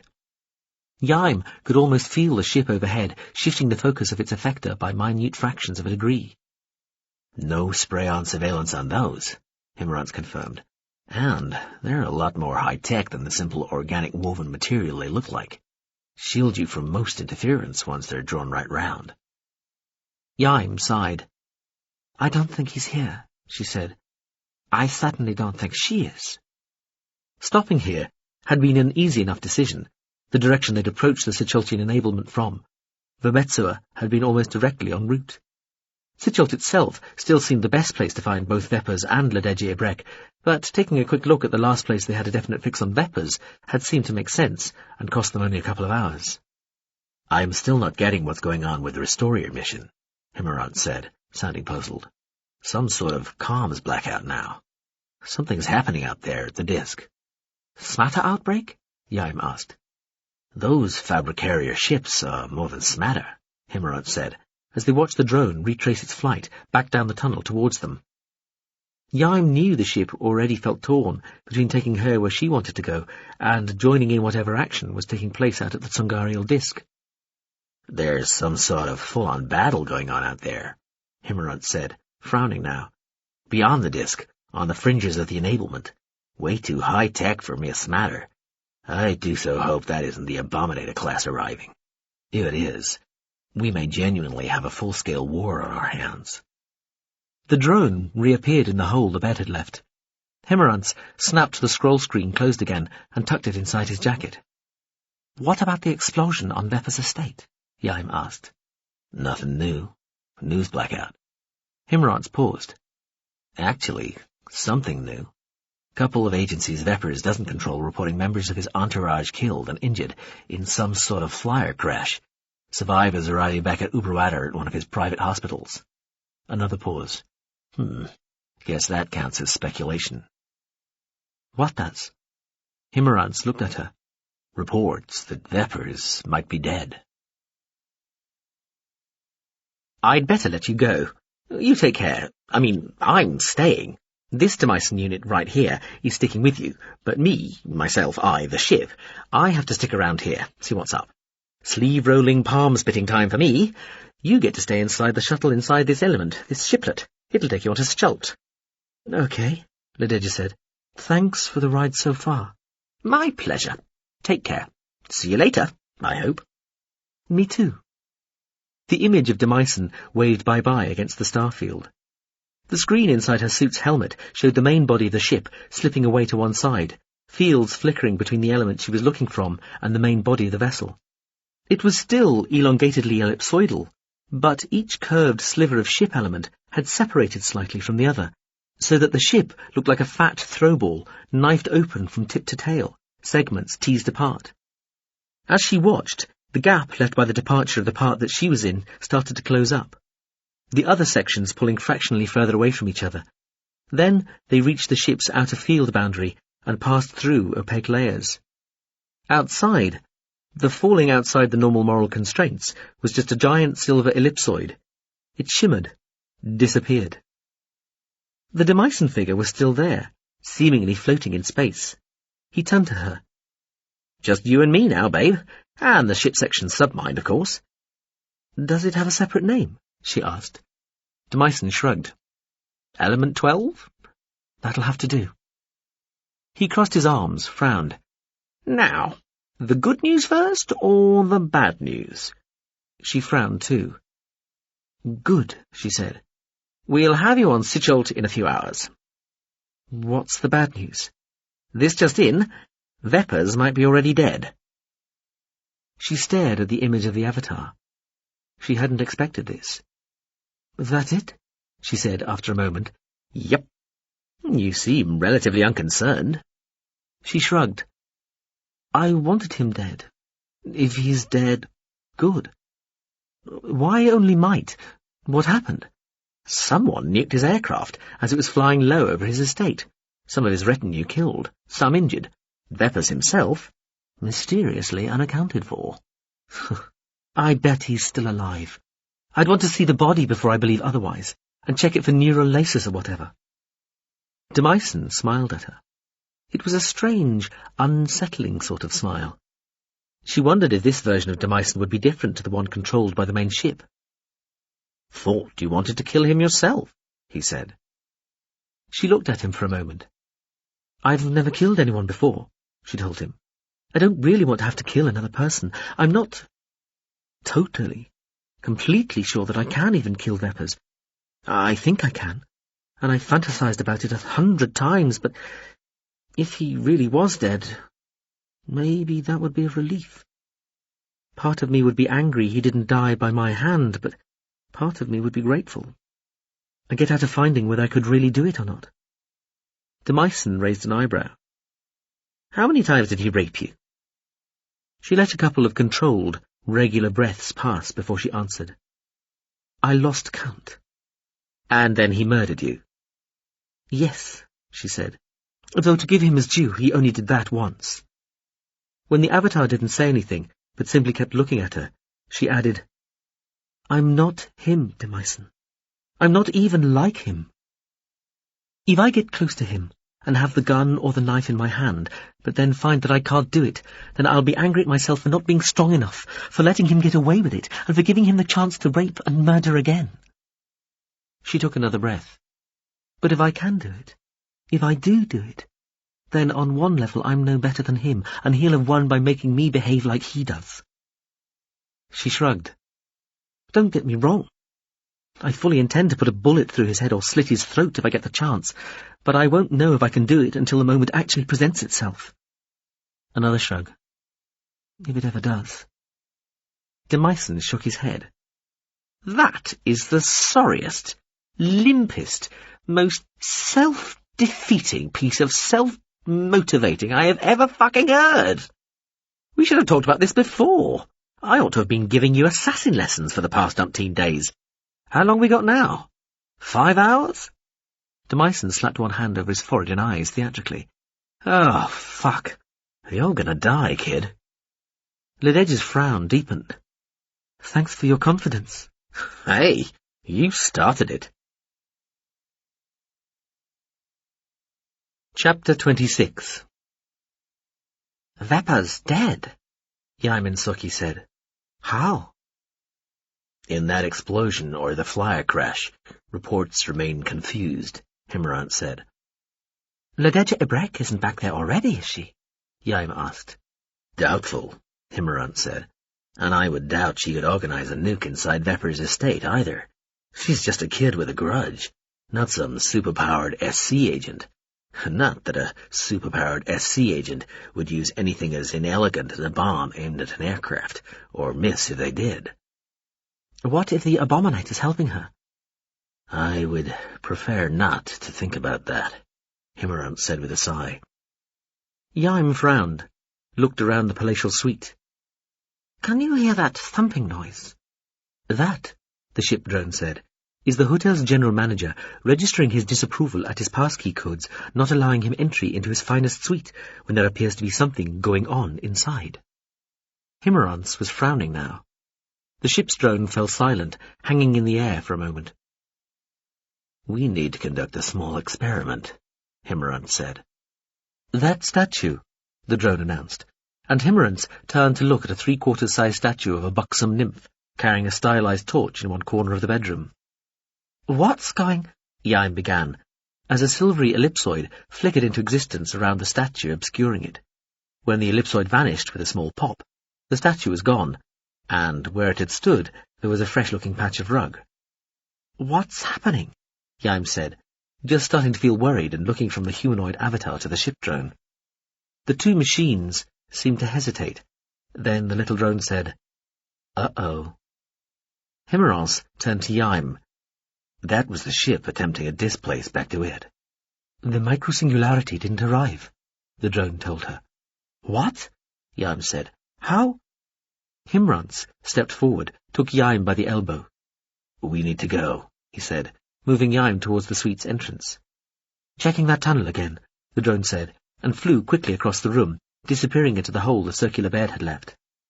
The ship's being instructed to quit the system by an NR vessel, Himmerant told Iain, as he hustled her into the suite's main drawing room.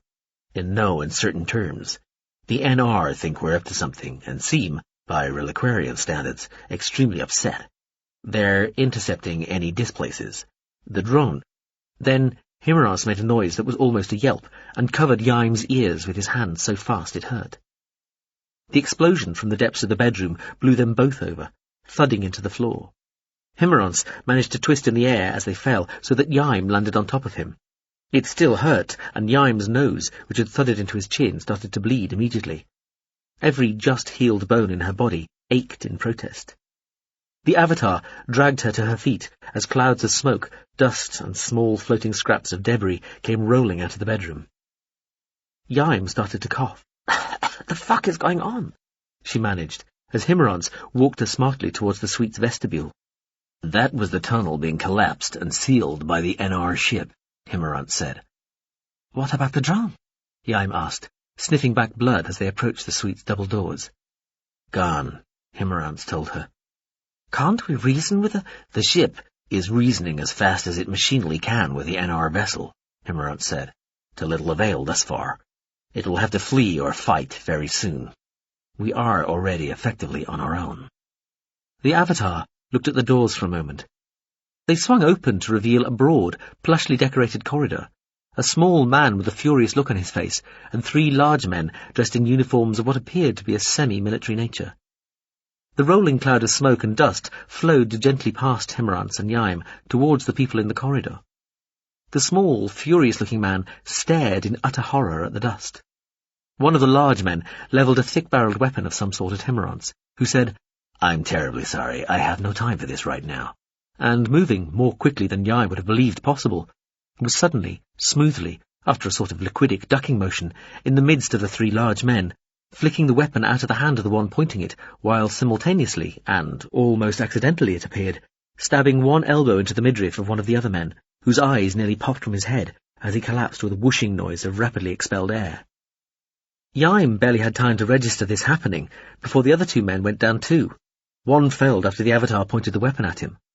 There was a click and a hum, no more, while the other, who'd been holding the weapon, was sent flying backward into the wall behind by a single thrust from Himmerance's now outstretched palm. "Ah," Himmerance said, taking the small man by the throat and pressing the gun against his temple. The small man looked more stunned and terrified than furious now. "Some sort of neural blaster." This remark seemed addressed to nobody in particular. His next was as squarely aimed at the hotel's general manager as the neural blaster. "Good day, sir. You will kindly help us to escape." Himmerance obviously took the man's subsequent strangled gurgle as indicating assent, because he smiled, relaxed his grip a fraction, and, looking at Iain, nodded down the corridor. "This way, I think." "What happens now?" Iain asked, as they frog-marched the manager down the corridor. "How do we get off the planet?" She stopped and stared at the Avatar.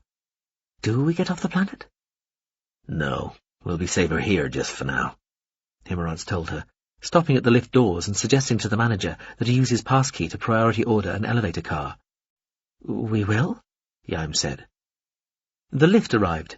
The Avatar took the passkeys off the manager, inserted them into the elevator car's control panel, pushed the manager out of the car and stunned him with the neural blaster as the doors closed. Himmerance looked round the elevator car as they descended towards a sub-basement not usually accessible to non-staff. A small puff of smoke came out of the control panel through the grill of the emergency speaker. "Actually, no, we won't be safer here," Himmerance said. "The ship will snap this place off." "Snap this place? That sounds dangerous. Yes, I know, and it is, though we are assuming it'll be less dangerous than staying here." "But if the ship can't displace us now?" "It can't displace us now because it and we are both effectively static, giving the NR time to intercept the displacement, whereas later it'll be coming through at very high speed, passing dangerously close to the planet, grazing its gravity well at high translight, and attempting to fit the displacement event into an ungenerous handful of picoseconds." The Avatar sounded remarkably casual about all this, Iain thought. It watched the screen indicating the floors as it counted slowly down. The lift car's lighting, close overhead, made Himmerance's bald head gleam. "Providing it's done at sufficiently high speed, that should leave the NR with insufficient time to arrange any interception of the displacement singularity." The Avatar smiled at her. "That's the real reason the ship is doing as the NR have demanded, and leaving. It'll power up the whole way out, execute a minimum radius to power turn, and come straight back in, still accelerating, snapping us off and then heading for Sitchult. The whole procedure will take some hours, however, as the ship gathers speed, both to make it look like it really is leaving, and to make sure that when it passes us it's going fast enough to confound the NR vessel, or vessels. During that time, we need to remain hidden from the NR." "Will it work?" "Probably." "Ah." The car drew to a stop. "Probably," Iain found herself saying to an empty lift as the Avatar moved swiftly between the opening doors. She followed to find they were in a deserted basement car park full of wheeled ground vehicles. Iain opened her mouth to speak, but the Avatar pirouetted, one finger to his lips, as he moved towards a bulky-looking vehicle with 6 wheels and a body that appeared to be made from a single billet of black glass. "This'll do," he said. A gull-wing door sighed open. "Though," he said as they settled into their seats, "Oh, do put your seatbelt on, won't you? Thank you.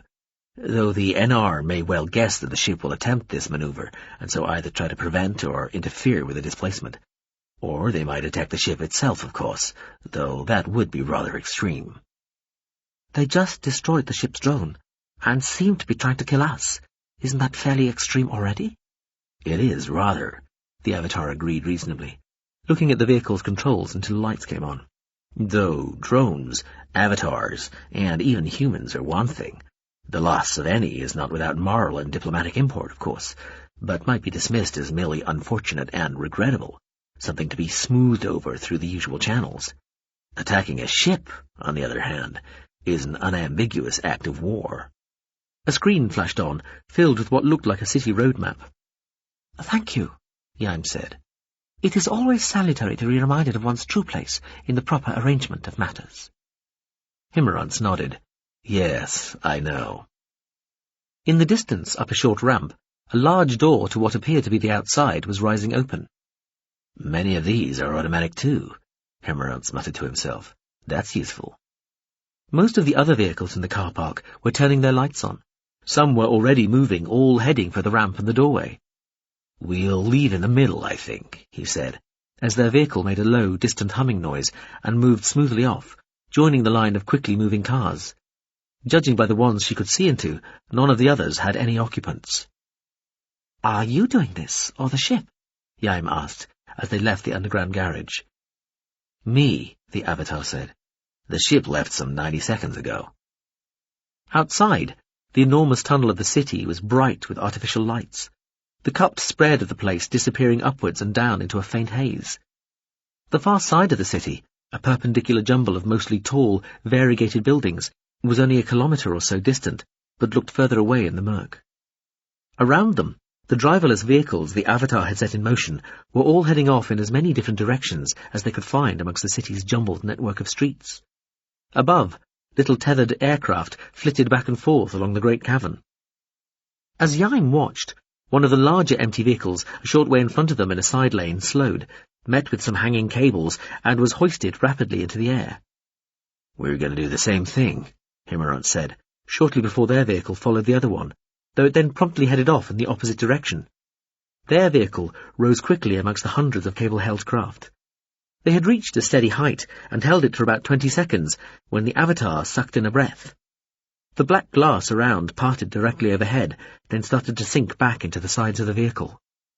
Before the retracting glass had reached shoulder level, Himmerance's arm flicked almost too fast to see as he threw the stubby tube of the neural blaster out of the vehicle. Immediately, the glass moved back up and around them. Moments later, there was a flash from behind, quickly followed by a great thudding bang, which left the vehicle swinging back and forth, causing it to slow automatically, briefly, to correct the oscillation. Himmerance and Iain looked back to see a blossoming cloud of smoke and debris rising from near the centre line of the cavern city. Pieces of a great bridge, sundered in the middle, were starting to fall slowly towards the river on the tunnel's floor. Directly above, more glowing pieces of wreckage and cinders were falling from a tiny yellow-rimmed hole in the cavern ceiling. Echoes of the detonation slammed back and forth amongst the buildings, disappearing slowly down the tunnel city. Himmerance shook his head. "I beg your pardon. I should have thought they might trace that somehow. My mistake," he said, as they drew level with a tall stone tower. The glass around them flowed fully down into the sides of the vehicle. The vehicle was beeping irately, though it was almost drowned out by multitudinous echoing sirens starting to sound around the city. They bumped gently against the summit of the tower. "We need to get out," the Avatar said, rising, taking Iain's hand and together making the small jump onto the grass beyond the tower's parapet. The impact hurt her knees. The vehicle stopped beeping and swung away again, glass panels rising back into place as the cables above whisked it back to the heights. Himmerance hauled an old but stout-looking trapdoor open in a flurry of earth and popping rivets. They hurried down an unlit spiral staircase and had descended about 2 complete turns, Iain following Himmerance and trusting him to see in a darkness so profound even her moderately augmented eyes could register next to nothing, when there was a distant-sounding thud from outside. The tower shook just a little. "That was the vehicle we were just in, wasn't it?" she said. "It was," the Avatar agreed. "Whoever's coordinating this is thinking commendably quickly. NR, almost certainly." They thudded down more steps, spiralling downwards all the time, so fast Iain felt she was starting to get dizzy. It was hurting her knees and ankles and back too. "Best not to tarry, then," the Avatar said, putting on a burst of speed. She heard and vaguely sensed him disappearing round the curve of the winding stair. "I can't go that fast," she shouted. "Of course not," he said, stopping. She thudded into him. My apologies. Jump on my back, we'll go faster. Just keep your head down. She was too breathless to argue. She climbed onto his back, legs round his waist, arms about his neck. Hold tight, the Avatar said. She did. They set off, whirling down the steps so fast it was almost falling. Those who had seen the first two incursions reported seeing a Cerise beam destroy first the high bridge and then the wheeled airborne cablecraft. In both cases, the beam simply came angling down from the ceiling of the cavern, having bored through many tens of meters of rock before transfixing its target. The third, and the last time the beam assaulted Iob City, it hit an ancient ornamental stone tower, part of the original Central University buildings. The beam struck the old tower near its base, bringing the whole edifice tumbling down. At first, it was thought there had been no casualties, until half a day later, the bodies of a man and a woman were discovered, still locked together, her legs round his waist, her arms round his neck, under the hundreds of tons of rubble. There was a house which was the shape of the galaxy. It was a virtual house, of course, but it was very highly detailed and well imagined, and although the scale on which it modelled the galaxy could vary quite a lot from time to time and from place to place within it, the general effect was convincing for the beings who had brought the house into existence, and, at least as far as they were concerned, the surroundings felt agreeably familiar. The beings concerned were culture minds, the very high-level AIs which were, by some distance, the most complicated and intelligent entities in the whole civilization and, arguably, amongst the most complicated and intelligent entities in the whole galaxy-wide meta-civilization. The house was used to indicate where the individual minds were in the real galaxy, so that a mind which existed within an orbital hub, close to the galactic centre, would be located in the great bulbous, multi-storied centre of the house, while a ship mind in a vessel currently somewhere towards the wispy tip of one of the galaxy's arms would appear in one of the single-room tall outer wings. There were special arrangements for those minds who didn't want their location known by all and sundry. They tended to inhabit pleasingly dilapidated outbuildings within what were effectively the grounds of the main construction, communicating at a remove. The house itself manifested as an echoingly vast Baroque edifice of extraordinary ornamental richness, every room the size of a cathedral and full of intricately carved wooden walls and pierced screens, gleaming floors of inlaid wood and semi-precious stone, ceilings dripping with precious metals and minerals, and populated, usually quite sparsely, by the avatars of the minds, which took on pretty much every form of being and object known. Unrestricted by such tiresome three-dimensional constraints as the laws of perspective, every one of the many thousands of rooms was visible from every other, if not through doorways, then through tiny icons, screens, apertures in the walls, which, on sufficiently close inspection, let one see into those immensely distant rooms in some detail. Minds, of course, being used to existing within 4 dimensions as a matter of tedious day-to-day reality, had no problem dealing with this sort of topological sleight of hand. The only reality-based restriction the Galactic House modelled accurately was that produced by the deeply annoying fact that even hyperspatial light did not travel with infinite speed. To carry on a normal conversation with another mind, one had to be in the same room and reasonably close to it. Even 2 minds being within the same vast room but on opposite sides created a noticeable delay as they shouted back and forth. Being any further away meant sending messages. These usually showed up as gently glowing symbols, flickering, disembodied in the air in front of the recipient, but, subject to the witheringly prodigious imaginations of minds in general, and the particular and quite possibly highly eccentric predilections of the sender in particular, could show up as almost anything. Swift-moving ballets consisted of multiply-limbed aliens on fire and throwing shapes which just happened briefly to resemble moraine symbols, for example, were by no means unknown. Vatoi had vaguely heard of this place. He'd always wondered what it actually looked like.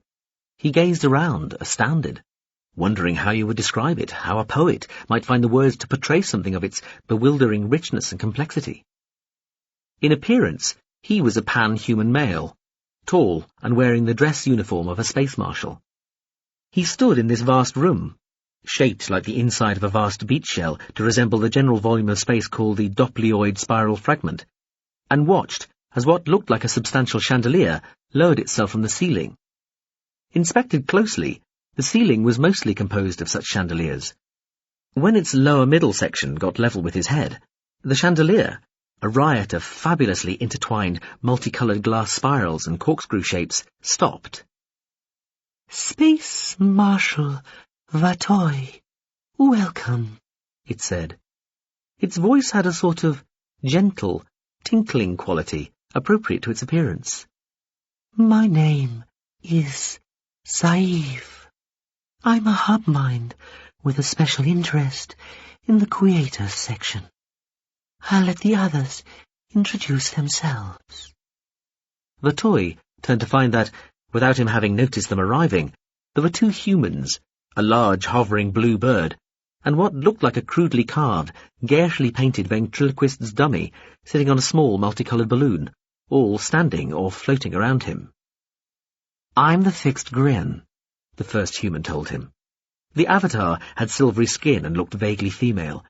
"Representing Numina." It nodded, bowed.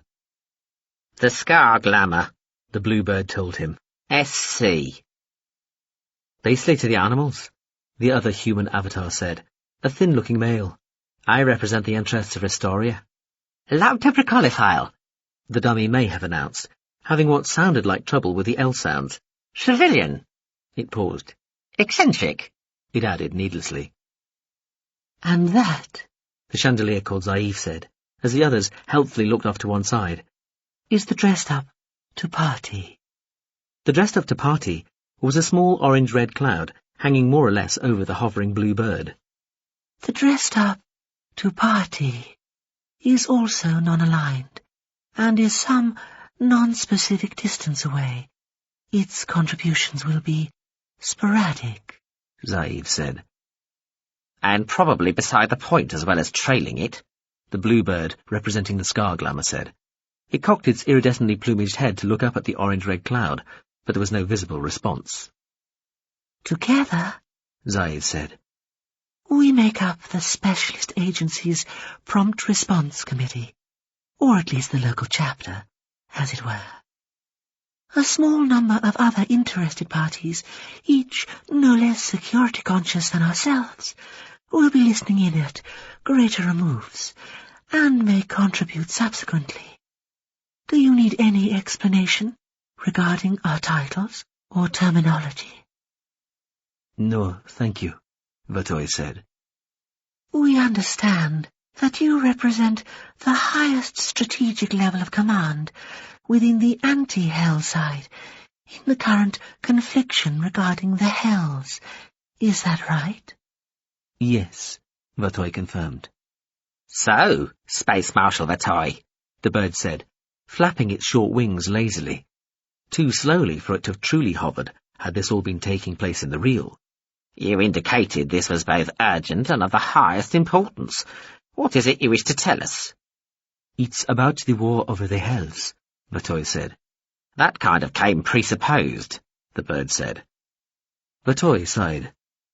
"Are you aware that the anti-Hell side is losing?" "Of course," the bird said. "And that we attempted to hack the substrates of the pro-Hell side?" "We had guessed as much," the thin-looking male said. "Those attempts failed," Vatoy said. "Therefore, we decided to bring the war into the real, to construct a fleet of ships which would destroy as many of the Hell-containing substrates as possible." "So, the entire decades-long confliction was for nothing," the bluebird said crisply, "putting it on the same level as the vows one assumes you must have taken at the start of the war, renouncing resort to precisely the two courses you have just outlined." "That's a weighty thing to have done, Space Marshal," the dummy said, hinged jaws clicking as it spoke. "It was not a step we took lightly," Vatoy agreed. "Perhaps it was not a step you should have taken at all," the bluebird said. "I am not here to justify my actions or decisions, or those of my comrades or co-conspirators," Vatoy said. "I am here only to—" "Try to implicate us?" the bluebird said. "Half the galaxy assumes we're behind the anti-Hell forces anyway. Perhaps by coming here, and being a loud audience despite the earnest entreaties of some of us, you intend to persuade the other half." Directly above the bird's head, The little orange-red cloud had just started to rain, though no moisture seemed to reach the Scar-Glamour's avian avatar. "I'm here to tell you that the anti-Hell forces came to an agreement with the GFCF and elements of the Citrultian enablement, behind the backs of the NR and their allies, the Flecker and the Jalupians, to build us our fleet using the Tsungarial disk. However, we have received intelligence that the NR thought that they too had an agreement with the Citrultia, promising that they, the Citrultia, would refuse to help the anti-Hell side and would do whatever the NR wanted them to do to stop any war fleet being built." The Citrultia stand as free with their agreements as you and your fellows are with your solemn undertaking, Space Marshal, the Bluebird representing SC said. "Must you be quite so unpleasant to our guest?" the silver-skinned avatar asked the Scar-Glamour's avatar. The bird bristled its feathers and said, "Yes." "We have also heard," Batoy said, "that the NR, the Culture and the GFCF are currently in some way engaged in the Citrultian enablement, especially around the Tsungarial disk. Assuming this is the case, it was thought important that you are informed, at the highest level, that the Citrultia are on the side which everyone assumes you wish to win in the confliction." "Difficult though it may be for you to imagine somebody keeping their word in any circumstances, Marshal," the Bluebird said. "What makes you think that the Citrultia will stick to the agreement they made with you, rather than the one they made with the NR?" "The agreement made with the NR basically meant doing nothing. The agreement made with us meant becoming involved with a conspiracy that would be largely under the control of others, and that would proceed regardless of the Citrultians' initial operational involvement, while exposing them to a substantial risk of being punished by the NR, even if they changed their minds before their part in the conspiracy became crucial. It makes no sense for them to have entered into the agreement unless they were going to see it through." "That does make sense," Zaid said, voice tinkling. "So," the thin male avatar said, "we should do nothing to stop the Citrultia from doing whatever it is they are doing in and around the Tsungarial disk?" The toy shrugged. "I can't tell you what to do. I'm not even going to make any suggestions. We just thought you should know what's going on." "We understand," Zaid said. "I have some intelligence," the Bluebird announced. The toy turned and looked levelly at it. "My intelligence tells me that you are a traitor, Space Marshal Vatoy." The toy continued to look at the bird as it flapped lazily in front of him. The orange-red cloud above the Scar-Glamour's avatar had stopped raining. The toy turned to address Zaiv. "I have no more to report, if I may be excused." "Yes," the chandelier said. "though there was no indication with the signal carrying you what was to be done with your mind state following delivery of your message. I think we all assumed that you were to be returned to your Warsim High Command, but perhaps you had something else in mind." The toy smiled. "I'm to be deleted," he said, "to avoid any further unseemly hint at complicity with the anti-Hell forces on your part." "How very thoughtful," the silver-skinned, vaguely female avatar said. The toy chose to assume that she meant it. "I'm sure we can offer you the processing space to be housed within a virtuality," Zaid said. "Wouldn't you rather?" "No, thank you. My original has been through more virtualities, downloads and reincorporations than he cares to think about. Any cells he sends out, such as myself, are quite inured to the thought of personal deletion, so long as we know our original persists somewhere." The Space Marshal smiled, and knew that he looked resigned as he did so. "And even if not, this has been a very long war, and I am very tired in all my iterations. Death no longer seems so terrible a thing, on any level." "That may," the Bluebird said, "be just as well." For once, though, its tone was less than cutting. "Indeed," the toy said. He looked round them all. "Thank you all for listening. Goodbye." He looked at the chandelier and nodded. He winked out of existence. "Well," Zaid said. "Do we take this at face value?" the silver-skinned avatar asked. "It fits well with what we know," the wooden dummy said.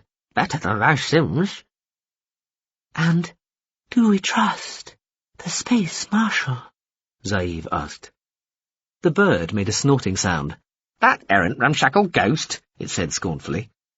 He's known of old. I doubt he even remembers who he used to be, let alone what he believes in or most recently promised. We don't need to trust it to incorporate the import of its information into our calculations, the silver-skinned female said. The thin male avatar looked at the chandelier. You need to tell your accident-prone agent to stop wasting time and get to where she's supposed to get to. Preferably without this time getting any more innocent people killed. Stop the Abrek woman killing vipers. The man turned to the blue bird with the orange-red cloud hanging over it. Though of course that wouldn't be necessary. If SC would just tell the falling outside the normal moral constraints to stop indulging whatever bizarre fantasies of gallantry, vicarious revenge, or just devilment it's currently revelling in. Don't look at me, the Scar Glamour's avatar said, flapping indignantly. That bastard excuse for a picket ship's got nothing to do with me. The bird cocked its head and looked up at the orange cloud. You'd better be listening, it squawked. You've got the contacts. You talked to the GSV that spawned that particular abomination. Get it to try and bank some sense into the bug-fuck shrapnel that makes up what passes for a mind in that demented machine. Good night. Good night. Good night. A chill struck her skin. She wanted to shiver, but felt too lethargic, all swaddled, lost in a warm, baking fug. What sounded like a real voice came clanging in, unwelcome. "Hello? Anybody in there?" it said. "Anybody alive?" "Huh?" she heard herself say. Great. Now she was hallucinating, hearing voices. "Hello?" "Yes. What?" "Hello to you too." She was talking, not sending, she realized. That was weird. It took a few moments, but she got her eyes open, unsticking them. She blinked, waited for everything to swim into focus. Light. There was light, dim, but it looked real. Faceplate of helmet, internal visor screen, currently showing just static, but enough to reveal that both her inner and outer suits seemed to have expanded around her, and chilly drafts of air were flowing over her exposed body, raising goosebumps. She could breathe. She took some deep, satisfying breaths, luxuriating in the feel of the cold air entering her mouth and nostrils, and her ribcage being able to expand as far as it could. "Hey, uppy youngstrel, that right?" the voice said. Yes." Her mouth felt clogged, sticky, all gummed up like her eyes had been. She licked her lips. They felt puffy and oversensitive, but just being able to lick them felt so good. "Who are you?" She cleared her throat. "Who am I talking to?" "I am an element of the Culture Abominator class picket ship falling outside the normal moral constraints." "An element?" "Element 5. "Are you now? Where did you come from?" What Abominator class, she thought. Nobody had mentioned an Abominator class ship. Was this real? She still wasn't sure that this wasn't just some very lucid dream. She found the nipple on the end of the helmet's flexible water tube, sucked on it. The water was cool, sweet, beautiful. Real, she told herself. Real water, real chill on the skin, real voice. Real, real, real. She felt the water coursing down inside her, chilling her throat, esophagus, and stomach as she swallowed. "Is where I come from relevant?" the voice said. "My hole was pretending to be a torturer class earlier, if that helps." "Ah, are you rescuing me, Element 5? "I am. Currently, I have displaced nanodust working to repair what I can of your module. It should be ready to power up again in a few minutes. You could then make your way to the nearest base, which would be the Near-Planet Monitoring Unit 5. However, in the light of the recent hostile actions, I think it might be wiser and even safer if you join me, coming within my field enclosure. Your choice." "What would you do if you were me?" "Oh, I'd stick with me, but then I'm bound to say that, aren't I?" "I suppose you are." She drank some more of the precious, beautiful water. "But I will stick with you." "Wise choice." "How is everybody else? Are you rescuing the others?" There were 23 other microship pilots and nearly 40 others, plus the people on the Hylozoist. How are they? "The Hylozoist lost 4 crew. 1 person was killed when the Near-Planet Monitoring Unit 5 was damaged. 2 of the module microship pilots were killed. one in a collision with a fabricary, the other burning up within the atmosphere of Vragier. The other pilots have been, are being, or shortly will be rescued. Who were they? Who were the 2 pilots who died? Lofgear in Arda, who is the one killed in the collision with a fabricary, and Sadier Lagnares died when his ship burned up within the atmosphere of the gas giant. Backed up, she thought. He was backed up. It's all right, he can come back. It'll take time, and even though he might not be exactly the same person, he'll be mostly the same person. Of course he'll still love you. He'd be a fool not to. Wouldn't he? She found that she was crying. Pt.3, I understand you've been looking for me. Indeed I have, Veppers. You look well for a dead man. The image of the GFCF Legislator Admiral on the little flat-screen comms computer wavered a little. The signal was weak, multiply scrambled. Veppers sat with Yaskin in a small room in one of his emergency safe houses in Ubruata City, a few blocks and the width of a ribbon park away from the main townhouse. The safe house, one of several prepared long ago just in case the wrong politicians or judges got into positions of real power and started making things uncomfortable for creative, buccaneering business people who didn't always do things the conventional way, had shielded comms links to the systems in the townhouse.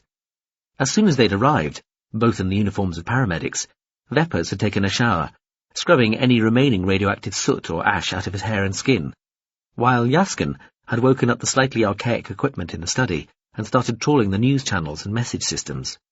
The series of urgent calls and messages from Legislator Admiral Pt.3 Bisp Bleespin III had been hard to ignore. "Thank you," Veppers told the angelic-looking little alien. "You look as you always do. What's our situation?" A wavering smile on the little alien's face might have been distorted or exaggerated by the lo-fi screen. Your situation is that you need to tell me now, Veppers, where our targets are. It is more than urgent, it is crucial. All we've planned and worked for now depends on this. I see. All right. I'll tell you. That comes as a great, if absurdly belated, relief. Though, first, I am, as you might imagine, quite interested in finding out who tried to blow me out of the skies on my own flyer over my own estate. Almost certainly the NR, Pt.3 said quickly, waving one hand as though this was hardly worth mentioning. You've obviously given the subject considerable thought, ally, Veppers said quietly. Pt.3 looked exasperated. The NR seem to feel you have betrayed them in some way, though just possibly it was the Flecker, subcontracting in some way, ever anxious to please, and the Jlupians might feel wronged too. Your friend Jingra seems to have disappeared, which probably means something. We will do all we can, with all the resources we can afford to devote to the matter, to find out who might have been responsible. However, the targets are still, by far, the most important issue outstanding here. Agreed. But first, your situation. I've got a little out of touch here. What's happening? Pt.3 seemed to be trying to control itself. Perhaps, it said calmly, I have not indicated, as forcefully as I might, that the target information is of vital importance right now, it said, almost screaming the last 2 words. I take your point, Veppers said smoothly. The targets will be with you very shortly. But I need to know what's happening. What's happening, Veppers? Pt.3 hissed, sitting so close to the screen camera at its end that its face appeared distorted, almost ugly. Is that a fucking culture hypership that can split out to become a fleet of ships is laying waste to our fucking war fleet of ships even as we speak and even as you, unbelievably, continue to waste time. It's destroying thousands of them, each minute. Within a day and a half, there will be no more ships left, and this despite the fact that I took it upon myself to order that all the Fabricaria, able to do so, start manufacturing ships, not just the proportion we originally agreed on. Veppers assumed a look of pretended hurt. Going back in our he began. Shut up! Pt.3 shouted, one tiny fist thudding down on the desk beneath the screen. The culture vessel has also already worked out how to get the Fabricaria-built ships to set about destroying each other, which might result in the ships annihilating themselves even quicker within a matter of hours. It would appear only to be holding back from this course because it fears some of the ships might accidentally or mistakenly damage the Fabricaria, a consequence it wishes to avoid if possible, to preserve the, and I quote, unique techno-cultural monument that is the Tsungarial Disk. That's so thoughtful. Don't you think that's so thoughtful? I think that's so fucking thoughtful. Bettlescroy stared out of the screen at them with a fierce, unnatural smile that held no humour whatsoever. However, this thing, this wonderful, super-powerful ally that we suddenly discovered we had, now blithely tells us it will hold this tactic in reserve, and meanwhile continue to target the ships itself for the sake of engagemental accuracy, and to minimise collateral damage, though frankly my fellow officers and myself strongly suspect it's really doing so because it's enjoying itself so much, just as it appeared quite heartily to enjoy disposing of nearly a third of our naval fleet on its approach to the Tsung system. I hope this is giving you some small, modest indicationary idea of just how powerless we are out here at the moment, Veppers, old fellow, while we wait for your precious fucking targets. Meanwhile, we are continuing to deal with our pretend spatter outbreak, which has proved trickier than we anticipated, and are ourselves even having to destroy some of the Fabricaria-built war fleet we worked so hard to create, just to make it look convincing to the culture that we really are all just chums and allies fighting on the same jolly side. Oh, and I nearly forgot. An NR ship is causing havoc on, in, all over the Betsua. Yes, another ship, possibly a culture ship, possibly another culture warship, was last heard of hightailing it out of the Verbetsua system, possibly having delivered something or somebody, and possibly now departing there with the intention of joining in all the fun out here at the disk, and depleting our once fine fleet of ships even quicker. And the NR themselves are making deeply suspicious noises, bordering on outright hostile noises when it comes both to ourselves and you, Veppers, and are only not helping to destroy our short-lived war fleet because they want to see how fast and how ably the culture vessel fleet does so. Valuable intelligence, we are given to understand. Though, of course, the presence and presumed hostility of the NR does mean that any of our ships that might escape from the vicinity of the disk itself may well find themselves being picked off by the NR. There. That is the fucking situation. I face shame, humiliation, demotion, court-martial and ruin, and, oh, please, do believe me, dear Mr. Veppers, if such a fate befalls me, I shall do everything I possibly can to make sure that you fall with me, cherished ally and co-conspirator. Bettlescroy took a deep breath, drew itself up, and, collecting itself, it seemed, made a calm, expansive motion with its hands. Now, it said, I can't really imagine how many more of our ships have been laid waste while I have been speaking, but I imagine the number comes to some several thousand. Please, Veppers, if we are to salvage anything at all, from what is increasingly looking like a calamitous venture and an utterly hopeless situation, tell us where the targets are. At least some of them. At least the nearest ones, given that we will have so few ships, so ill-equipped and so slow-moving by the time you get round to finally telling us where. Bettlescroy paused. The fucking... He'd paused again, taking another deep breath. Targets. One last pause. Ah. Veppers sighed. Thank you, Bettlescroy. That was really all I wanted to know. He smiled. One moment. He clicked the sound off at the computer and turned to Yaskin. On the screen, Bettlescroy appeared to be shouting and striking the screen at its end with both hands. Yaskin had to tear his gaze away. Sir? Yaskin, I'm absolutely famished. Would you mind seeing what we have in the kitchen here? Just a bite or two and some decent wine. Even water would do, but do look for some drinkable wine. Get something for yourself, too. The Veppers grinned, nodded at the comms unit, where Bettlescroy appeared to be trying to bite the edge of the screen. I can manage here. Sir, Yaskin said, and left the room. Veppers watched the study door close, then turned back to the screen and switched the sound back on. Where? Bettlescroy shrieked. Ready? Veppers asked calmly. Bettlescroy sat staring at the screen, eyes wide, breathing hard. What might have been spittle disfigured its finely made chin. Good, Veppers said, smiling. The most important targets, the only ones really worth bothering with now, are easily reached and close by. They're under the trackways on my estate of Aspersium.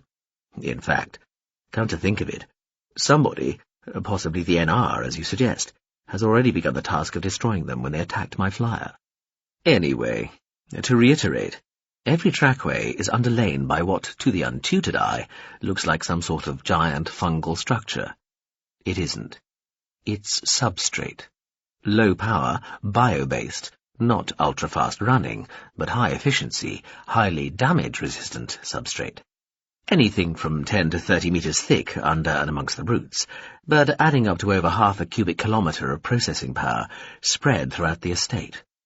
All the comms traffic, to and from it, is channeled through the phased array satellite links dotted around the mansion house itself, the ones that everyone still thinks just control the virtualities and games. That's what you have to hit, Bettlescroy.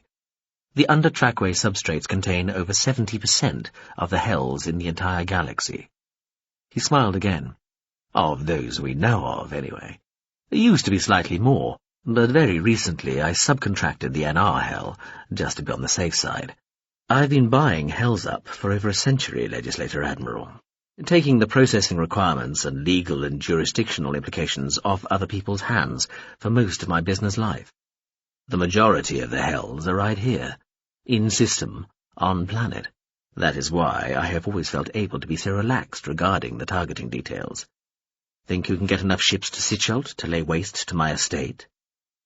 Truly? Bettlescroy said, gulping, still breathing deeply. The targets are on your own estates. Why would you do that? Deniability, Bettlescroy. You'll have to raise the trackways, wreck my lands, blast the satellite links, and damage the house itself, maybe even destroy it. That house has been my family for centuries. It and the estate are inestimably precious to me, or at least so everybody assumes. Who's going to believe I brought all that destruction on myself? And yet you... No, wait. The little alien shook its head. I have to issue the relevant orders. The Legislator Admiral bent over its desk, then looked up again. That's all. The trackways of Aspersium, centred on the house? Yes, Veppers said. Target away. Bettlescroy took only seconds to issue the orders. When it came back, it was after a blanked-out delay of a few more seconds, during which Veppers suspected the Legislator Admiral had composed itself, smoothed down its scalp scales, and wiped its face. Bettlescroy certainly seemed much more like its old glossily imperturbable self when it switched back on. You would do this to yourself, Veppers? To your family's legacy?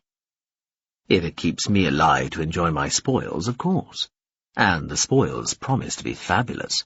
Another order of magnitude greater than anything I'll be losing. The house can be rebuilt, the art treasures replaced, the trackways. Well, I'd grown tired of them anyway, frankly. But they could be filled in and regrown, I dare say. The energy weapons leave negligible radioactivity. Hypervelocity kinetics leave even less, as I understand it. And the missile warheads are clean, aren't they? Thermonuclear, but clean as possible. Designed to destroy, not contaminate, Bettlescroy agreed. There you are, then. It's not as though I go camping in my estates at the best of times, so even if some areas are a bit radioactive, I shan't be too heartbroken. Let's be honest, the grounds are mostly there to maintain a barrier between me and the proletarian hordes anyway. If the hills and fields do end up glowing in the dark, they'll work even better as insulation against the milling masses, and in the end, I can just buy another estate. Another dozen, if I like. And the people? What people? The people on the estate, when it is laid waste. Oh, yes. I assume I have a few hours before any attack takes place. The little alien hesitated, peered at its screen. Yes, the quickest attack would come from a small squadron of the ships fitted with fleet-donated antimatter for their warp engines. If they simply sped on past, without attempting to draw to a stop first, they could hit the targets within 3.5 hours of now. But their onboard weaponry targeting accuracy would not be great at that speed. They would struggle to hit with less than 100-metre error allowance at best. Missiles and smart warheads would be more precise, though Sichalt's own planetary defences would most likely intercept some of those. More pinpoint accuracy would need to come from ships that had slowed down almost to a stop. Again, your planet's own defences might exact a toll, though they would probably still arrive in such numbers that this would not matter. Say, 4 to 5 hours for those to arrive? One might attack the trackways themselves with the first high-speed waves, and target the satellite links near the house with the later arriving vessels. So, bottom line, I'd have time to get a few people out, Lepers said. Not too many, of course. It still has to look convincing. But I can always hire more people, Pt.3. Never a shortage of those, ever. Still, it is quite a toll you would ask of yourself. Sometimes you have to sacrifice small things in order to achieve great things, Pt.3. Lepers told the little alien. Hosting the hells has made me a great deal of money over the years, but they were bound to prove an embarrassment one day, or just be shut down, quite possibly with talk of lawsuits or reparations or whatever. All I have I can replace, and with the funds we have agreed on, and that wonderful ship. You haven't forgotten that wonderful ship, have you, Pt.3? It is yours, Lepers, the Legislator Admiral told him. It is still being fitted out to your instructions. Marvellous. Well, with all that, I'm sure I can console myself to the loss of a few trees in my country cottage. So, let's be clear. Nothing will happen for 3.5 hours. Is that correct? The little alien looked at its screen again. The first flyby bombardment and missile launch targeting the trackways will take place in 3.41 hours from now. The missiles will impact between 1 and 5 minutes after the bombardment. The second wave of ships, charged with carrying out the precision bombardment of the satellite links around the house, will arrive between 0.5 and 1.0 hours later. We can't be any more accurate with the timing due to the inherent variability of warp engine crash stops, especially that far into the gravity wells of a star and planet. So, sorry. I trust that will afford you the time to do what you need to do. That will have to suffice then, I suppose. Lepers made an expansive gesture. Don't look so horrified, Pt.3. Onward and upward, don't you agree? Can't stand still. One has to embrace change, knock old stuff down to build bigger and better new stuff, speculate to accumulate, all that sort of thing. I am sure you have your own appropriate, culturally relevant clichés. The Legislator Admiral shook its small, perfectly formed head. What a remarkable person you are, Lepers. I know. I amaze myself sometimes. He turned round as he heard the door behind him open. Ah, Yaskin. Well done. Would you mind parcelling that stuff up to go as a picnic? We're off on our travels again. Chapter 27. From Labtibricolophile to LOU eccentric, me I'm counting. Child greetings. I enclose a recording of certain recent proceedings involving a wide-state representation of one Space Marshal of a toy and a Specialist Agency's Prompt Response Committee. Please take note and act accordingly. From GSV dressed up to party to PS falling outside the normal moral constraints.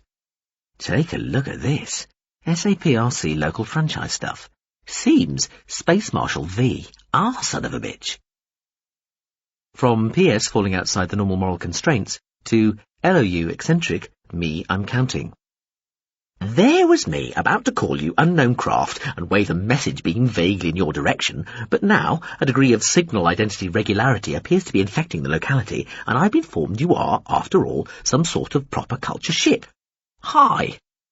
Me? Oh, I'm mostly kicking the living dead shit out of the biggest sort of smatter outbreak you ever did see in all the whole wide wonderful galaxy. What exactly are you up to? Do call. We're close enough. Let's talk. Hello.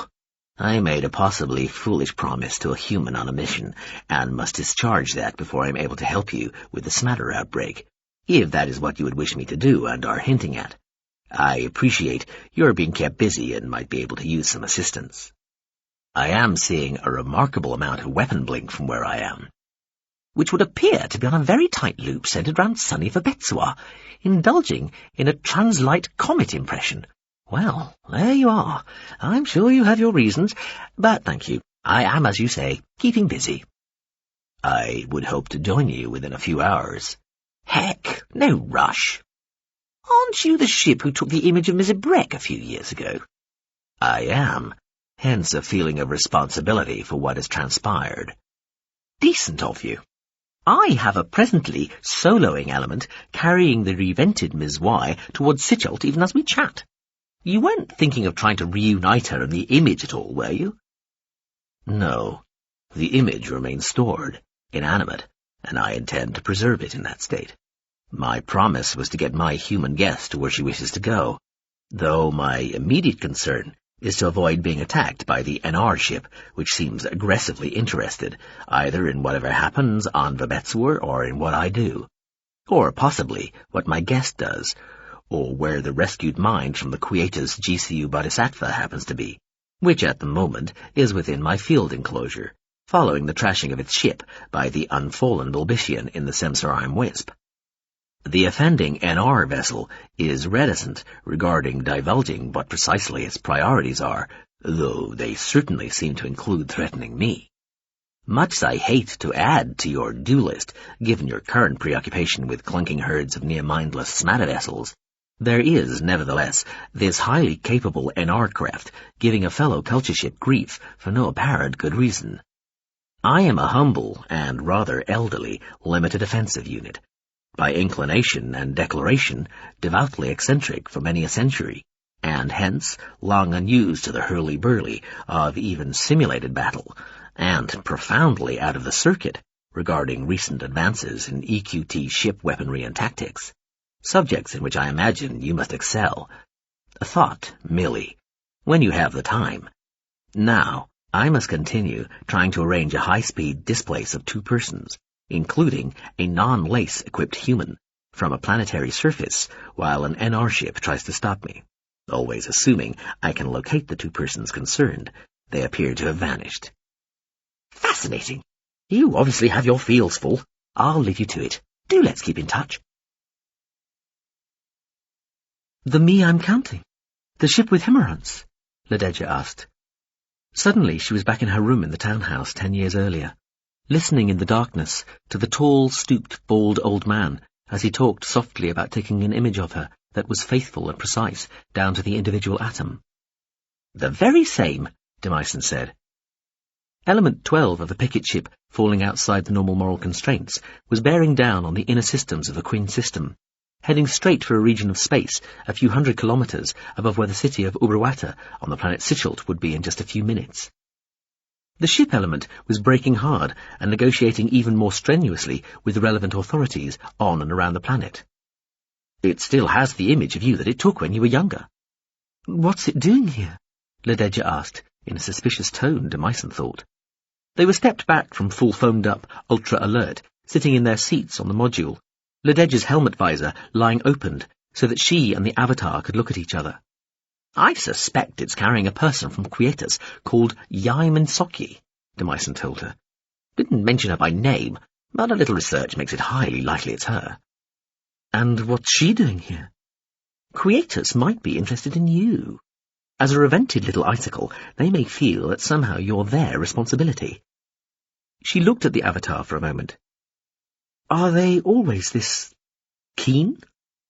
Demyson shook his head emphatically. No, there's probably some other reason. Care to take a guess? Who can say, doll?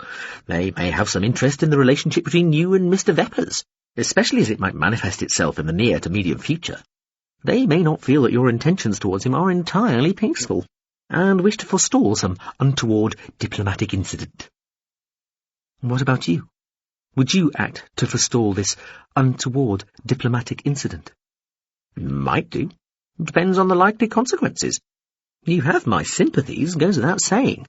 But even I at least have to look like I'm taking account of the bigger picture. Consequences are everything. The Avatar nodded at the screen, Oh, look, we're here. Sechelt filled the screen. A fat, hazy crescent of white cloud, grey-green land and streaks of glinting blue seas lay tipped and swollen across the screen. They were close enough for Lededja to see depth in the clear, thin wrapping of atmosphere, and make out the shadows of individual storm cells throwing their dark, elongated shapes across the flat, white plains of cloud levels extending beneath them. "Home at last," Lededja breathed. She did not, the Avatar thought, sound all that pleased about it. He'd thought she would have shown more interest in the image of her held by the other culture ship, too. He'd never understand humans. Ah, found him, Demyson said, smiling. Lededja stared at him. "Vepers?" Demyson nodded. Vepers? "Where?" she asked. Interesting, the Avatar said. He looked at her. You should dress for the occasion. Let's get you out of those cumbersome suits. She frowned. "I like these suits, and they're not cumbersome." Demyson looked apologetic. You won't need them where we're going, and they do constitute culture tech. Sorry. The seat around Lededja gently released her from its grip. Behind her, the module's bathroom had reformed. Iain and Soki stood on the rim rock of the shallow, jagged canyon carved into the karst. Above, the stars wheeled slowly. Some long, ragged lengths of clouds obscured patches of the sky, and in one place the cloud was lit up as though by an enormous searchlight. Light spilling from an aperture above one of the outlying tributary tunnels of Iob Cavern City. The resulting blob of uncannily glowing light, seemingly hovering just a couple of kilometers above the still cooling desert, looked unsettlingly like a ship. There were people in that tower, Himmerant said quietly at Iain's side. The Avatar was monitoring signals from all over the planet while trying to establish contact with the me I'm counting. "There were?" Iain asked. She closed her eyes, shook her head. They had commandeered 5 more vehicles on their way out of the city to this point, where finally the Avatar felt they were safe. Himmerant had commandeered them anyway, using whatever effector tech was built into the human-seeming body of a ship Avatar. She felt like nothing more than his baggage, hauled along from place to place. She remembered the stone tower, way back in the early evening, when she'd had to cling onto his back as they raced down the winding steps, dashing out through a thick door in the base. Himmerant had muttered something about it being locked from the inside at the time, and then, with her once more on her own feet, running out across the courtyard, down some more steps, and into a crowded pedestrian street, just as a pink beam lanced from the cavern ceiling and struck the tower, bringing it down. She had wanted to keep her head down and keep on walking away, but of course that would have looked suspicious, so they had to stop and stare with everybody else for a while. "How many?" she asked. 2, Himmerant said. Lovers, reading between the lines. Iain sighed, looked down. The canyon floor held a dirt track, scribbled like dropped string between the jagged jumble of fallen rocks and scrawny, light-blasted scrub. "One of us is spreading destruction in their wake, Himmerants," Iain said. "And I'm afraid that it's me." I wouldn't worry about it, the Avatar said. It looked at her. I'm afraid I am unable to contact the ship, not without alerting the NR vessel anyway. "I see. What now, then?" We resort to a much older form of signaling, Himmerant said, smiling. There was a hint of a glow on the horizon to one side, where the dawn would soon come. The Avatar nodded in that direction. We know which direction the ship is coming from. With luck and good timing, this will work. Excuse me. The Avatar stepped in front of her, raising his hands, shallowly cupped, palms outwards, in front of his face, oriented towards the dim, pre-dawn light sliver over the distant hills. He looked round at her. You would be advised to turn your back, put your hands over your eyes, and close your eyelids. Iain held his gaze for a moment, then complied. Nothing happened for a few seconds. What are... she was asking, when a sudden flash distracted her. It was gone almost before she registered it happening. All clear, Himmerant said quietly. She turned back to find the Avatar waving his hands around. They were smoking. The flesh on the palms and fingers was blackened. He blew on them, smiled at her, then nodded at the ground. We should assume the position, he told her. They squatted, side by side, her knees and back protesting. Oh, shit, she thought, as she clasped her hands round her shins and lay her head on her knees. Here we go again. Won't be long, he said. One way or the other, we'll know quite soon. I don't want him to see me, Nadejda said. I don't want him to be able to identify me. Ah, Demyson said, nodding. So you might be able to surprise him later, of course. She remained silent. So, do something with your tattoo, Demyson said. Scroll it over your face so it obscures your features. May I? The avatar gestured towards her face. She was standing in the doorway of the module's bathroom area, dressed in the sort of casual clothes she'd been wearing and feeling perfectly happy and comfortable in ever since she'd been brought back to life, yet feeling oddly naked, vulnerable and exposed, now that she'd taken off both the outer armoured suit and gel suit within. Demyson wore pale, loose, casual clothes. She had thought of setting the tat to transparency, so that if Veppers saw her, he wouldn't know she had it. She still had plans to use its, by Sitchultian standards, unprecedented abilities to get close to him at some point in the future, when she'd have a weapon. Let him hear of some fabulous creature with a tattoo of unheard-of complexity and subtlety, better and more exclusive than anything he had ever possessed, and have him come calling, unsuspecting. All right, she said. She watched in a reverser field as the tattoo rearranged itself on her face. In less than a second, she didn't recognize herself. The effect was astounding. All that had happened was that the lines bunched here and thickened there, became very fine here, hinted at shading there, at gradients that didn't really exist here and here and here, cast a sort of hinted-at ruddiness all over her skin. And just with that, with a suggestion of different planes and lines and altered surfaces, colours and textures, he'd easily done enough to make her face look quite completely different. She moved her face this way and that, put the reverser onto mirror, all to check that the effect didn't just work from one angle or when lit only from one direction. The effect of disguise remained. Her face looked broader and darker, her brows thicker, her nose flatter, her lips fuller, and her cheekbones less prominent. She nodded. That is quite good, she conceded. She turned to the avatar. Thank you. You're welcome, Demyson said. Now, can we go? As though I have any choice? Sounds like a hearty affirmation to me. Wait, who do we say? She said. But then she was staring at the dim, distorted reflection of her new, stranger's face for a moment, listening to the words, I am, sound loud and strange in her ears. Before she knew it, she was standing blinking, in the cool, pleasantly fragranced air of a large, bright room in what must be a tall building. The view was of afternoon sky, puffy white clouds, and a city across a broad, wooded park. The city looked like Ubruata. The room was very large and high-ceilinged, with a large desk in one corner, and some tall potted plants dotted about a gleaming wooden floor strewn with beautiful rugs. Those items aside, it was minimally furnished, with large pieces in cream and grey. On one long seat, lounging, one arm flung over the back, the other holding a small cup, sat Joyla Veppers. To his side sat Yaskin. On the other side of a low table sat a large, very straight-backed, middle-aged woman Nadejda half recognised. She had a child on her knee. A drone, like a small, smooth suitcase, floated near the woman's shoulder. A wall screen, sound muted, was cycling through news channels. Fuzzy images and clear graphics of dense fleets of ships filled the screen, interspersed by well-groomed, very serious-looking presenters. The woman waved one arm languidly towards them. Mr. Veppers, may I present Avda Meissen, representative of the culture ship falling outside the normal moral constraints, and guest.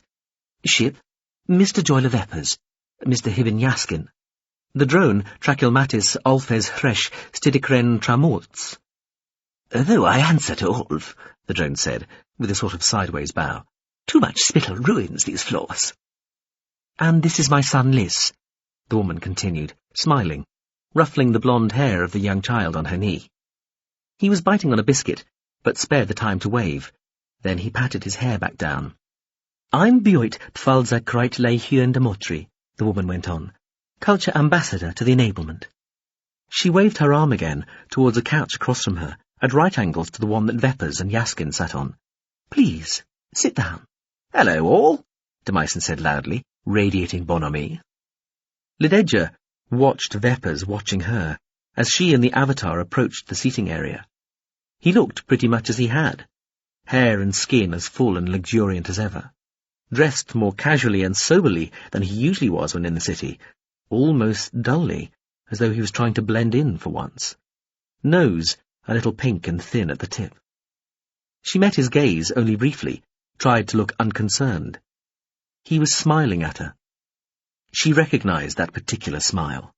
It was the one that acknowledged beauty, but hinted at vulnerability. The one that was meant to say, "I may be the richest man in the world, but I can still be a little unsure of myself around beautiful women like yourself." She was aware that Yaskin was also looking at her, but she ignored him. She took a couple of quick steps just before they got to the seats, so that she sat closer to Veppers than Demyson seemed to have intended. The Avatar was to her right, Veppers at an angle left and in front.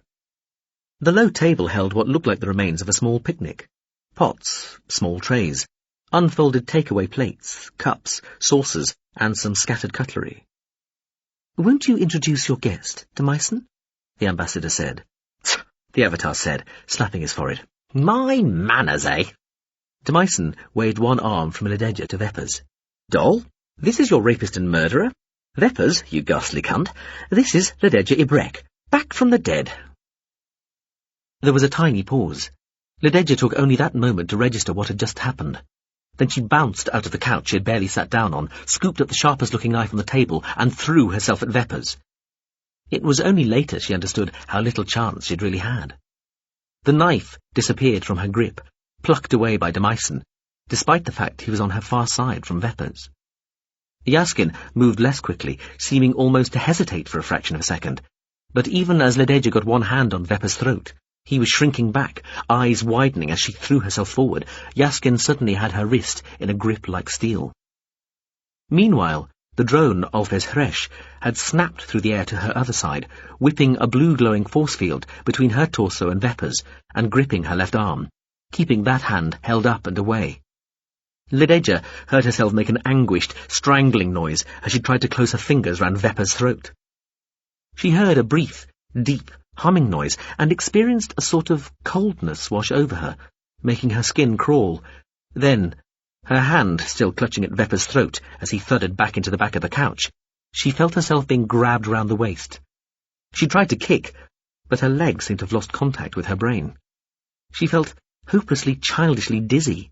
Her hand was forced back, and she was pulled away across the low table in a further scatter of food, crockery and cutlery, to be plonked down on the couch, not where she had been, but with Demyson between her and Veppers, who was sitting back up now and rubbing his throat.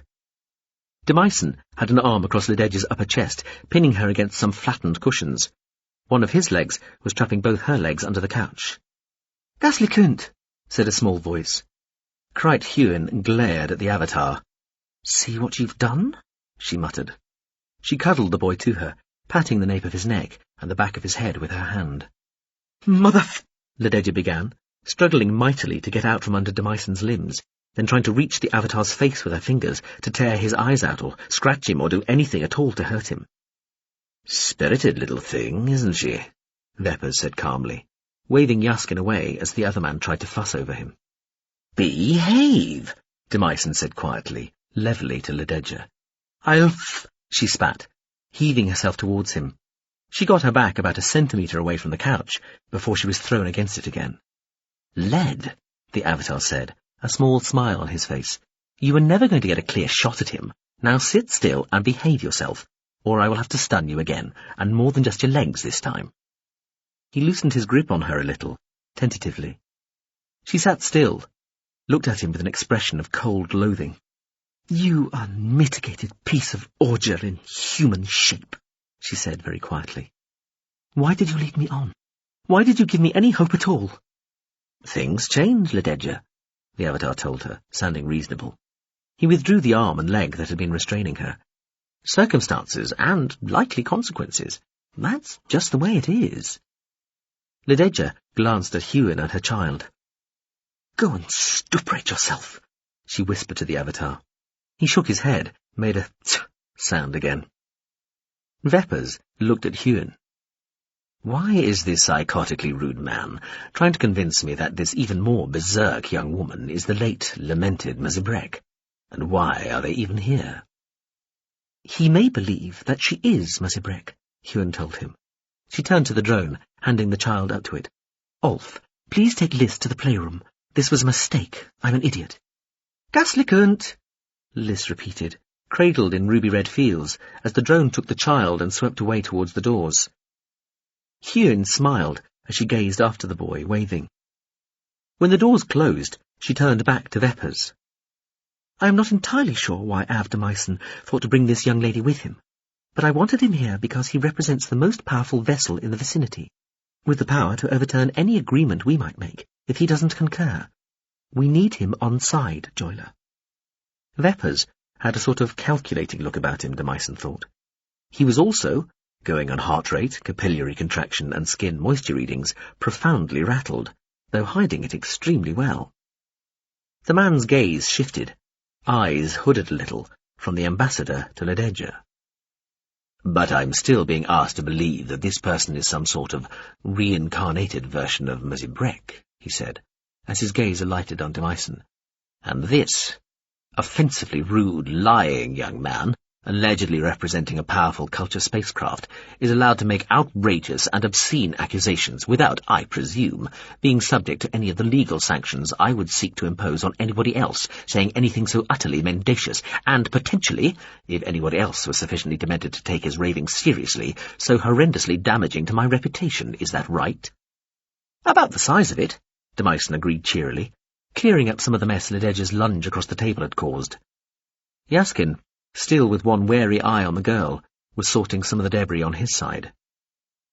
You like to take your women from behind, Lededja said quietly, staring at Veppers, usually while facing a mirror. Sometimes, especially when you are drunk, you like to lean forward and bite the right shoulder blade of the woman you are fucking. Always the right, never the left. I have no idea why. You mutter, "Ah, yes, fucking take it," sometimes when you orgasm. You have a small black mole just under the fold of your right armpit, which is the only blemish you have allowed to remain on your body purely for the purposes of identification. You scratch the right corner of your mouth when you are worried and trying to decide what course of action to take. You secretly despise Peschel, your lawyer, because he is gay, but keep him on because he is very good at his job, and it is important to you to make people think that you are not homophobic. I think you may have had some sort of homosexual experience at school with your friend Sappletride. You think the screen director Kostrel is grotesquely overrated, though you fund his works and advance him at every opportunity, because he seems fashionable, and you desire his— Yes, Veppers said. You've done your research. Well done, clever girl. Still, de Meissen noticed, Veppers' involuntary stress signs had peaked again, and Yaskin was suddenly trying hard not to stare at either his master or Lededja. Veppers turned to Iain. Madam, can we get to the point of things here? De Meissen turned quickly to Lededja. Are you mad? He asked her quietly. Burning my boats, you treacherous fuck, she said, her voice sounding quiet and hollow. If I can't kill the bastard, maybe I can unsettle him a little. It's all you've left me. She barely looked at the avatar as she said this. Av de Meissen, the ambassador said, sitting up straight and brushing some crumbs from her fingers. You need to listen to this. She nodded to Veppers. Veppers looked at the avatar. He took in a breath, then expelled it, glanced at Iain. This person really does represent a culture ship? You're sure? Yes, the ambassador said, watching de Meissen rather than looking at Veppers as she addressed him. Get on with it. Veppers shook his head. Oh, well. He smiled insincerely at the avatar, who smiled just as insincerely back. This matter is a diversion, Veppers told him. I made one agreement with the Flecker and NR to stay out of any conflict regarding the Hells. Smokescreen. I never intended to keep it. I made another agreement with the GFCF to provide them with targets for a fleet of ships they would build in the Tsungariel disk, while the culture, and anybody else who might have interfered, was tied up with the Smatter outbreak. That is the agreement that I intend to keep, so long as nothing untoward befalls me. Those targets are the Hells, Well, the substrates running them. The vast majority of them, at any rate. All the important ones. And they are here, Iain said. On Sichult. Is that right? Veppers smiled at her. Here, or hereabouts. Iain nodded slowly. The latest reports I have indicate that a substantial number of the disk-built ships have, surprisingly, escaped the confines of the Tsung system, possibly powered by unexpected amounts of power no one thought they might possess, and are headed this way, she said, glancing at Demyson. To Sichult. Sudden rush of antimatter to the engines, the Avatar said, nodding vigorously. I've an element or two running them down, but a number will likely get through. Their targets are in or around Sichult, Veppers said. I'll call in the exact locations when they're closer. Demyson's eyes narrowed. Really? That's cutting it awfully fine, isn't it? Timing is everything, Veppers said, smiling. The point is, he said, sitting forward on his couch towards Demyson, who sensed Lededja tensing and, without looking, put one arm out and behind him, across her chest, preventing her from moving, that I'm on your side, sailor boy. Veppers directed another perfectly insincere smile at the Avatar, who this time did not reciprocate. On my say-so, Veppers continued, if I'm around to give it, and enough ships get through to deliver the killer blows, all those nasty, horrible hells will get wasted, and all the poor tortured souls will be released from their torment. Veppers tipped his head to one side, interrogatively. So, what we need from you is some sort of guarantee that you won't interfere with any of this. Maybe you'll even help the ships get through, or at least stop anybody else, the NR, say, from interfering with them. Veppers glanced at Lededja before looking back to the Avatar. Deal? Good grief, yes, Demyson said, reaching across the table to the Sichultian. Deal? He nodded vigorously. Sorry for my earlier remarks. Nothing personal. He kept his hand stuck out and nodded at it. Veppers looked at Demyson's open, waiting hand.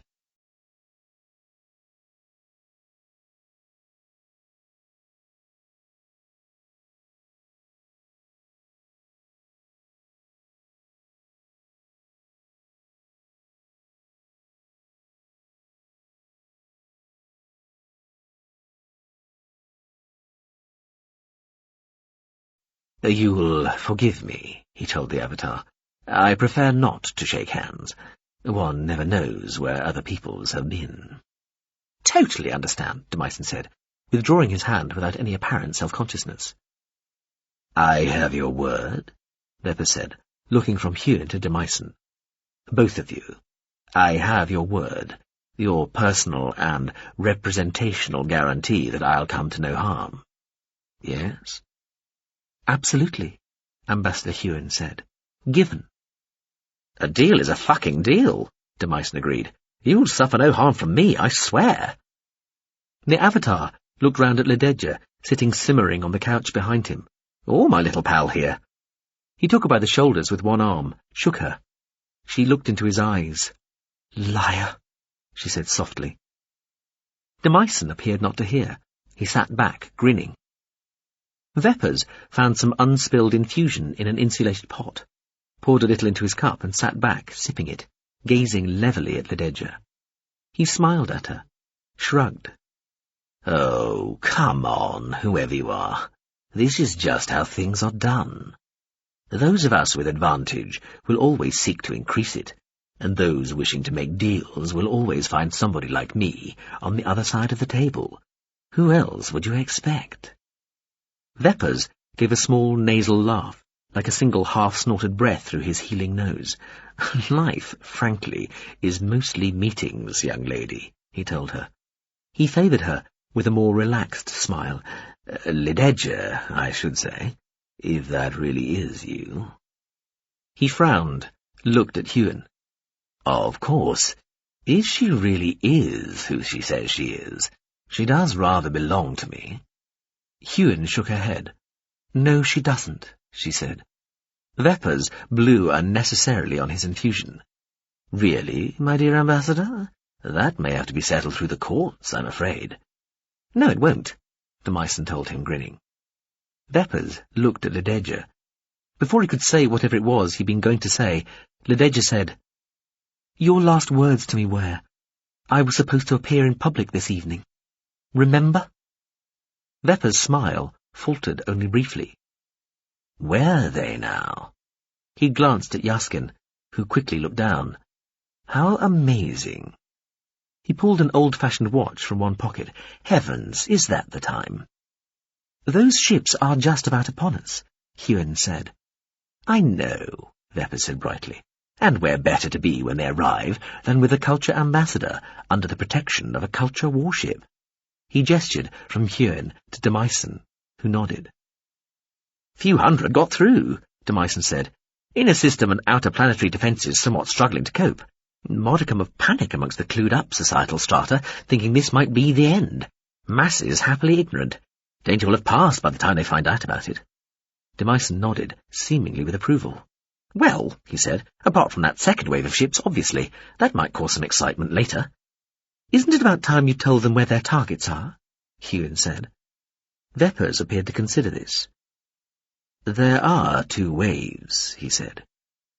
"Sensing some rather premature glitterage from the city there?" Demyson muttered, waving towards the buildings across the park. The wall screen was cycling through some blank, hazed, static-filled channels now. The rest was still concentrating on graphics and talking heads. Displays of sparks like daylight fireworks and some thin beams of light directed straight up seemed to be issuing from the summits of some of the higher skyscrapers in Ubruata's central business district. Iain looked sceptically at Demyson. "Glitterage?" she asked. The Avatar shrugged. Veppers looked at his antique watch again, then at Yaskin, who nodded briefly. Veppers stood. "Well, things to do. Time to go," he announced. "Madam," he said, nodding at the ambassador. "Fascinating to meet you," he said to Demyson. He looked at Lededja. "I wish you peace, young lady." He smiled broadly. "At any rate, a pleasure." He and Yaskin, who nodded a trio of his own goodbyes, made their way towards the doors. The drone, Olfes Hresh, floated nearby, having reappeared earlier without anybody noticing. "Thing?" Veppers said to it as he passed. The 2 men passed beyond the doors. Moments later, sudden bursts of light stuttered in the evening sky beyond the city. The wall screen flickered, hazed, then went to standby. Demyson said. "His own estate." He looked at Iain. "Surprised to you too?" "Profoundly," she said. Demyson glanced at Lededja. He flicked her nearest knee with one finger. "Snap out of it, babe. It's not about your little revenge trip. We're getting hells destroyed. For free. Not even on our conscience. Seriously, who do you really think matters most here? You or a trillion people suffering? Fucking get grown up about it, won't you? Your man Veppers skipping off with a jaunty smile on his admittedly eminently punchable face is a small price to pay." A roar from overhead announced Veppers' flyer departing. Demyson looked round at Lededja. "You lying, inconstant, philandering fuck," she told him. The Avatar shook his head, looked at the ambassador. "Kids, eh?" Chapter 28. She was in her sleeping pod, the aching fruit within its dark enfolding confinement, when whatever happened, happened. She'd been slowly stretching herself, extending one wing and then the other, creakingly with much joint grumbling and tendon grating, and what felt like even the leathery fabric of her wings protesting. Then rotating her neck as best she could, against what felt like the gravel filling her vertebrae. Then flexing first one leg and then the other, hanging by a single clawed talon each time. Then, without warning, there was a sort of shiver in the air, as though the shockwave of a great explosion far away had just passed by. The pod around her started to shake. Then it froze, somehow, as though the blow that had struck it had been cancelled from reality rather than allowed to ring on through the fabric of her great dark roost. She knew immediately that there was something odd and unprecedented about it, something that hinted at outside, at an existential change to her surroundings, maybe even to the hell itself. She thought of the glitch, the silver mirror barrier, The patch where the landscape had been deleted, smoothed over. She had lost count of how many thousands she had dispatched since she had been brought back here. She had meant to keep count, but had balked at scratching a mark for each death on the interior surface of her roost. She had considered this, because it just seemed so cold. She had attempted to keep count in her head, but then lost it a few times, and then for a long time had thought that it didn't matter. The last figure she remembered was 3,885, but that had been a long time ago. She had probably killed at least that number again since. The pain grew each time, after each killing, each release, every day. She existed in a sort of continual haze of aching limbs and oversensitive skin and grinding sinew and ever-cramping internal organs. She liked to think that she ignored it, but she couldn't really. It was there all the time, from when she woke to when she fell, moaning, grumbling, asleep. It was there in her dreams, too. She dreamed of bits of her body falling off or developing their own lives, tearing themselves off her and flying or falling or walking or slithering away, leaving her screaming, bereft, bleeding and raw. Every day it was a struggle to let go of the upside-down perch, quit her roost pod and scour the blackened, pox-addled lands beneath for a fresh soul to release. She was getting later and later these days. Once she had flown for the joy of it, because flight was still flight, even in hell, and felt like freedom for somebody who had grown up a devoutly ground-dwelling quadruped. Providing one got over one's fear of heights, of course, which somehow, since the long-ago days when she'd grown old within a convent, perched on a rock, she had. Once she had loved to go exploring, fascinated to find the parts of hell she hadn't discovered before. She was almost invariably horrified by what she found, no matter where she looked. But she was fascinated nevertheless. Just the geography, then the logistics, then the hatefully sadistic inventiveness of it all was enough to captivate the inquiring mind, and she had made full use of her ability to fly over the ground that lesser unfortunates had to crawl, limp, stagger and fight over. No longer. She rarely flew far from her roost to find somebody to kill and eat, and usually waited until she felt such pangs of hunger that she no longer had any real choice in the matter. It was a delicate balance and a tricky choice, trying to decide whether her grumbling, empty guts were causing her more discomfort as the day went on than the ever-present shoals and flocks of aches and pains that seemed to squall through her like some bizarre parasitic infection. Her status as a soul-releasing angel had slipped, she suspected. People came from all around to be blessed by her, but there was not the same level of worship she had enjoyed before. She no longer appeared almost anywhere to anyone. Now you had to be able to make your way to near where she lived. That changed things. She had become a localized service. She suspected the demons had finally got wise and were arranging for certain individuals to be more or less presented to her for death and release.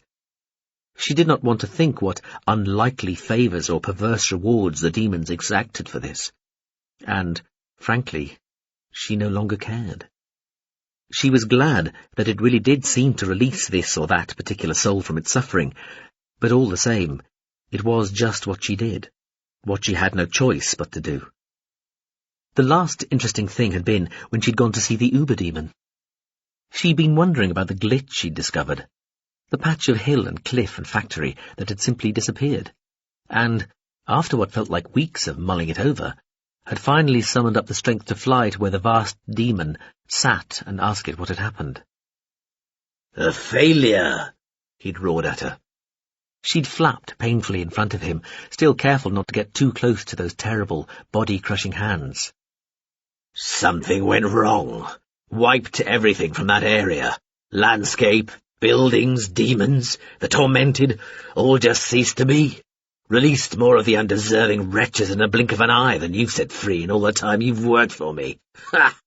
Now fuck off, and stop troubling me with matters even I have no control over." Now this.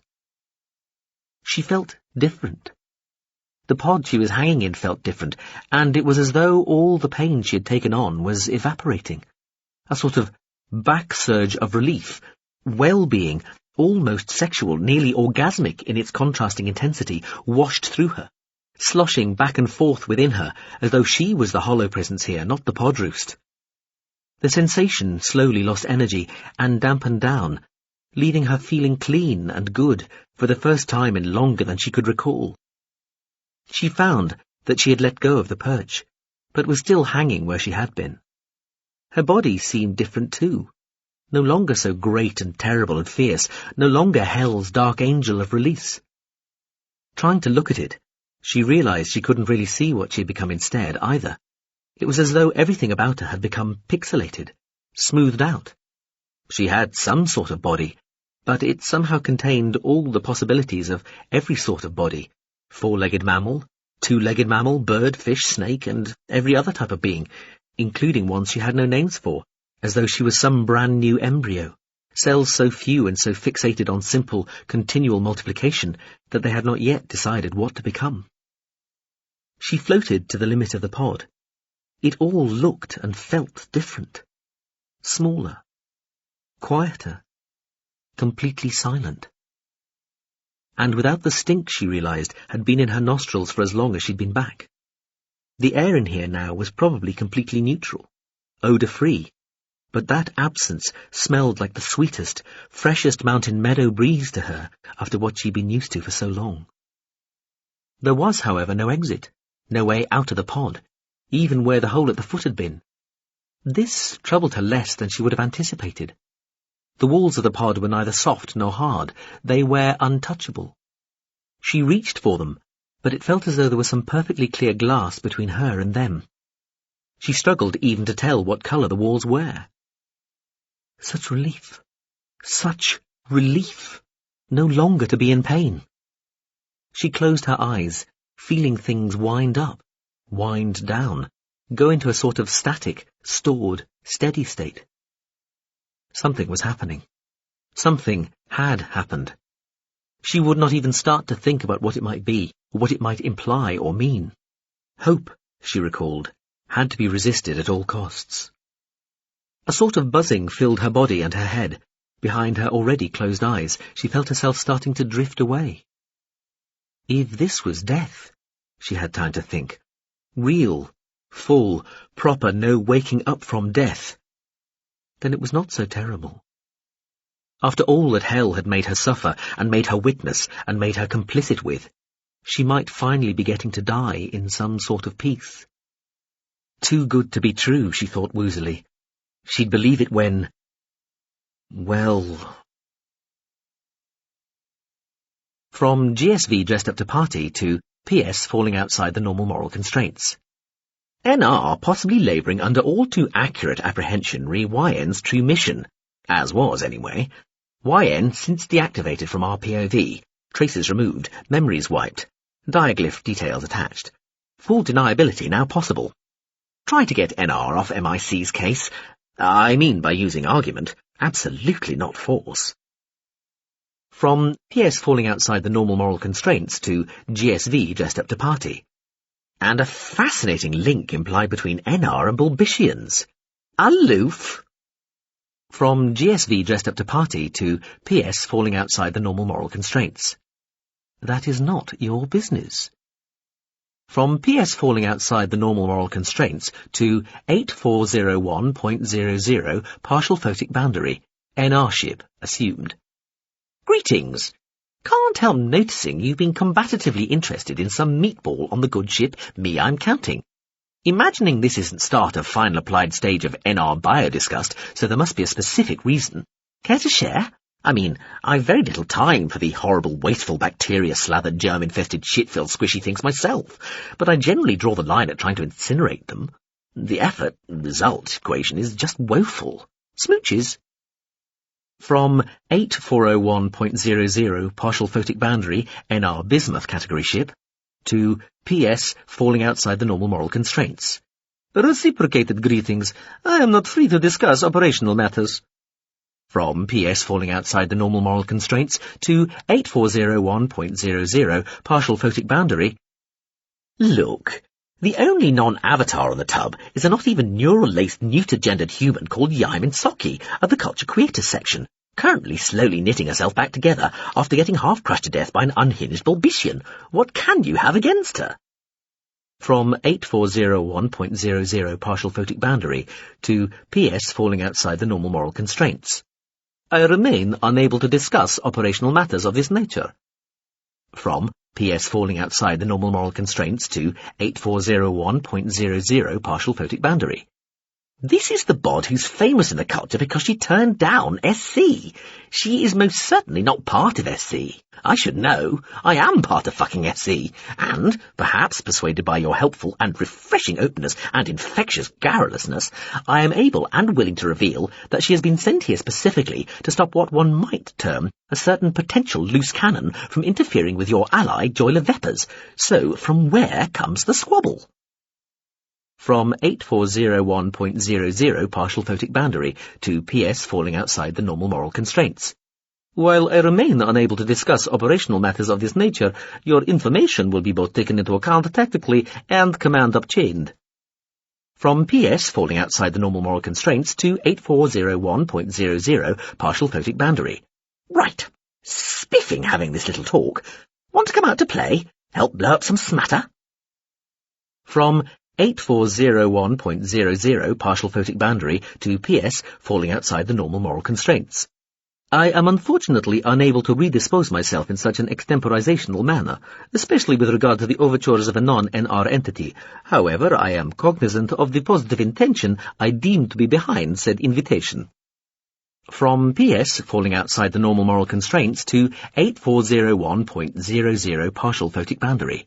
Steady? Bettlescroy. Happier? The little alien, shown in rather better definition on the main screen of Vepper's hired flyer, though the amount of signal scrambling was still obvious, was back to looking as calm as usual.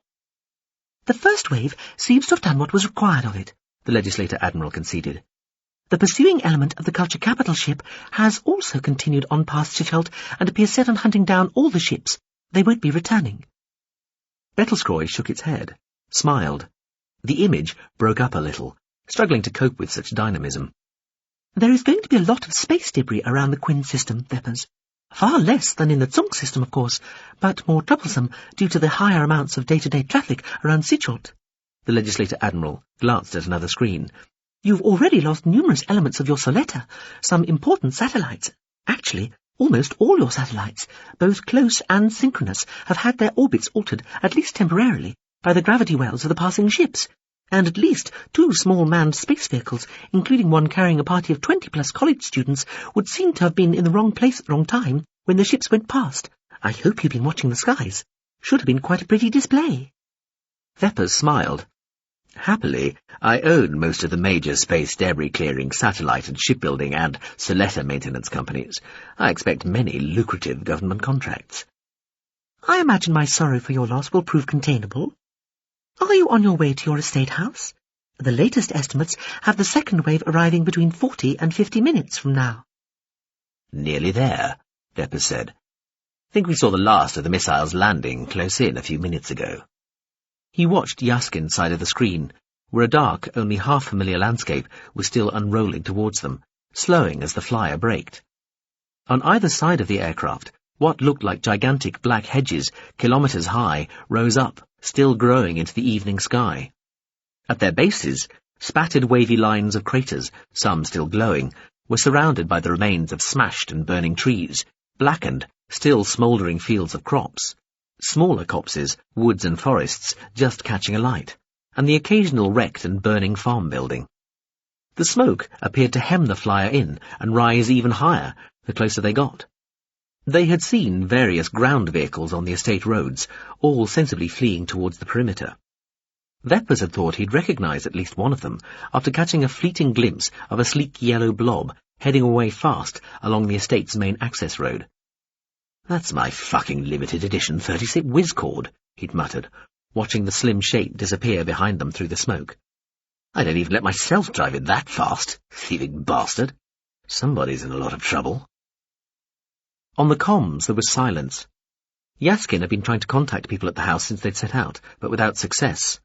Elsewhere, it was chaotic, a combination of the disturbed satellites, electromagnetic discharges and pulses associated with the energy weapons, hypervelocity kinetics tearing through the atmosphere, and nukes had left the area around Dispersium in utter communicative disarray, and sent a systems deranging shock through the comms of the whole planet.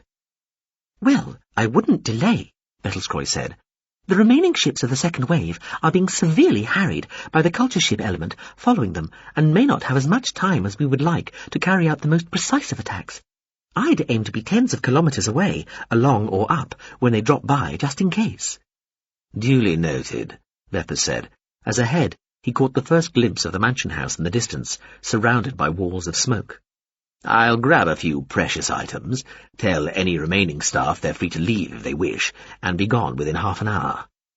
He glanced at Yaskin as he cut the connection with Pt.3. "We've got that, have we?" "Sir?" Yaskin said. Vepers regarded his security chief for a moment. "I want you to know this is the hardest thing I've ever had to do, Yaskin." He delayed telling Yaskin what was going to happen to the estate until the last moment. He'd thought the man would accept this as just correct, standard need-to-know security procedure, but now he thought about it, he supposed even the ultra-professional Yaskin might feel a little miffed he'd been kept in the dark for so long. "These are your lands, sir," Yaskin said. "Your house, yours to dispose of as you wish." He glanced at Vepers. "Was there some warning for the people on the estate, sir?" "None whatsoever," Vepers said. "That would have been idiotic. Anyway, who wanders the trackways? I've been keeping them as devoid of people as I can for over a century." Vepers sensed Yaskin wanting to say something more, but holding back. "This was all I could do, Yaskin," he told him. "Sir," Yaskin said tightly, not looking at him. Vepers could tell the other man was struggling to control his feelings. He sighed. "Yaskin, I was lucky to be able to offload the NR hell back to them. They're one of the few civs still willing to host their own and not care who knows it. Everybody else seems to have got cold feet. Nobody else I took them from would take them back. They were happy and relieved to get rid of them decades ago. That's why I got such lucrative deals in the first place. They were desperate. I even looked into placing them elsewhere quite recently. GFCF put me in touch with something called a Bulbusian or something, but it refused. The GFCF said it would have been too unreliable anyway. I'd never have got the approval of the Hell's owners. You've no idea how tied my hands are here, Yaskin. I can't even just close the substrates down. There are laws that our galactic betters have seen fit to pass regarding what they think of as living beings, and some people in the Hells are there voluntarily, believe it or not. And that's without taking into account the penalty clauses in the agreements I signed taking responsibility for the Hells, which are prohibitive, even punitive, believe me. And even if I did ignore all that, the substrates under the trackways can't be switched off. They're designed to keep going through almost anything. Even cutting down all the trees would only make them switch to the bioenergy they've stored in the root systems. Take decades to exhaust. You'd have to dig it all up, shred it, and incinerate it. "Or hit it with nukes, energy weapons, and hyperkinetics," Yaskin said, sounding tired, as the flyer rocked through a tumbling wall of smoke. "Exactly," Vepers said. "What's happening here counts as force majeure, gets us off that contractual hook."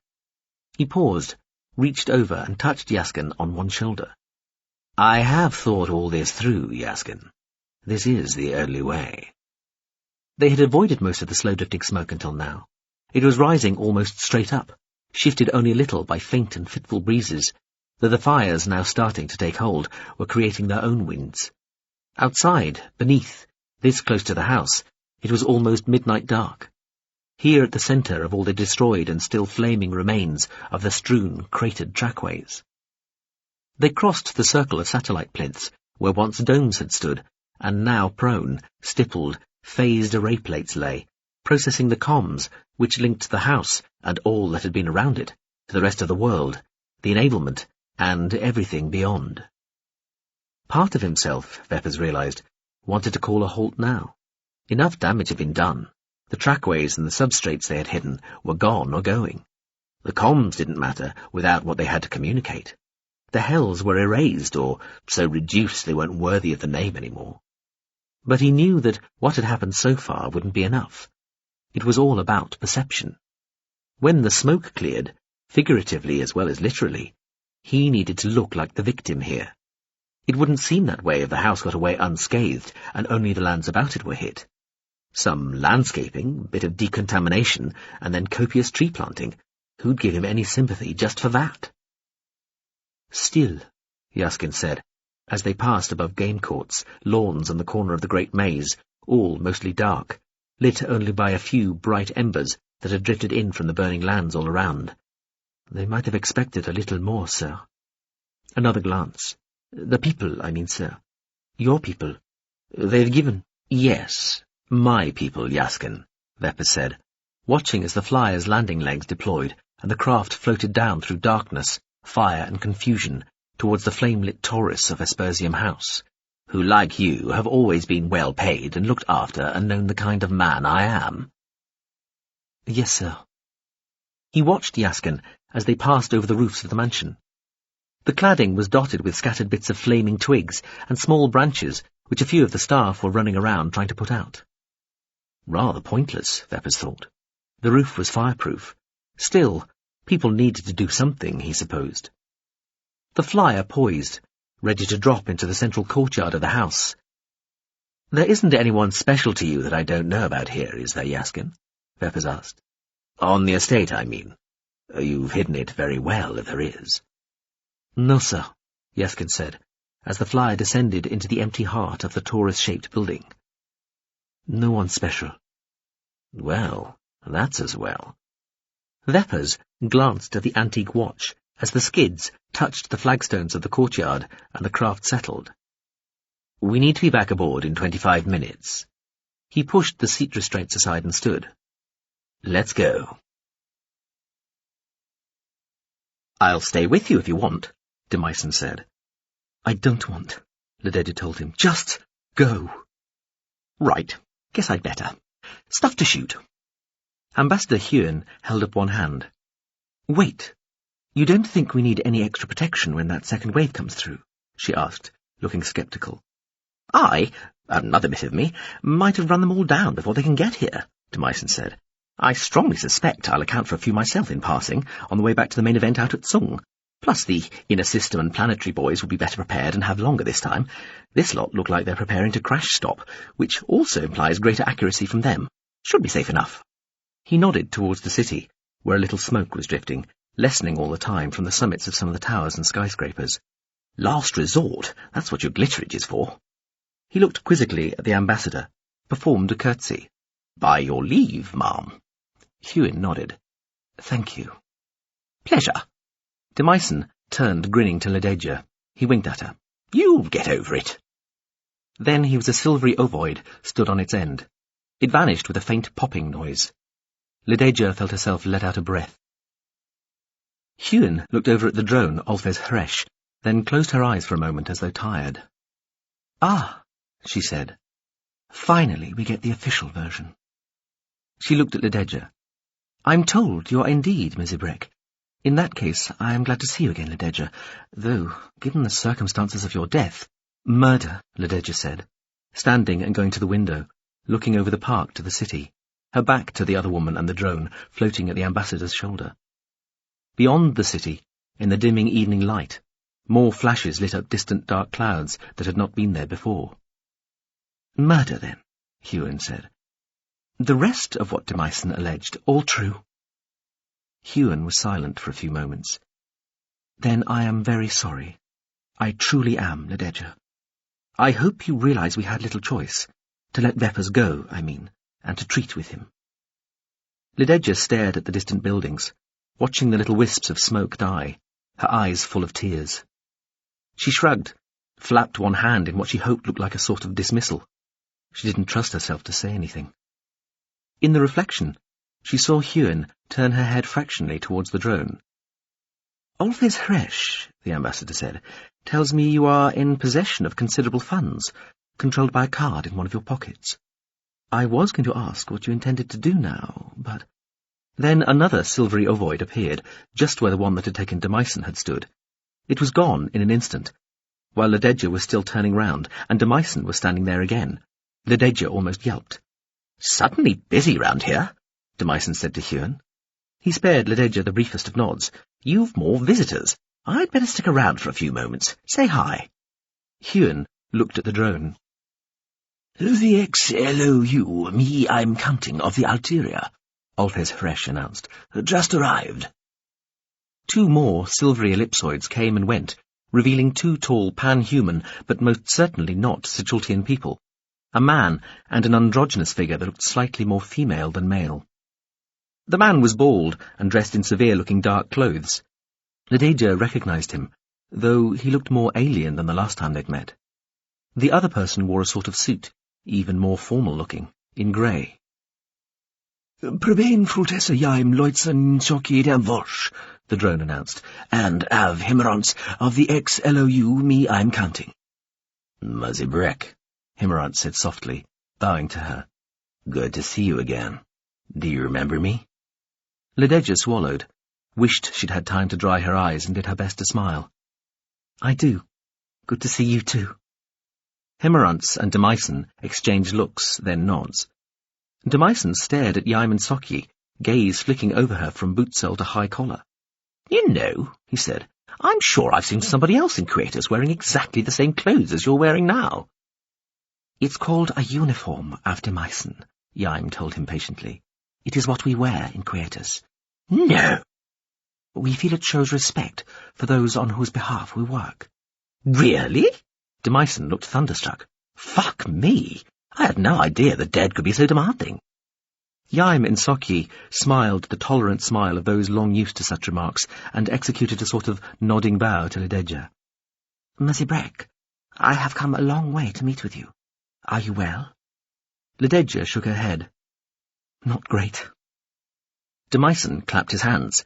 "Well, riotous fun though this is. I really need to be putting some heliopauses between me and here. See you all around, Ambassador." Iain held up one hand, delaying Demyson to his obvious annoyance. "Do you think Veppers told the truth earlier?" she asked, "when he implied he had yet to reveal the targets for this second wave of ships?" "Of course not. Can I go now? I mean, I'm going to go, but may I with your permission, given we seem to be observing excruciatingly correct protocol?" Iain smiled and gave a small nod. There was just about a delay between Iain nodding and the silvery ellipsoid forming and collapsing. The popping noise was more of a bang this time. Iain saw Ledeja's shoulders relax again. The girl shook her head, muttered, "Excuse me," and went back to looking out of the window. "Are we clear, Ulf?" Iain asked the drone. "We are, ma'am," the machine told her. "Mazinsokyi, Av Himmerants," the ambassador said. "To what do we owe the honour?" "I have been sent by Quietus to check on Mazibrek, as she is a recent reventee," Iain and Sokyi said. "And I promised to bring Mazinsokyi here," Himmerant said, "though I also thought it would be pleasant to pay my respects to Mazibrek." There was an anguished noise from near the window, where Ledeja was staring at her reflection, her nose almost pressing against the glass, while the fingers of her right hand stabbed at the skin on the inside of her left wrist. They all looked. She whirled round. "Now the fucking tat stopped working!" She looked round all of them, meeting mostly blank looks. Iain sighed, looked at the drone. "Alphes, would you?" "Calling." Demyson's image appeared, translucent, on the polished wooden floor, just bright enough to throw a reflection. "Now what?" the image said, waving its arms, gaze directed at Ledeja. "I thought you couldn't wait to get rid of me." "What's happened to my tat?" she demanded. "What are you talking about?" "It stopped working." The image appeared to squint, staring at her. It said. "See what you mean. Looks like it's frozen." "Well, that will happen. Probably from when I had to half-stun you to stop you ripping Vepper's throat out. Collateral damage. Sorry, my apologies." "Well, fix it." "Can't.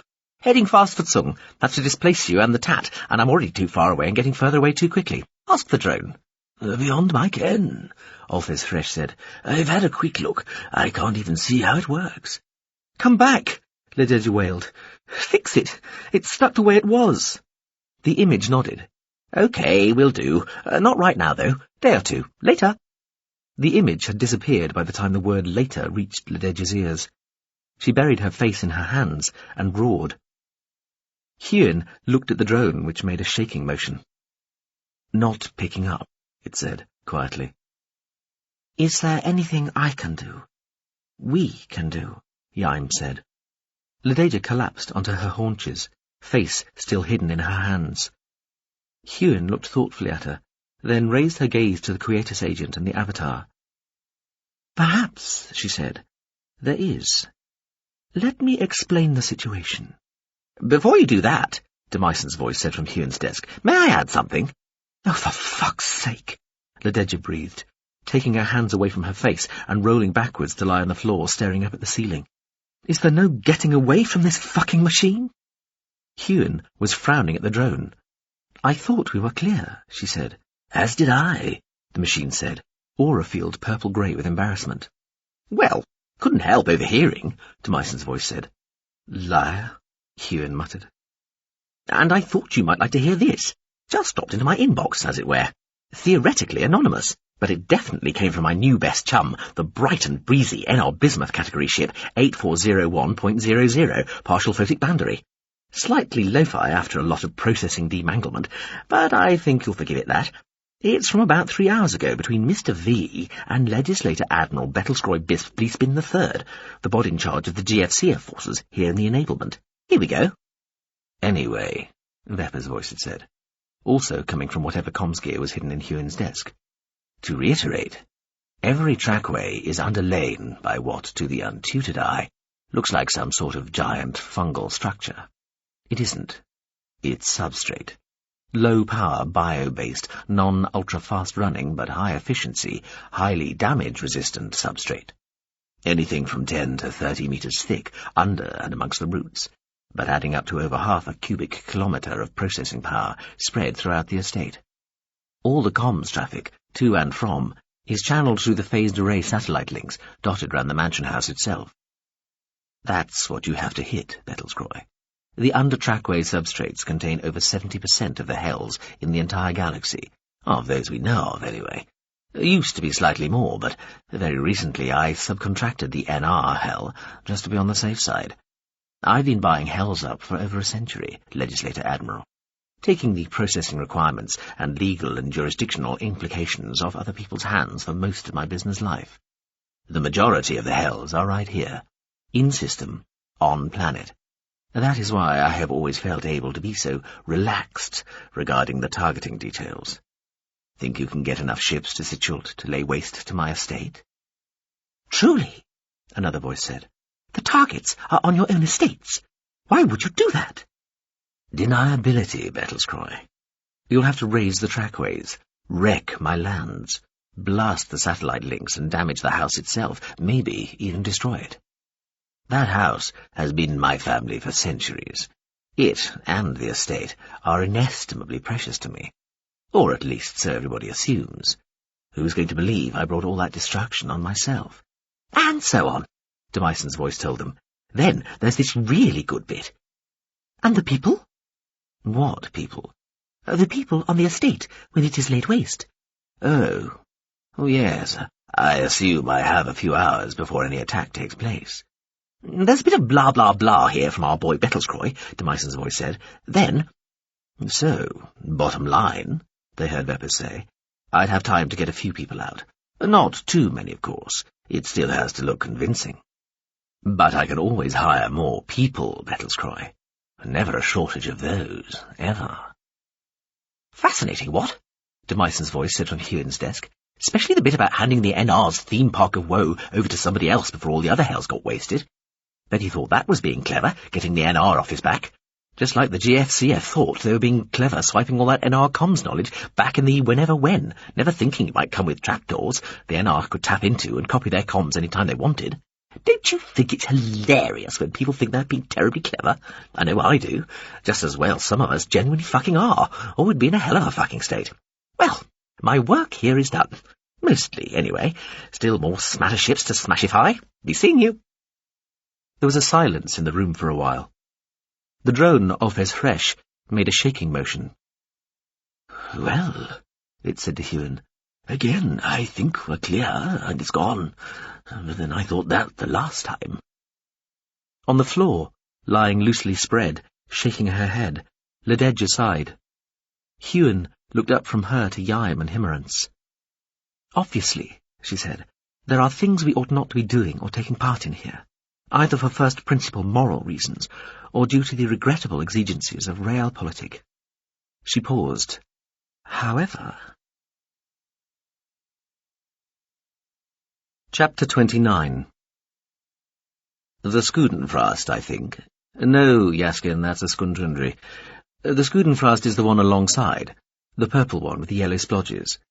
I always did think Skundrundri was overrated. Besides, with these gone, the rest I have in the townhouse will be worth more. Nollian, give Mr. Jaskin a hand with these out to the flyer, would you? Sir? Quickly, both of you. Sir, Jaskin said. He lifted an armful of old masters and headed for the end of the long curved gallery, followed by Nollian, similarly laden. It was gloomy in the place.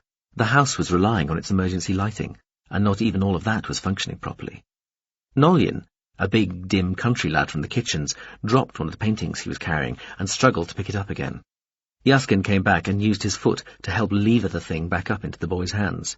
Veppers watched all this sighing. He was actually a little bit disappointed in his staff and their commitment.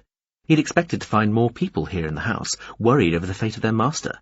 They still thought he might be dead after all, and determined to help save the house from the surrounding and encroaching fires. Instead, he discovered that most of them had already fled the place.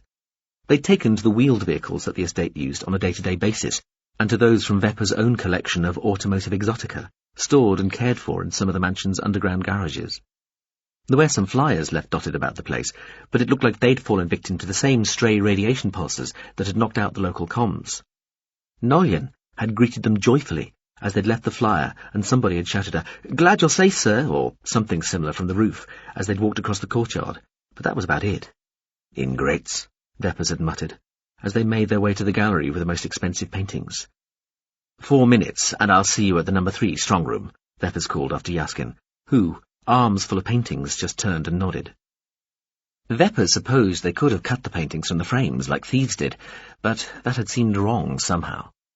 Veppers jogged along the gallery, down a radial corridor towards some splendidly tall windows. My, there was a lot of smoke and even some flame out there, and it was far too dark for the time of evening, and let himself into his study. He sat at his desk. The study was dark in the patchy emergency lighting. He allowed himself the poignant luxury of one last look round the place, thinking how sad, and yet also how oddly exciting it was that it might all soon be gone. Then he started opening drawers and compartments. The desk, self-powered, identifying him by his smell as well as by his palm and fingerprints, made soft, sighing, snicking noises as it obeyed him. A little familiar oasis of calm and reassurance in all the chaos. He filled a small hide carry-bag with all the most precious and useful things he could think of. The last thing he lifted, after a slight hesitation, was a pair of knives, sheathed in skin-soft hide, that had belonged to his grandfather, and, before that, to somebody else's. A wind seemed to be getting up, judging from the way the smoke was moving on the far side of the barely visible formal gardens. However, despite all the commotion outside, little sound got through the multiply glazed and bulletproof windows. He was just closing the last drawer, ready to go, when he heard a noise like a faint pop. He looked up and saw a tall, dark alien figure standing looking at him from near the closed doors. For a moment he thought it might be Ambassador Iain, but it was somebody else, thin, with a too straight, contorted-looking back, dressed in different shades of dark grey. "Can I help you?" he said, putting the still open hide bag down at his feet where he sat, and dipping one hand into it, feeling around. He made a waving, distracting gesture with his other hand. "For example, with your manners, we tend to knock first here." "Mr. Doyle Veppers, my name is Prebane Frotessa Iain Loitza Nsoki Damvolsh," the figure said, in an oddly accented voice that might have been female, but that definitely didn't appear to be entirely in sync with its lip movements. "I am a citizen of the culture. I am here to apprehend you on suspicion of murder. Will you come with me?" "How can I put this?" he said, raising and firing the alien tech gun in the same movement. The gun made a loud snapping noise. Light flared in the dim study, and the alien disappeared in a silvery shimmer. The doors immediately behind it, where it had been standing, burst open against their hinges, swinging broken and hanging into the corridor beyond in a flurry of black dust. A semicircular hole punched in each, circumferenced with glowing yellow-white sparks. Veppers looked at the gun. A present from the Jalupian, Jingra, long ago. then at the still swinging, smoking doors, and finally at the patch of rug where the figure had been standing. He said. He shrugged, stood, stuffed the gun into his waistband, snapped the hide bag shut, and waved some of the noxious fumes away from his face as he exited through the wrecked doors which were starting to burn. Yaskin? He heard the female voice pronounce his name behind him, and knew it was her. He placed the paintings carefully on the floor of the flyer and turned. Nolyan had stopped in the doorway of the flyer. He was staring over the top of the paintings he held at the young woman standing by the door to the flight deck. Perhaps he was intimidated by the scrollwork of faint, tattooed lines covering her face. "Miss?" Yaskin said, nodding to her. "It is me, Yaskin." "I know," he said. He turned his head deliberately, nodding to Nolyan. "Leave those, Nolyan. Never mind anything else, just leave. Get well away from the house." Nolyan set the paintings down. He hesitated. "Get away, Nolyan," Yaskin said. "Sir?" the young man said, then turned and left. Lededja watched him go, then turned back to Yaskin. "You let him kill me, Hib." Yaskin sighed. "No, I tried to stop him, but in the end, all right, I could have done more, and I suppose I could have killed him after he killed you. So I'm as bad as he is. Hate me if you like. I don't claim to be a particularly good person, Led, and there is such a thing as duty." "I know. I thought you might feel some towards me." "My first is towards him, whether either of us likes it or not." "Because he pays your wages, and all I did was let you fuck me?" "No, because I pledged myself to his service. I never said anything to you that contradicted that." "No, you didn't, did you?" She gave a wan smile. "I suppose I should have spotted that. How very correct of you, even while you were despoiling his property. All those little whispered words of tenderness about how much I meant, what we might hope for in the future. Were you always reviewing them as you said them, running them past some lawyer bit in your brain looking for inconsistencies?" "Something like that," Yaskin told her, meeting her gaze. He shook his head. "We never had a future, Led. Not the sort you wanted to imagine. More quick couplings while his back was turned, hidden from everyone, until one of us got bored or he found out. You belonged to him forever. Didn't you ever understand that? We were never going to be able to run away together." He looked down, then back up into her eyes again. "Or are you going to tell me you loved me? Because I always thought you took me as a lover just to get back at him and have me on side for the next time you tried to escape." "Didn't fucking work, did it?" she said bitterly. "You helped him hunt me down. I had no choice. You didn't have to run. Really? That's not how it felt to me. As soon as you did, I had to do what my duty to him demanded." "So none of it meant anything?" She was crying a little now, but quickly wiped both cheeks with the back of her wrists, tears smeared across the tattoo lines. "More fool me. Because I didn't come back just to kill vepers.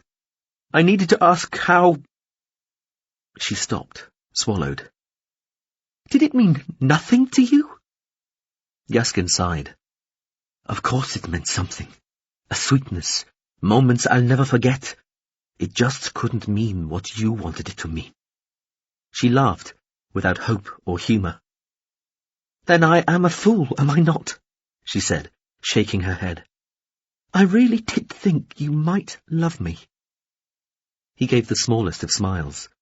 "Oh, I loved you with all my heart, from the very first." She glared at him. He stared at her, eyes bright. "It's just that love is not enough, Led. Not always. Not these days. Maybe not ever. And never around people like Joyla Vepers." She looked down at the floor of the flyer, brought her arms up and hugged herself. Yaskin glanced at the time display on the flyer's bulkhead. "Could be as little as a quarter of an hour till the second wave arrives," he said. His tone was concerned, even kind. "You seem to get here pretty fast. Can you get away again just as quickly?" She nodded. She sniffed back her tears, wiped her cheeks and eyes again.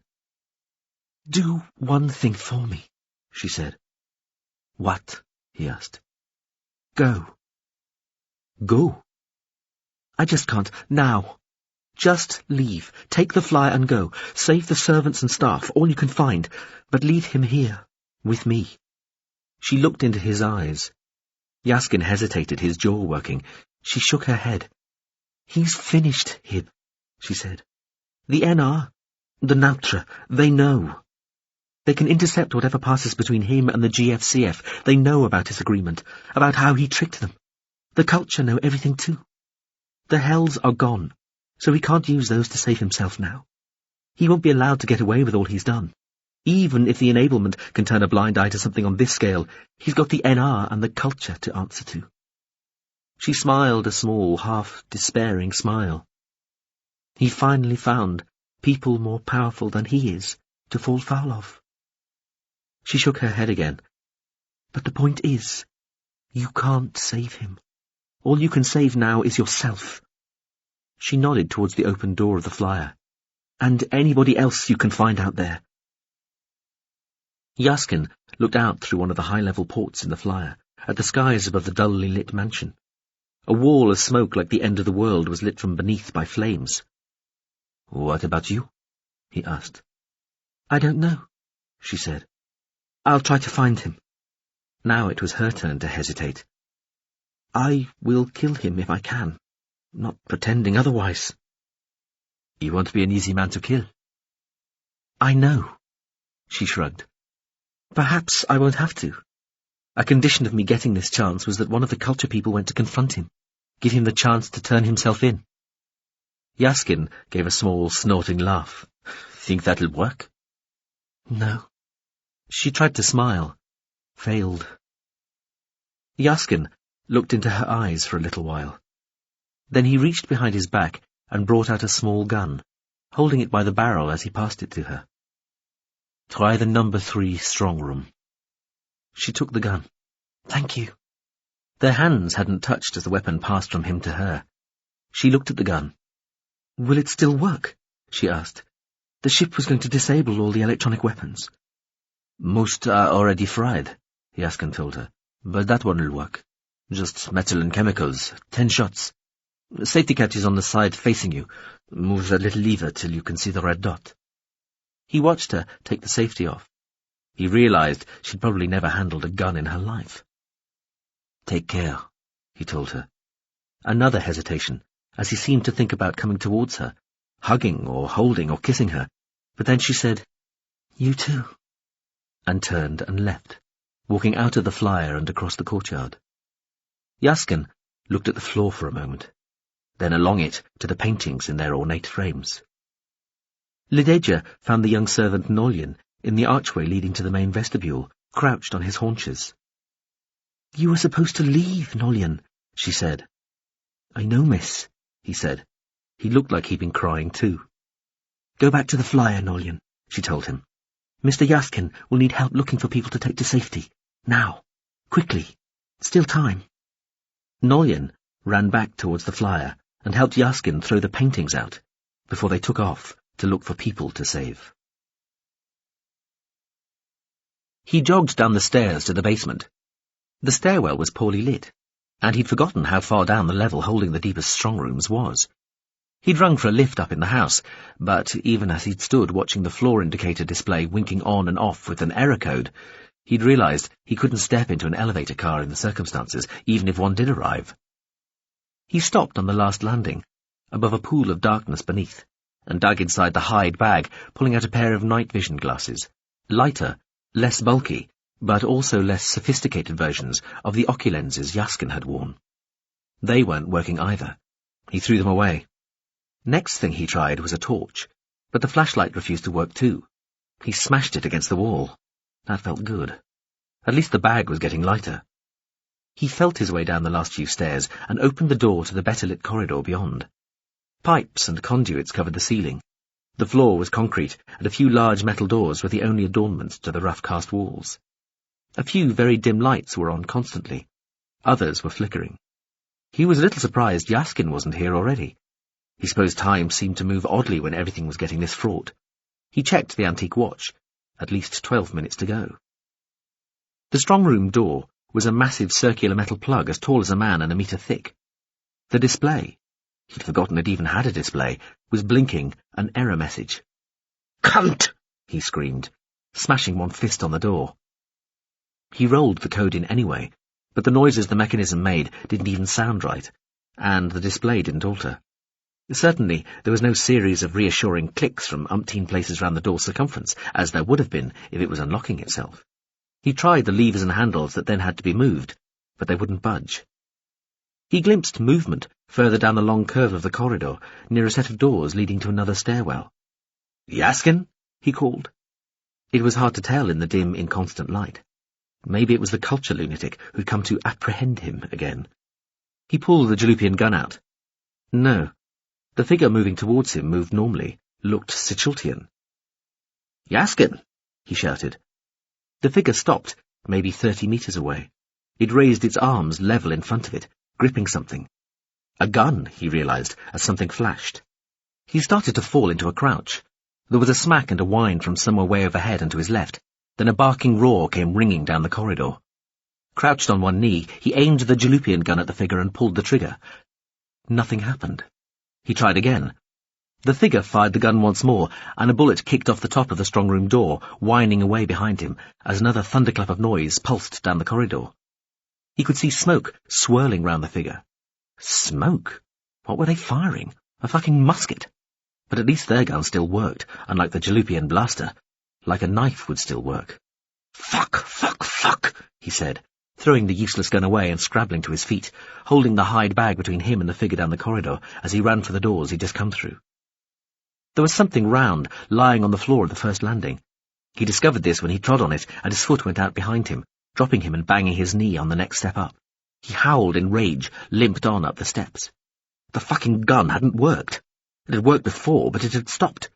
Was it some fucking stupid ceremonial piece of junk that only had one fucking shot in it? Gingra, the bastard, had told him it could stop a tank, bring down aircraft and keep on firing till you grew old. Lying motherfucking alien cunt. He was one flight down from the ground floor when he heard the doors at the foot of the stairwell bang open and steps come hurrying up towards him. Fuck everything else then. Just get to Yaskin, get to the flyer, cut and run. What fucker would dare fire a fucking gun at him anyway? Probably only the demented little bitch claiming to be a Breck. She was about as good a shot as he'd have expected. His lungs and throat felt like a blast furnace after running up all those steps. His knee was hurting really badly, but he just had to ignore it. He threw open the door to the main ground-level corridor and ran for the nearest courtyard doors. The flyer wasn't there. He could see this 20 or more steps away from the doorway because there was a large open reception area with huge windows looking straight out at the courtyard, but he kept on running for the doors, not believing what he was seeing, and threw the doors open anyway, in time to see the flyer pulling away overhead, as though it had just taken off from the roof of the mansion. "Yaskin!" he screamed, the force of it tearing at his throat. He looked frantically round the circular courtyard. This couldn't be happening. The flyer couldn't have gone, it just couldn't. He needed it. He needed it to be here, needed it so he could get away. That must have been another, similar flyer he'd just seen above the rooftops. It couldn't have gone. It just wasn't possible. He was depending on it, so it had to be here. It couldn't disguise itself, could it? Go see-through or something freakish, could it? It was just a hired civilian flyer, nothing military or alien. Best money could hire, built by one of his own companies. But it couldn't turn fucking invisible. He stared round the courtyard, willing the aircraft still to be there. But all that he could see was a half-collapsed pile of paintings, nothing and nobody else. He glimpsed movement through the windows to one side, in the corridor he'd just run down. He ran for the nearest archway, leading through the house to the grounds. A gun. He needed a gun. An old-fashioned chemical explosion gun. What had happened to Yaskin? Yaskin had a gun. He always carried several weapons. He had a little handgun that had no sight or screen or electrics in it at all, just as a last resort. Dear fuck, it wasn't Yaskin chasing him, was it? He ran through the tall archway, leading towards the outside, his steps echoing in the arch high overhead. He glanced back, saw the figure pursuing him, but stumbled and nearly fell as he did so. No, not Yaskin. Too small and slim to be Yaskin, and Yaskin wouldn't have missed, not twice. It had to be the little bitch claiming to be a Breck. She must have tricked Yaskin, had an accomplice. Maybe the culture maniac who'd tried to arrest him. They'd be flying the aircraft. The fucking culture. A gun. Where would he find a gun? He ran out into the flagstone circle which encompassed the house. The world was on fire. Walls of smoke filled the sky, making a night lit up like hell, flames leaping from 100 different places, trees and outbuildings all on fire or silhouetted against the fires beyond. Gun. He needed a gun. There were old-fashioned, ancient, even antique guns splattered liberally over the walls of the house, just like there were swords and spears and shields, but none of them worked. None of them were any fucking use. Who the hell still used old-fashioned guns, for fuck's sake? Gamekeepers? They used lasers like everybody else, didn't they? He wasn't even sure where the gamekeepers' cottages were. Hadn't they been moved when he'd had the raceball court put in? He limped on, breath wheezing, knee aching, wondering if he could hide in the maze, maybe jump out on whoever was pursuing him, slit their throats using one of the 2 knives he still had. He sort of remembered the layout of the maze, he thought. He looked at where the maze ought to be and saw its central tower on fire, flames waving wildly like orange banners from its wooden superstructure. He looked desperately around, searching for the flyer, or another aircraft. He should have headed for the garages, he thought. Maybe some of the cars were still there and working. He patted the pocket where his antique watch had been, but it was gone. Tall, skinny towers and linked, soaring arches stood out black against a distant roaring wall of yellow-orange flame off to one side. The fucking battleships! They had chemical guns. There were explosives, rockets, grenades, bullets, all that stuff there. He couldn't think of anything else. He ran for the battleship area. He looked back briefly. The figure sprinted out of the archway, heading towards him, then seemed to slow, looking about. Maybe they couldn't see him. He was wearing mostly dark clothes, thank fuck. Throat on fire, legs like jelly, knee like a spike had been driven into it. He scrabbled around inside the hide bag, found a soft, double sheath, pulled it out and stuck it and the pair of knives it held into his jacket. He threw the bag and everything else away. She had never fired a gun before, never even held one. She used both hands, hoping this was right. The noise of the old explosive-based weapon going off was so great, and the kick against her arm so hard, she thought it had blown up in her hands. She half expected to find she'd lost fingers. She didn't see where the bullet went, but now Veppers was on one knee, pointing something at her. The gun and her fingers were intact. She coughed on the acrid gas the gun had given off, fired it again. Another ear-ringing detonation. She couldn't believe it was meant to be this noisy. She'd missed again. At least she saw where this shot hit, well above Veppers, near the top of the great circular door of the strong room. She knew these old reaction weapons had significant recoil, but she'd always assumed it happened after the bullet left the barrel, on its way to wherever it had been aimed. Maybe it didn't work that way. Veppers turned and ran, crashing through the doors to the stairs. She set off after him. When she got to the doors, she kicked them open in case he was hiding, just behind them. The stairwell was a little dimmer than the corridor, but she could see okay. Bits of a smashed-up torch were strewn across the first landing. On the first step up lay the antique watch Veppers had looked at in Ambassador Huon's office. She ran on up, seeing and hearing Veppers a handful of flights above. Running along the corridor, she saw him hesitate in the courtyard, staring frantically about. Then he ran off through the main archway, and not running quite perfectly, limping. Outside, once she'd exited the tall archway, she stopped for a moment, taken aback by the sheer apocalyptic scale of the fiery, roaring chaos swirling around the mansion. A ragged, tearing wind that seemed to have come out of nowhere howled beneath a cauldron of night-black, sky-obliterating smoke. Manically leaping, furiously rolling flames spilled everywhere. The air was full of whirling, burning debris, numerous as leaves in the first storm of autumn. The shock was almost physical, the heat on her face from the ubiquitous flames, as strong as that from an equatorial sun. She slowed to a trot without realizing. She shook herself out of it, quickly looked round. For a moment, she thought she'd lost him. Then she saw him half running, half staggering in the direction of the water maze. He was silhouetted against flames for a moment, and she aimed at him, nearly fired, but then decided he was too far away. The gun was for close range, and she was anyway no marksman. 8 shots left. Down a grassed bank, clattering against a chain-link fence hidden from the mansion by the slope, running along the path, making for the gates that led to the network of channels around the lakes. The gates! The fucking gates! What if they were closed? Locked? Then he saw something ahead, glinting in the flames, and running towards it, found a crash-landed flyer, one of the estate's runabouts, snouted into the path and the fence at one end of a trough of ploughed-up earth. The fence had tipped, fallen, lay flat on the ground just beyond the crumpled nose of the craft. He leapt onto the flyer's stubby front canard, jumped over the fractured nose, and was in the battleship ground, pumping and wheezing along the internal path between the towers and arches of the raised system of canals. The sheds where the ships were kept were on the far side of the grounds, away from the mansion, near the trees. Crazy, crazy, crazy! What was he doing? The fucking sheds would be locked. But maybe not. There were people there a lot of the time, and he'd been planning a battleship tournament in a few days, so the engineers and technicians would have been working on the vessels, testing them, readying them. It hadn't been night when all this chaos had kicked off, even though it felt like midnight now. It had been afternoon. People would have been in and around the ships and sheds, and what were the odds, in the midst of all this mayhem, that they'd carefully packed everything away and locked up everything they were meant to lock up? Not a chance. See? He'd been vindicated. This had been the right place to come. His instinct had been smack on the money. He, not this mad bitch running after him with a miniature cannon, would come out of this ahead. He'd survive. He'd win. He was the winner. He had the history of success. He was the one who knew how to triumph. Fuck. If it really was her, he'd already killed her once. What did that tell you? A burning tree, stories high, already half uprooted, was slowly falling 30 meters ahead of him. It came thudding through the fence, crashing and rolling off a flying buttress in a storm of sparks and splashing into a watery channel, smothering the path with flame.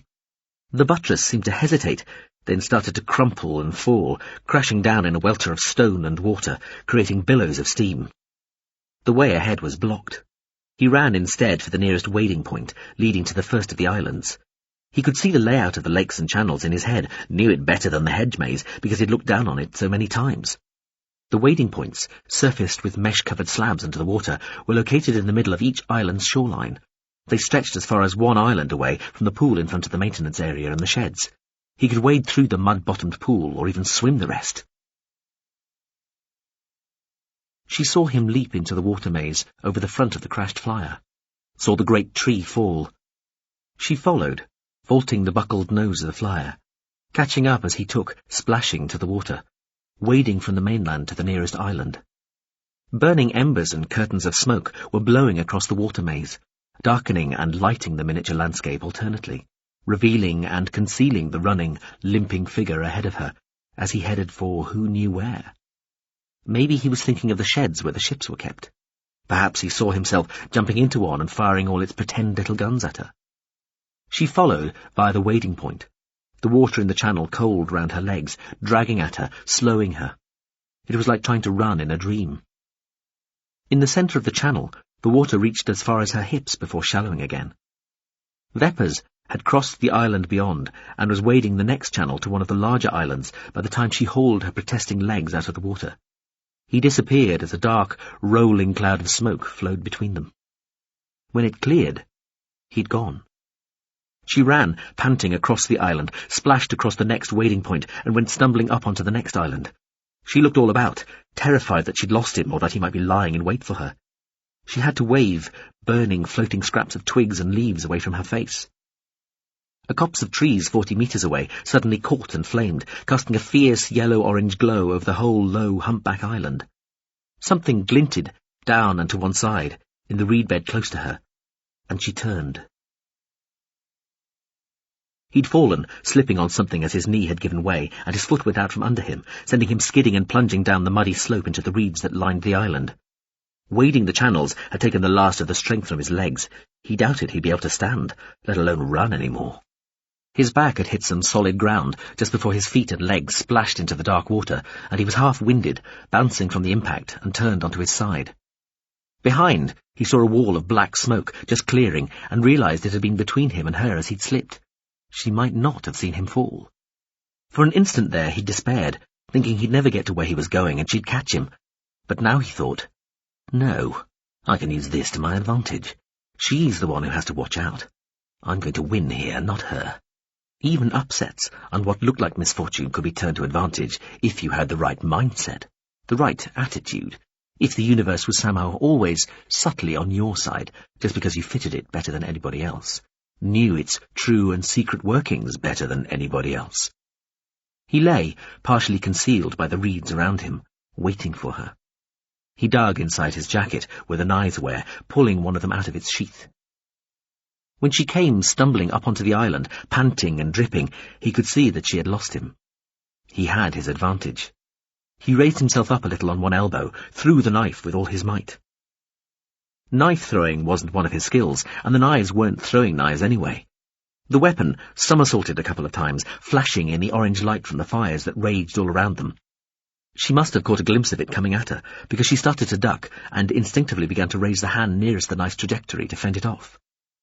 The handle of the knife caught her hard on one temple, grazing her, and the hand she'd raised to try and protect herself, the hand holding the gun, went on up past her head. An instant after the knife struck her head, the gun roared, flashing in the night, its detonation flatter and less sharp than it had been in the tunnel beneath the house. He saw the gun fly from her hand as she staggered, stumbled, and started to fall. He'd seen where the gun had landed, though it had disappeared again after bouncing into some longer grass over the other side of the island. Still, he knew where it must be. He scrambled to his knees, then his feet, finding renewed strength from somewhere, hands clawing at the mud and grass and earth until he was in a crouch, most of the way upright, and could throw himself across the grass as the girl pirouetted nearby, staggering like a drunk, staring at him as he limped and hopped past a few meters away, heading for where the gun must be. He should have just knifed her, he realized. He had the other knife. He'd fixated on getting a gun, but that wasn't really what was important. What mattered was killing her before she killed him. The gun hadn't really mattered at all. What had he been thinking of? He was an idiot. Then he saw the gun, lying at the edge of the reed bed, a hand's breadth from the dark, glinting water. He dived, hand outstretched, thudding into the ground, hand closing round the barrel of the gun, desperately slapping at it and trying to turn it as he brought his other hand up, finally grasping it properly. He rolled over, expecting to find her running towards him, leaping on top of him, clutching the knife he'd thrown at her, or just with her clawed hands reaching for his throat. She'd gone.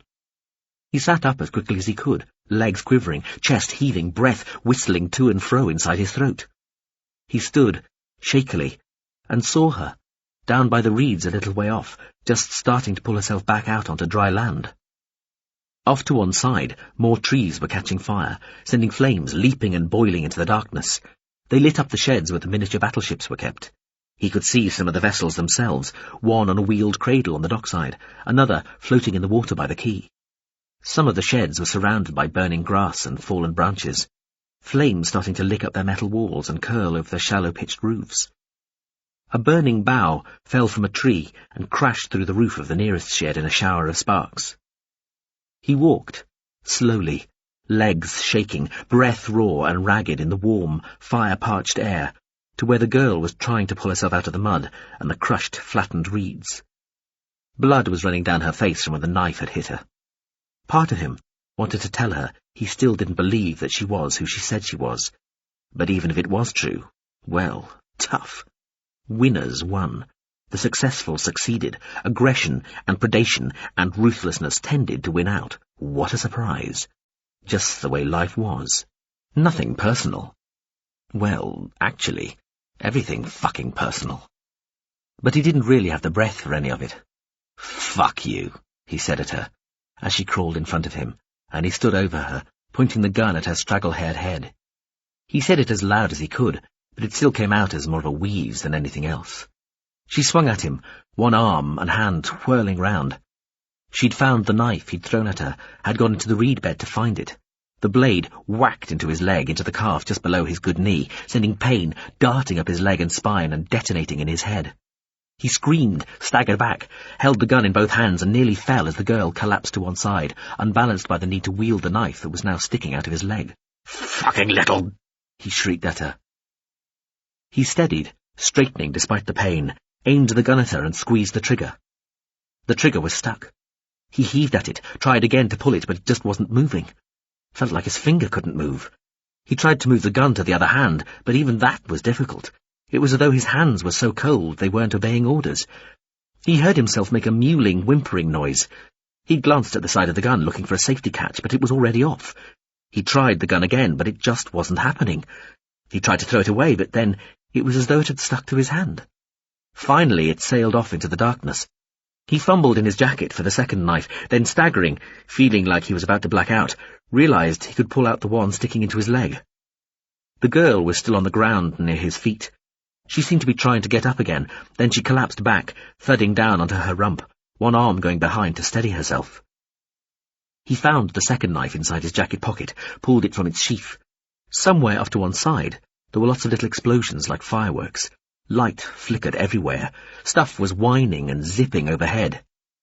He took a step towards her as she looked woozily up at him.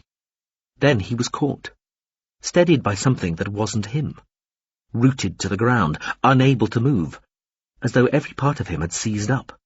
Muscles, skeleton, everything.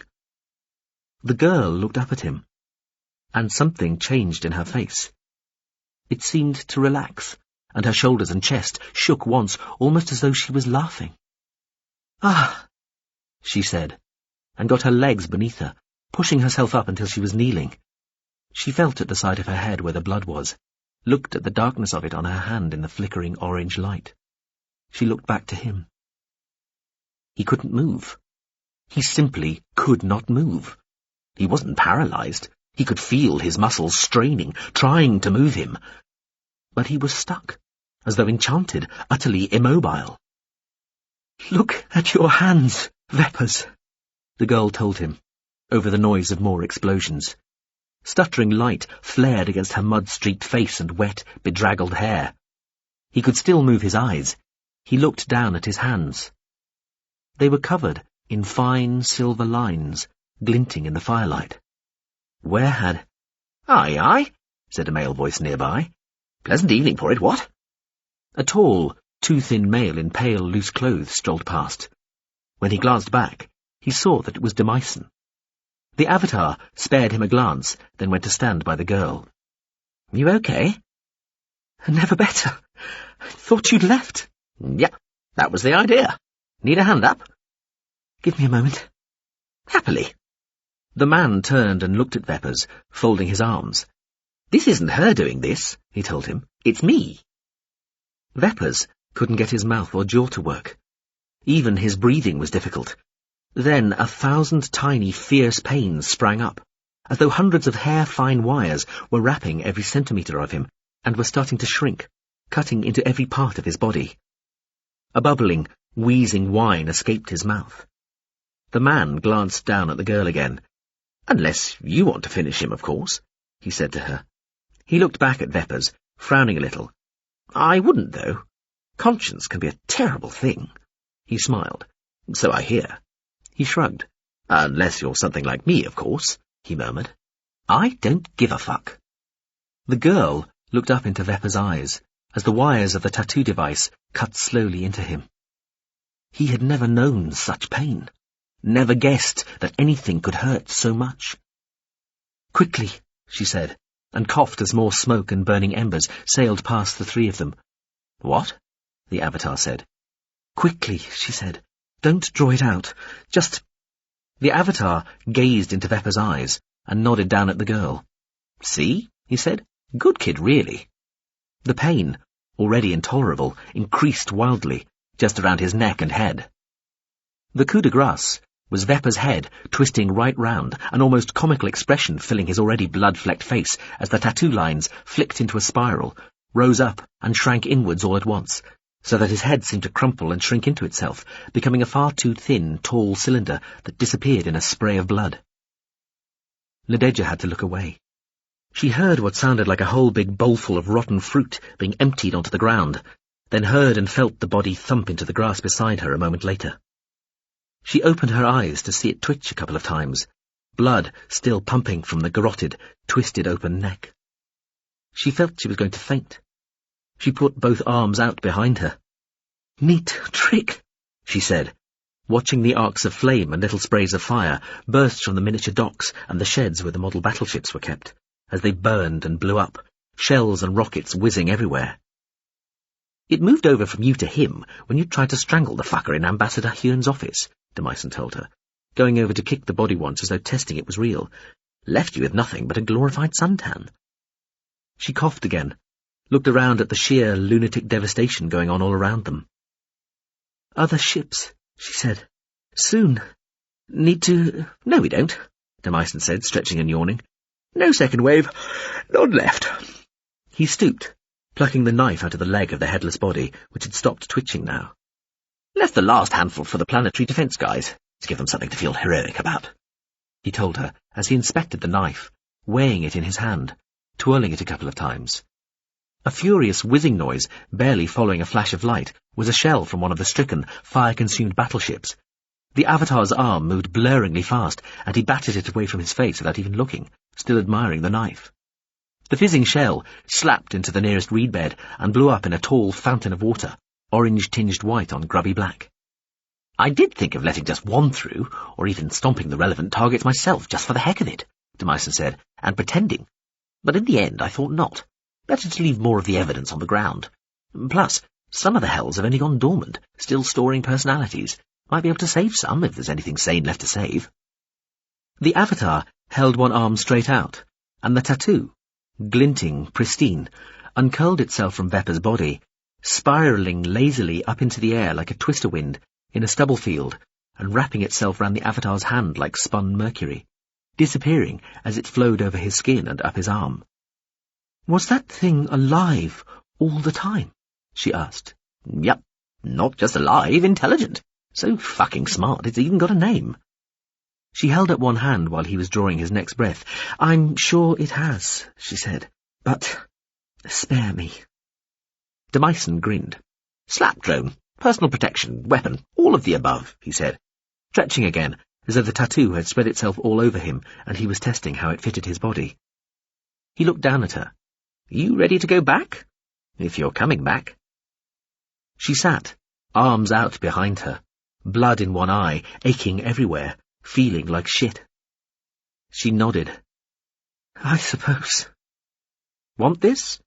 offering her the knife, handle first. "Better," she said, taking it, then struggling to her feet, helped by his other hand. "Family heirloom." She looked at the Avatar, frowning.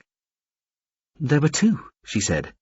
He shook his head, tusked, stooped, and pulled the other knife from where it had stuck in the ground. He took the double sheath from Veppa's jacket, presenting it and both blades to her with a bow. A scale model battleship, still tied up to its quayside, on fire from stem to stern, lifted suddenly in the middle, breaking its back as it blew up, dispensing fire and flames, debris and shrapnel, and angrily buzzing and whining shells and rockets all about. The first keel-sundering gout of fire briefly lit up two silvery ovoids, stood on their ends on a small low island nearby, before they vanished, almost as quickly as they had appeared.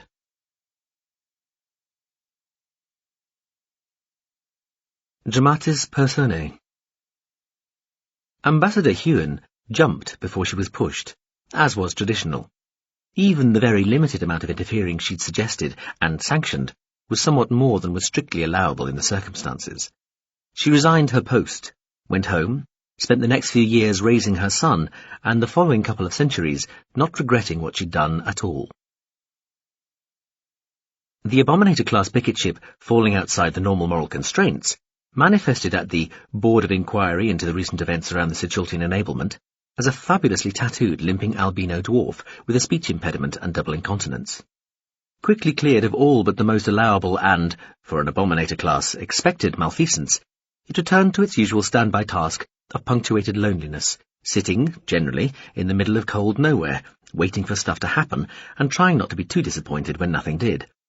It received from its fellow Abominator class and other SC ships precisely the sort of congratulations and plaudits it might have expected for its actions around Tsung and Quinn, all deeply tinged with envy.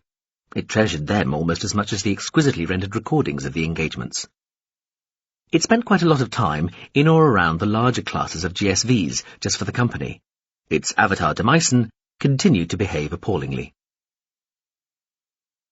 Joyla Veppa's reputation survived more or less intact for a few weeks, but then as the weeks became months, and the months years, it all fell apart as stories of his cruelty, greed and selfishness, and the extent of his callousness towards his own people and even his own planet became clear. It was over a decade before the first revisionist right-wing historian attempted to restore his reputation, and even then to no lasting effect. Iain Ensoki really had been an SC plant deep within Quietus for all that time, even if in a sense she hadn't known it herself after she'd both agreed to be so and then consented to have the memory of that agreement deleted. In any event, Given that even in one of the most successful specialist agencies-led interventions in recent centuries, she had been largely relegated to a supporting role, she resigned from the quietudinal service, more in frustration than disgust, but she resigned all the same. She returned to her adopted home Orbital and began a successful political career, starting with the position of emergency drill supervisor on her home plate and eventually becoming the representative for the entire Orbital. As with all hierarchic positions within the culture, it was almost entirely an honorary figurehead role, but she found the achievement highly satisfying all the same. Her personal life ended up consisting of a sort of cycle of being neuter, female, and male in turn, each for a decade or so. She found that she was able to establish tender, meaningful relationships with an agreeable physical component when she was not neuter at every stage, but would have been the first to admit that real passion and true love, if there was such a thing, always eluded her. The ex-Limited Offensive Unit, Me, I'm Counting, returned briefly to the forgotten GSV Total Internal Reflection, then resumed a life of galactic tramping. It found new hobbies. Hibin Yaskin served some time in prison for his complicity in a few of his late master's better publicised crimes, though his efforts to pick up survivors from the firestorm around the Aspersia mansion and his full cooperation with the authorities helped reduce his final sentence.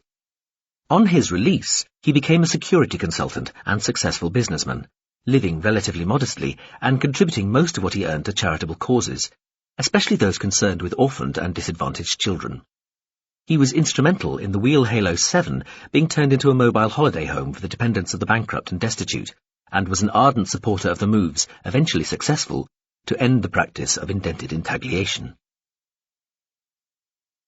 The GCU Bodhisattva, its mind rehoused in a new-build escarpment class, remained attached to the Creator section, but subsequently spent a lot of time investigating, very carefully, fallen and unfallen Bulbicians, thinking to present a paper on the entities at some point in the future.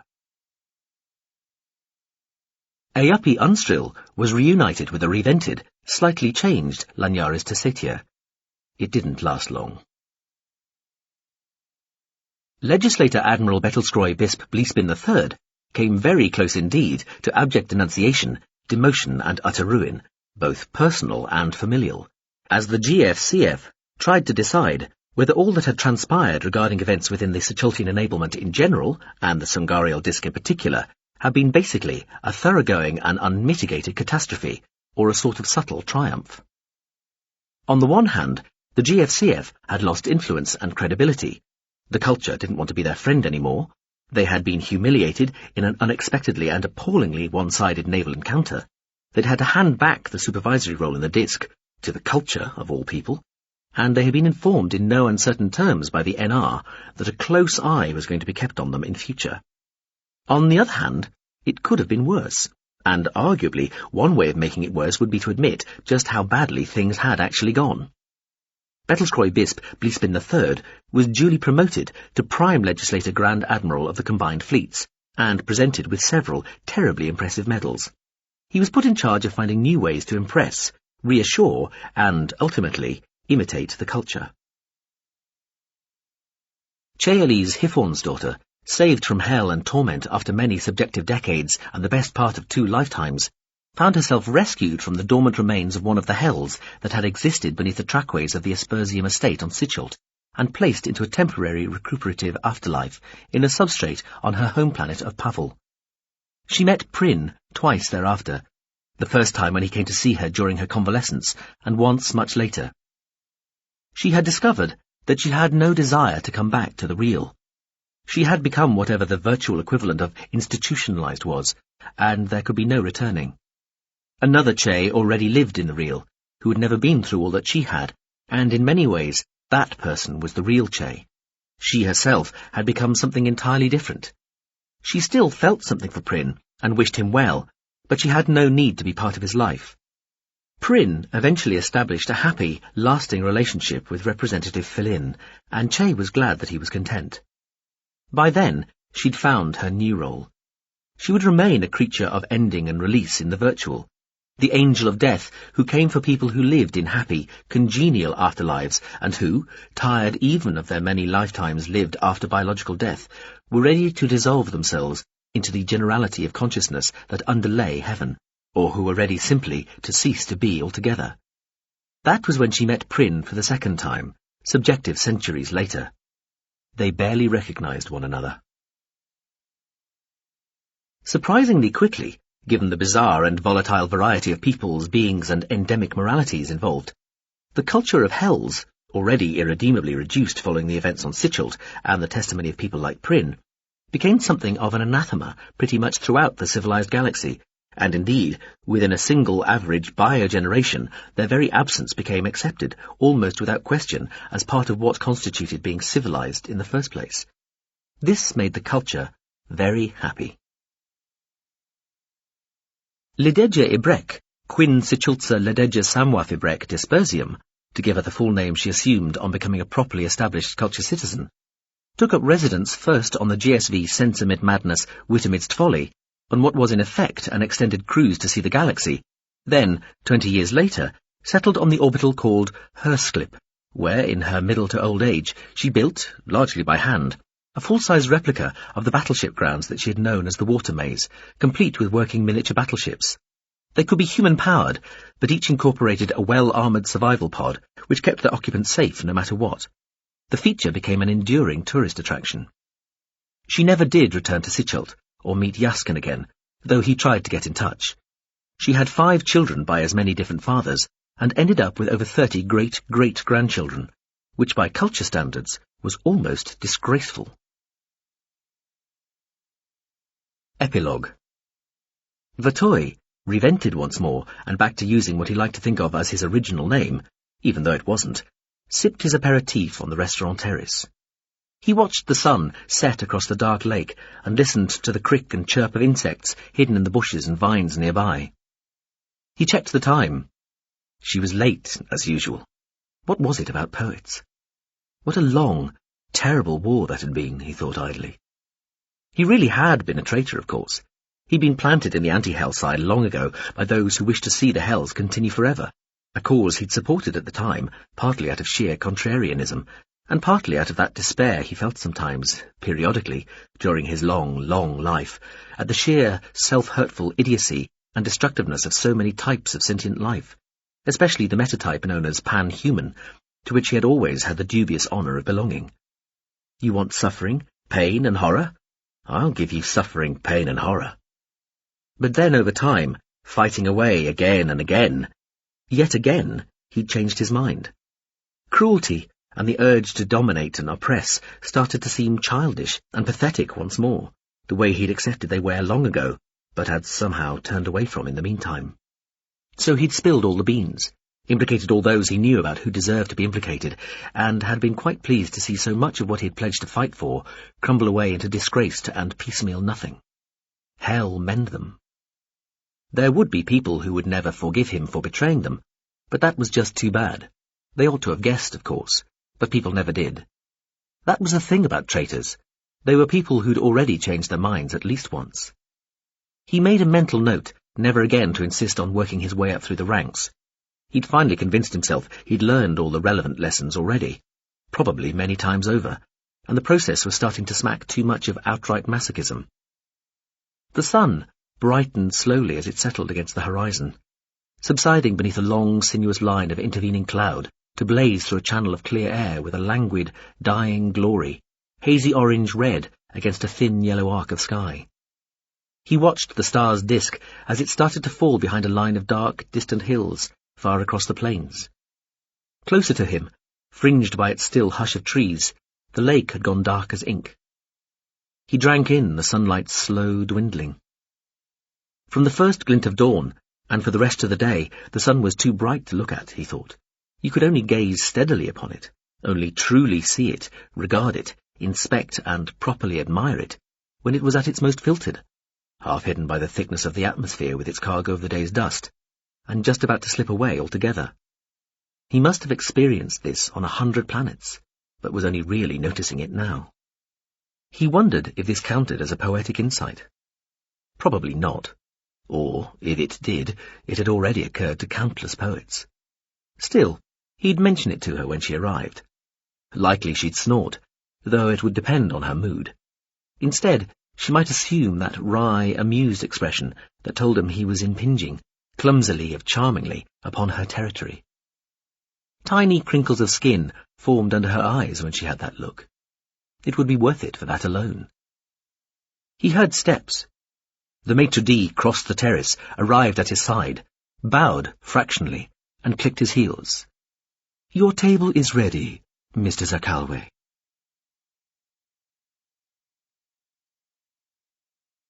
This has been Surface Detail, written by Ian M. Banks, and read by Peter Kenny.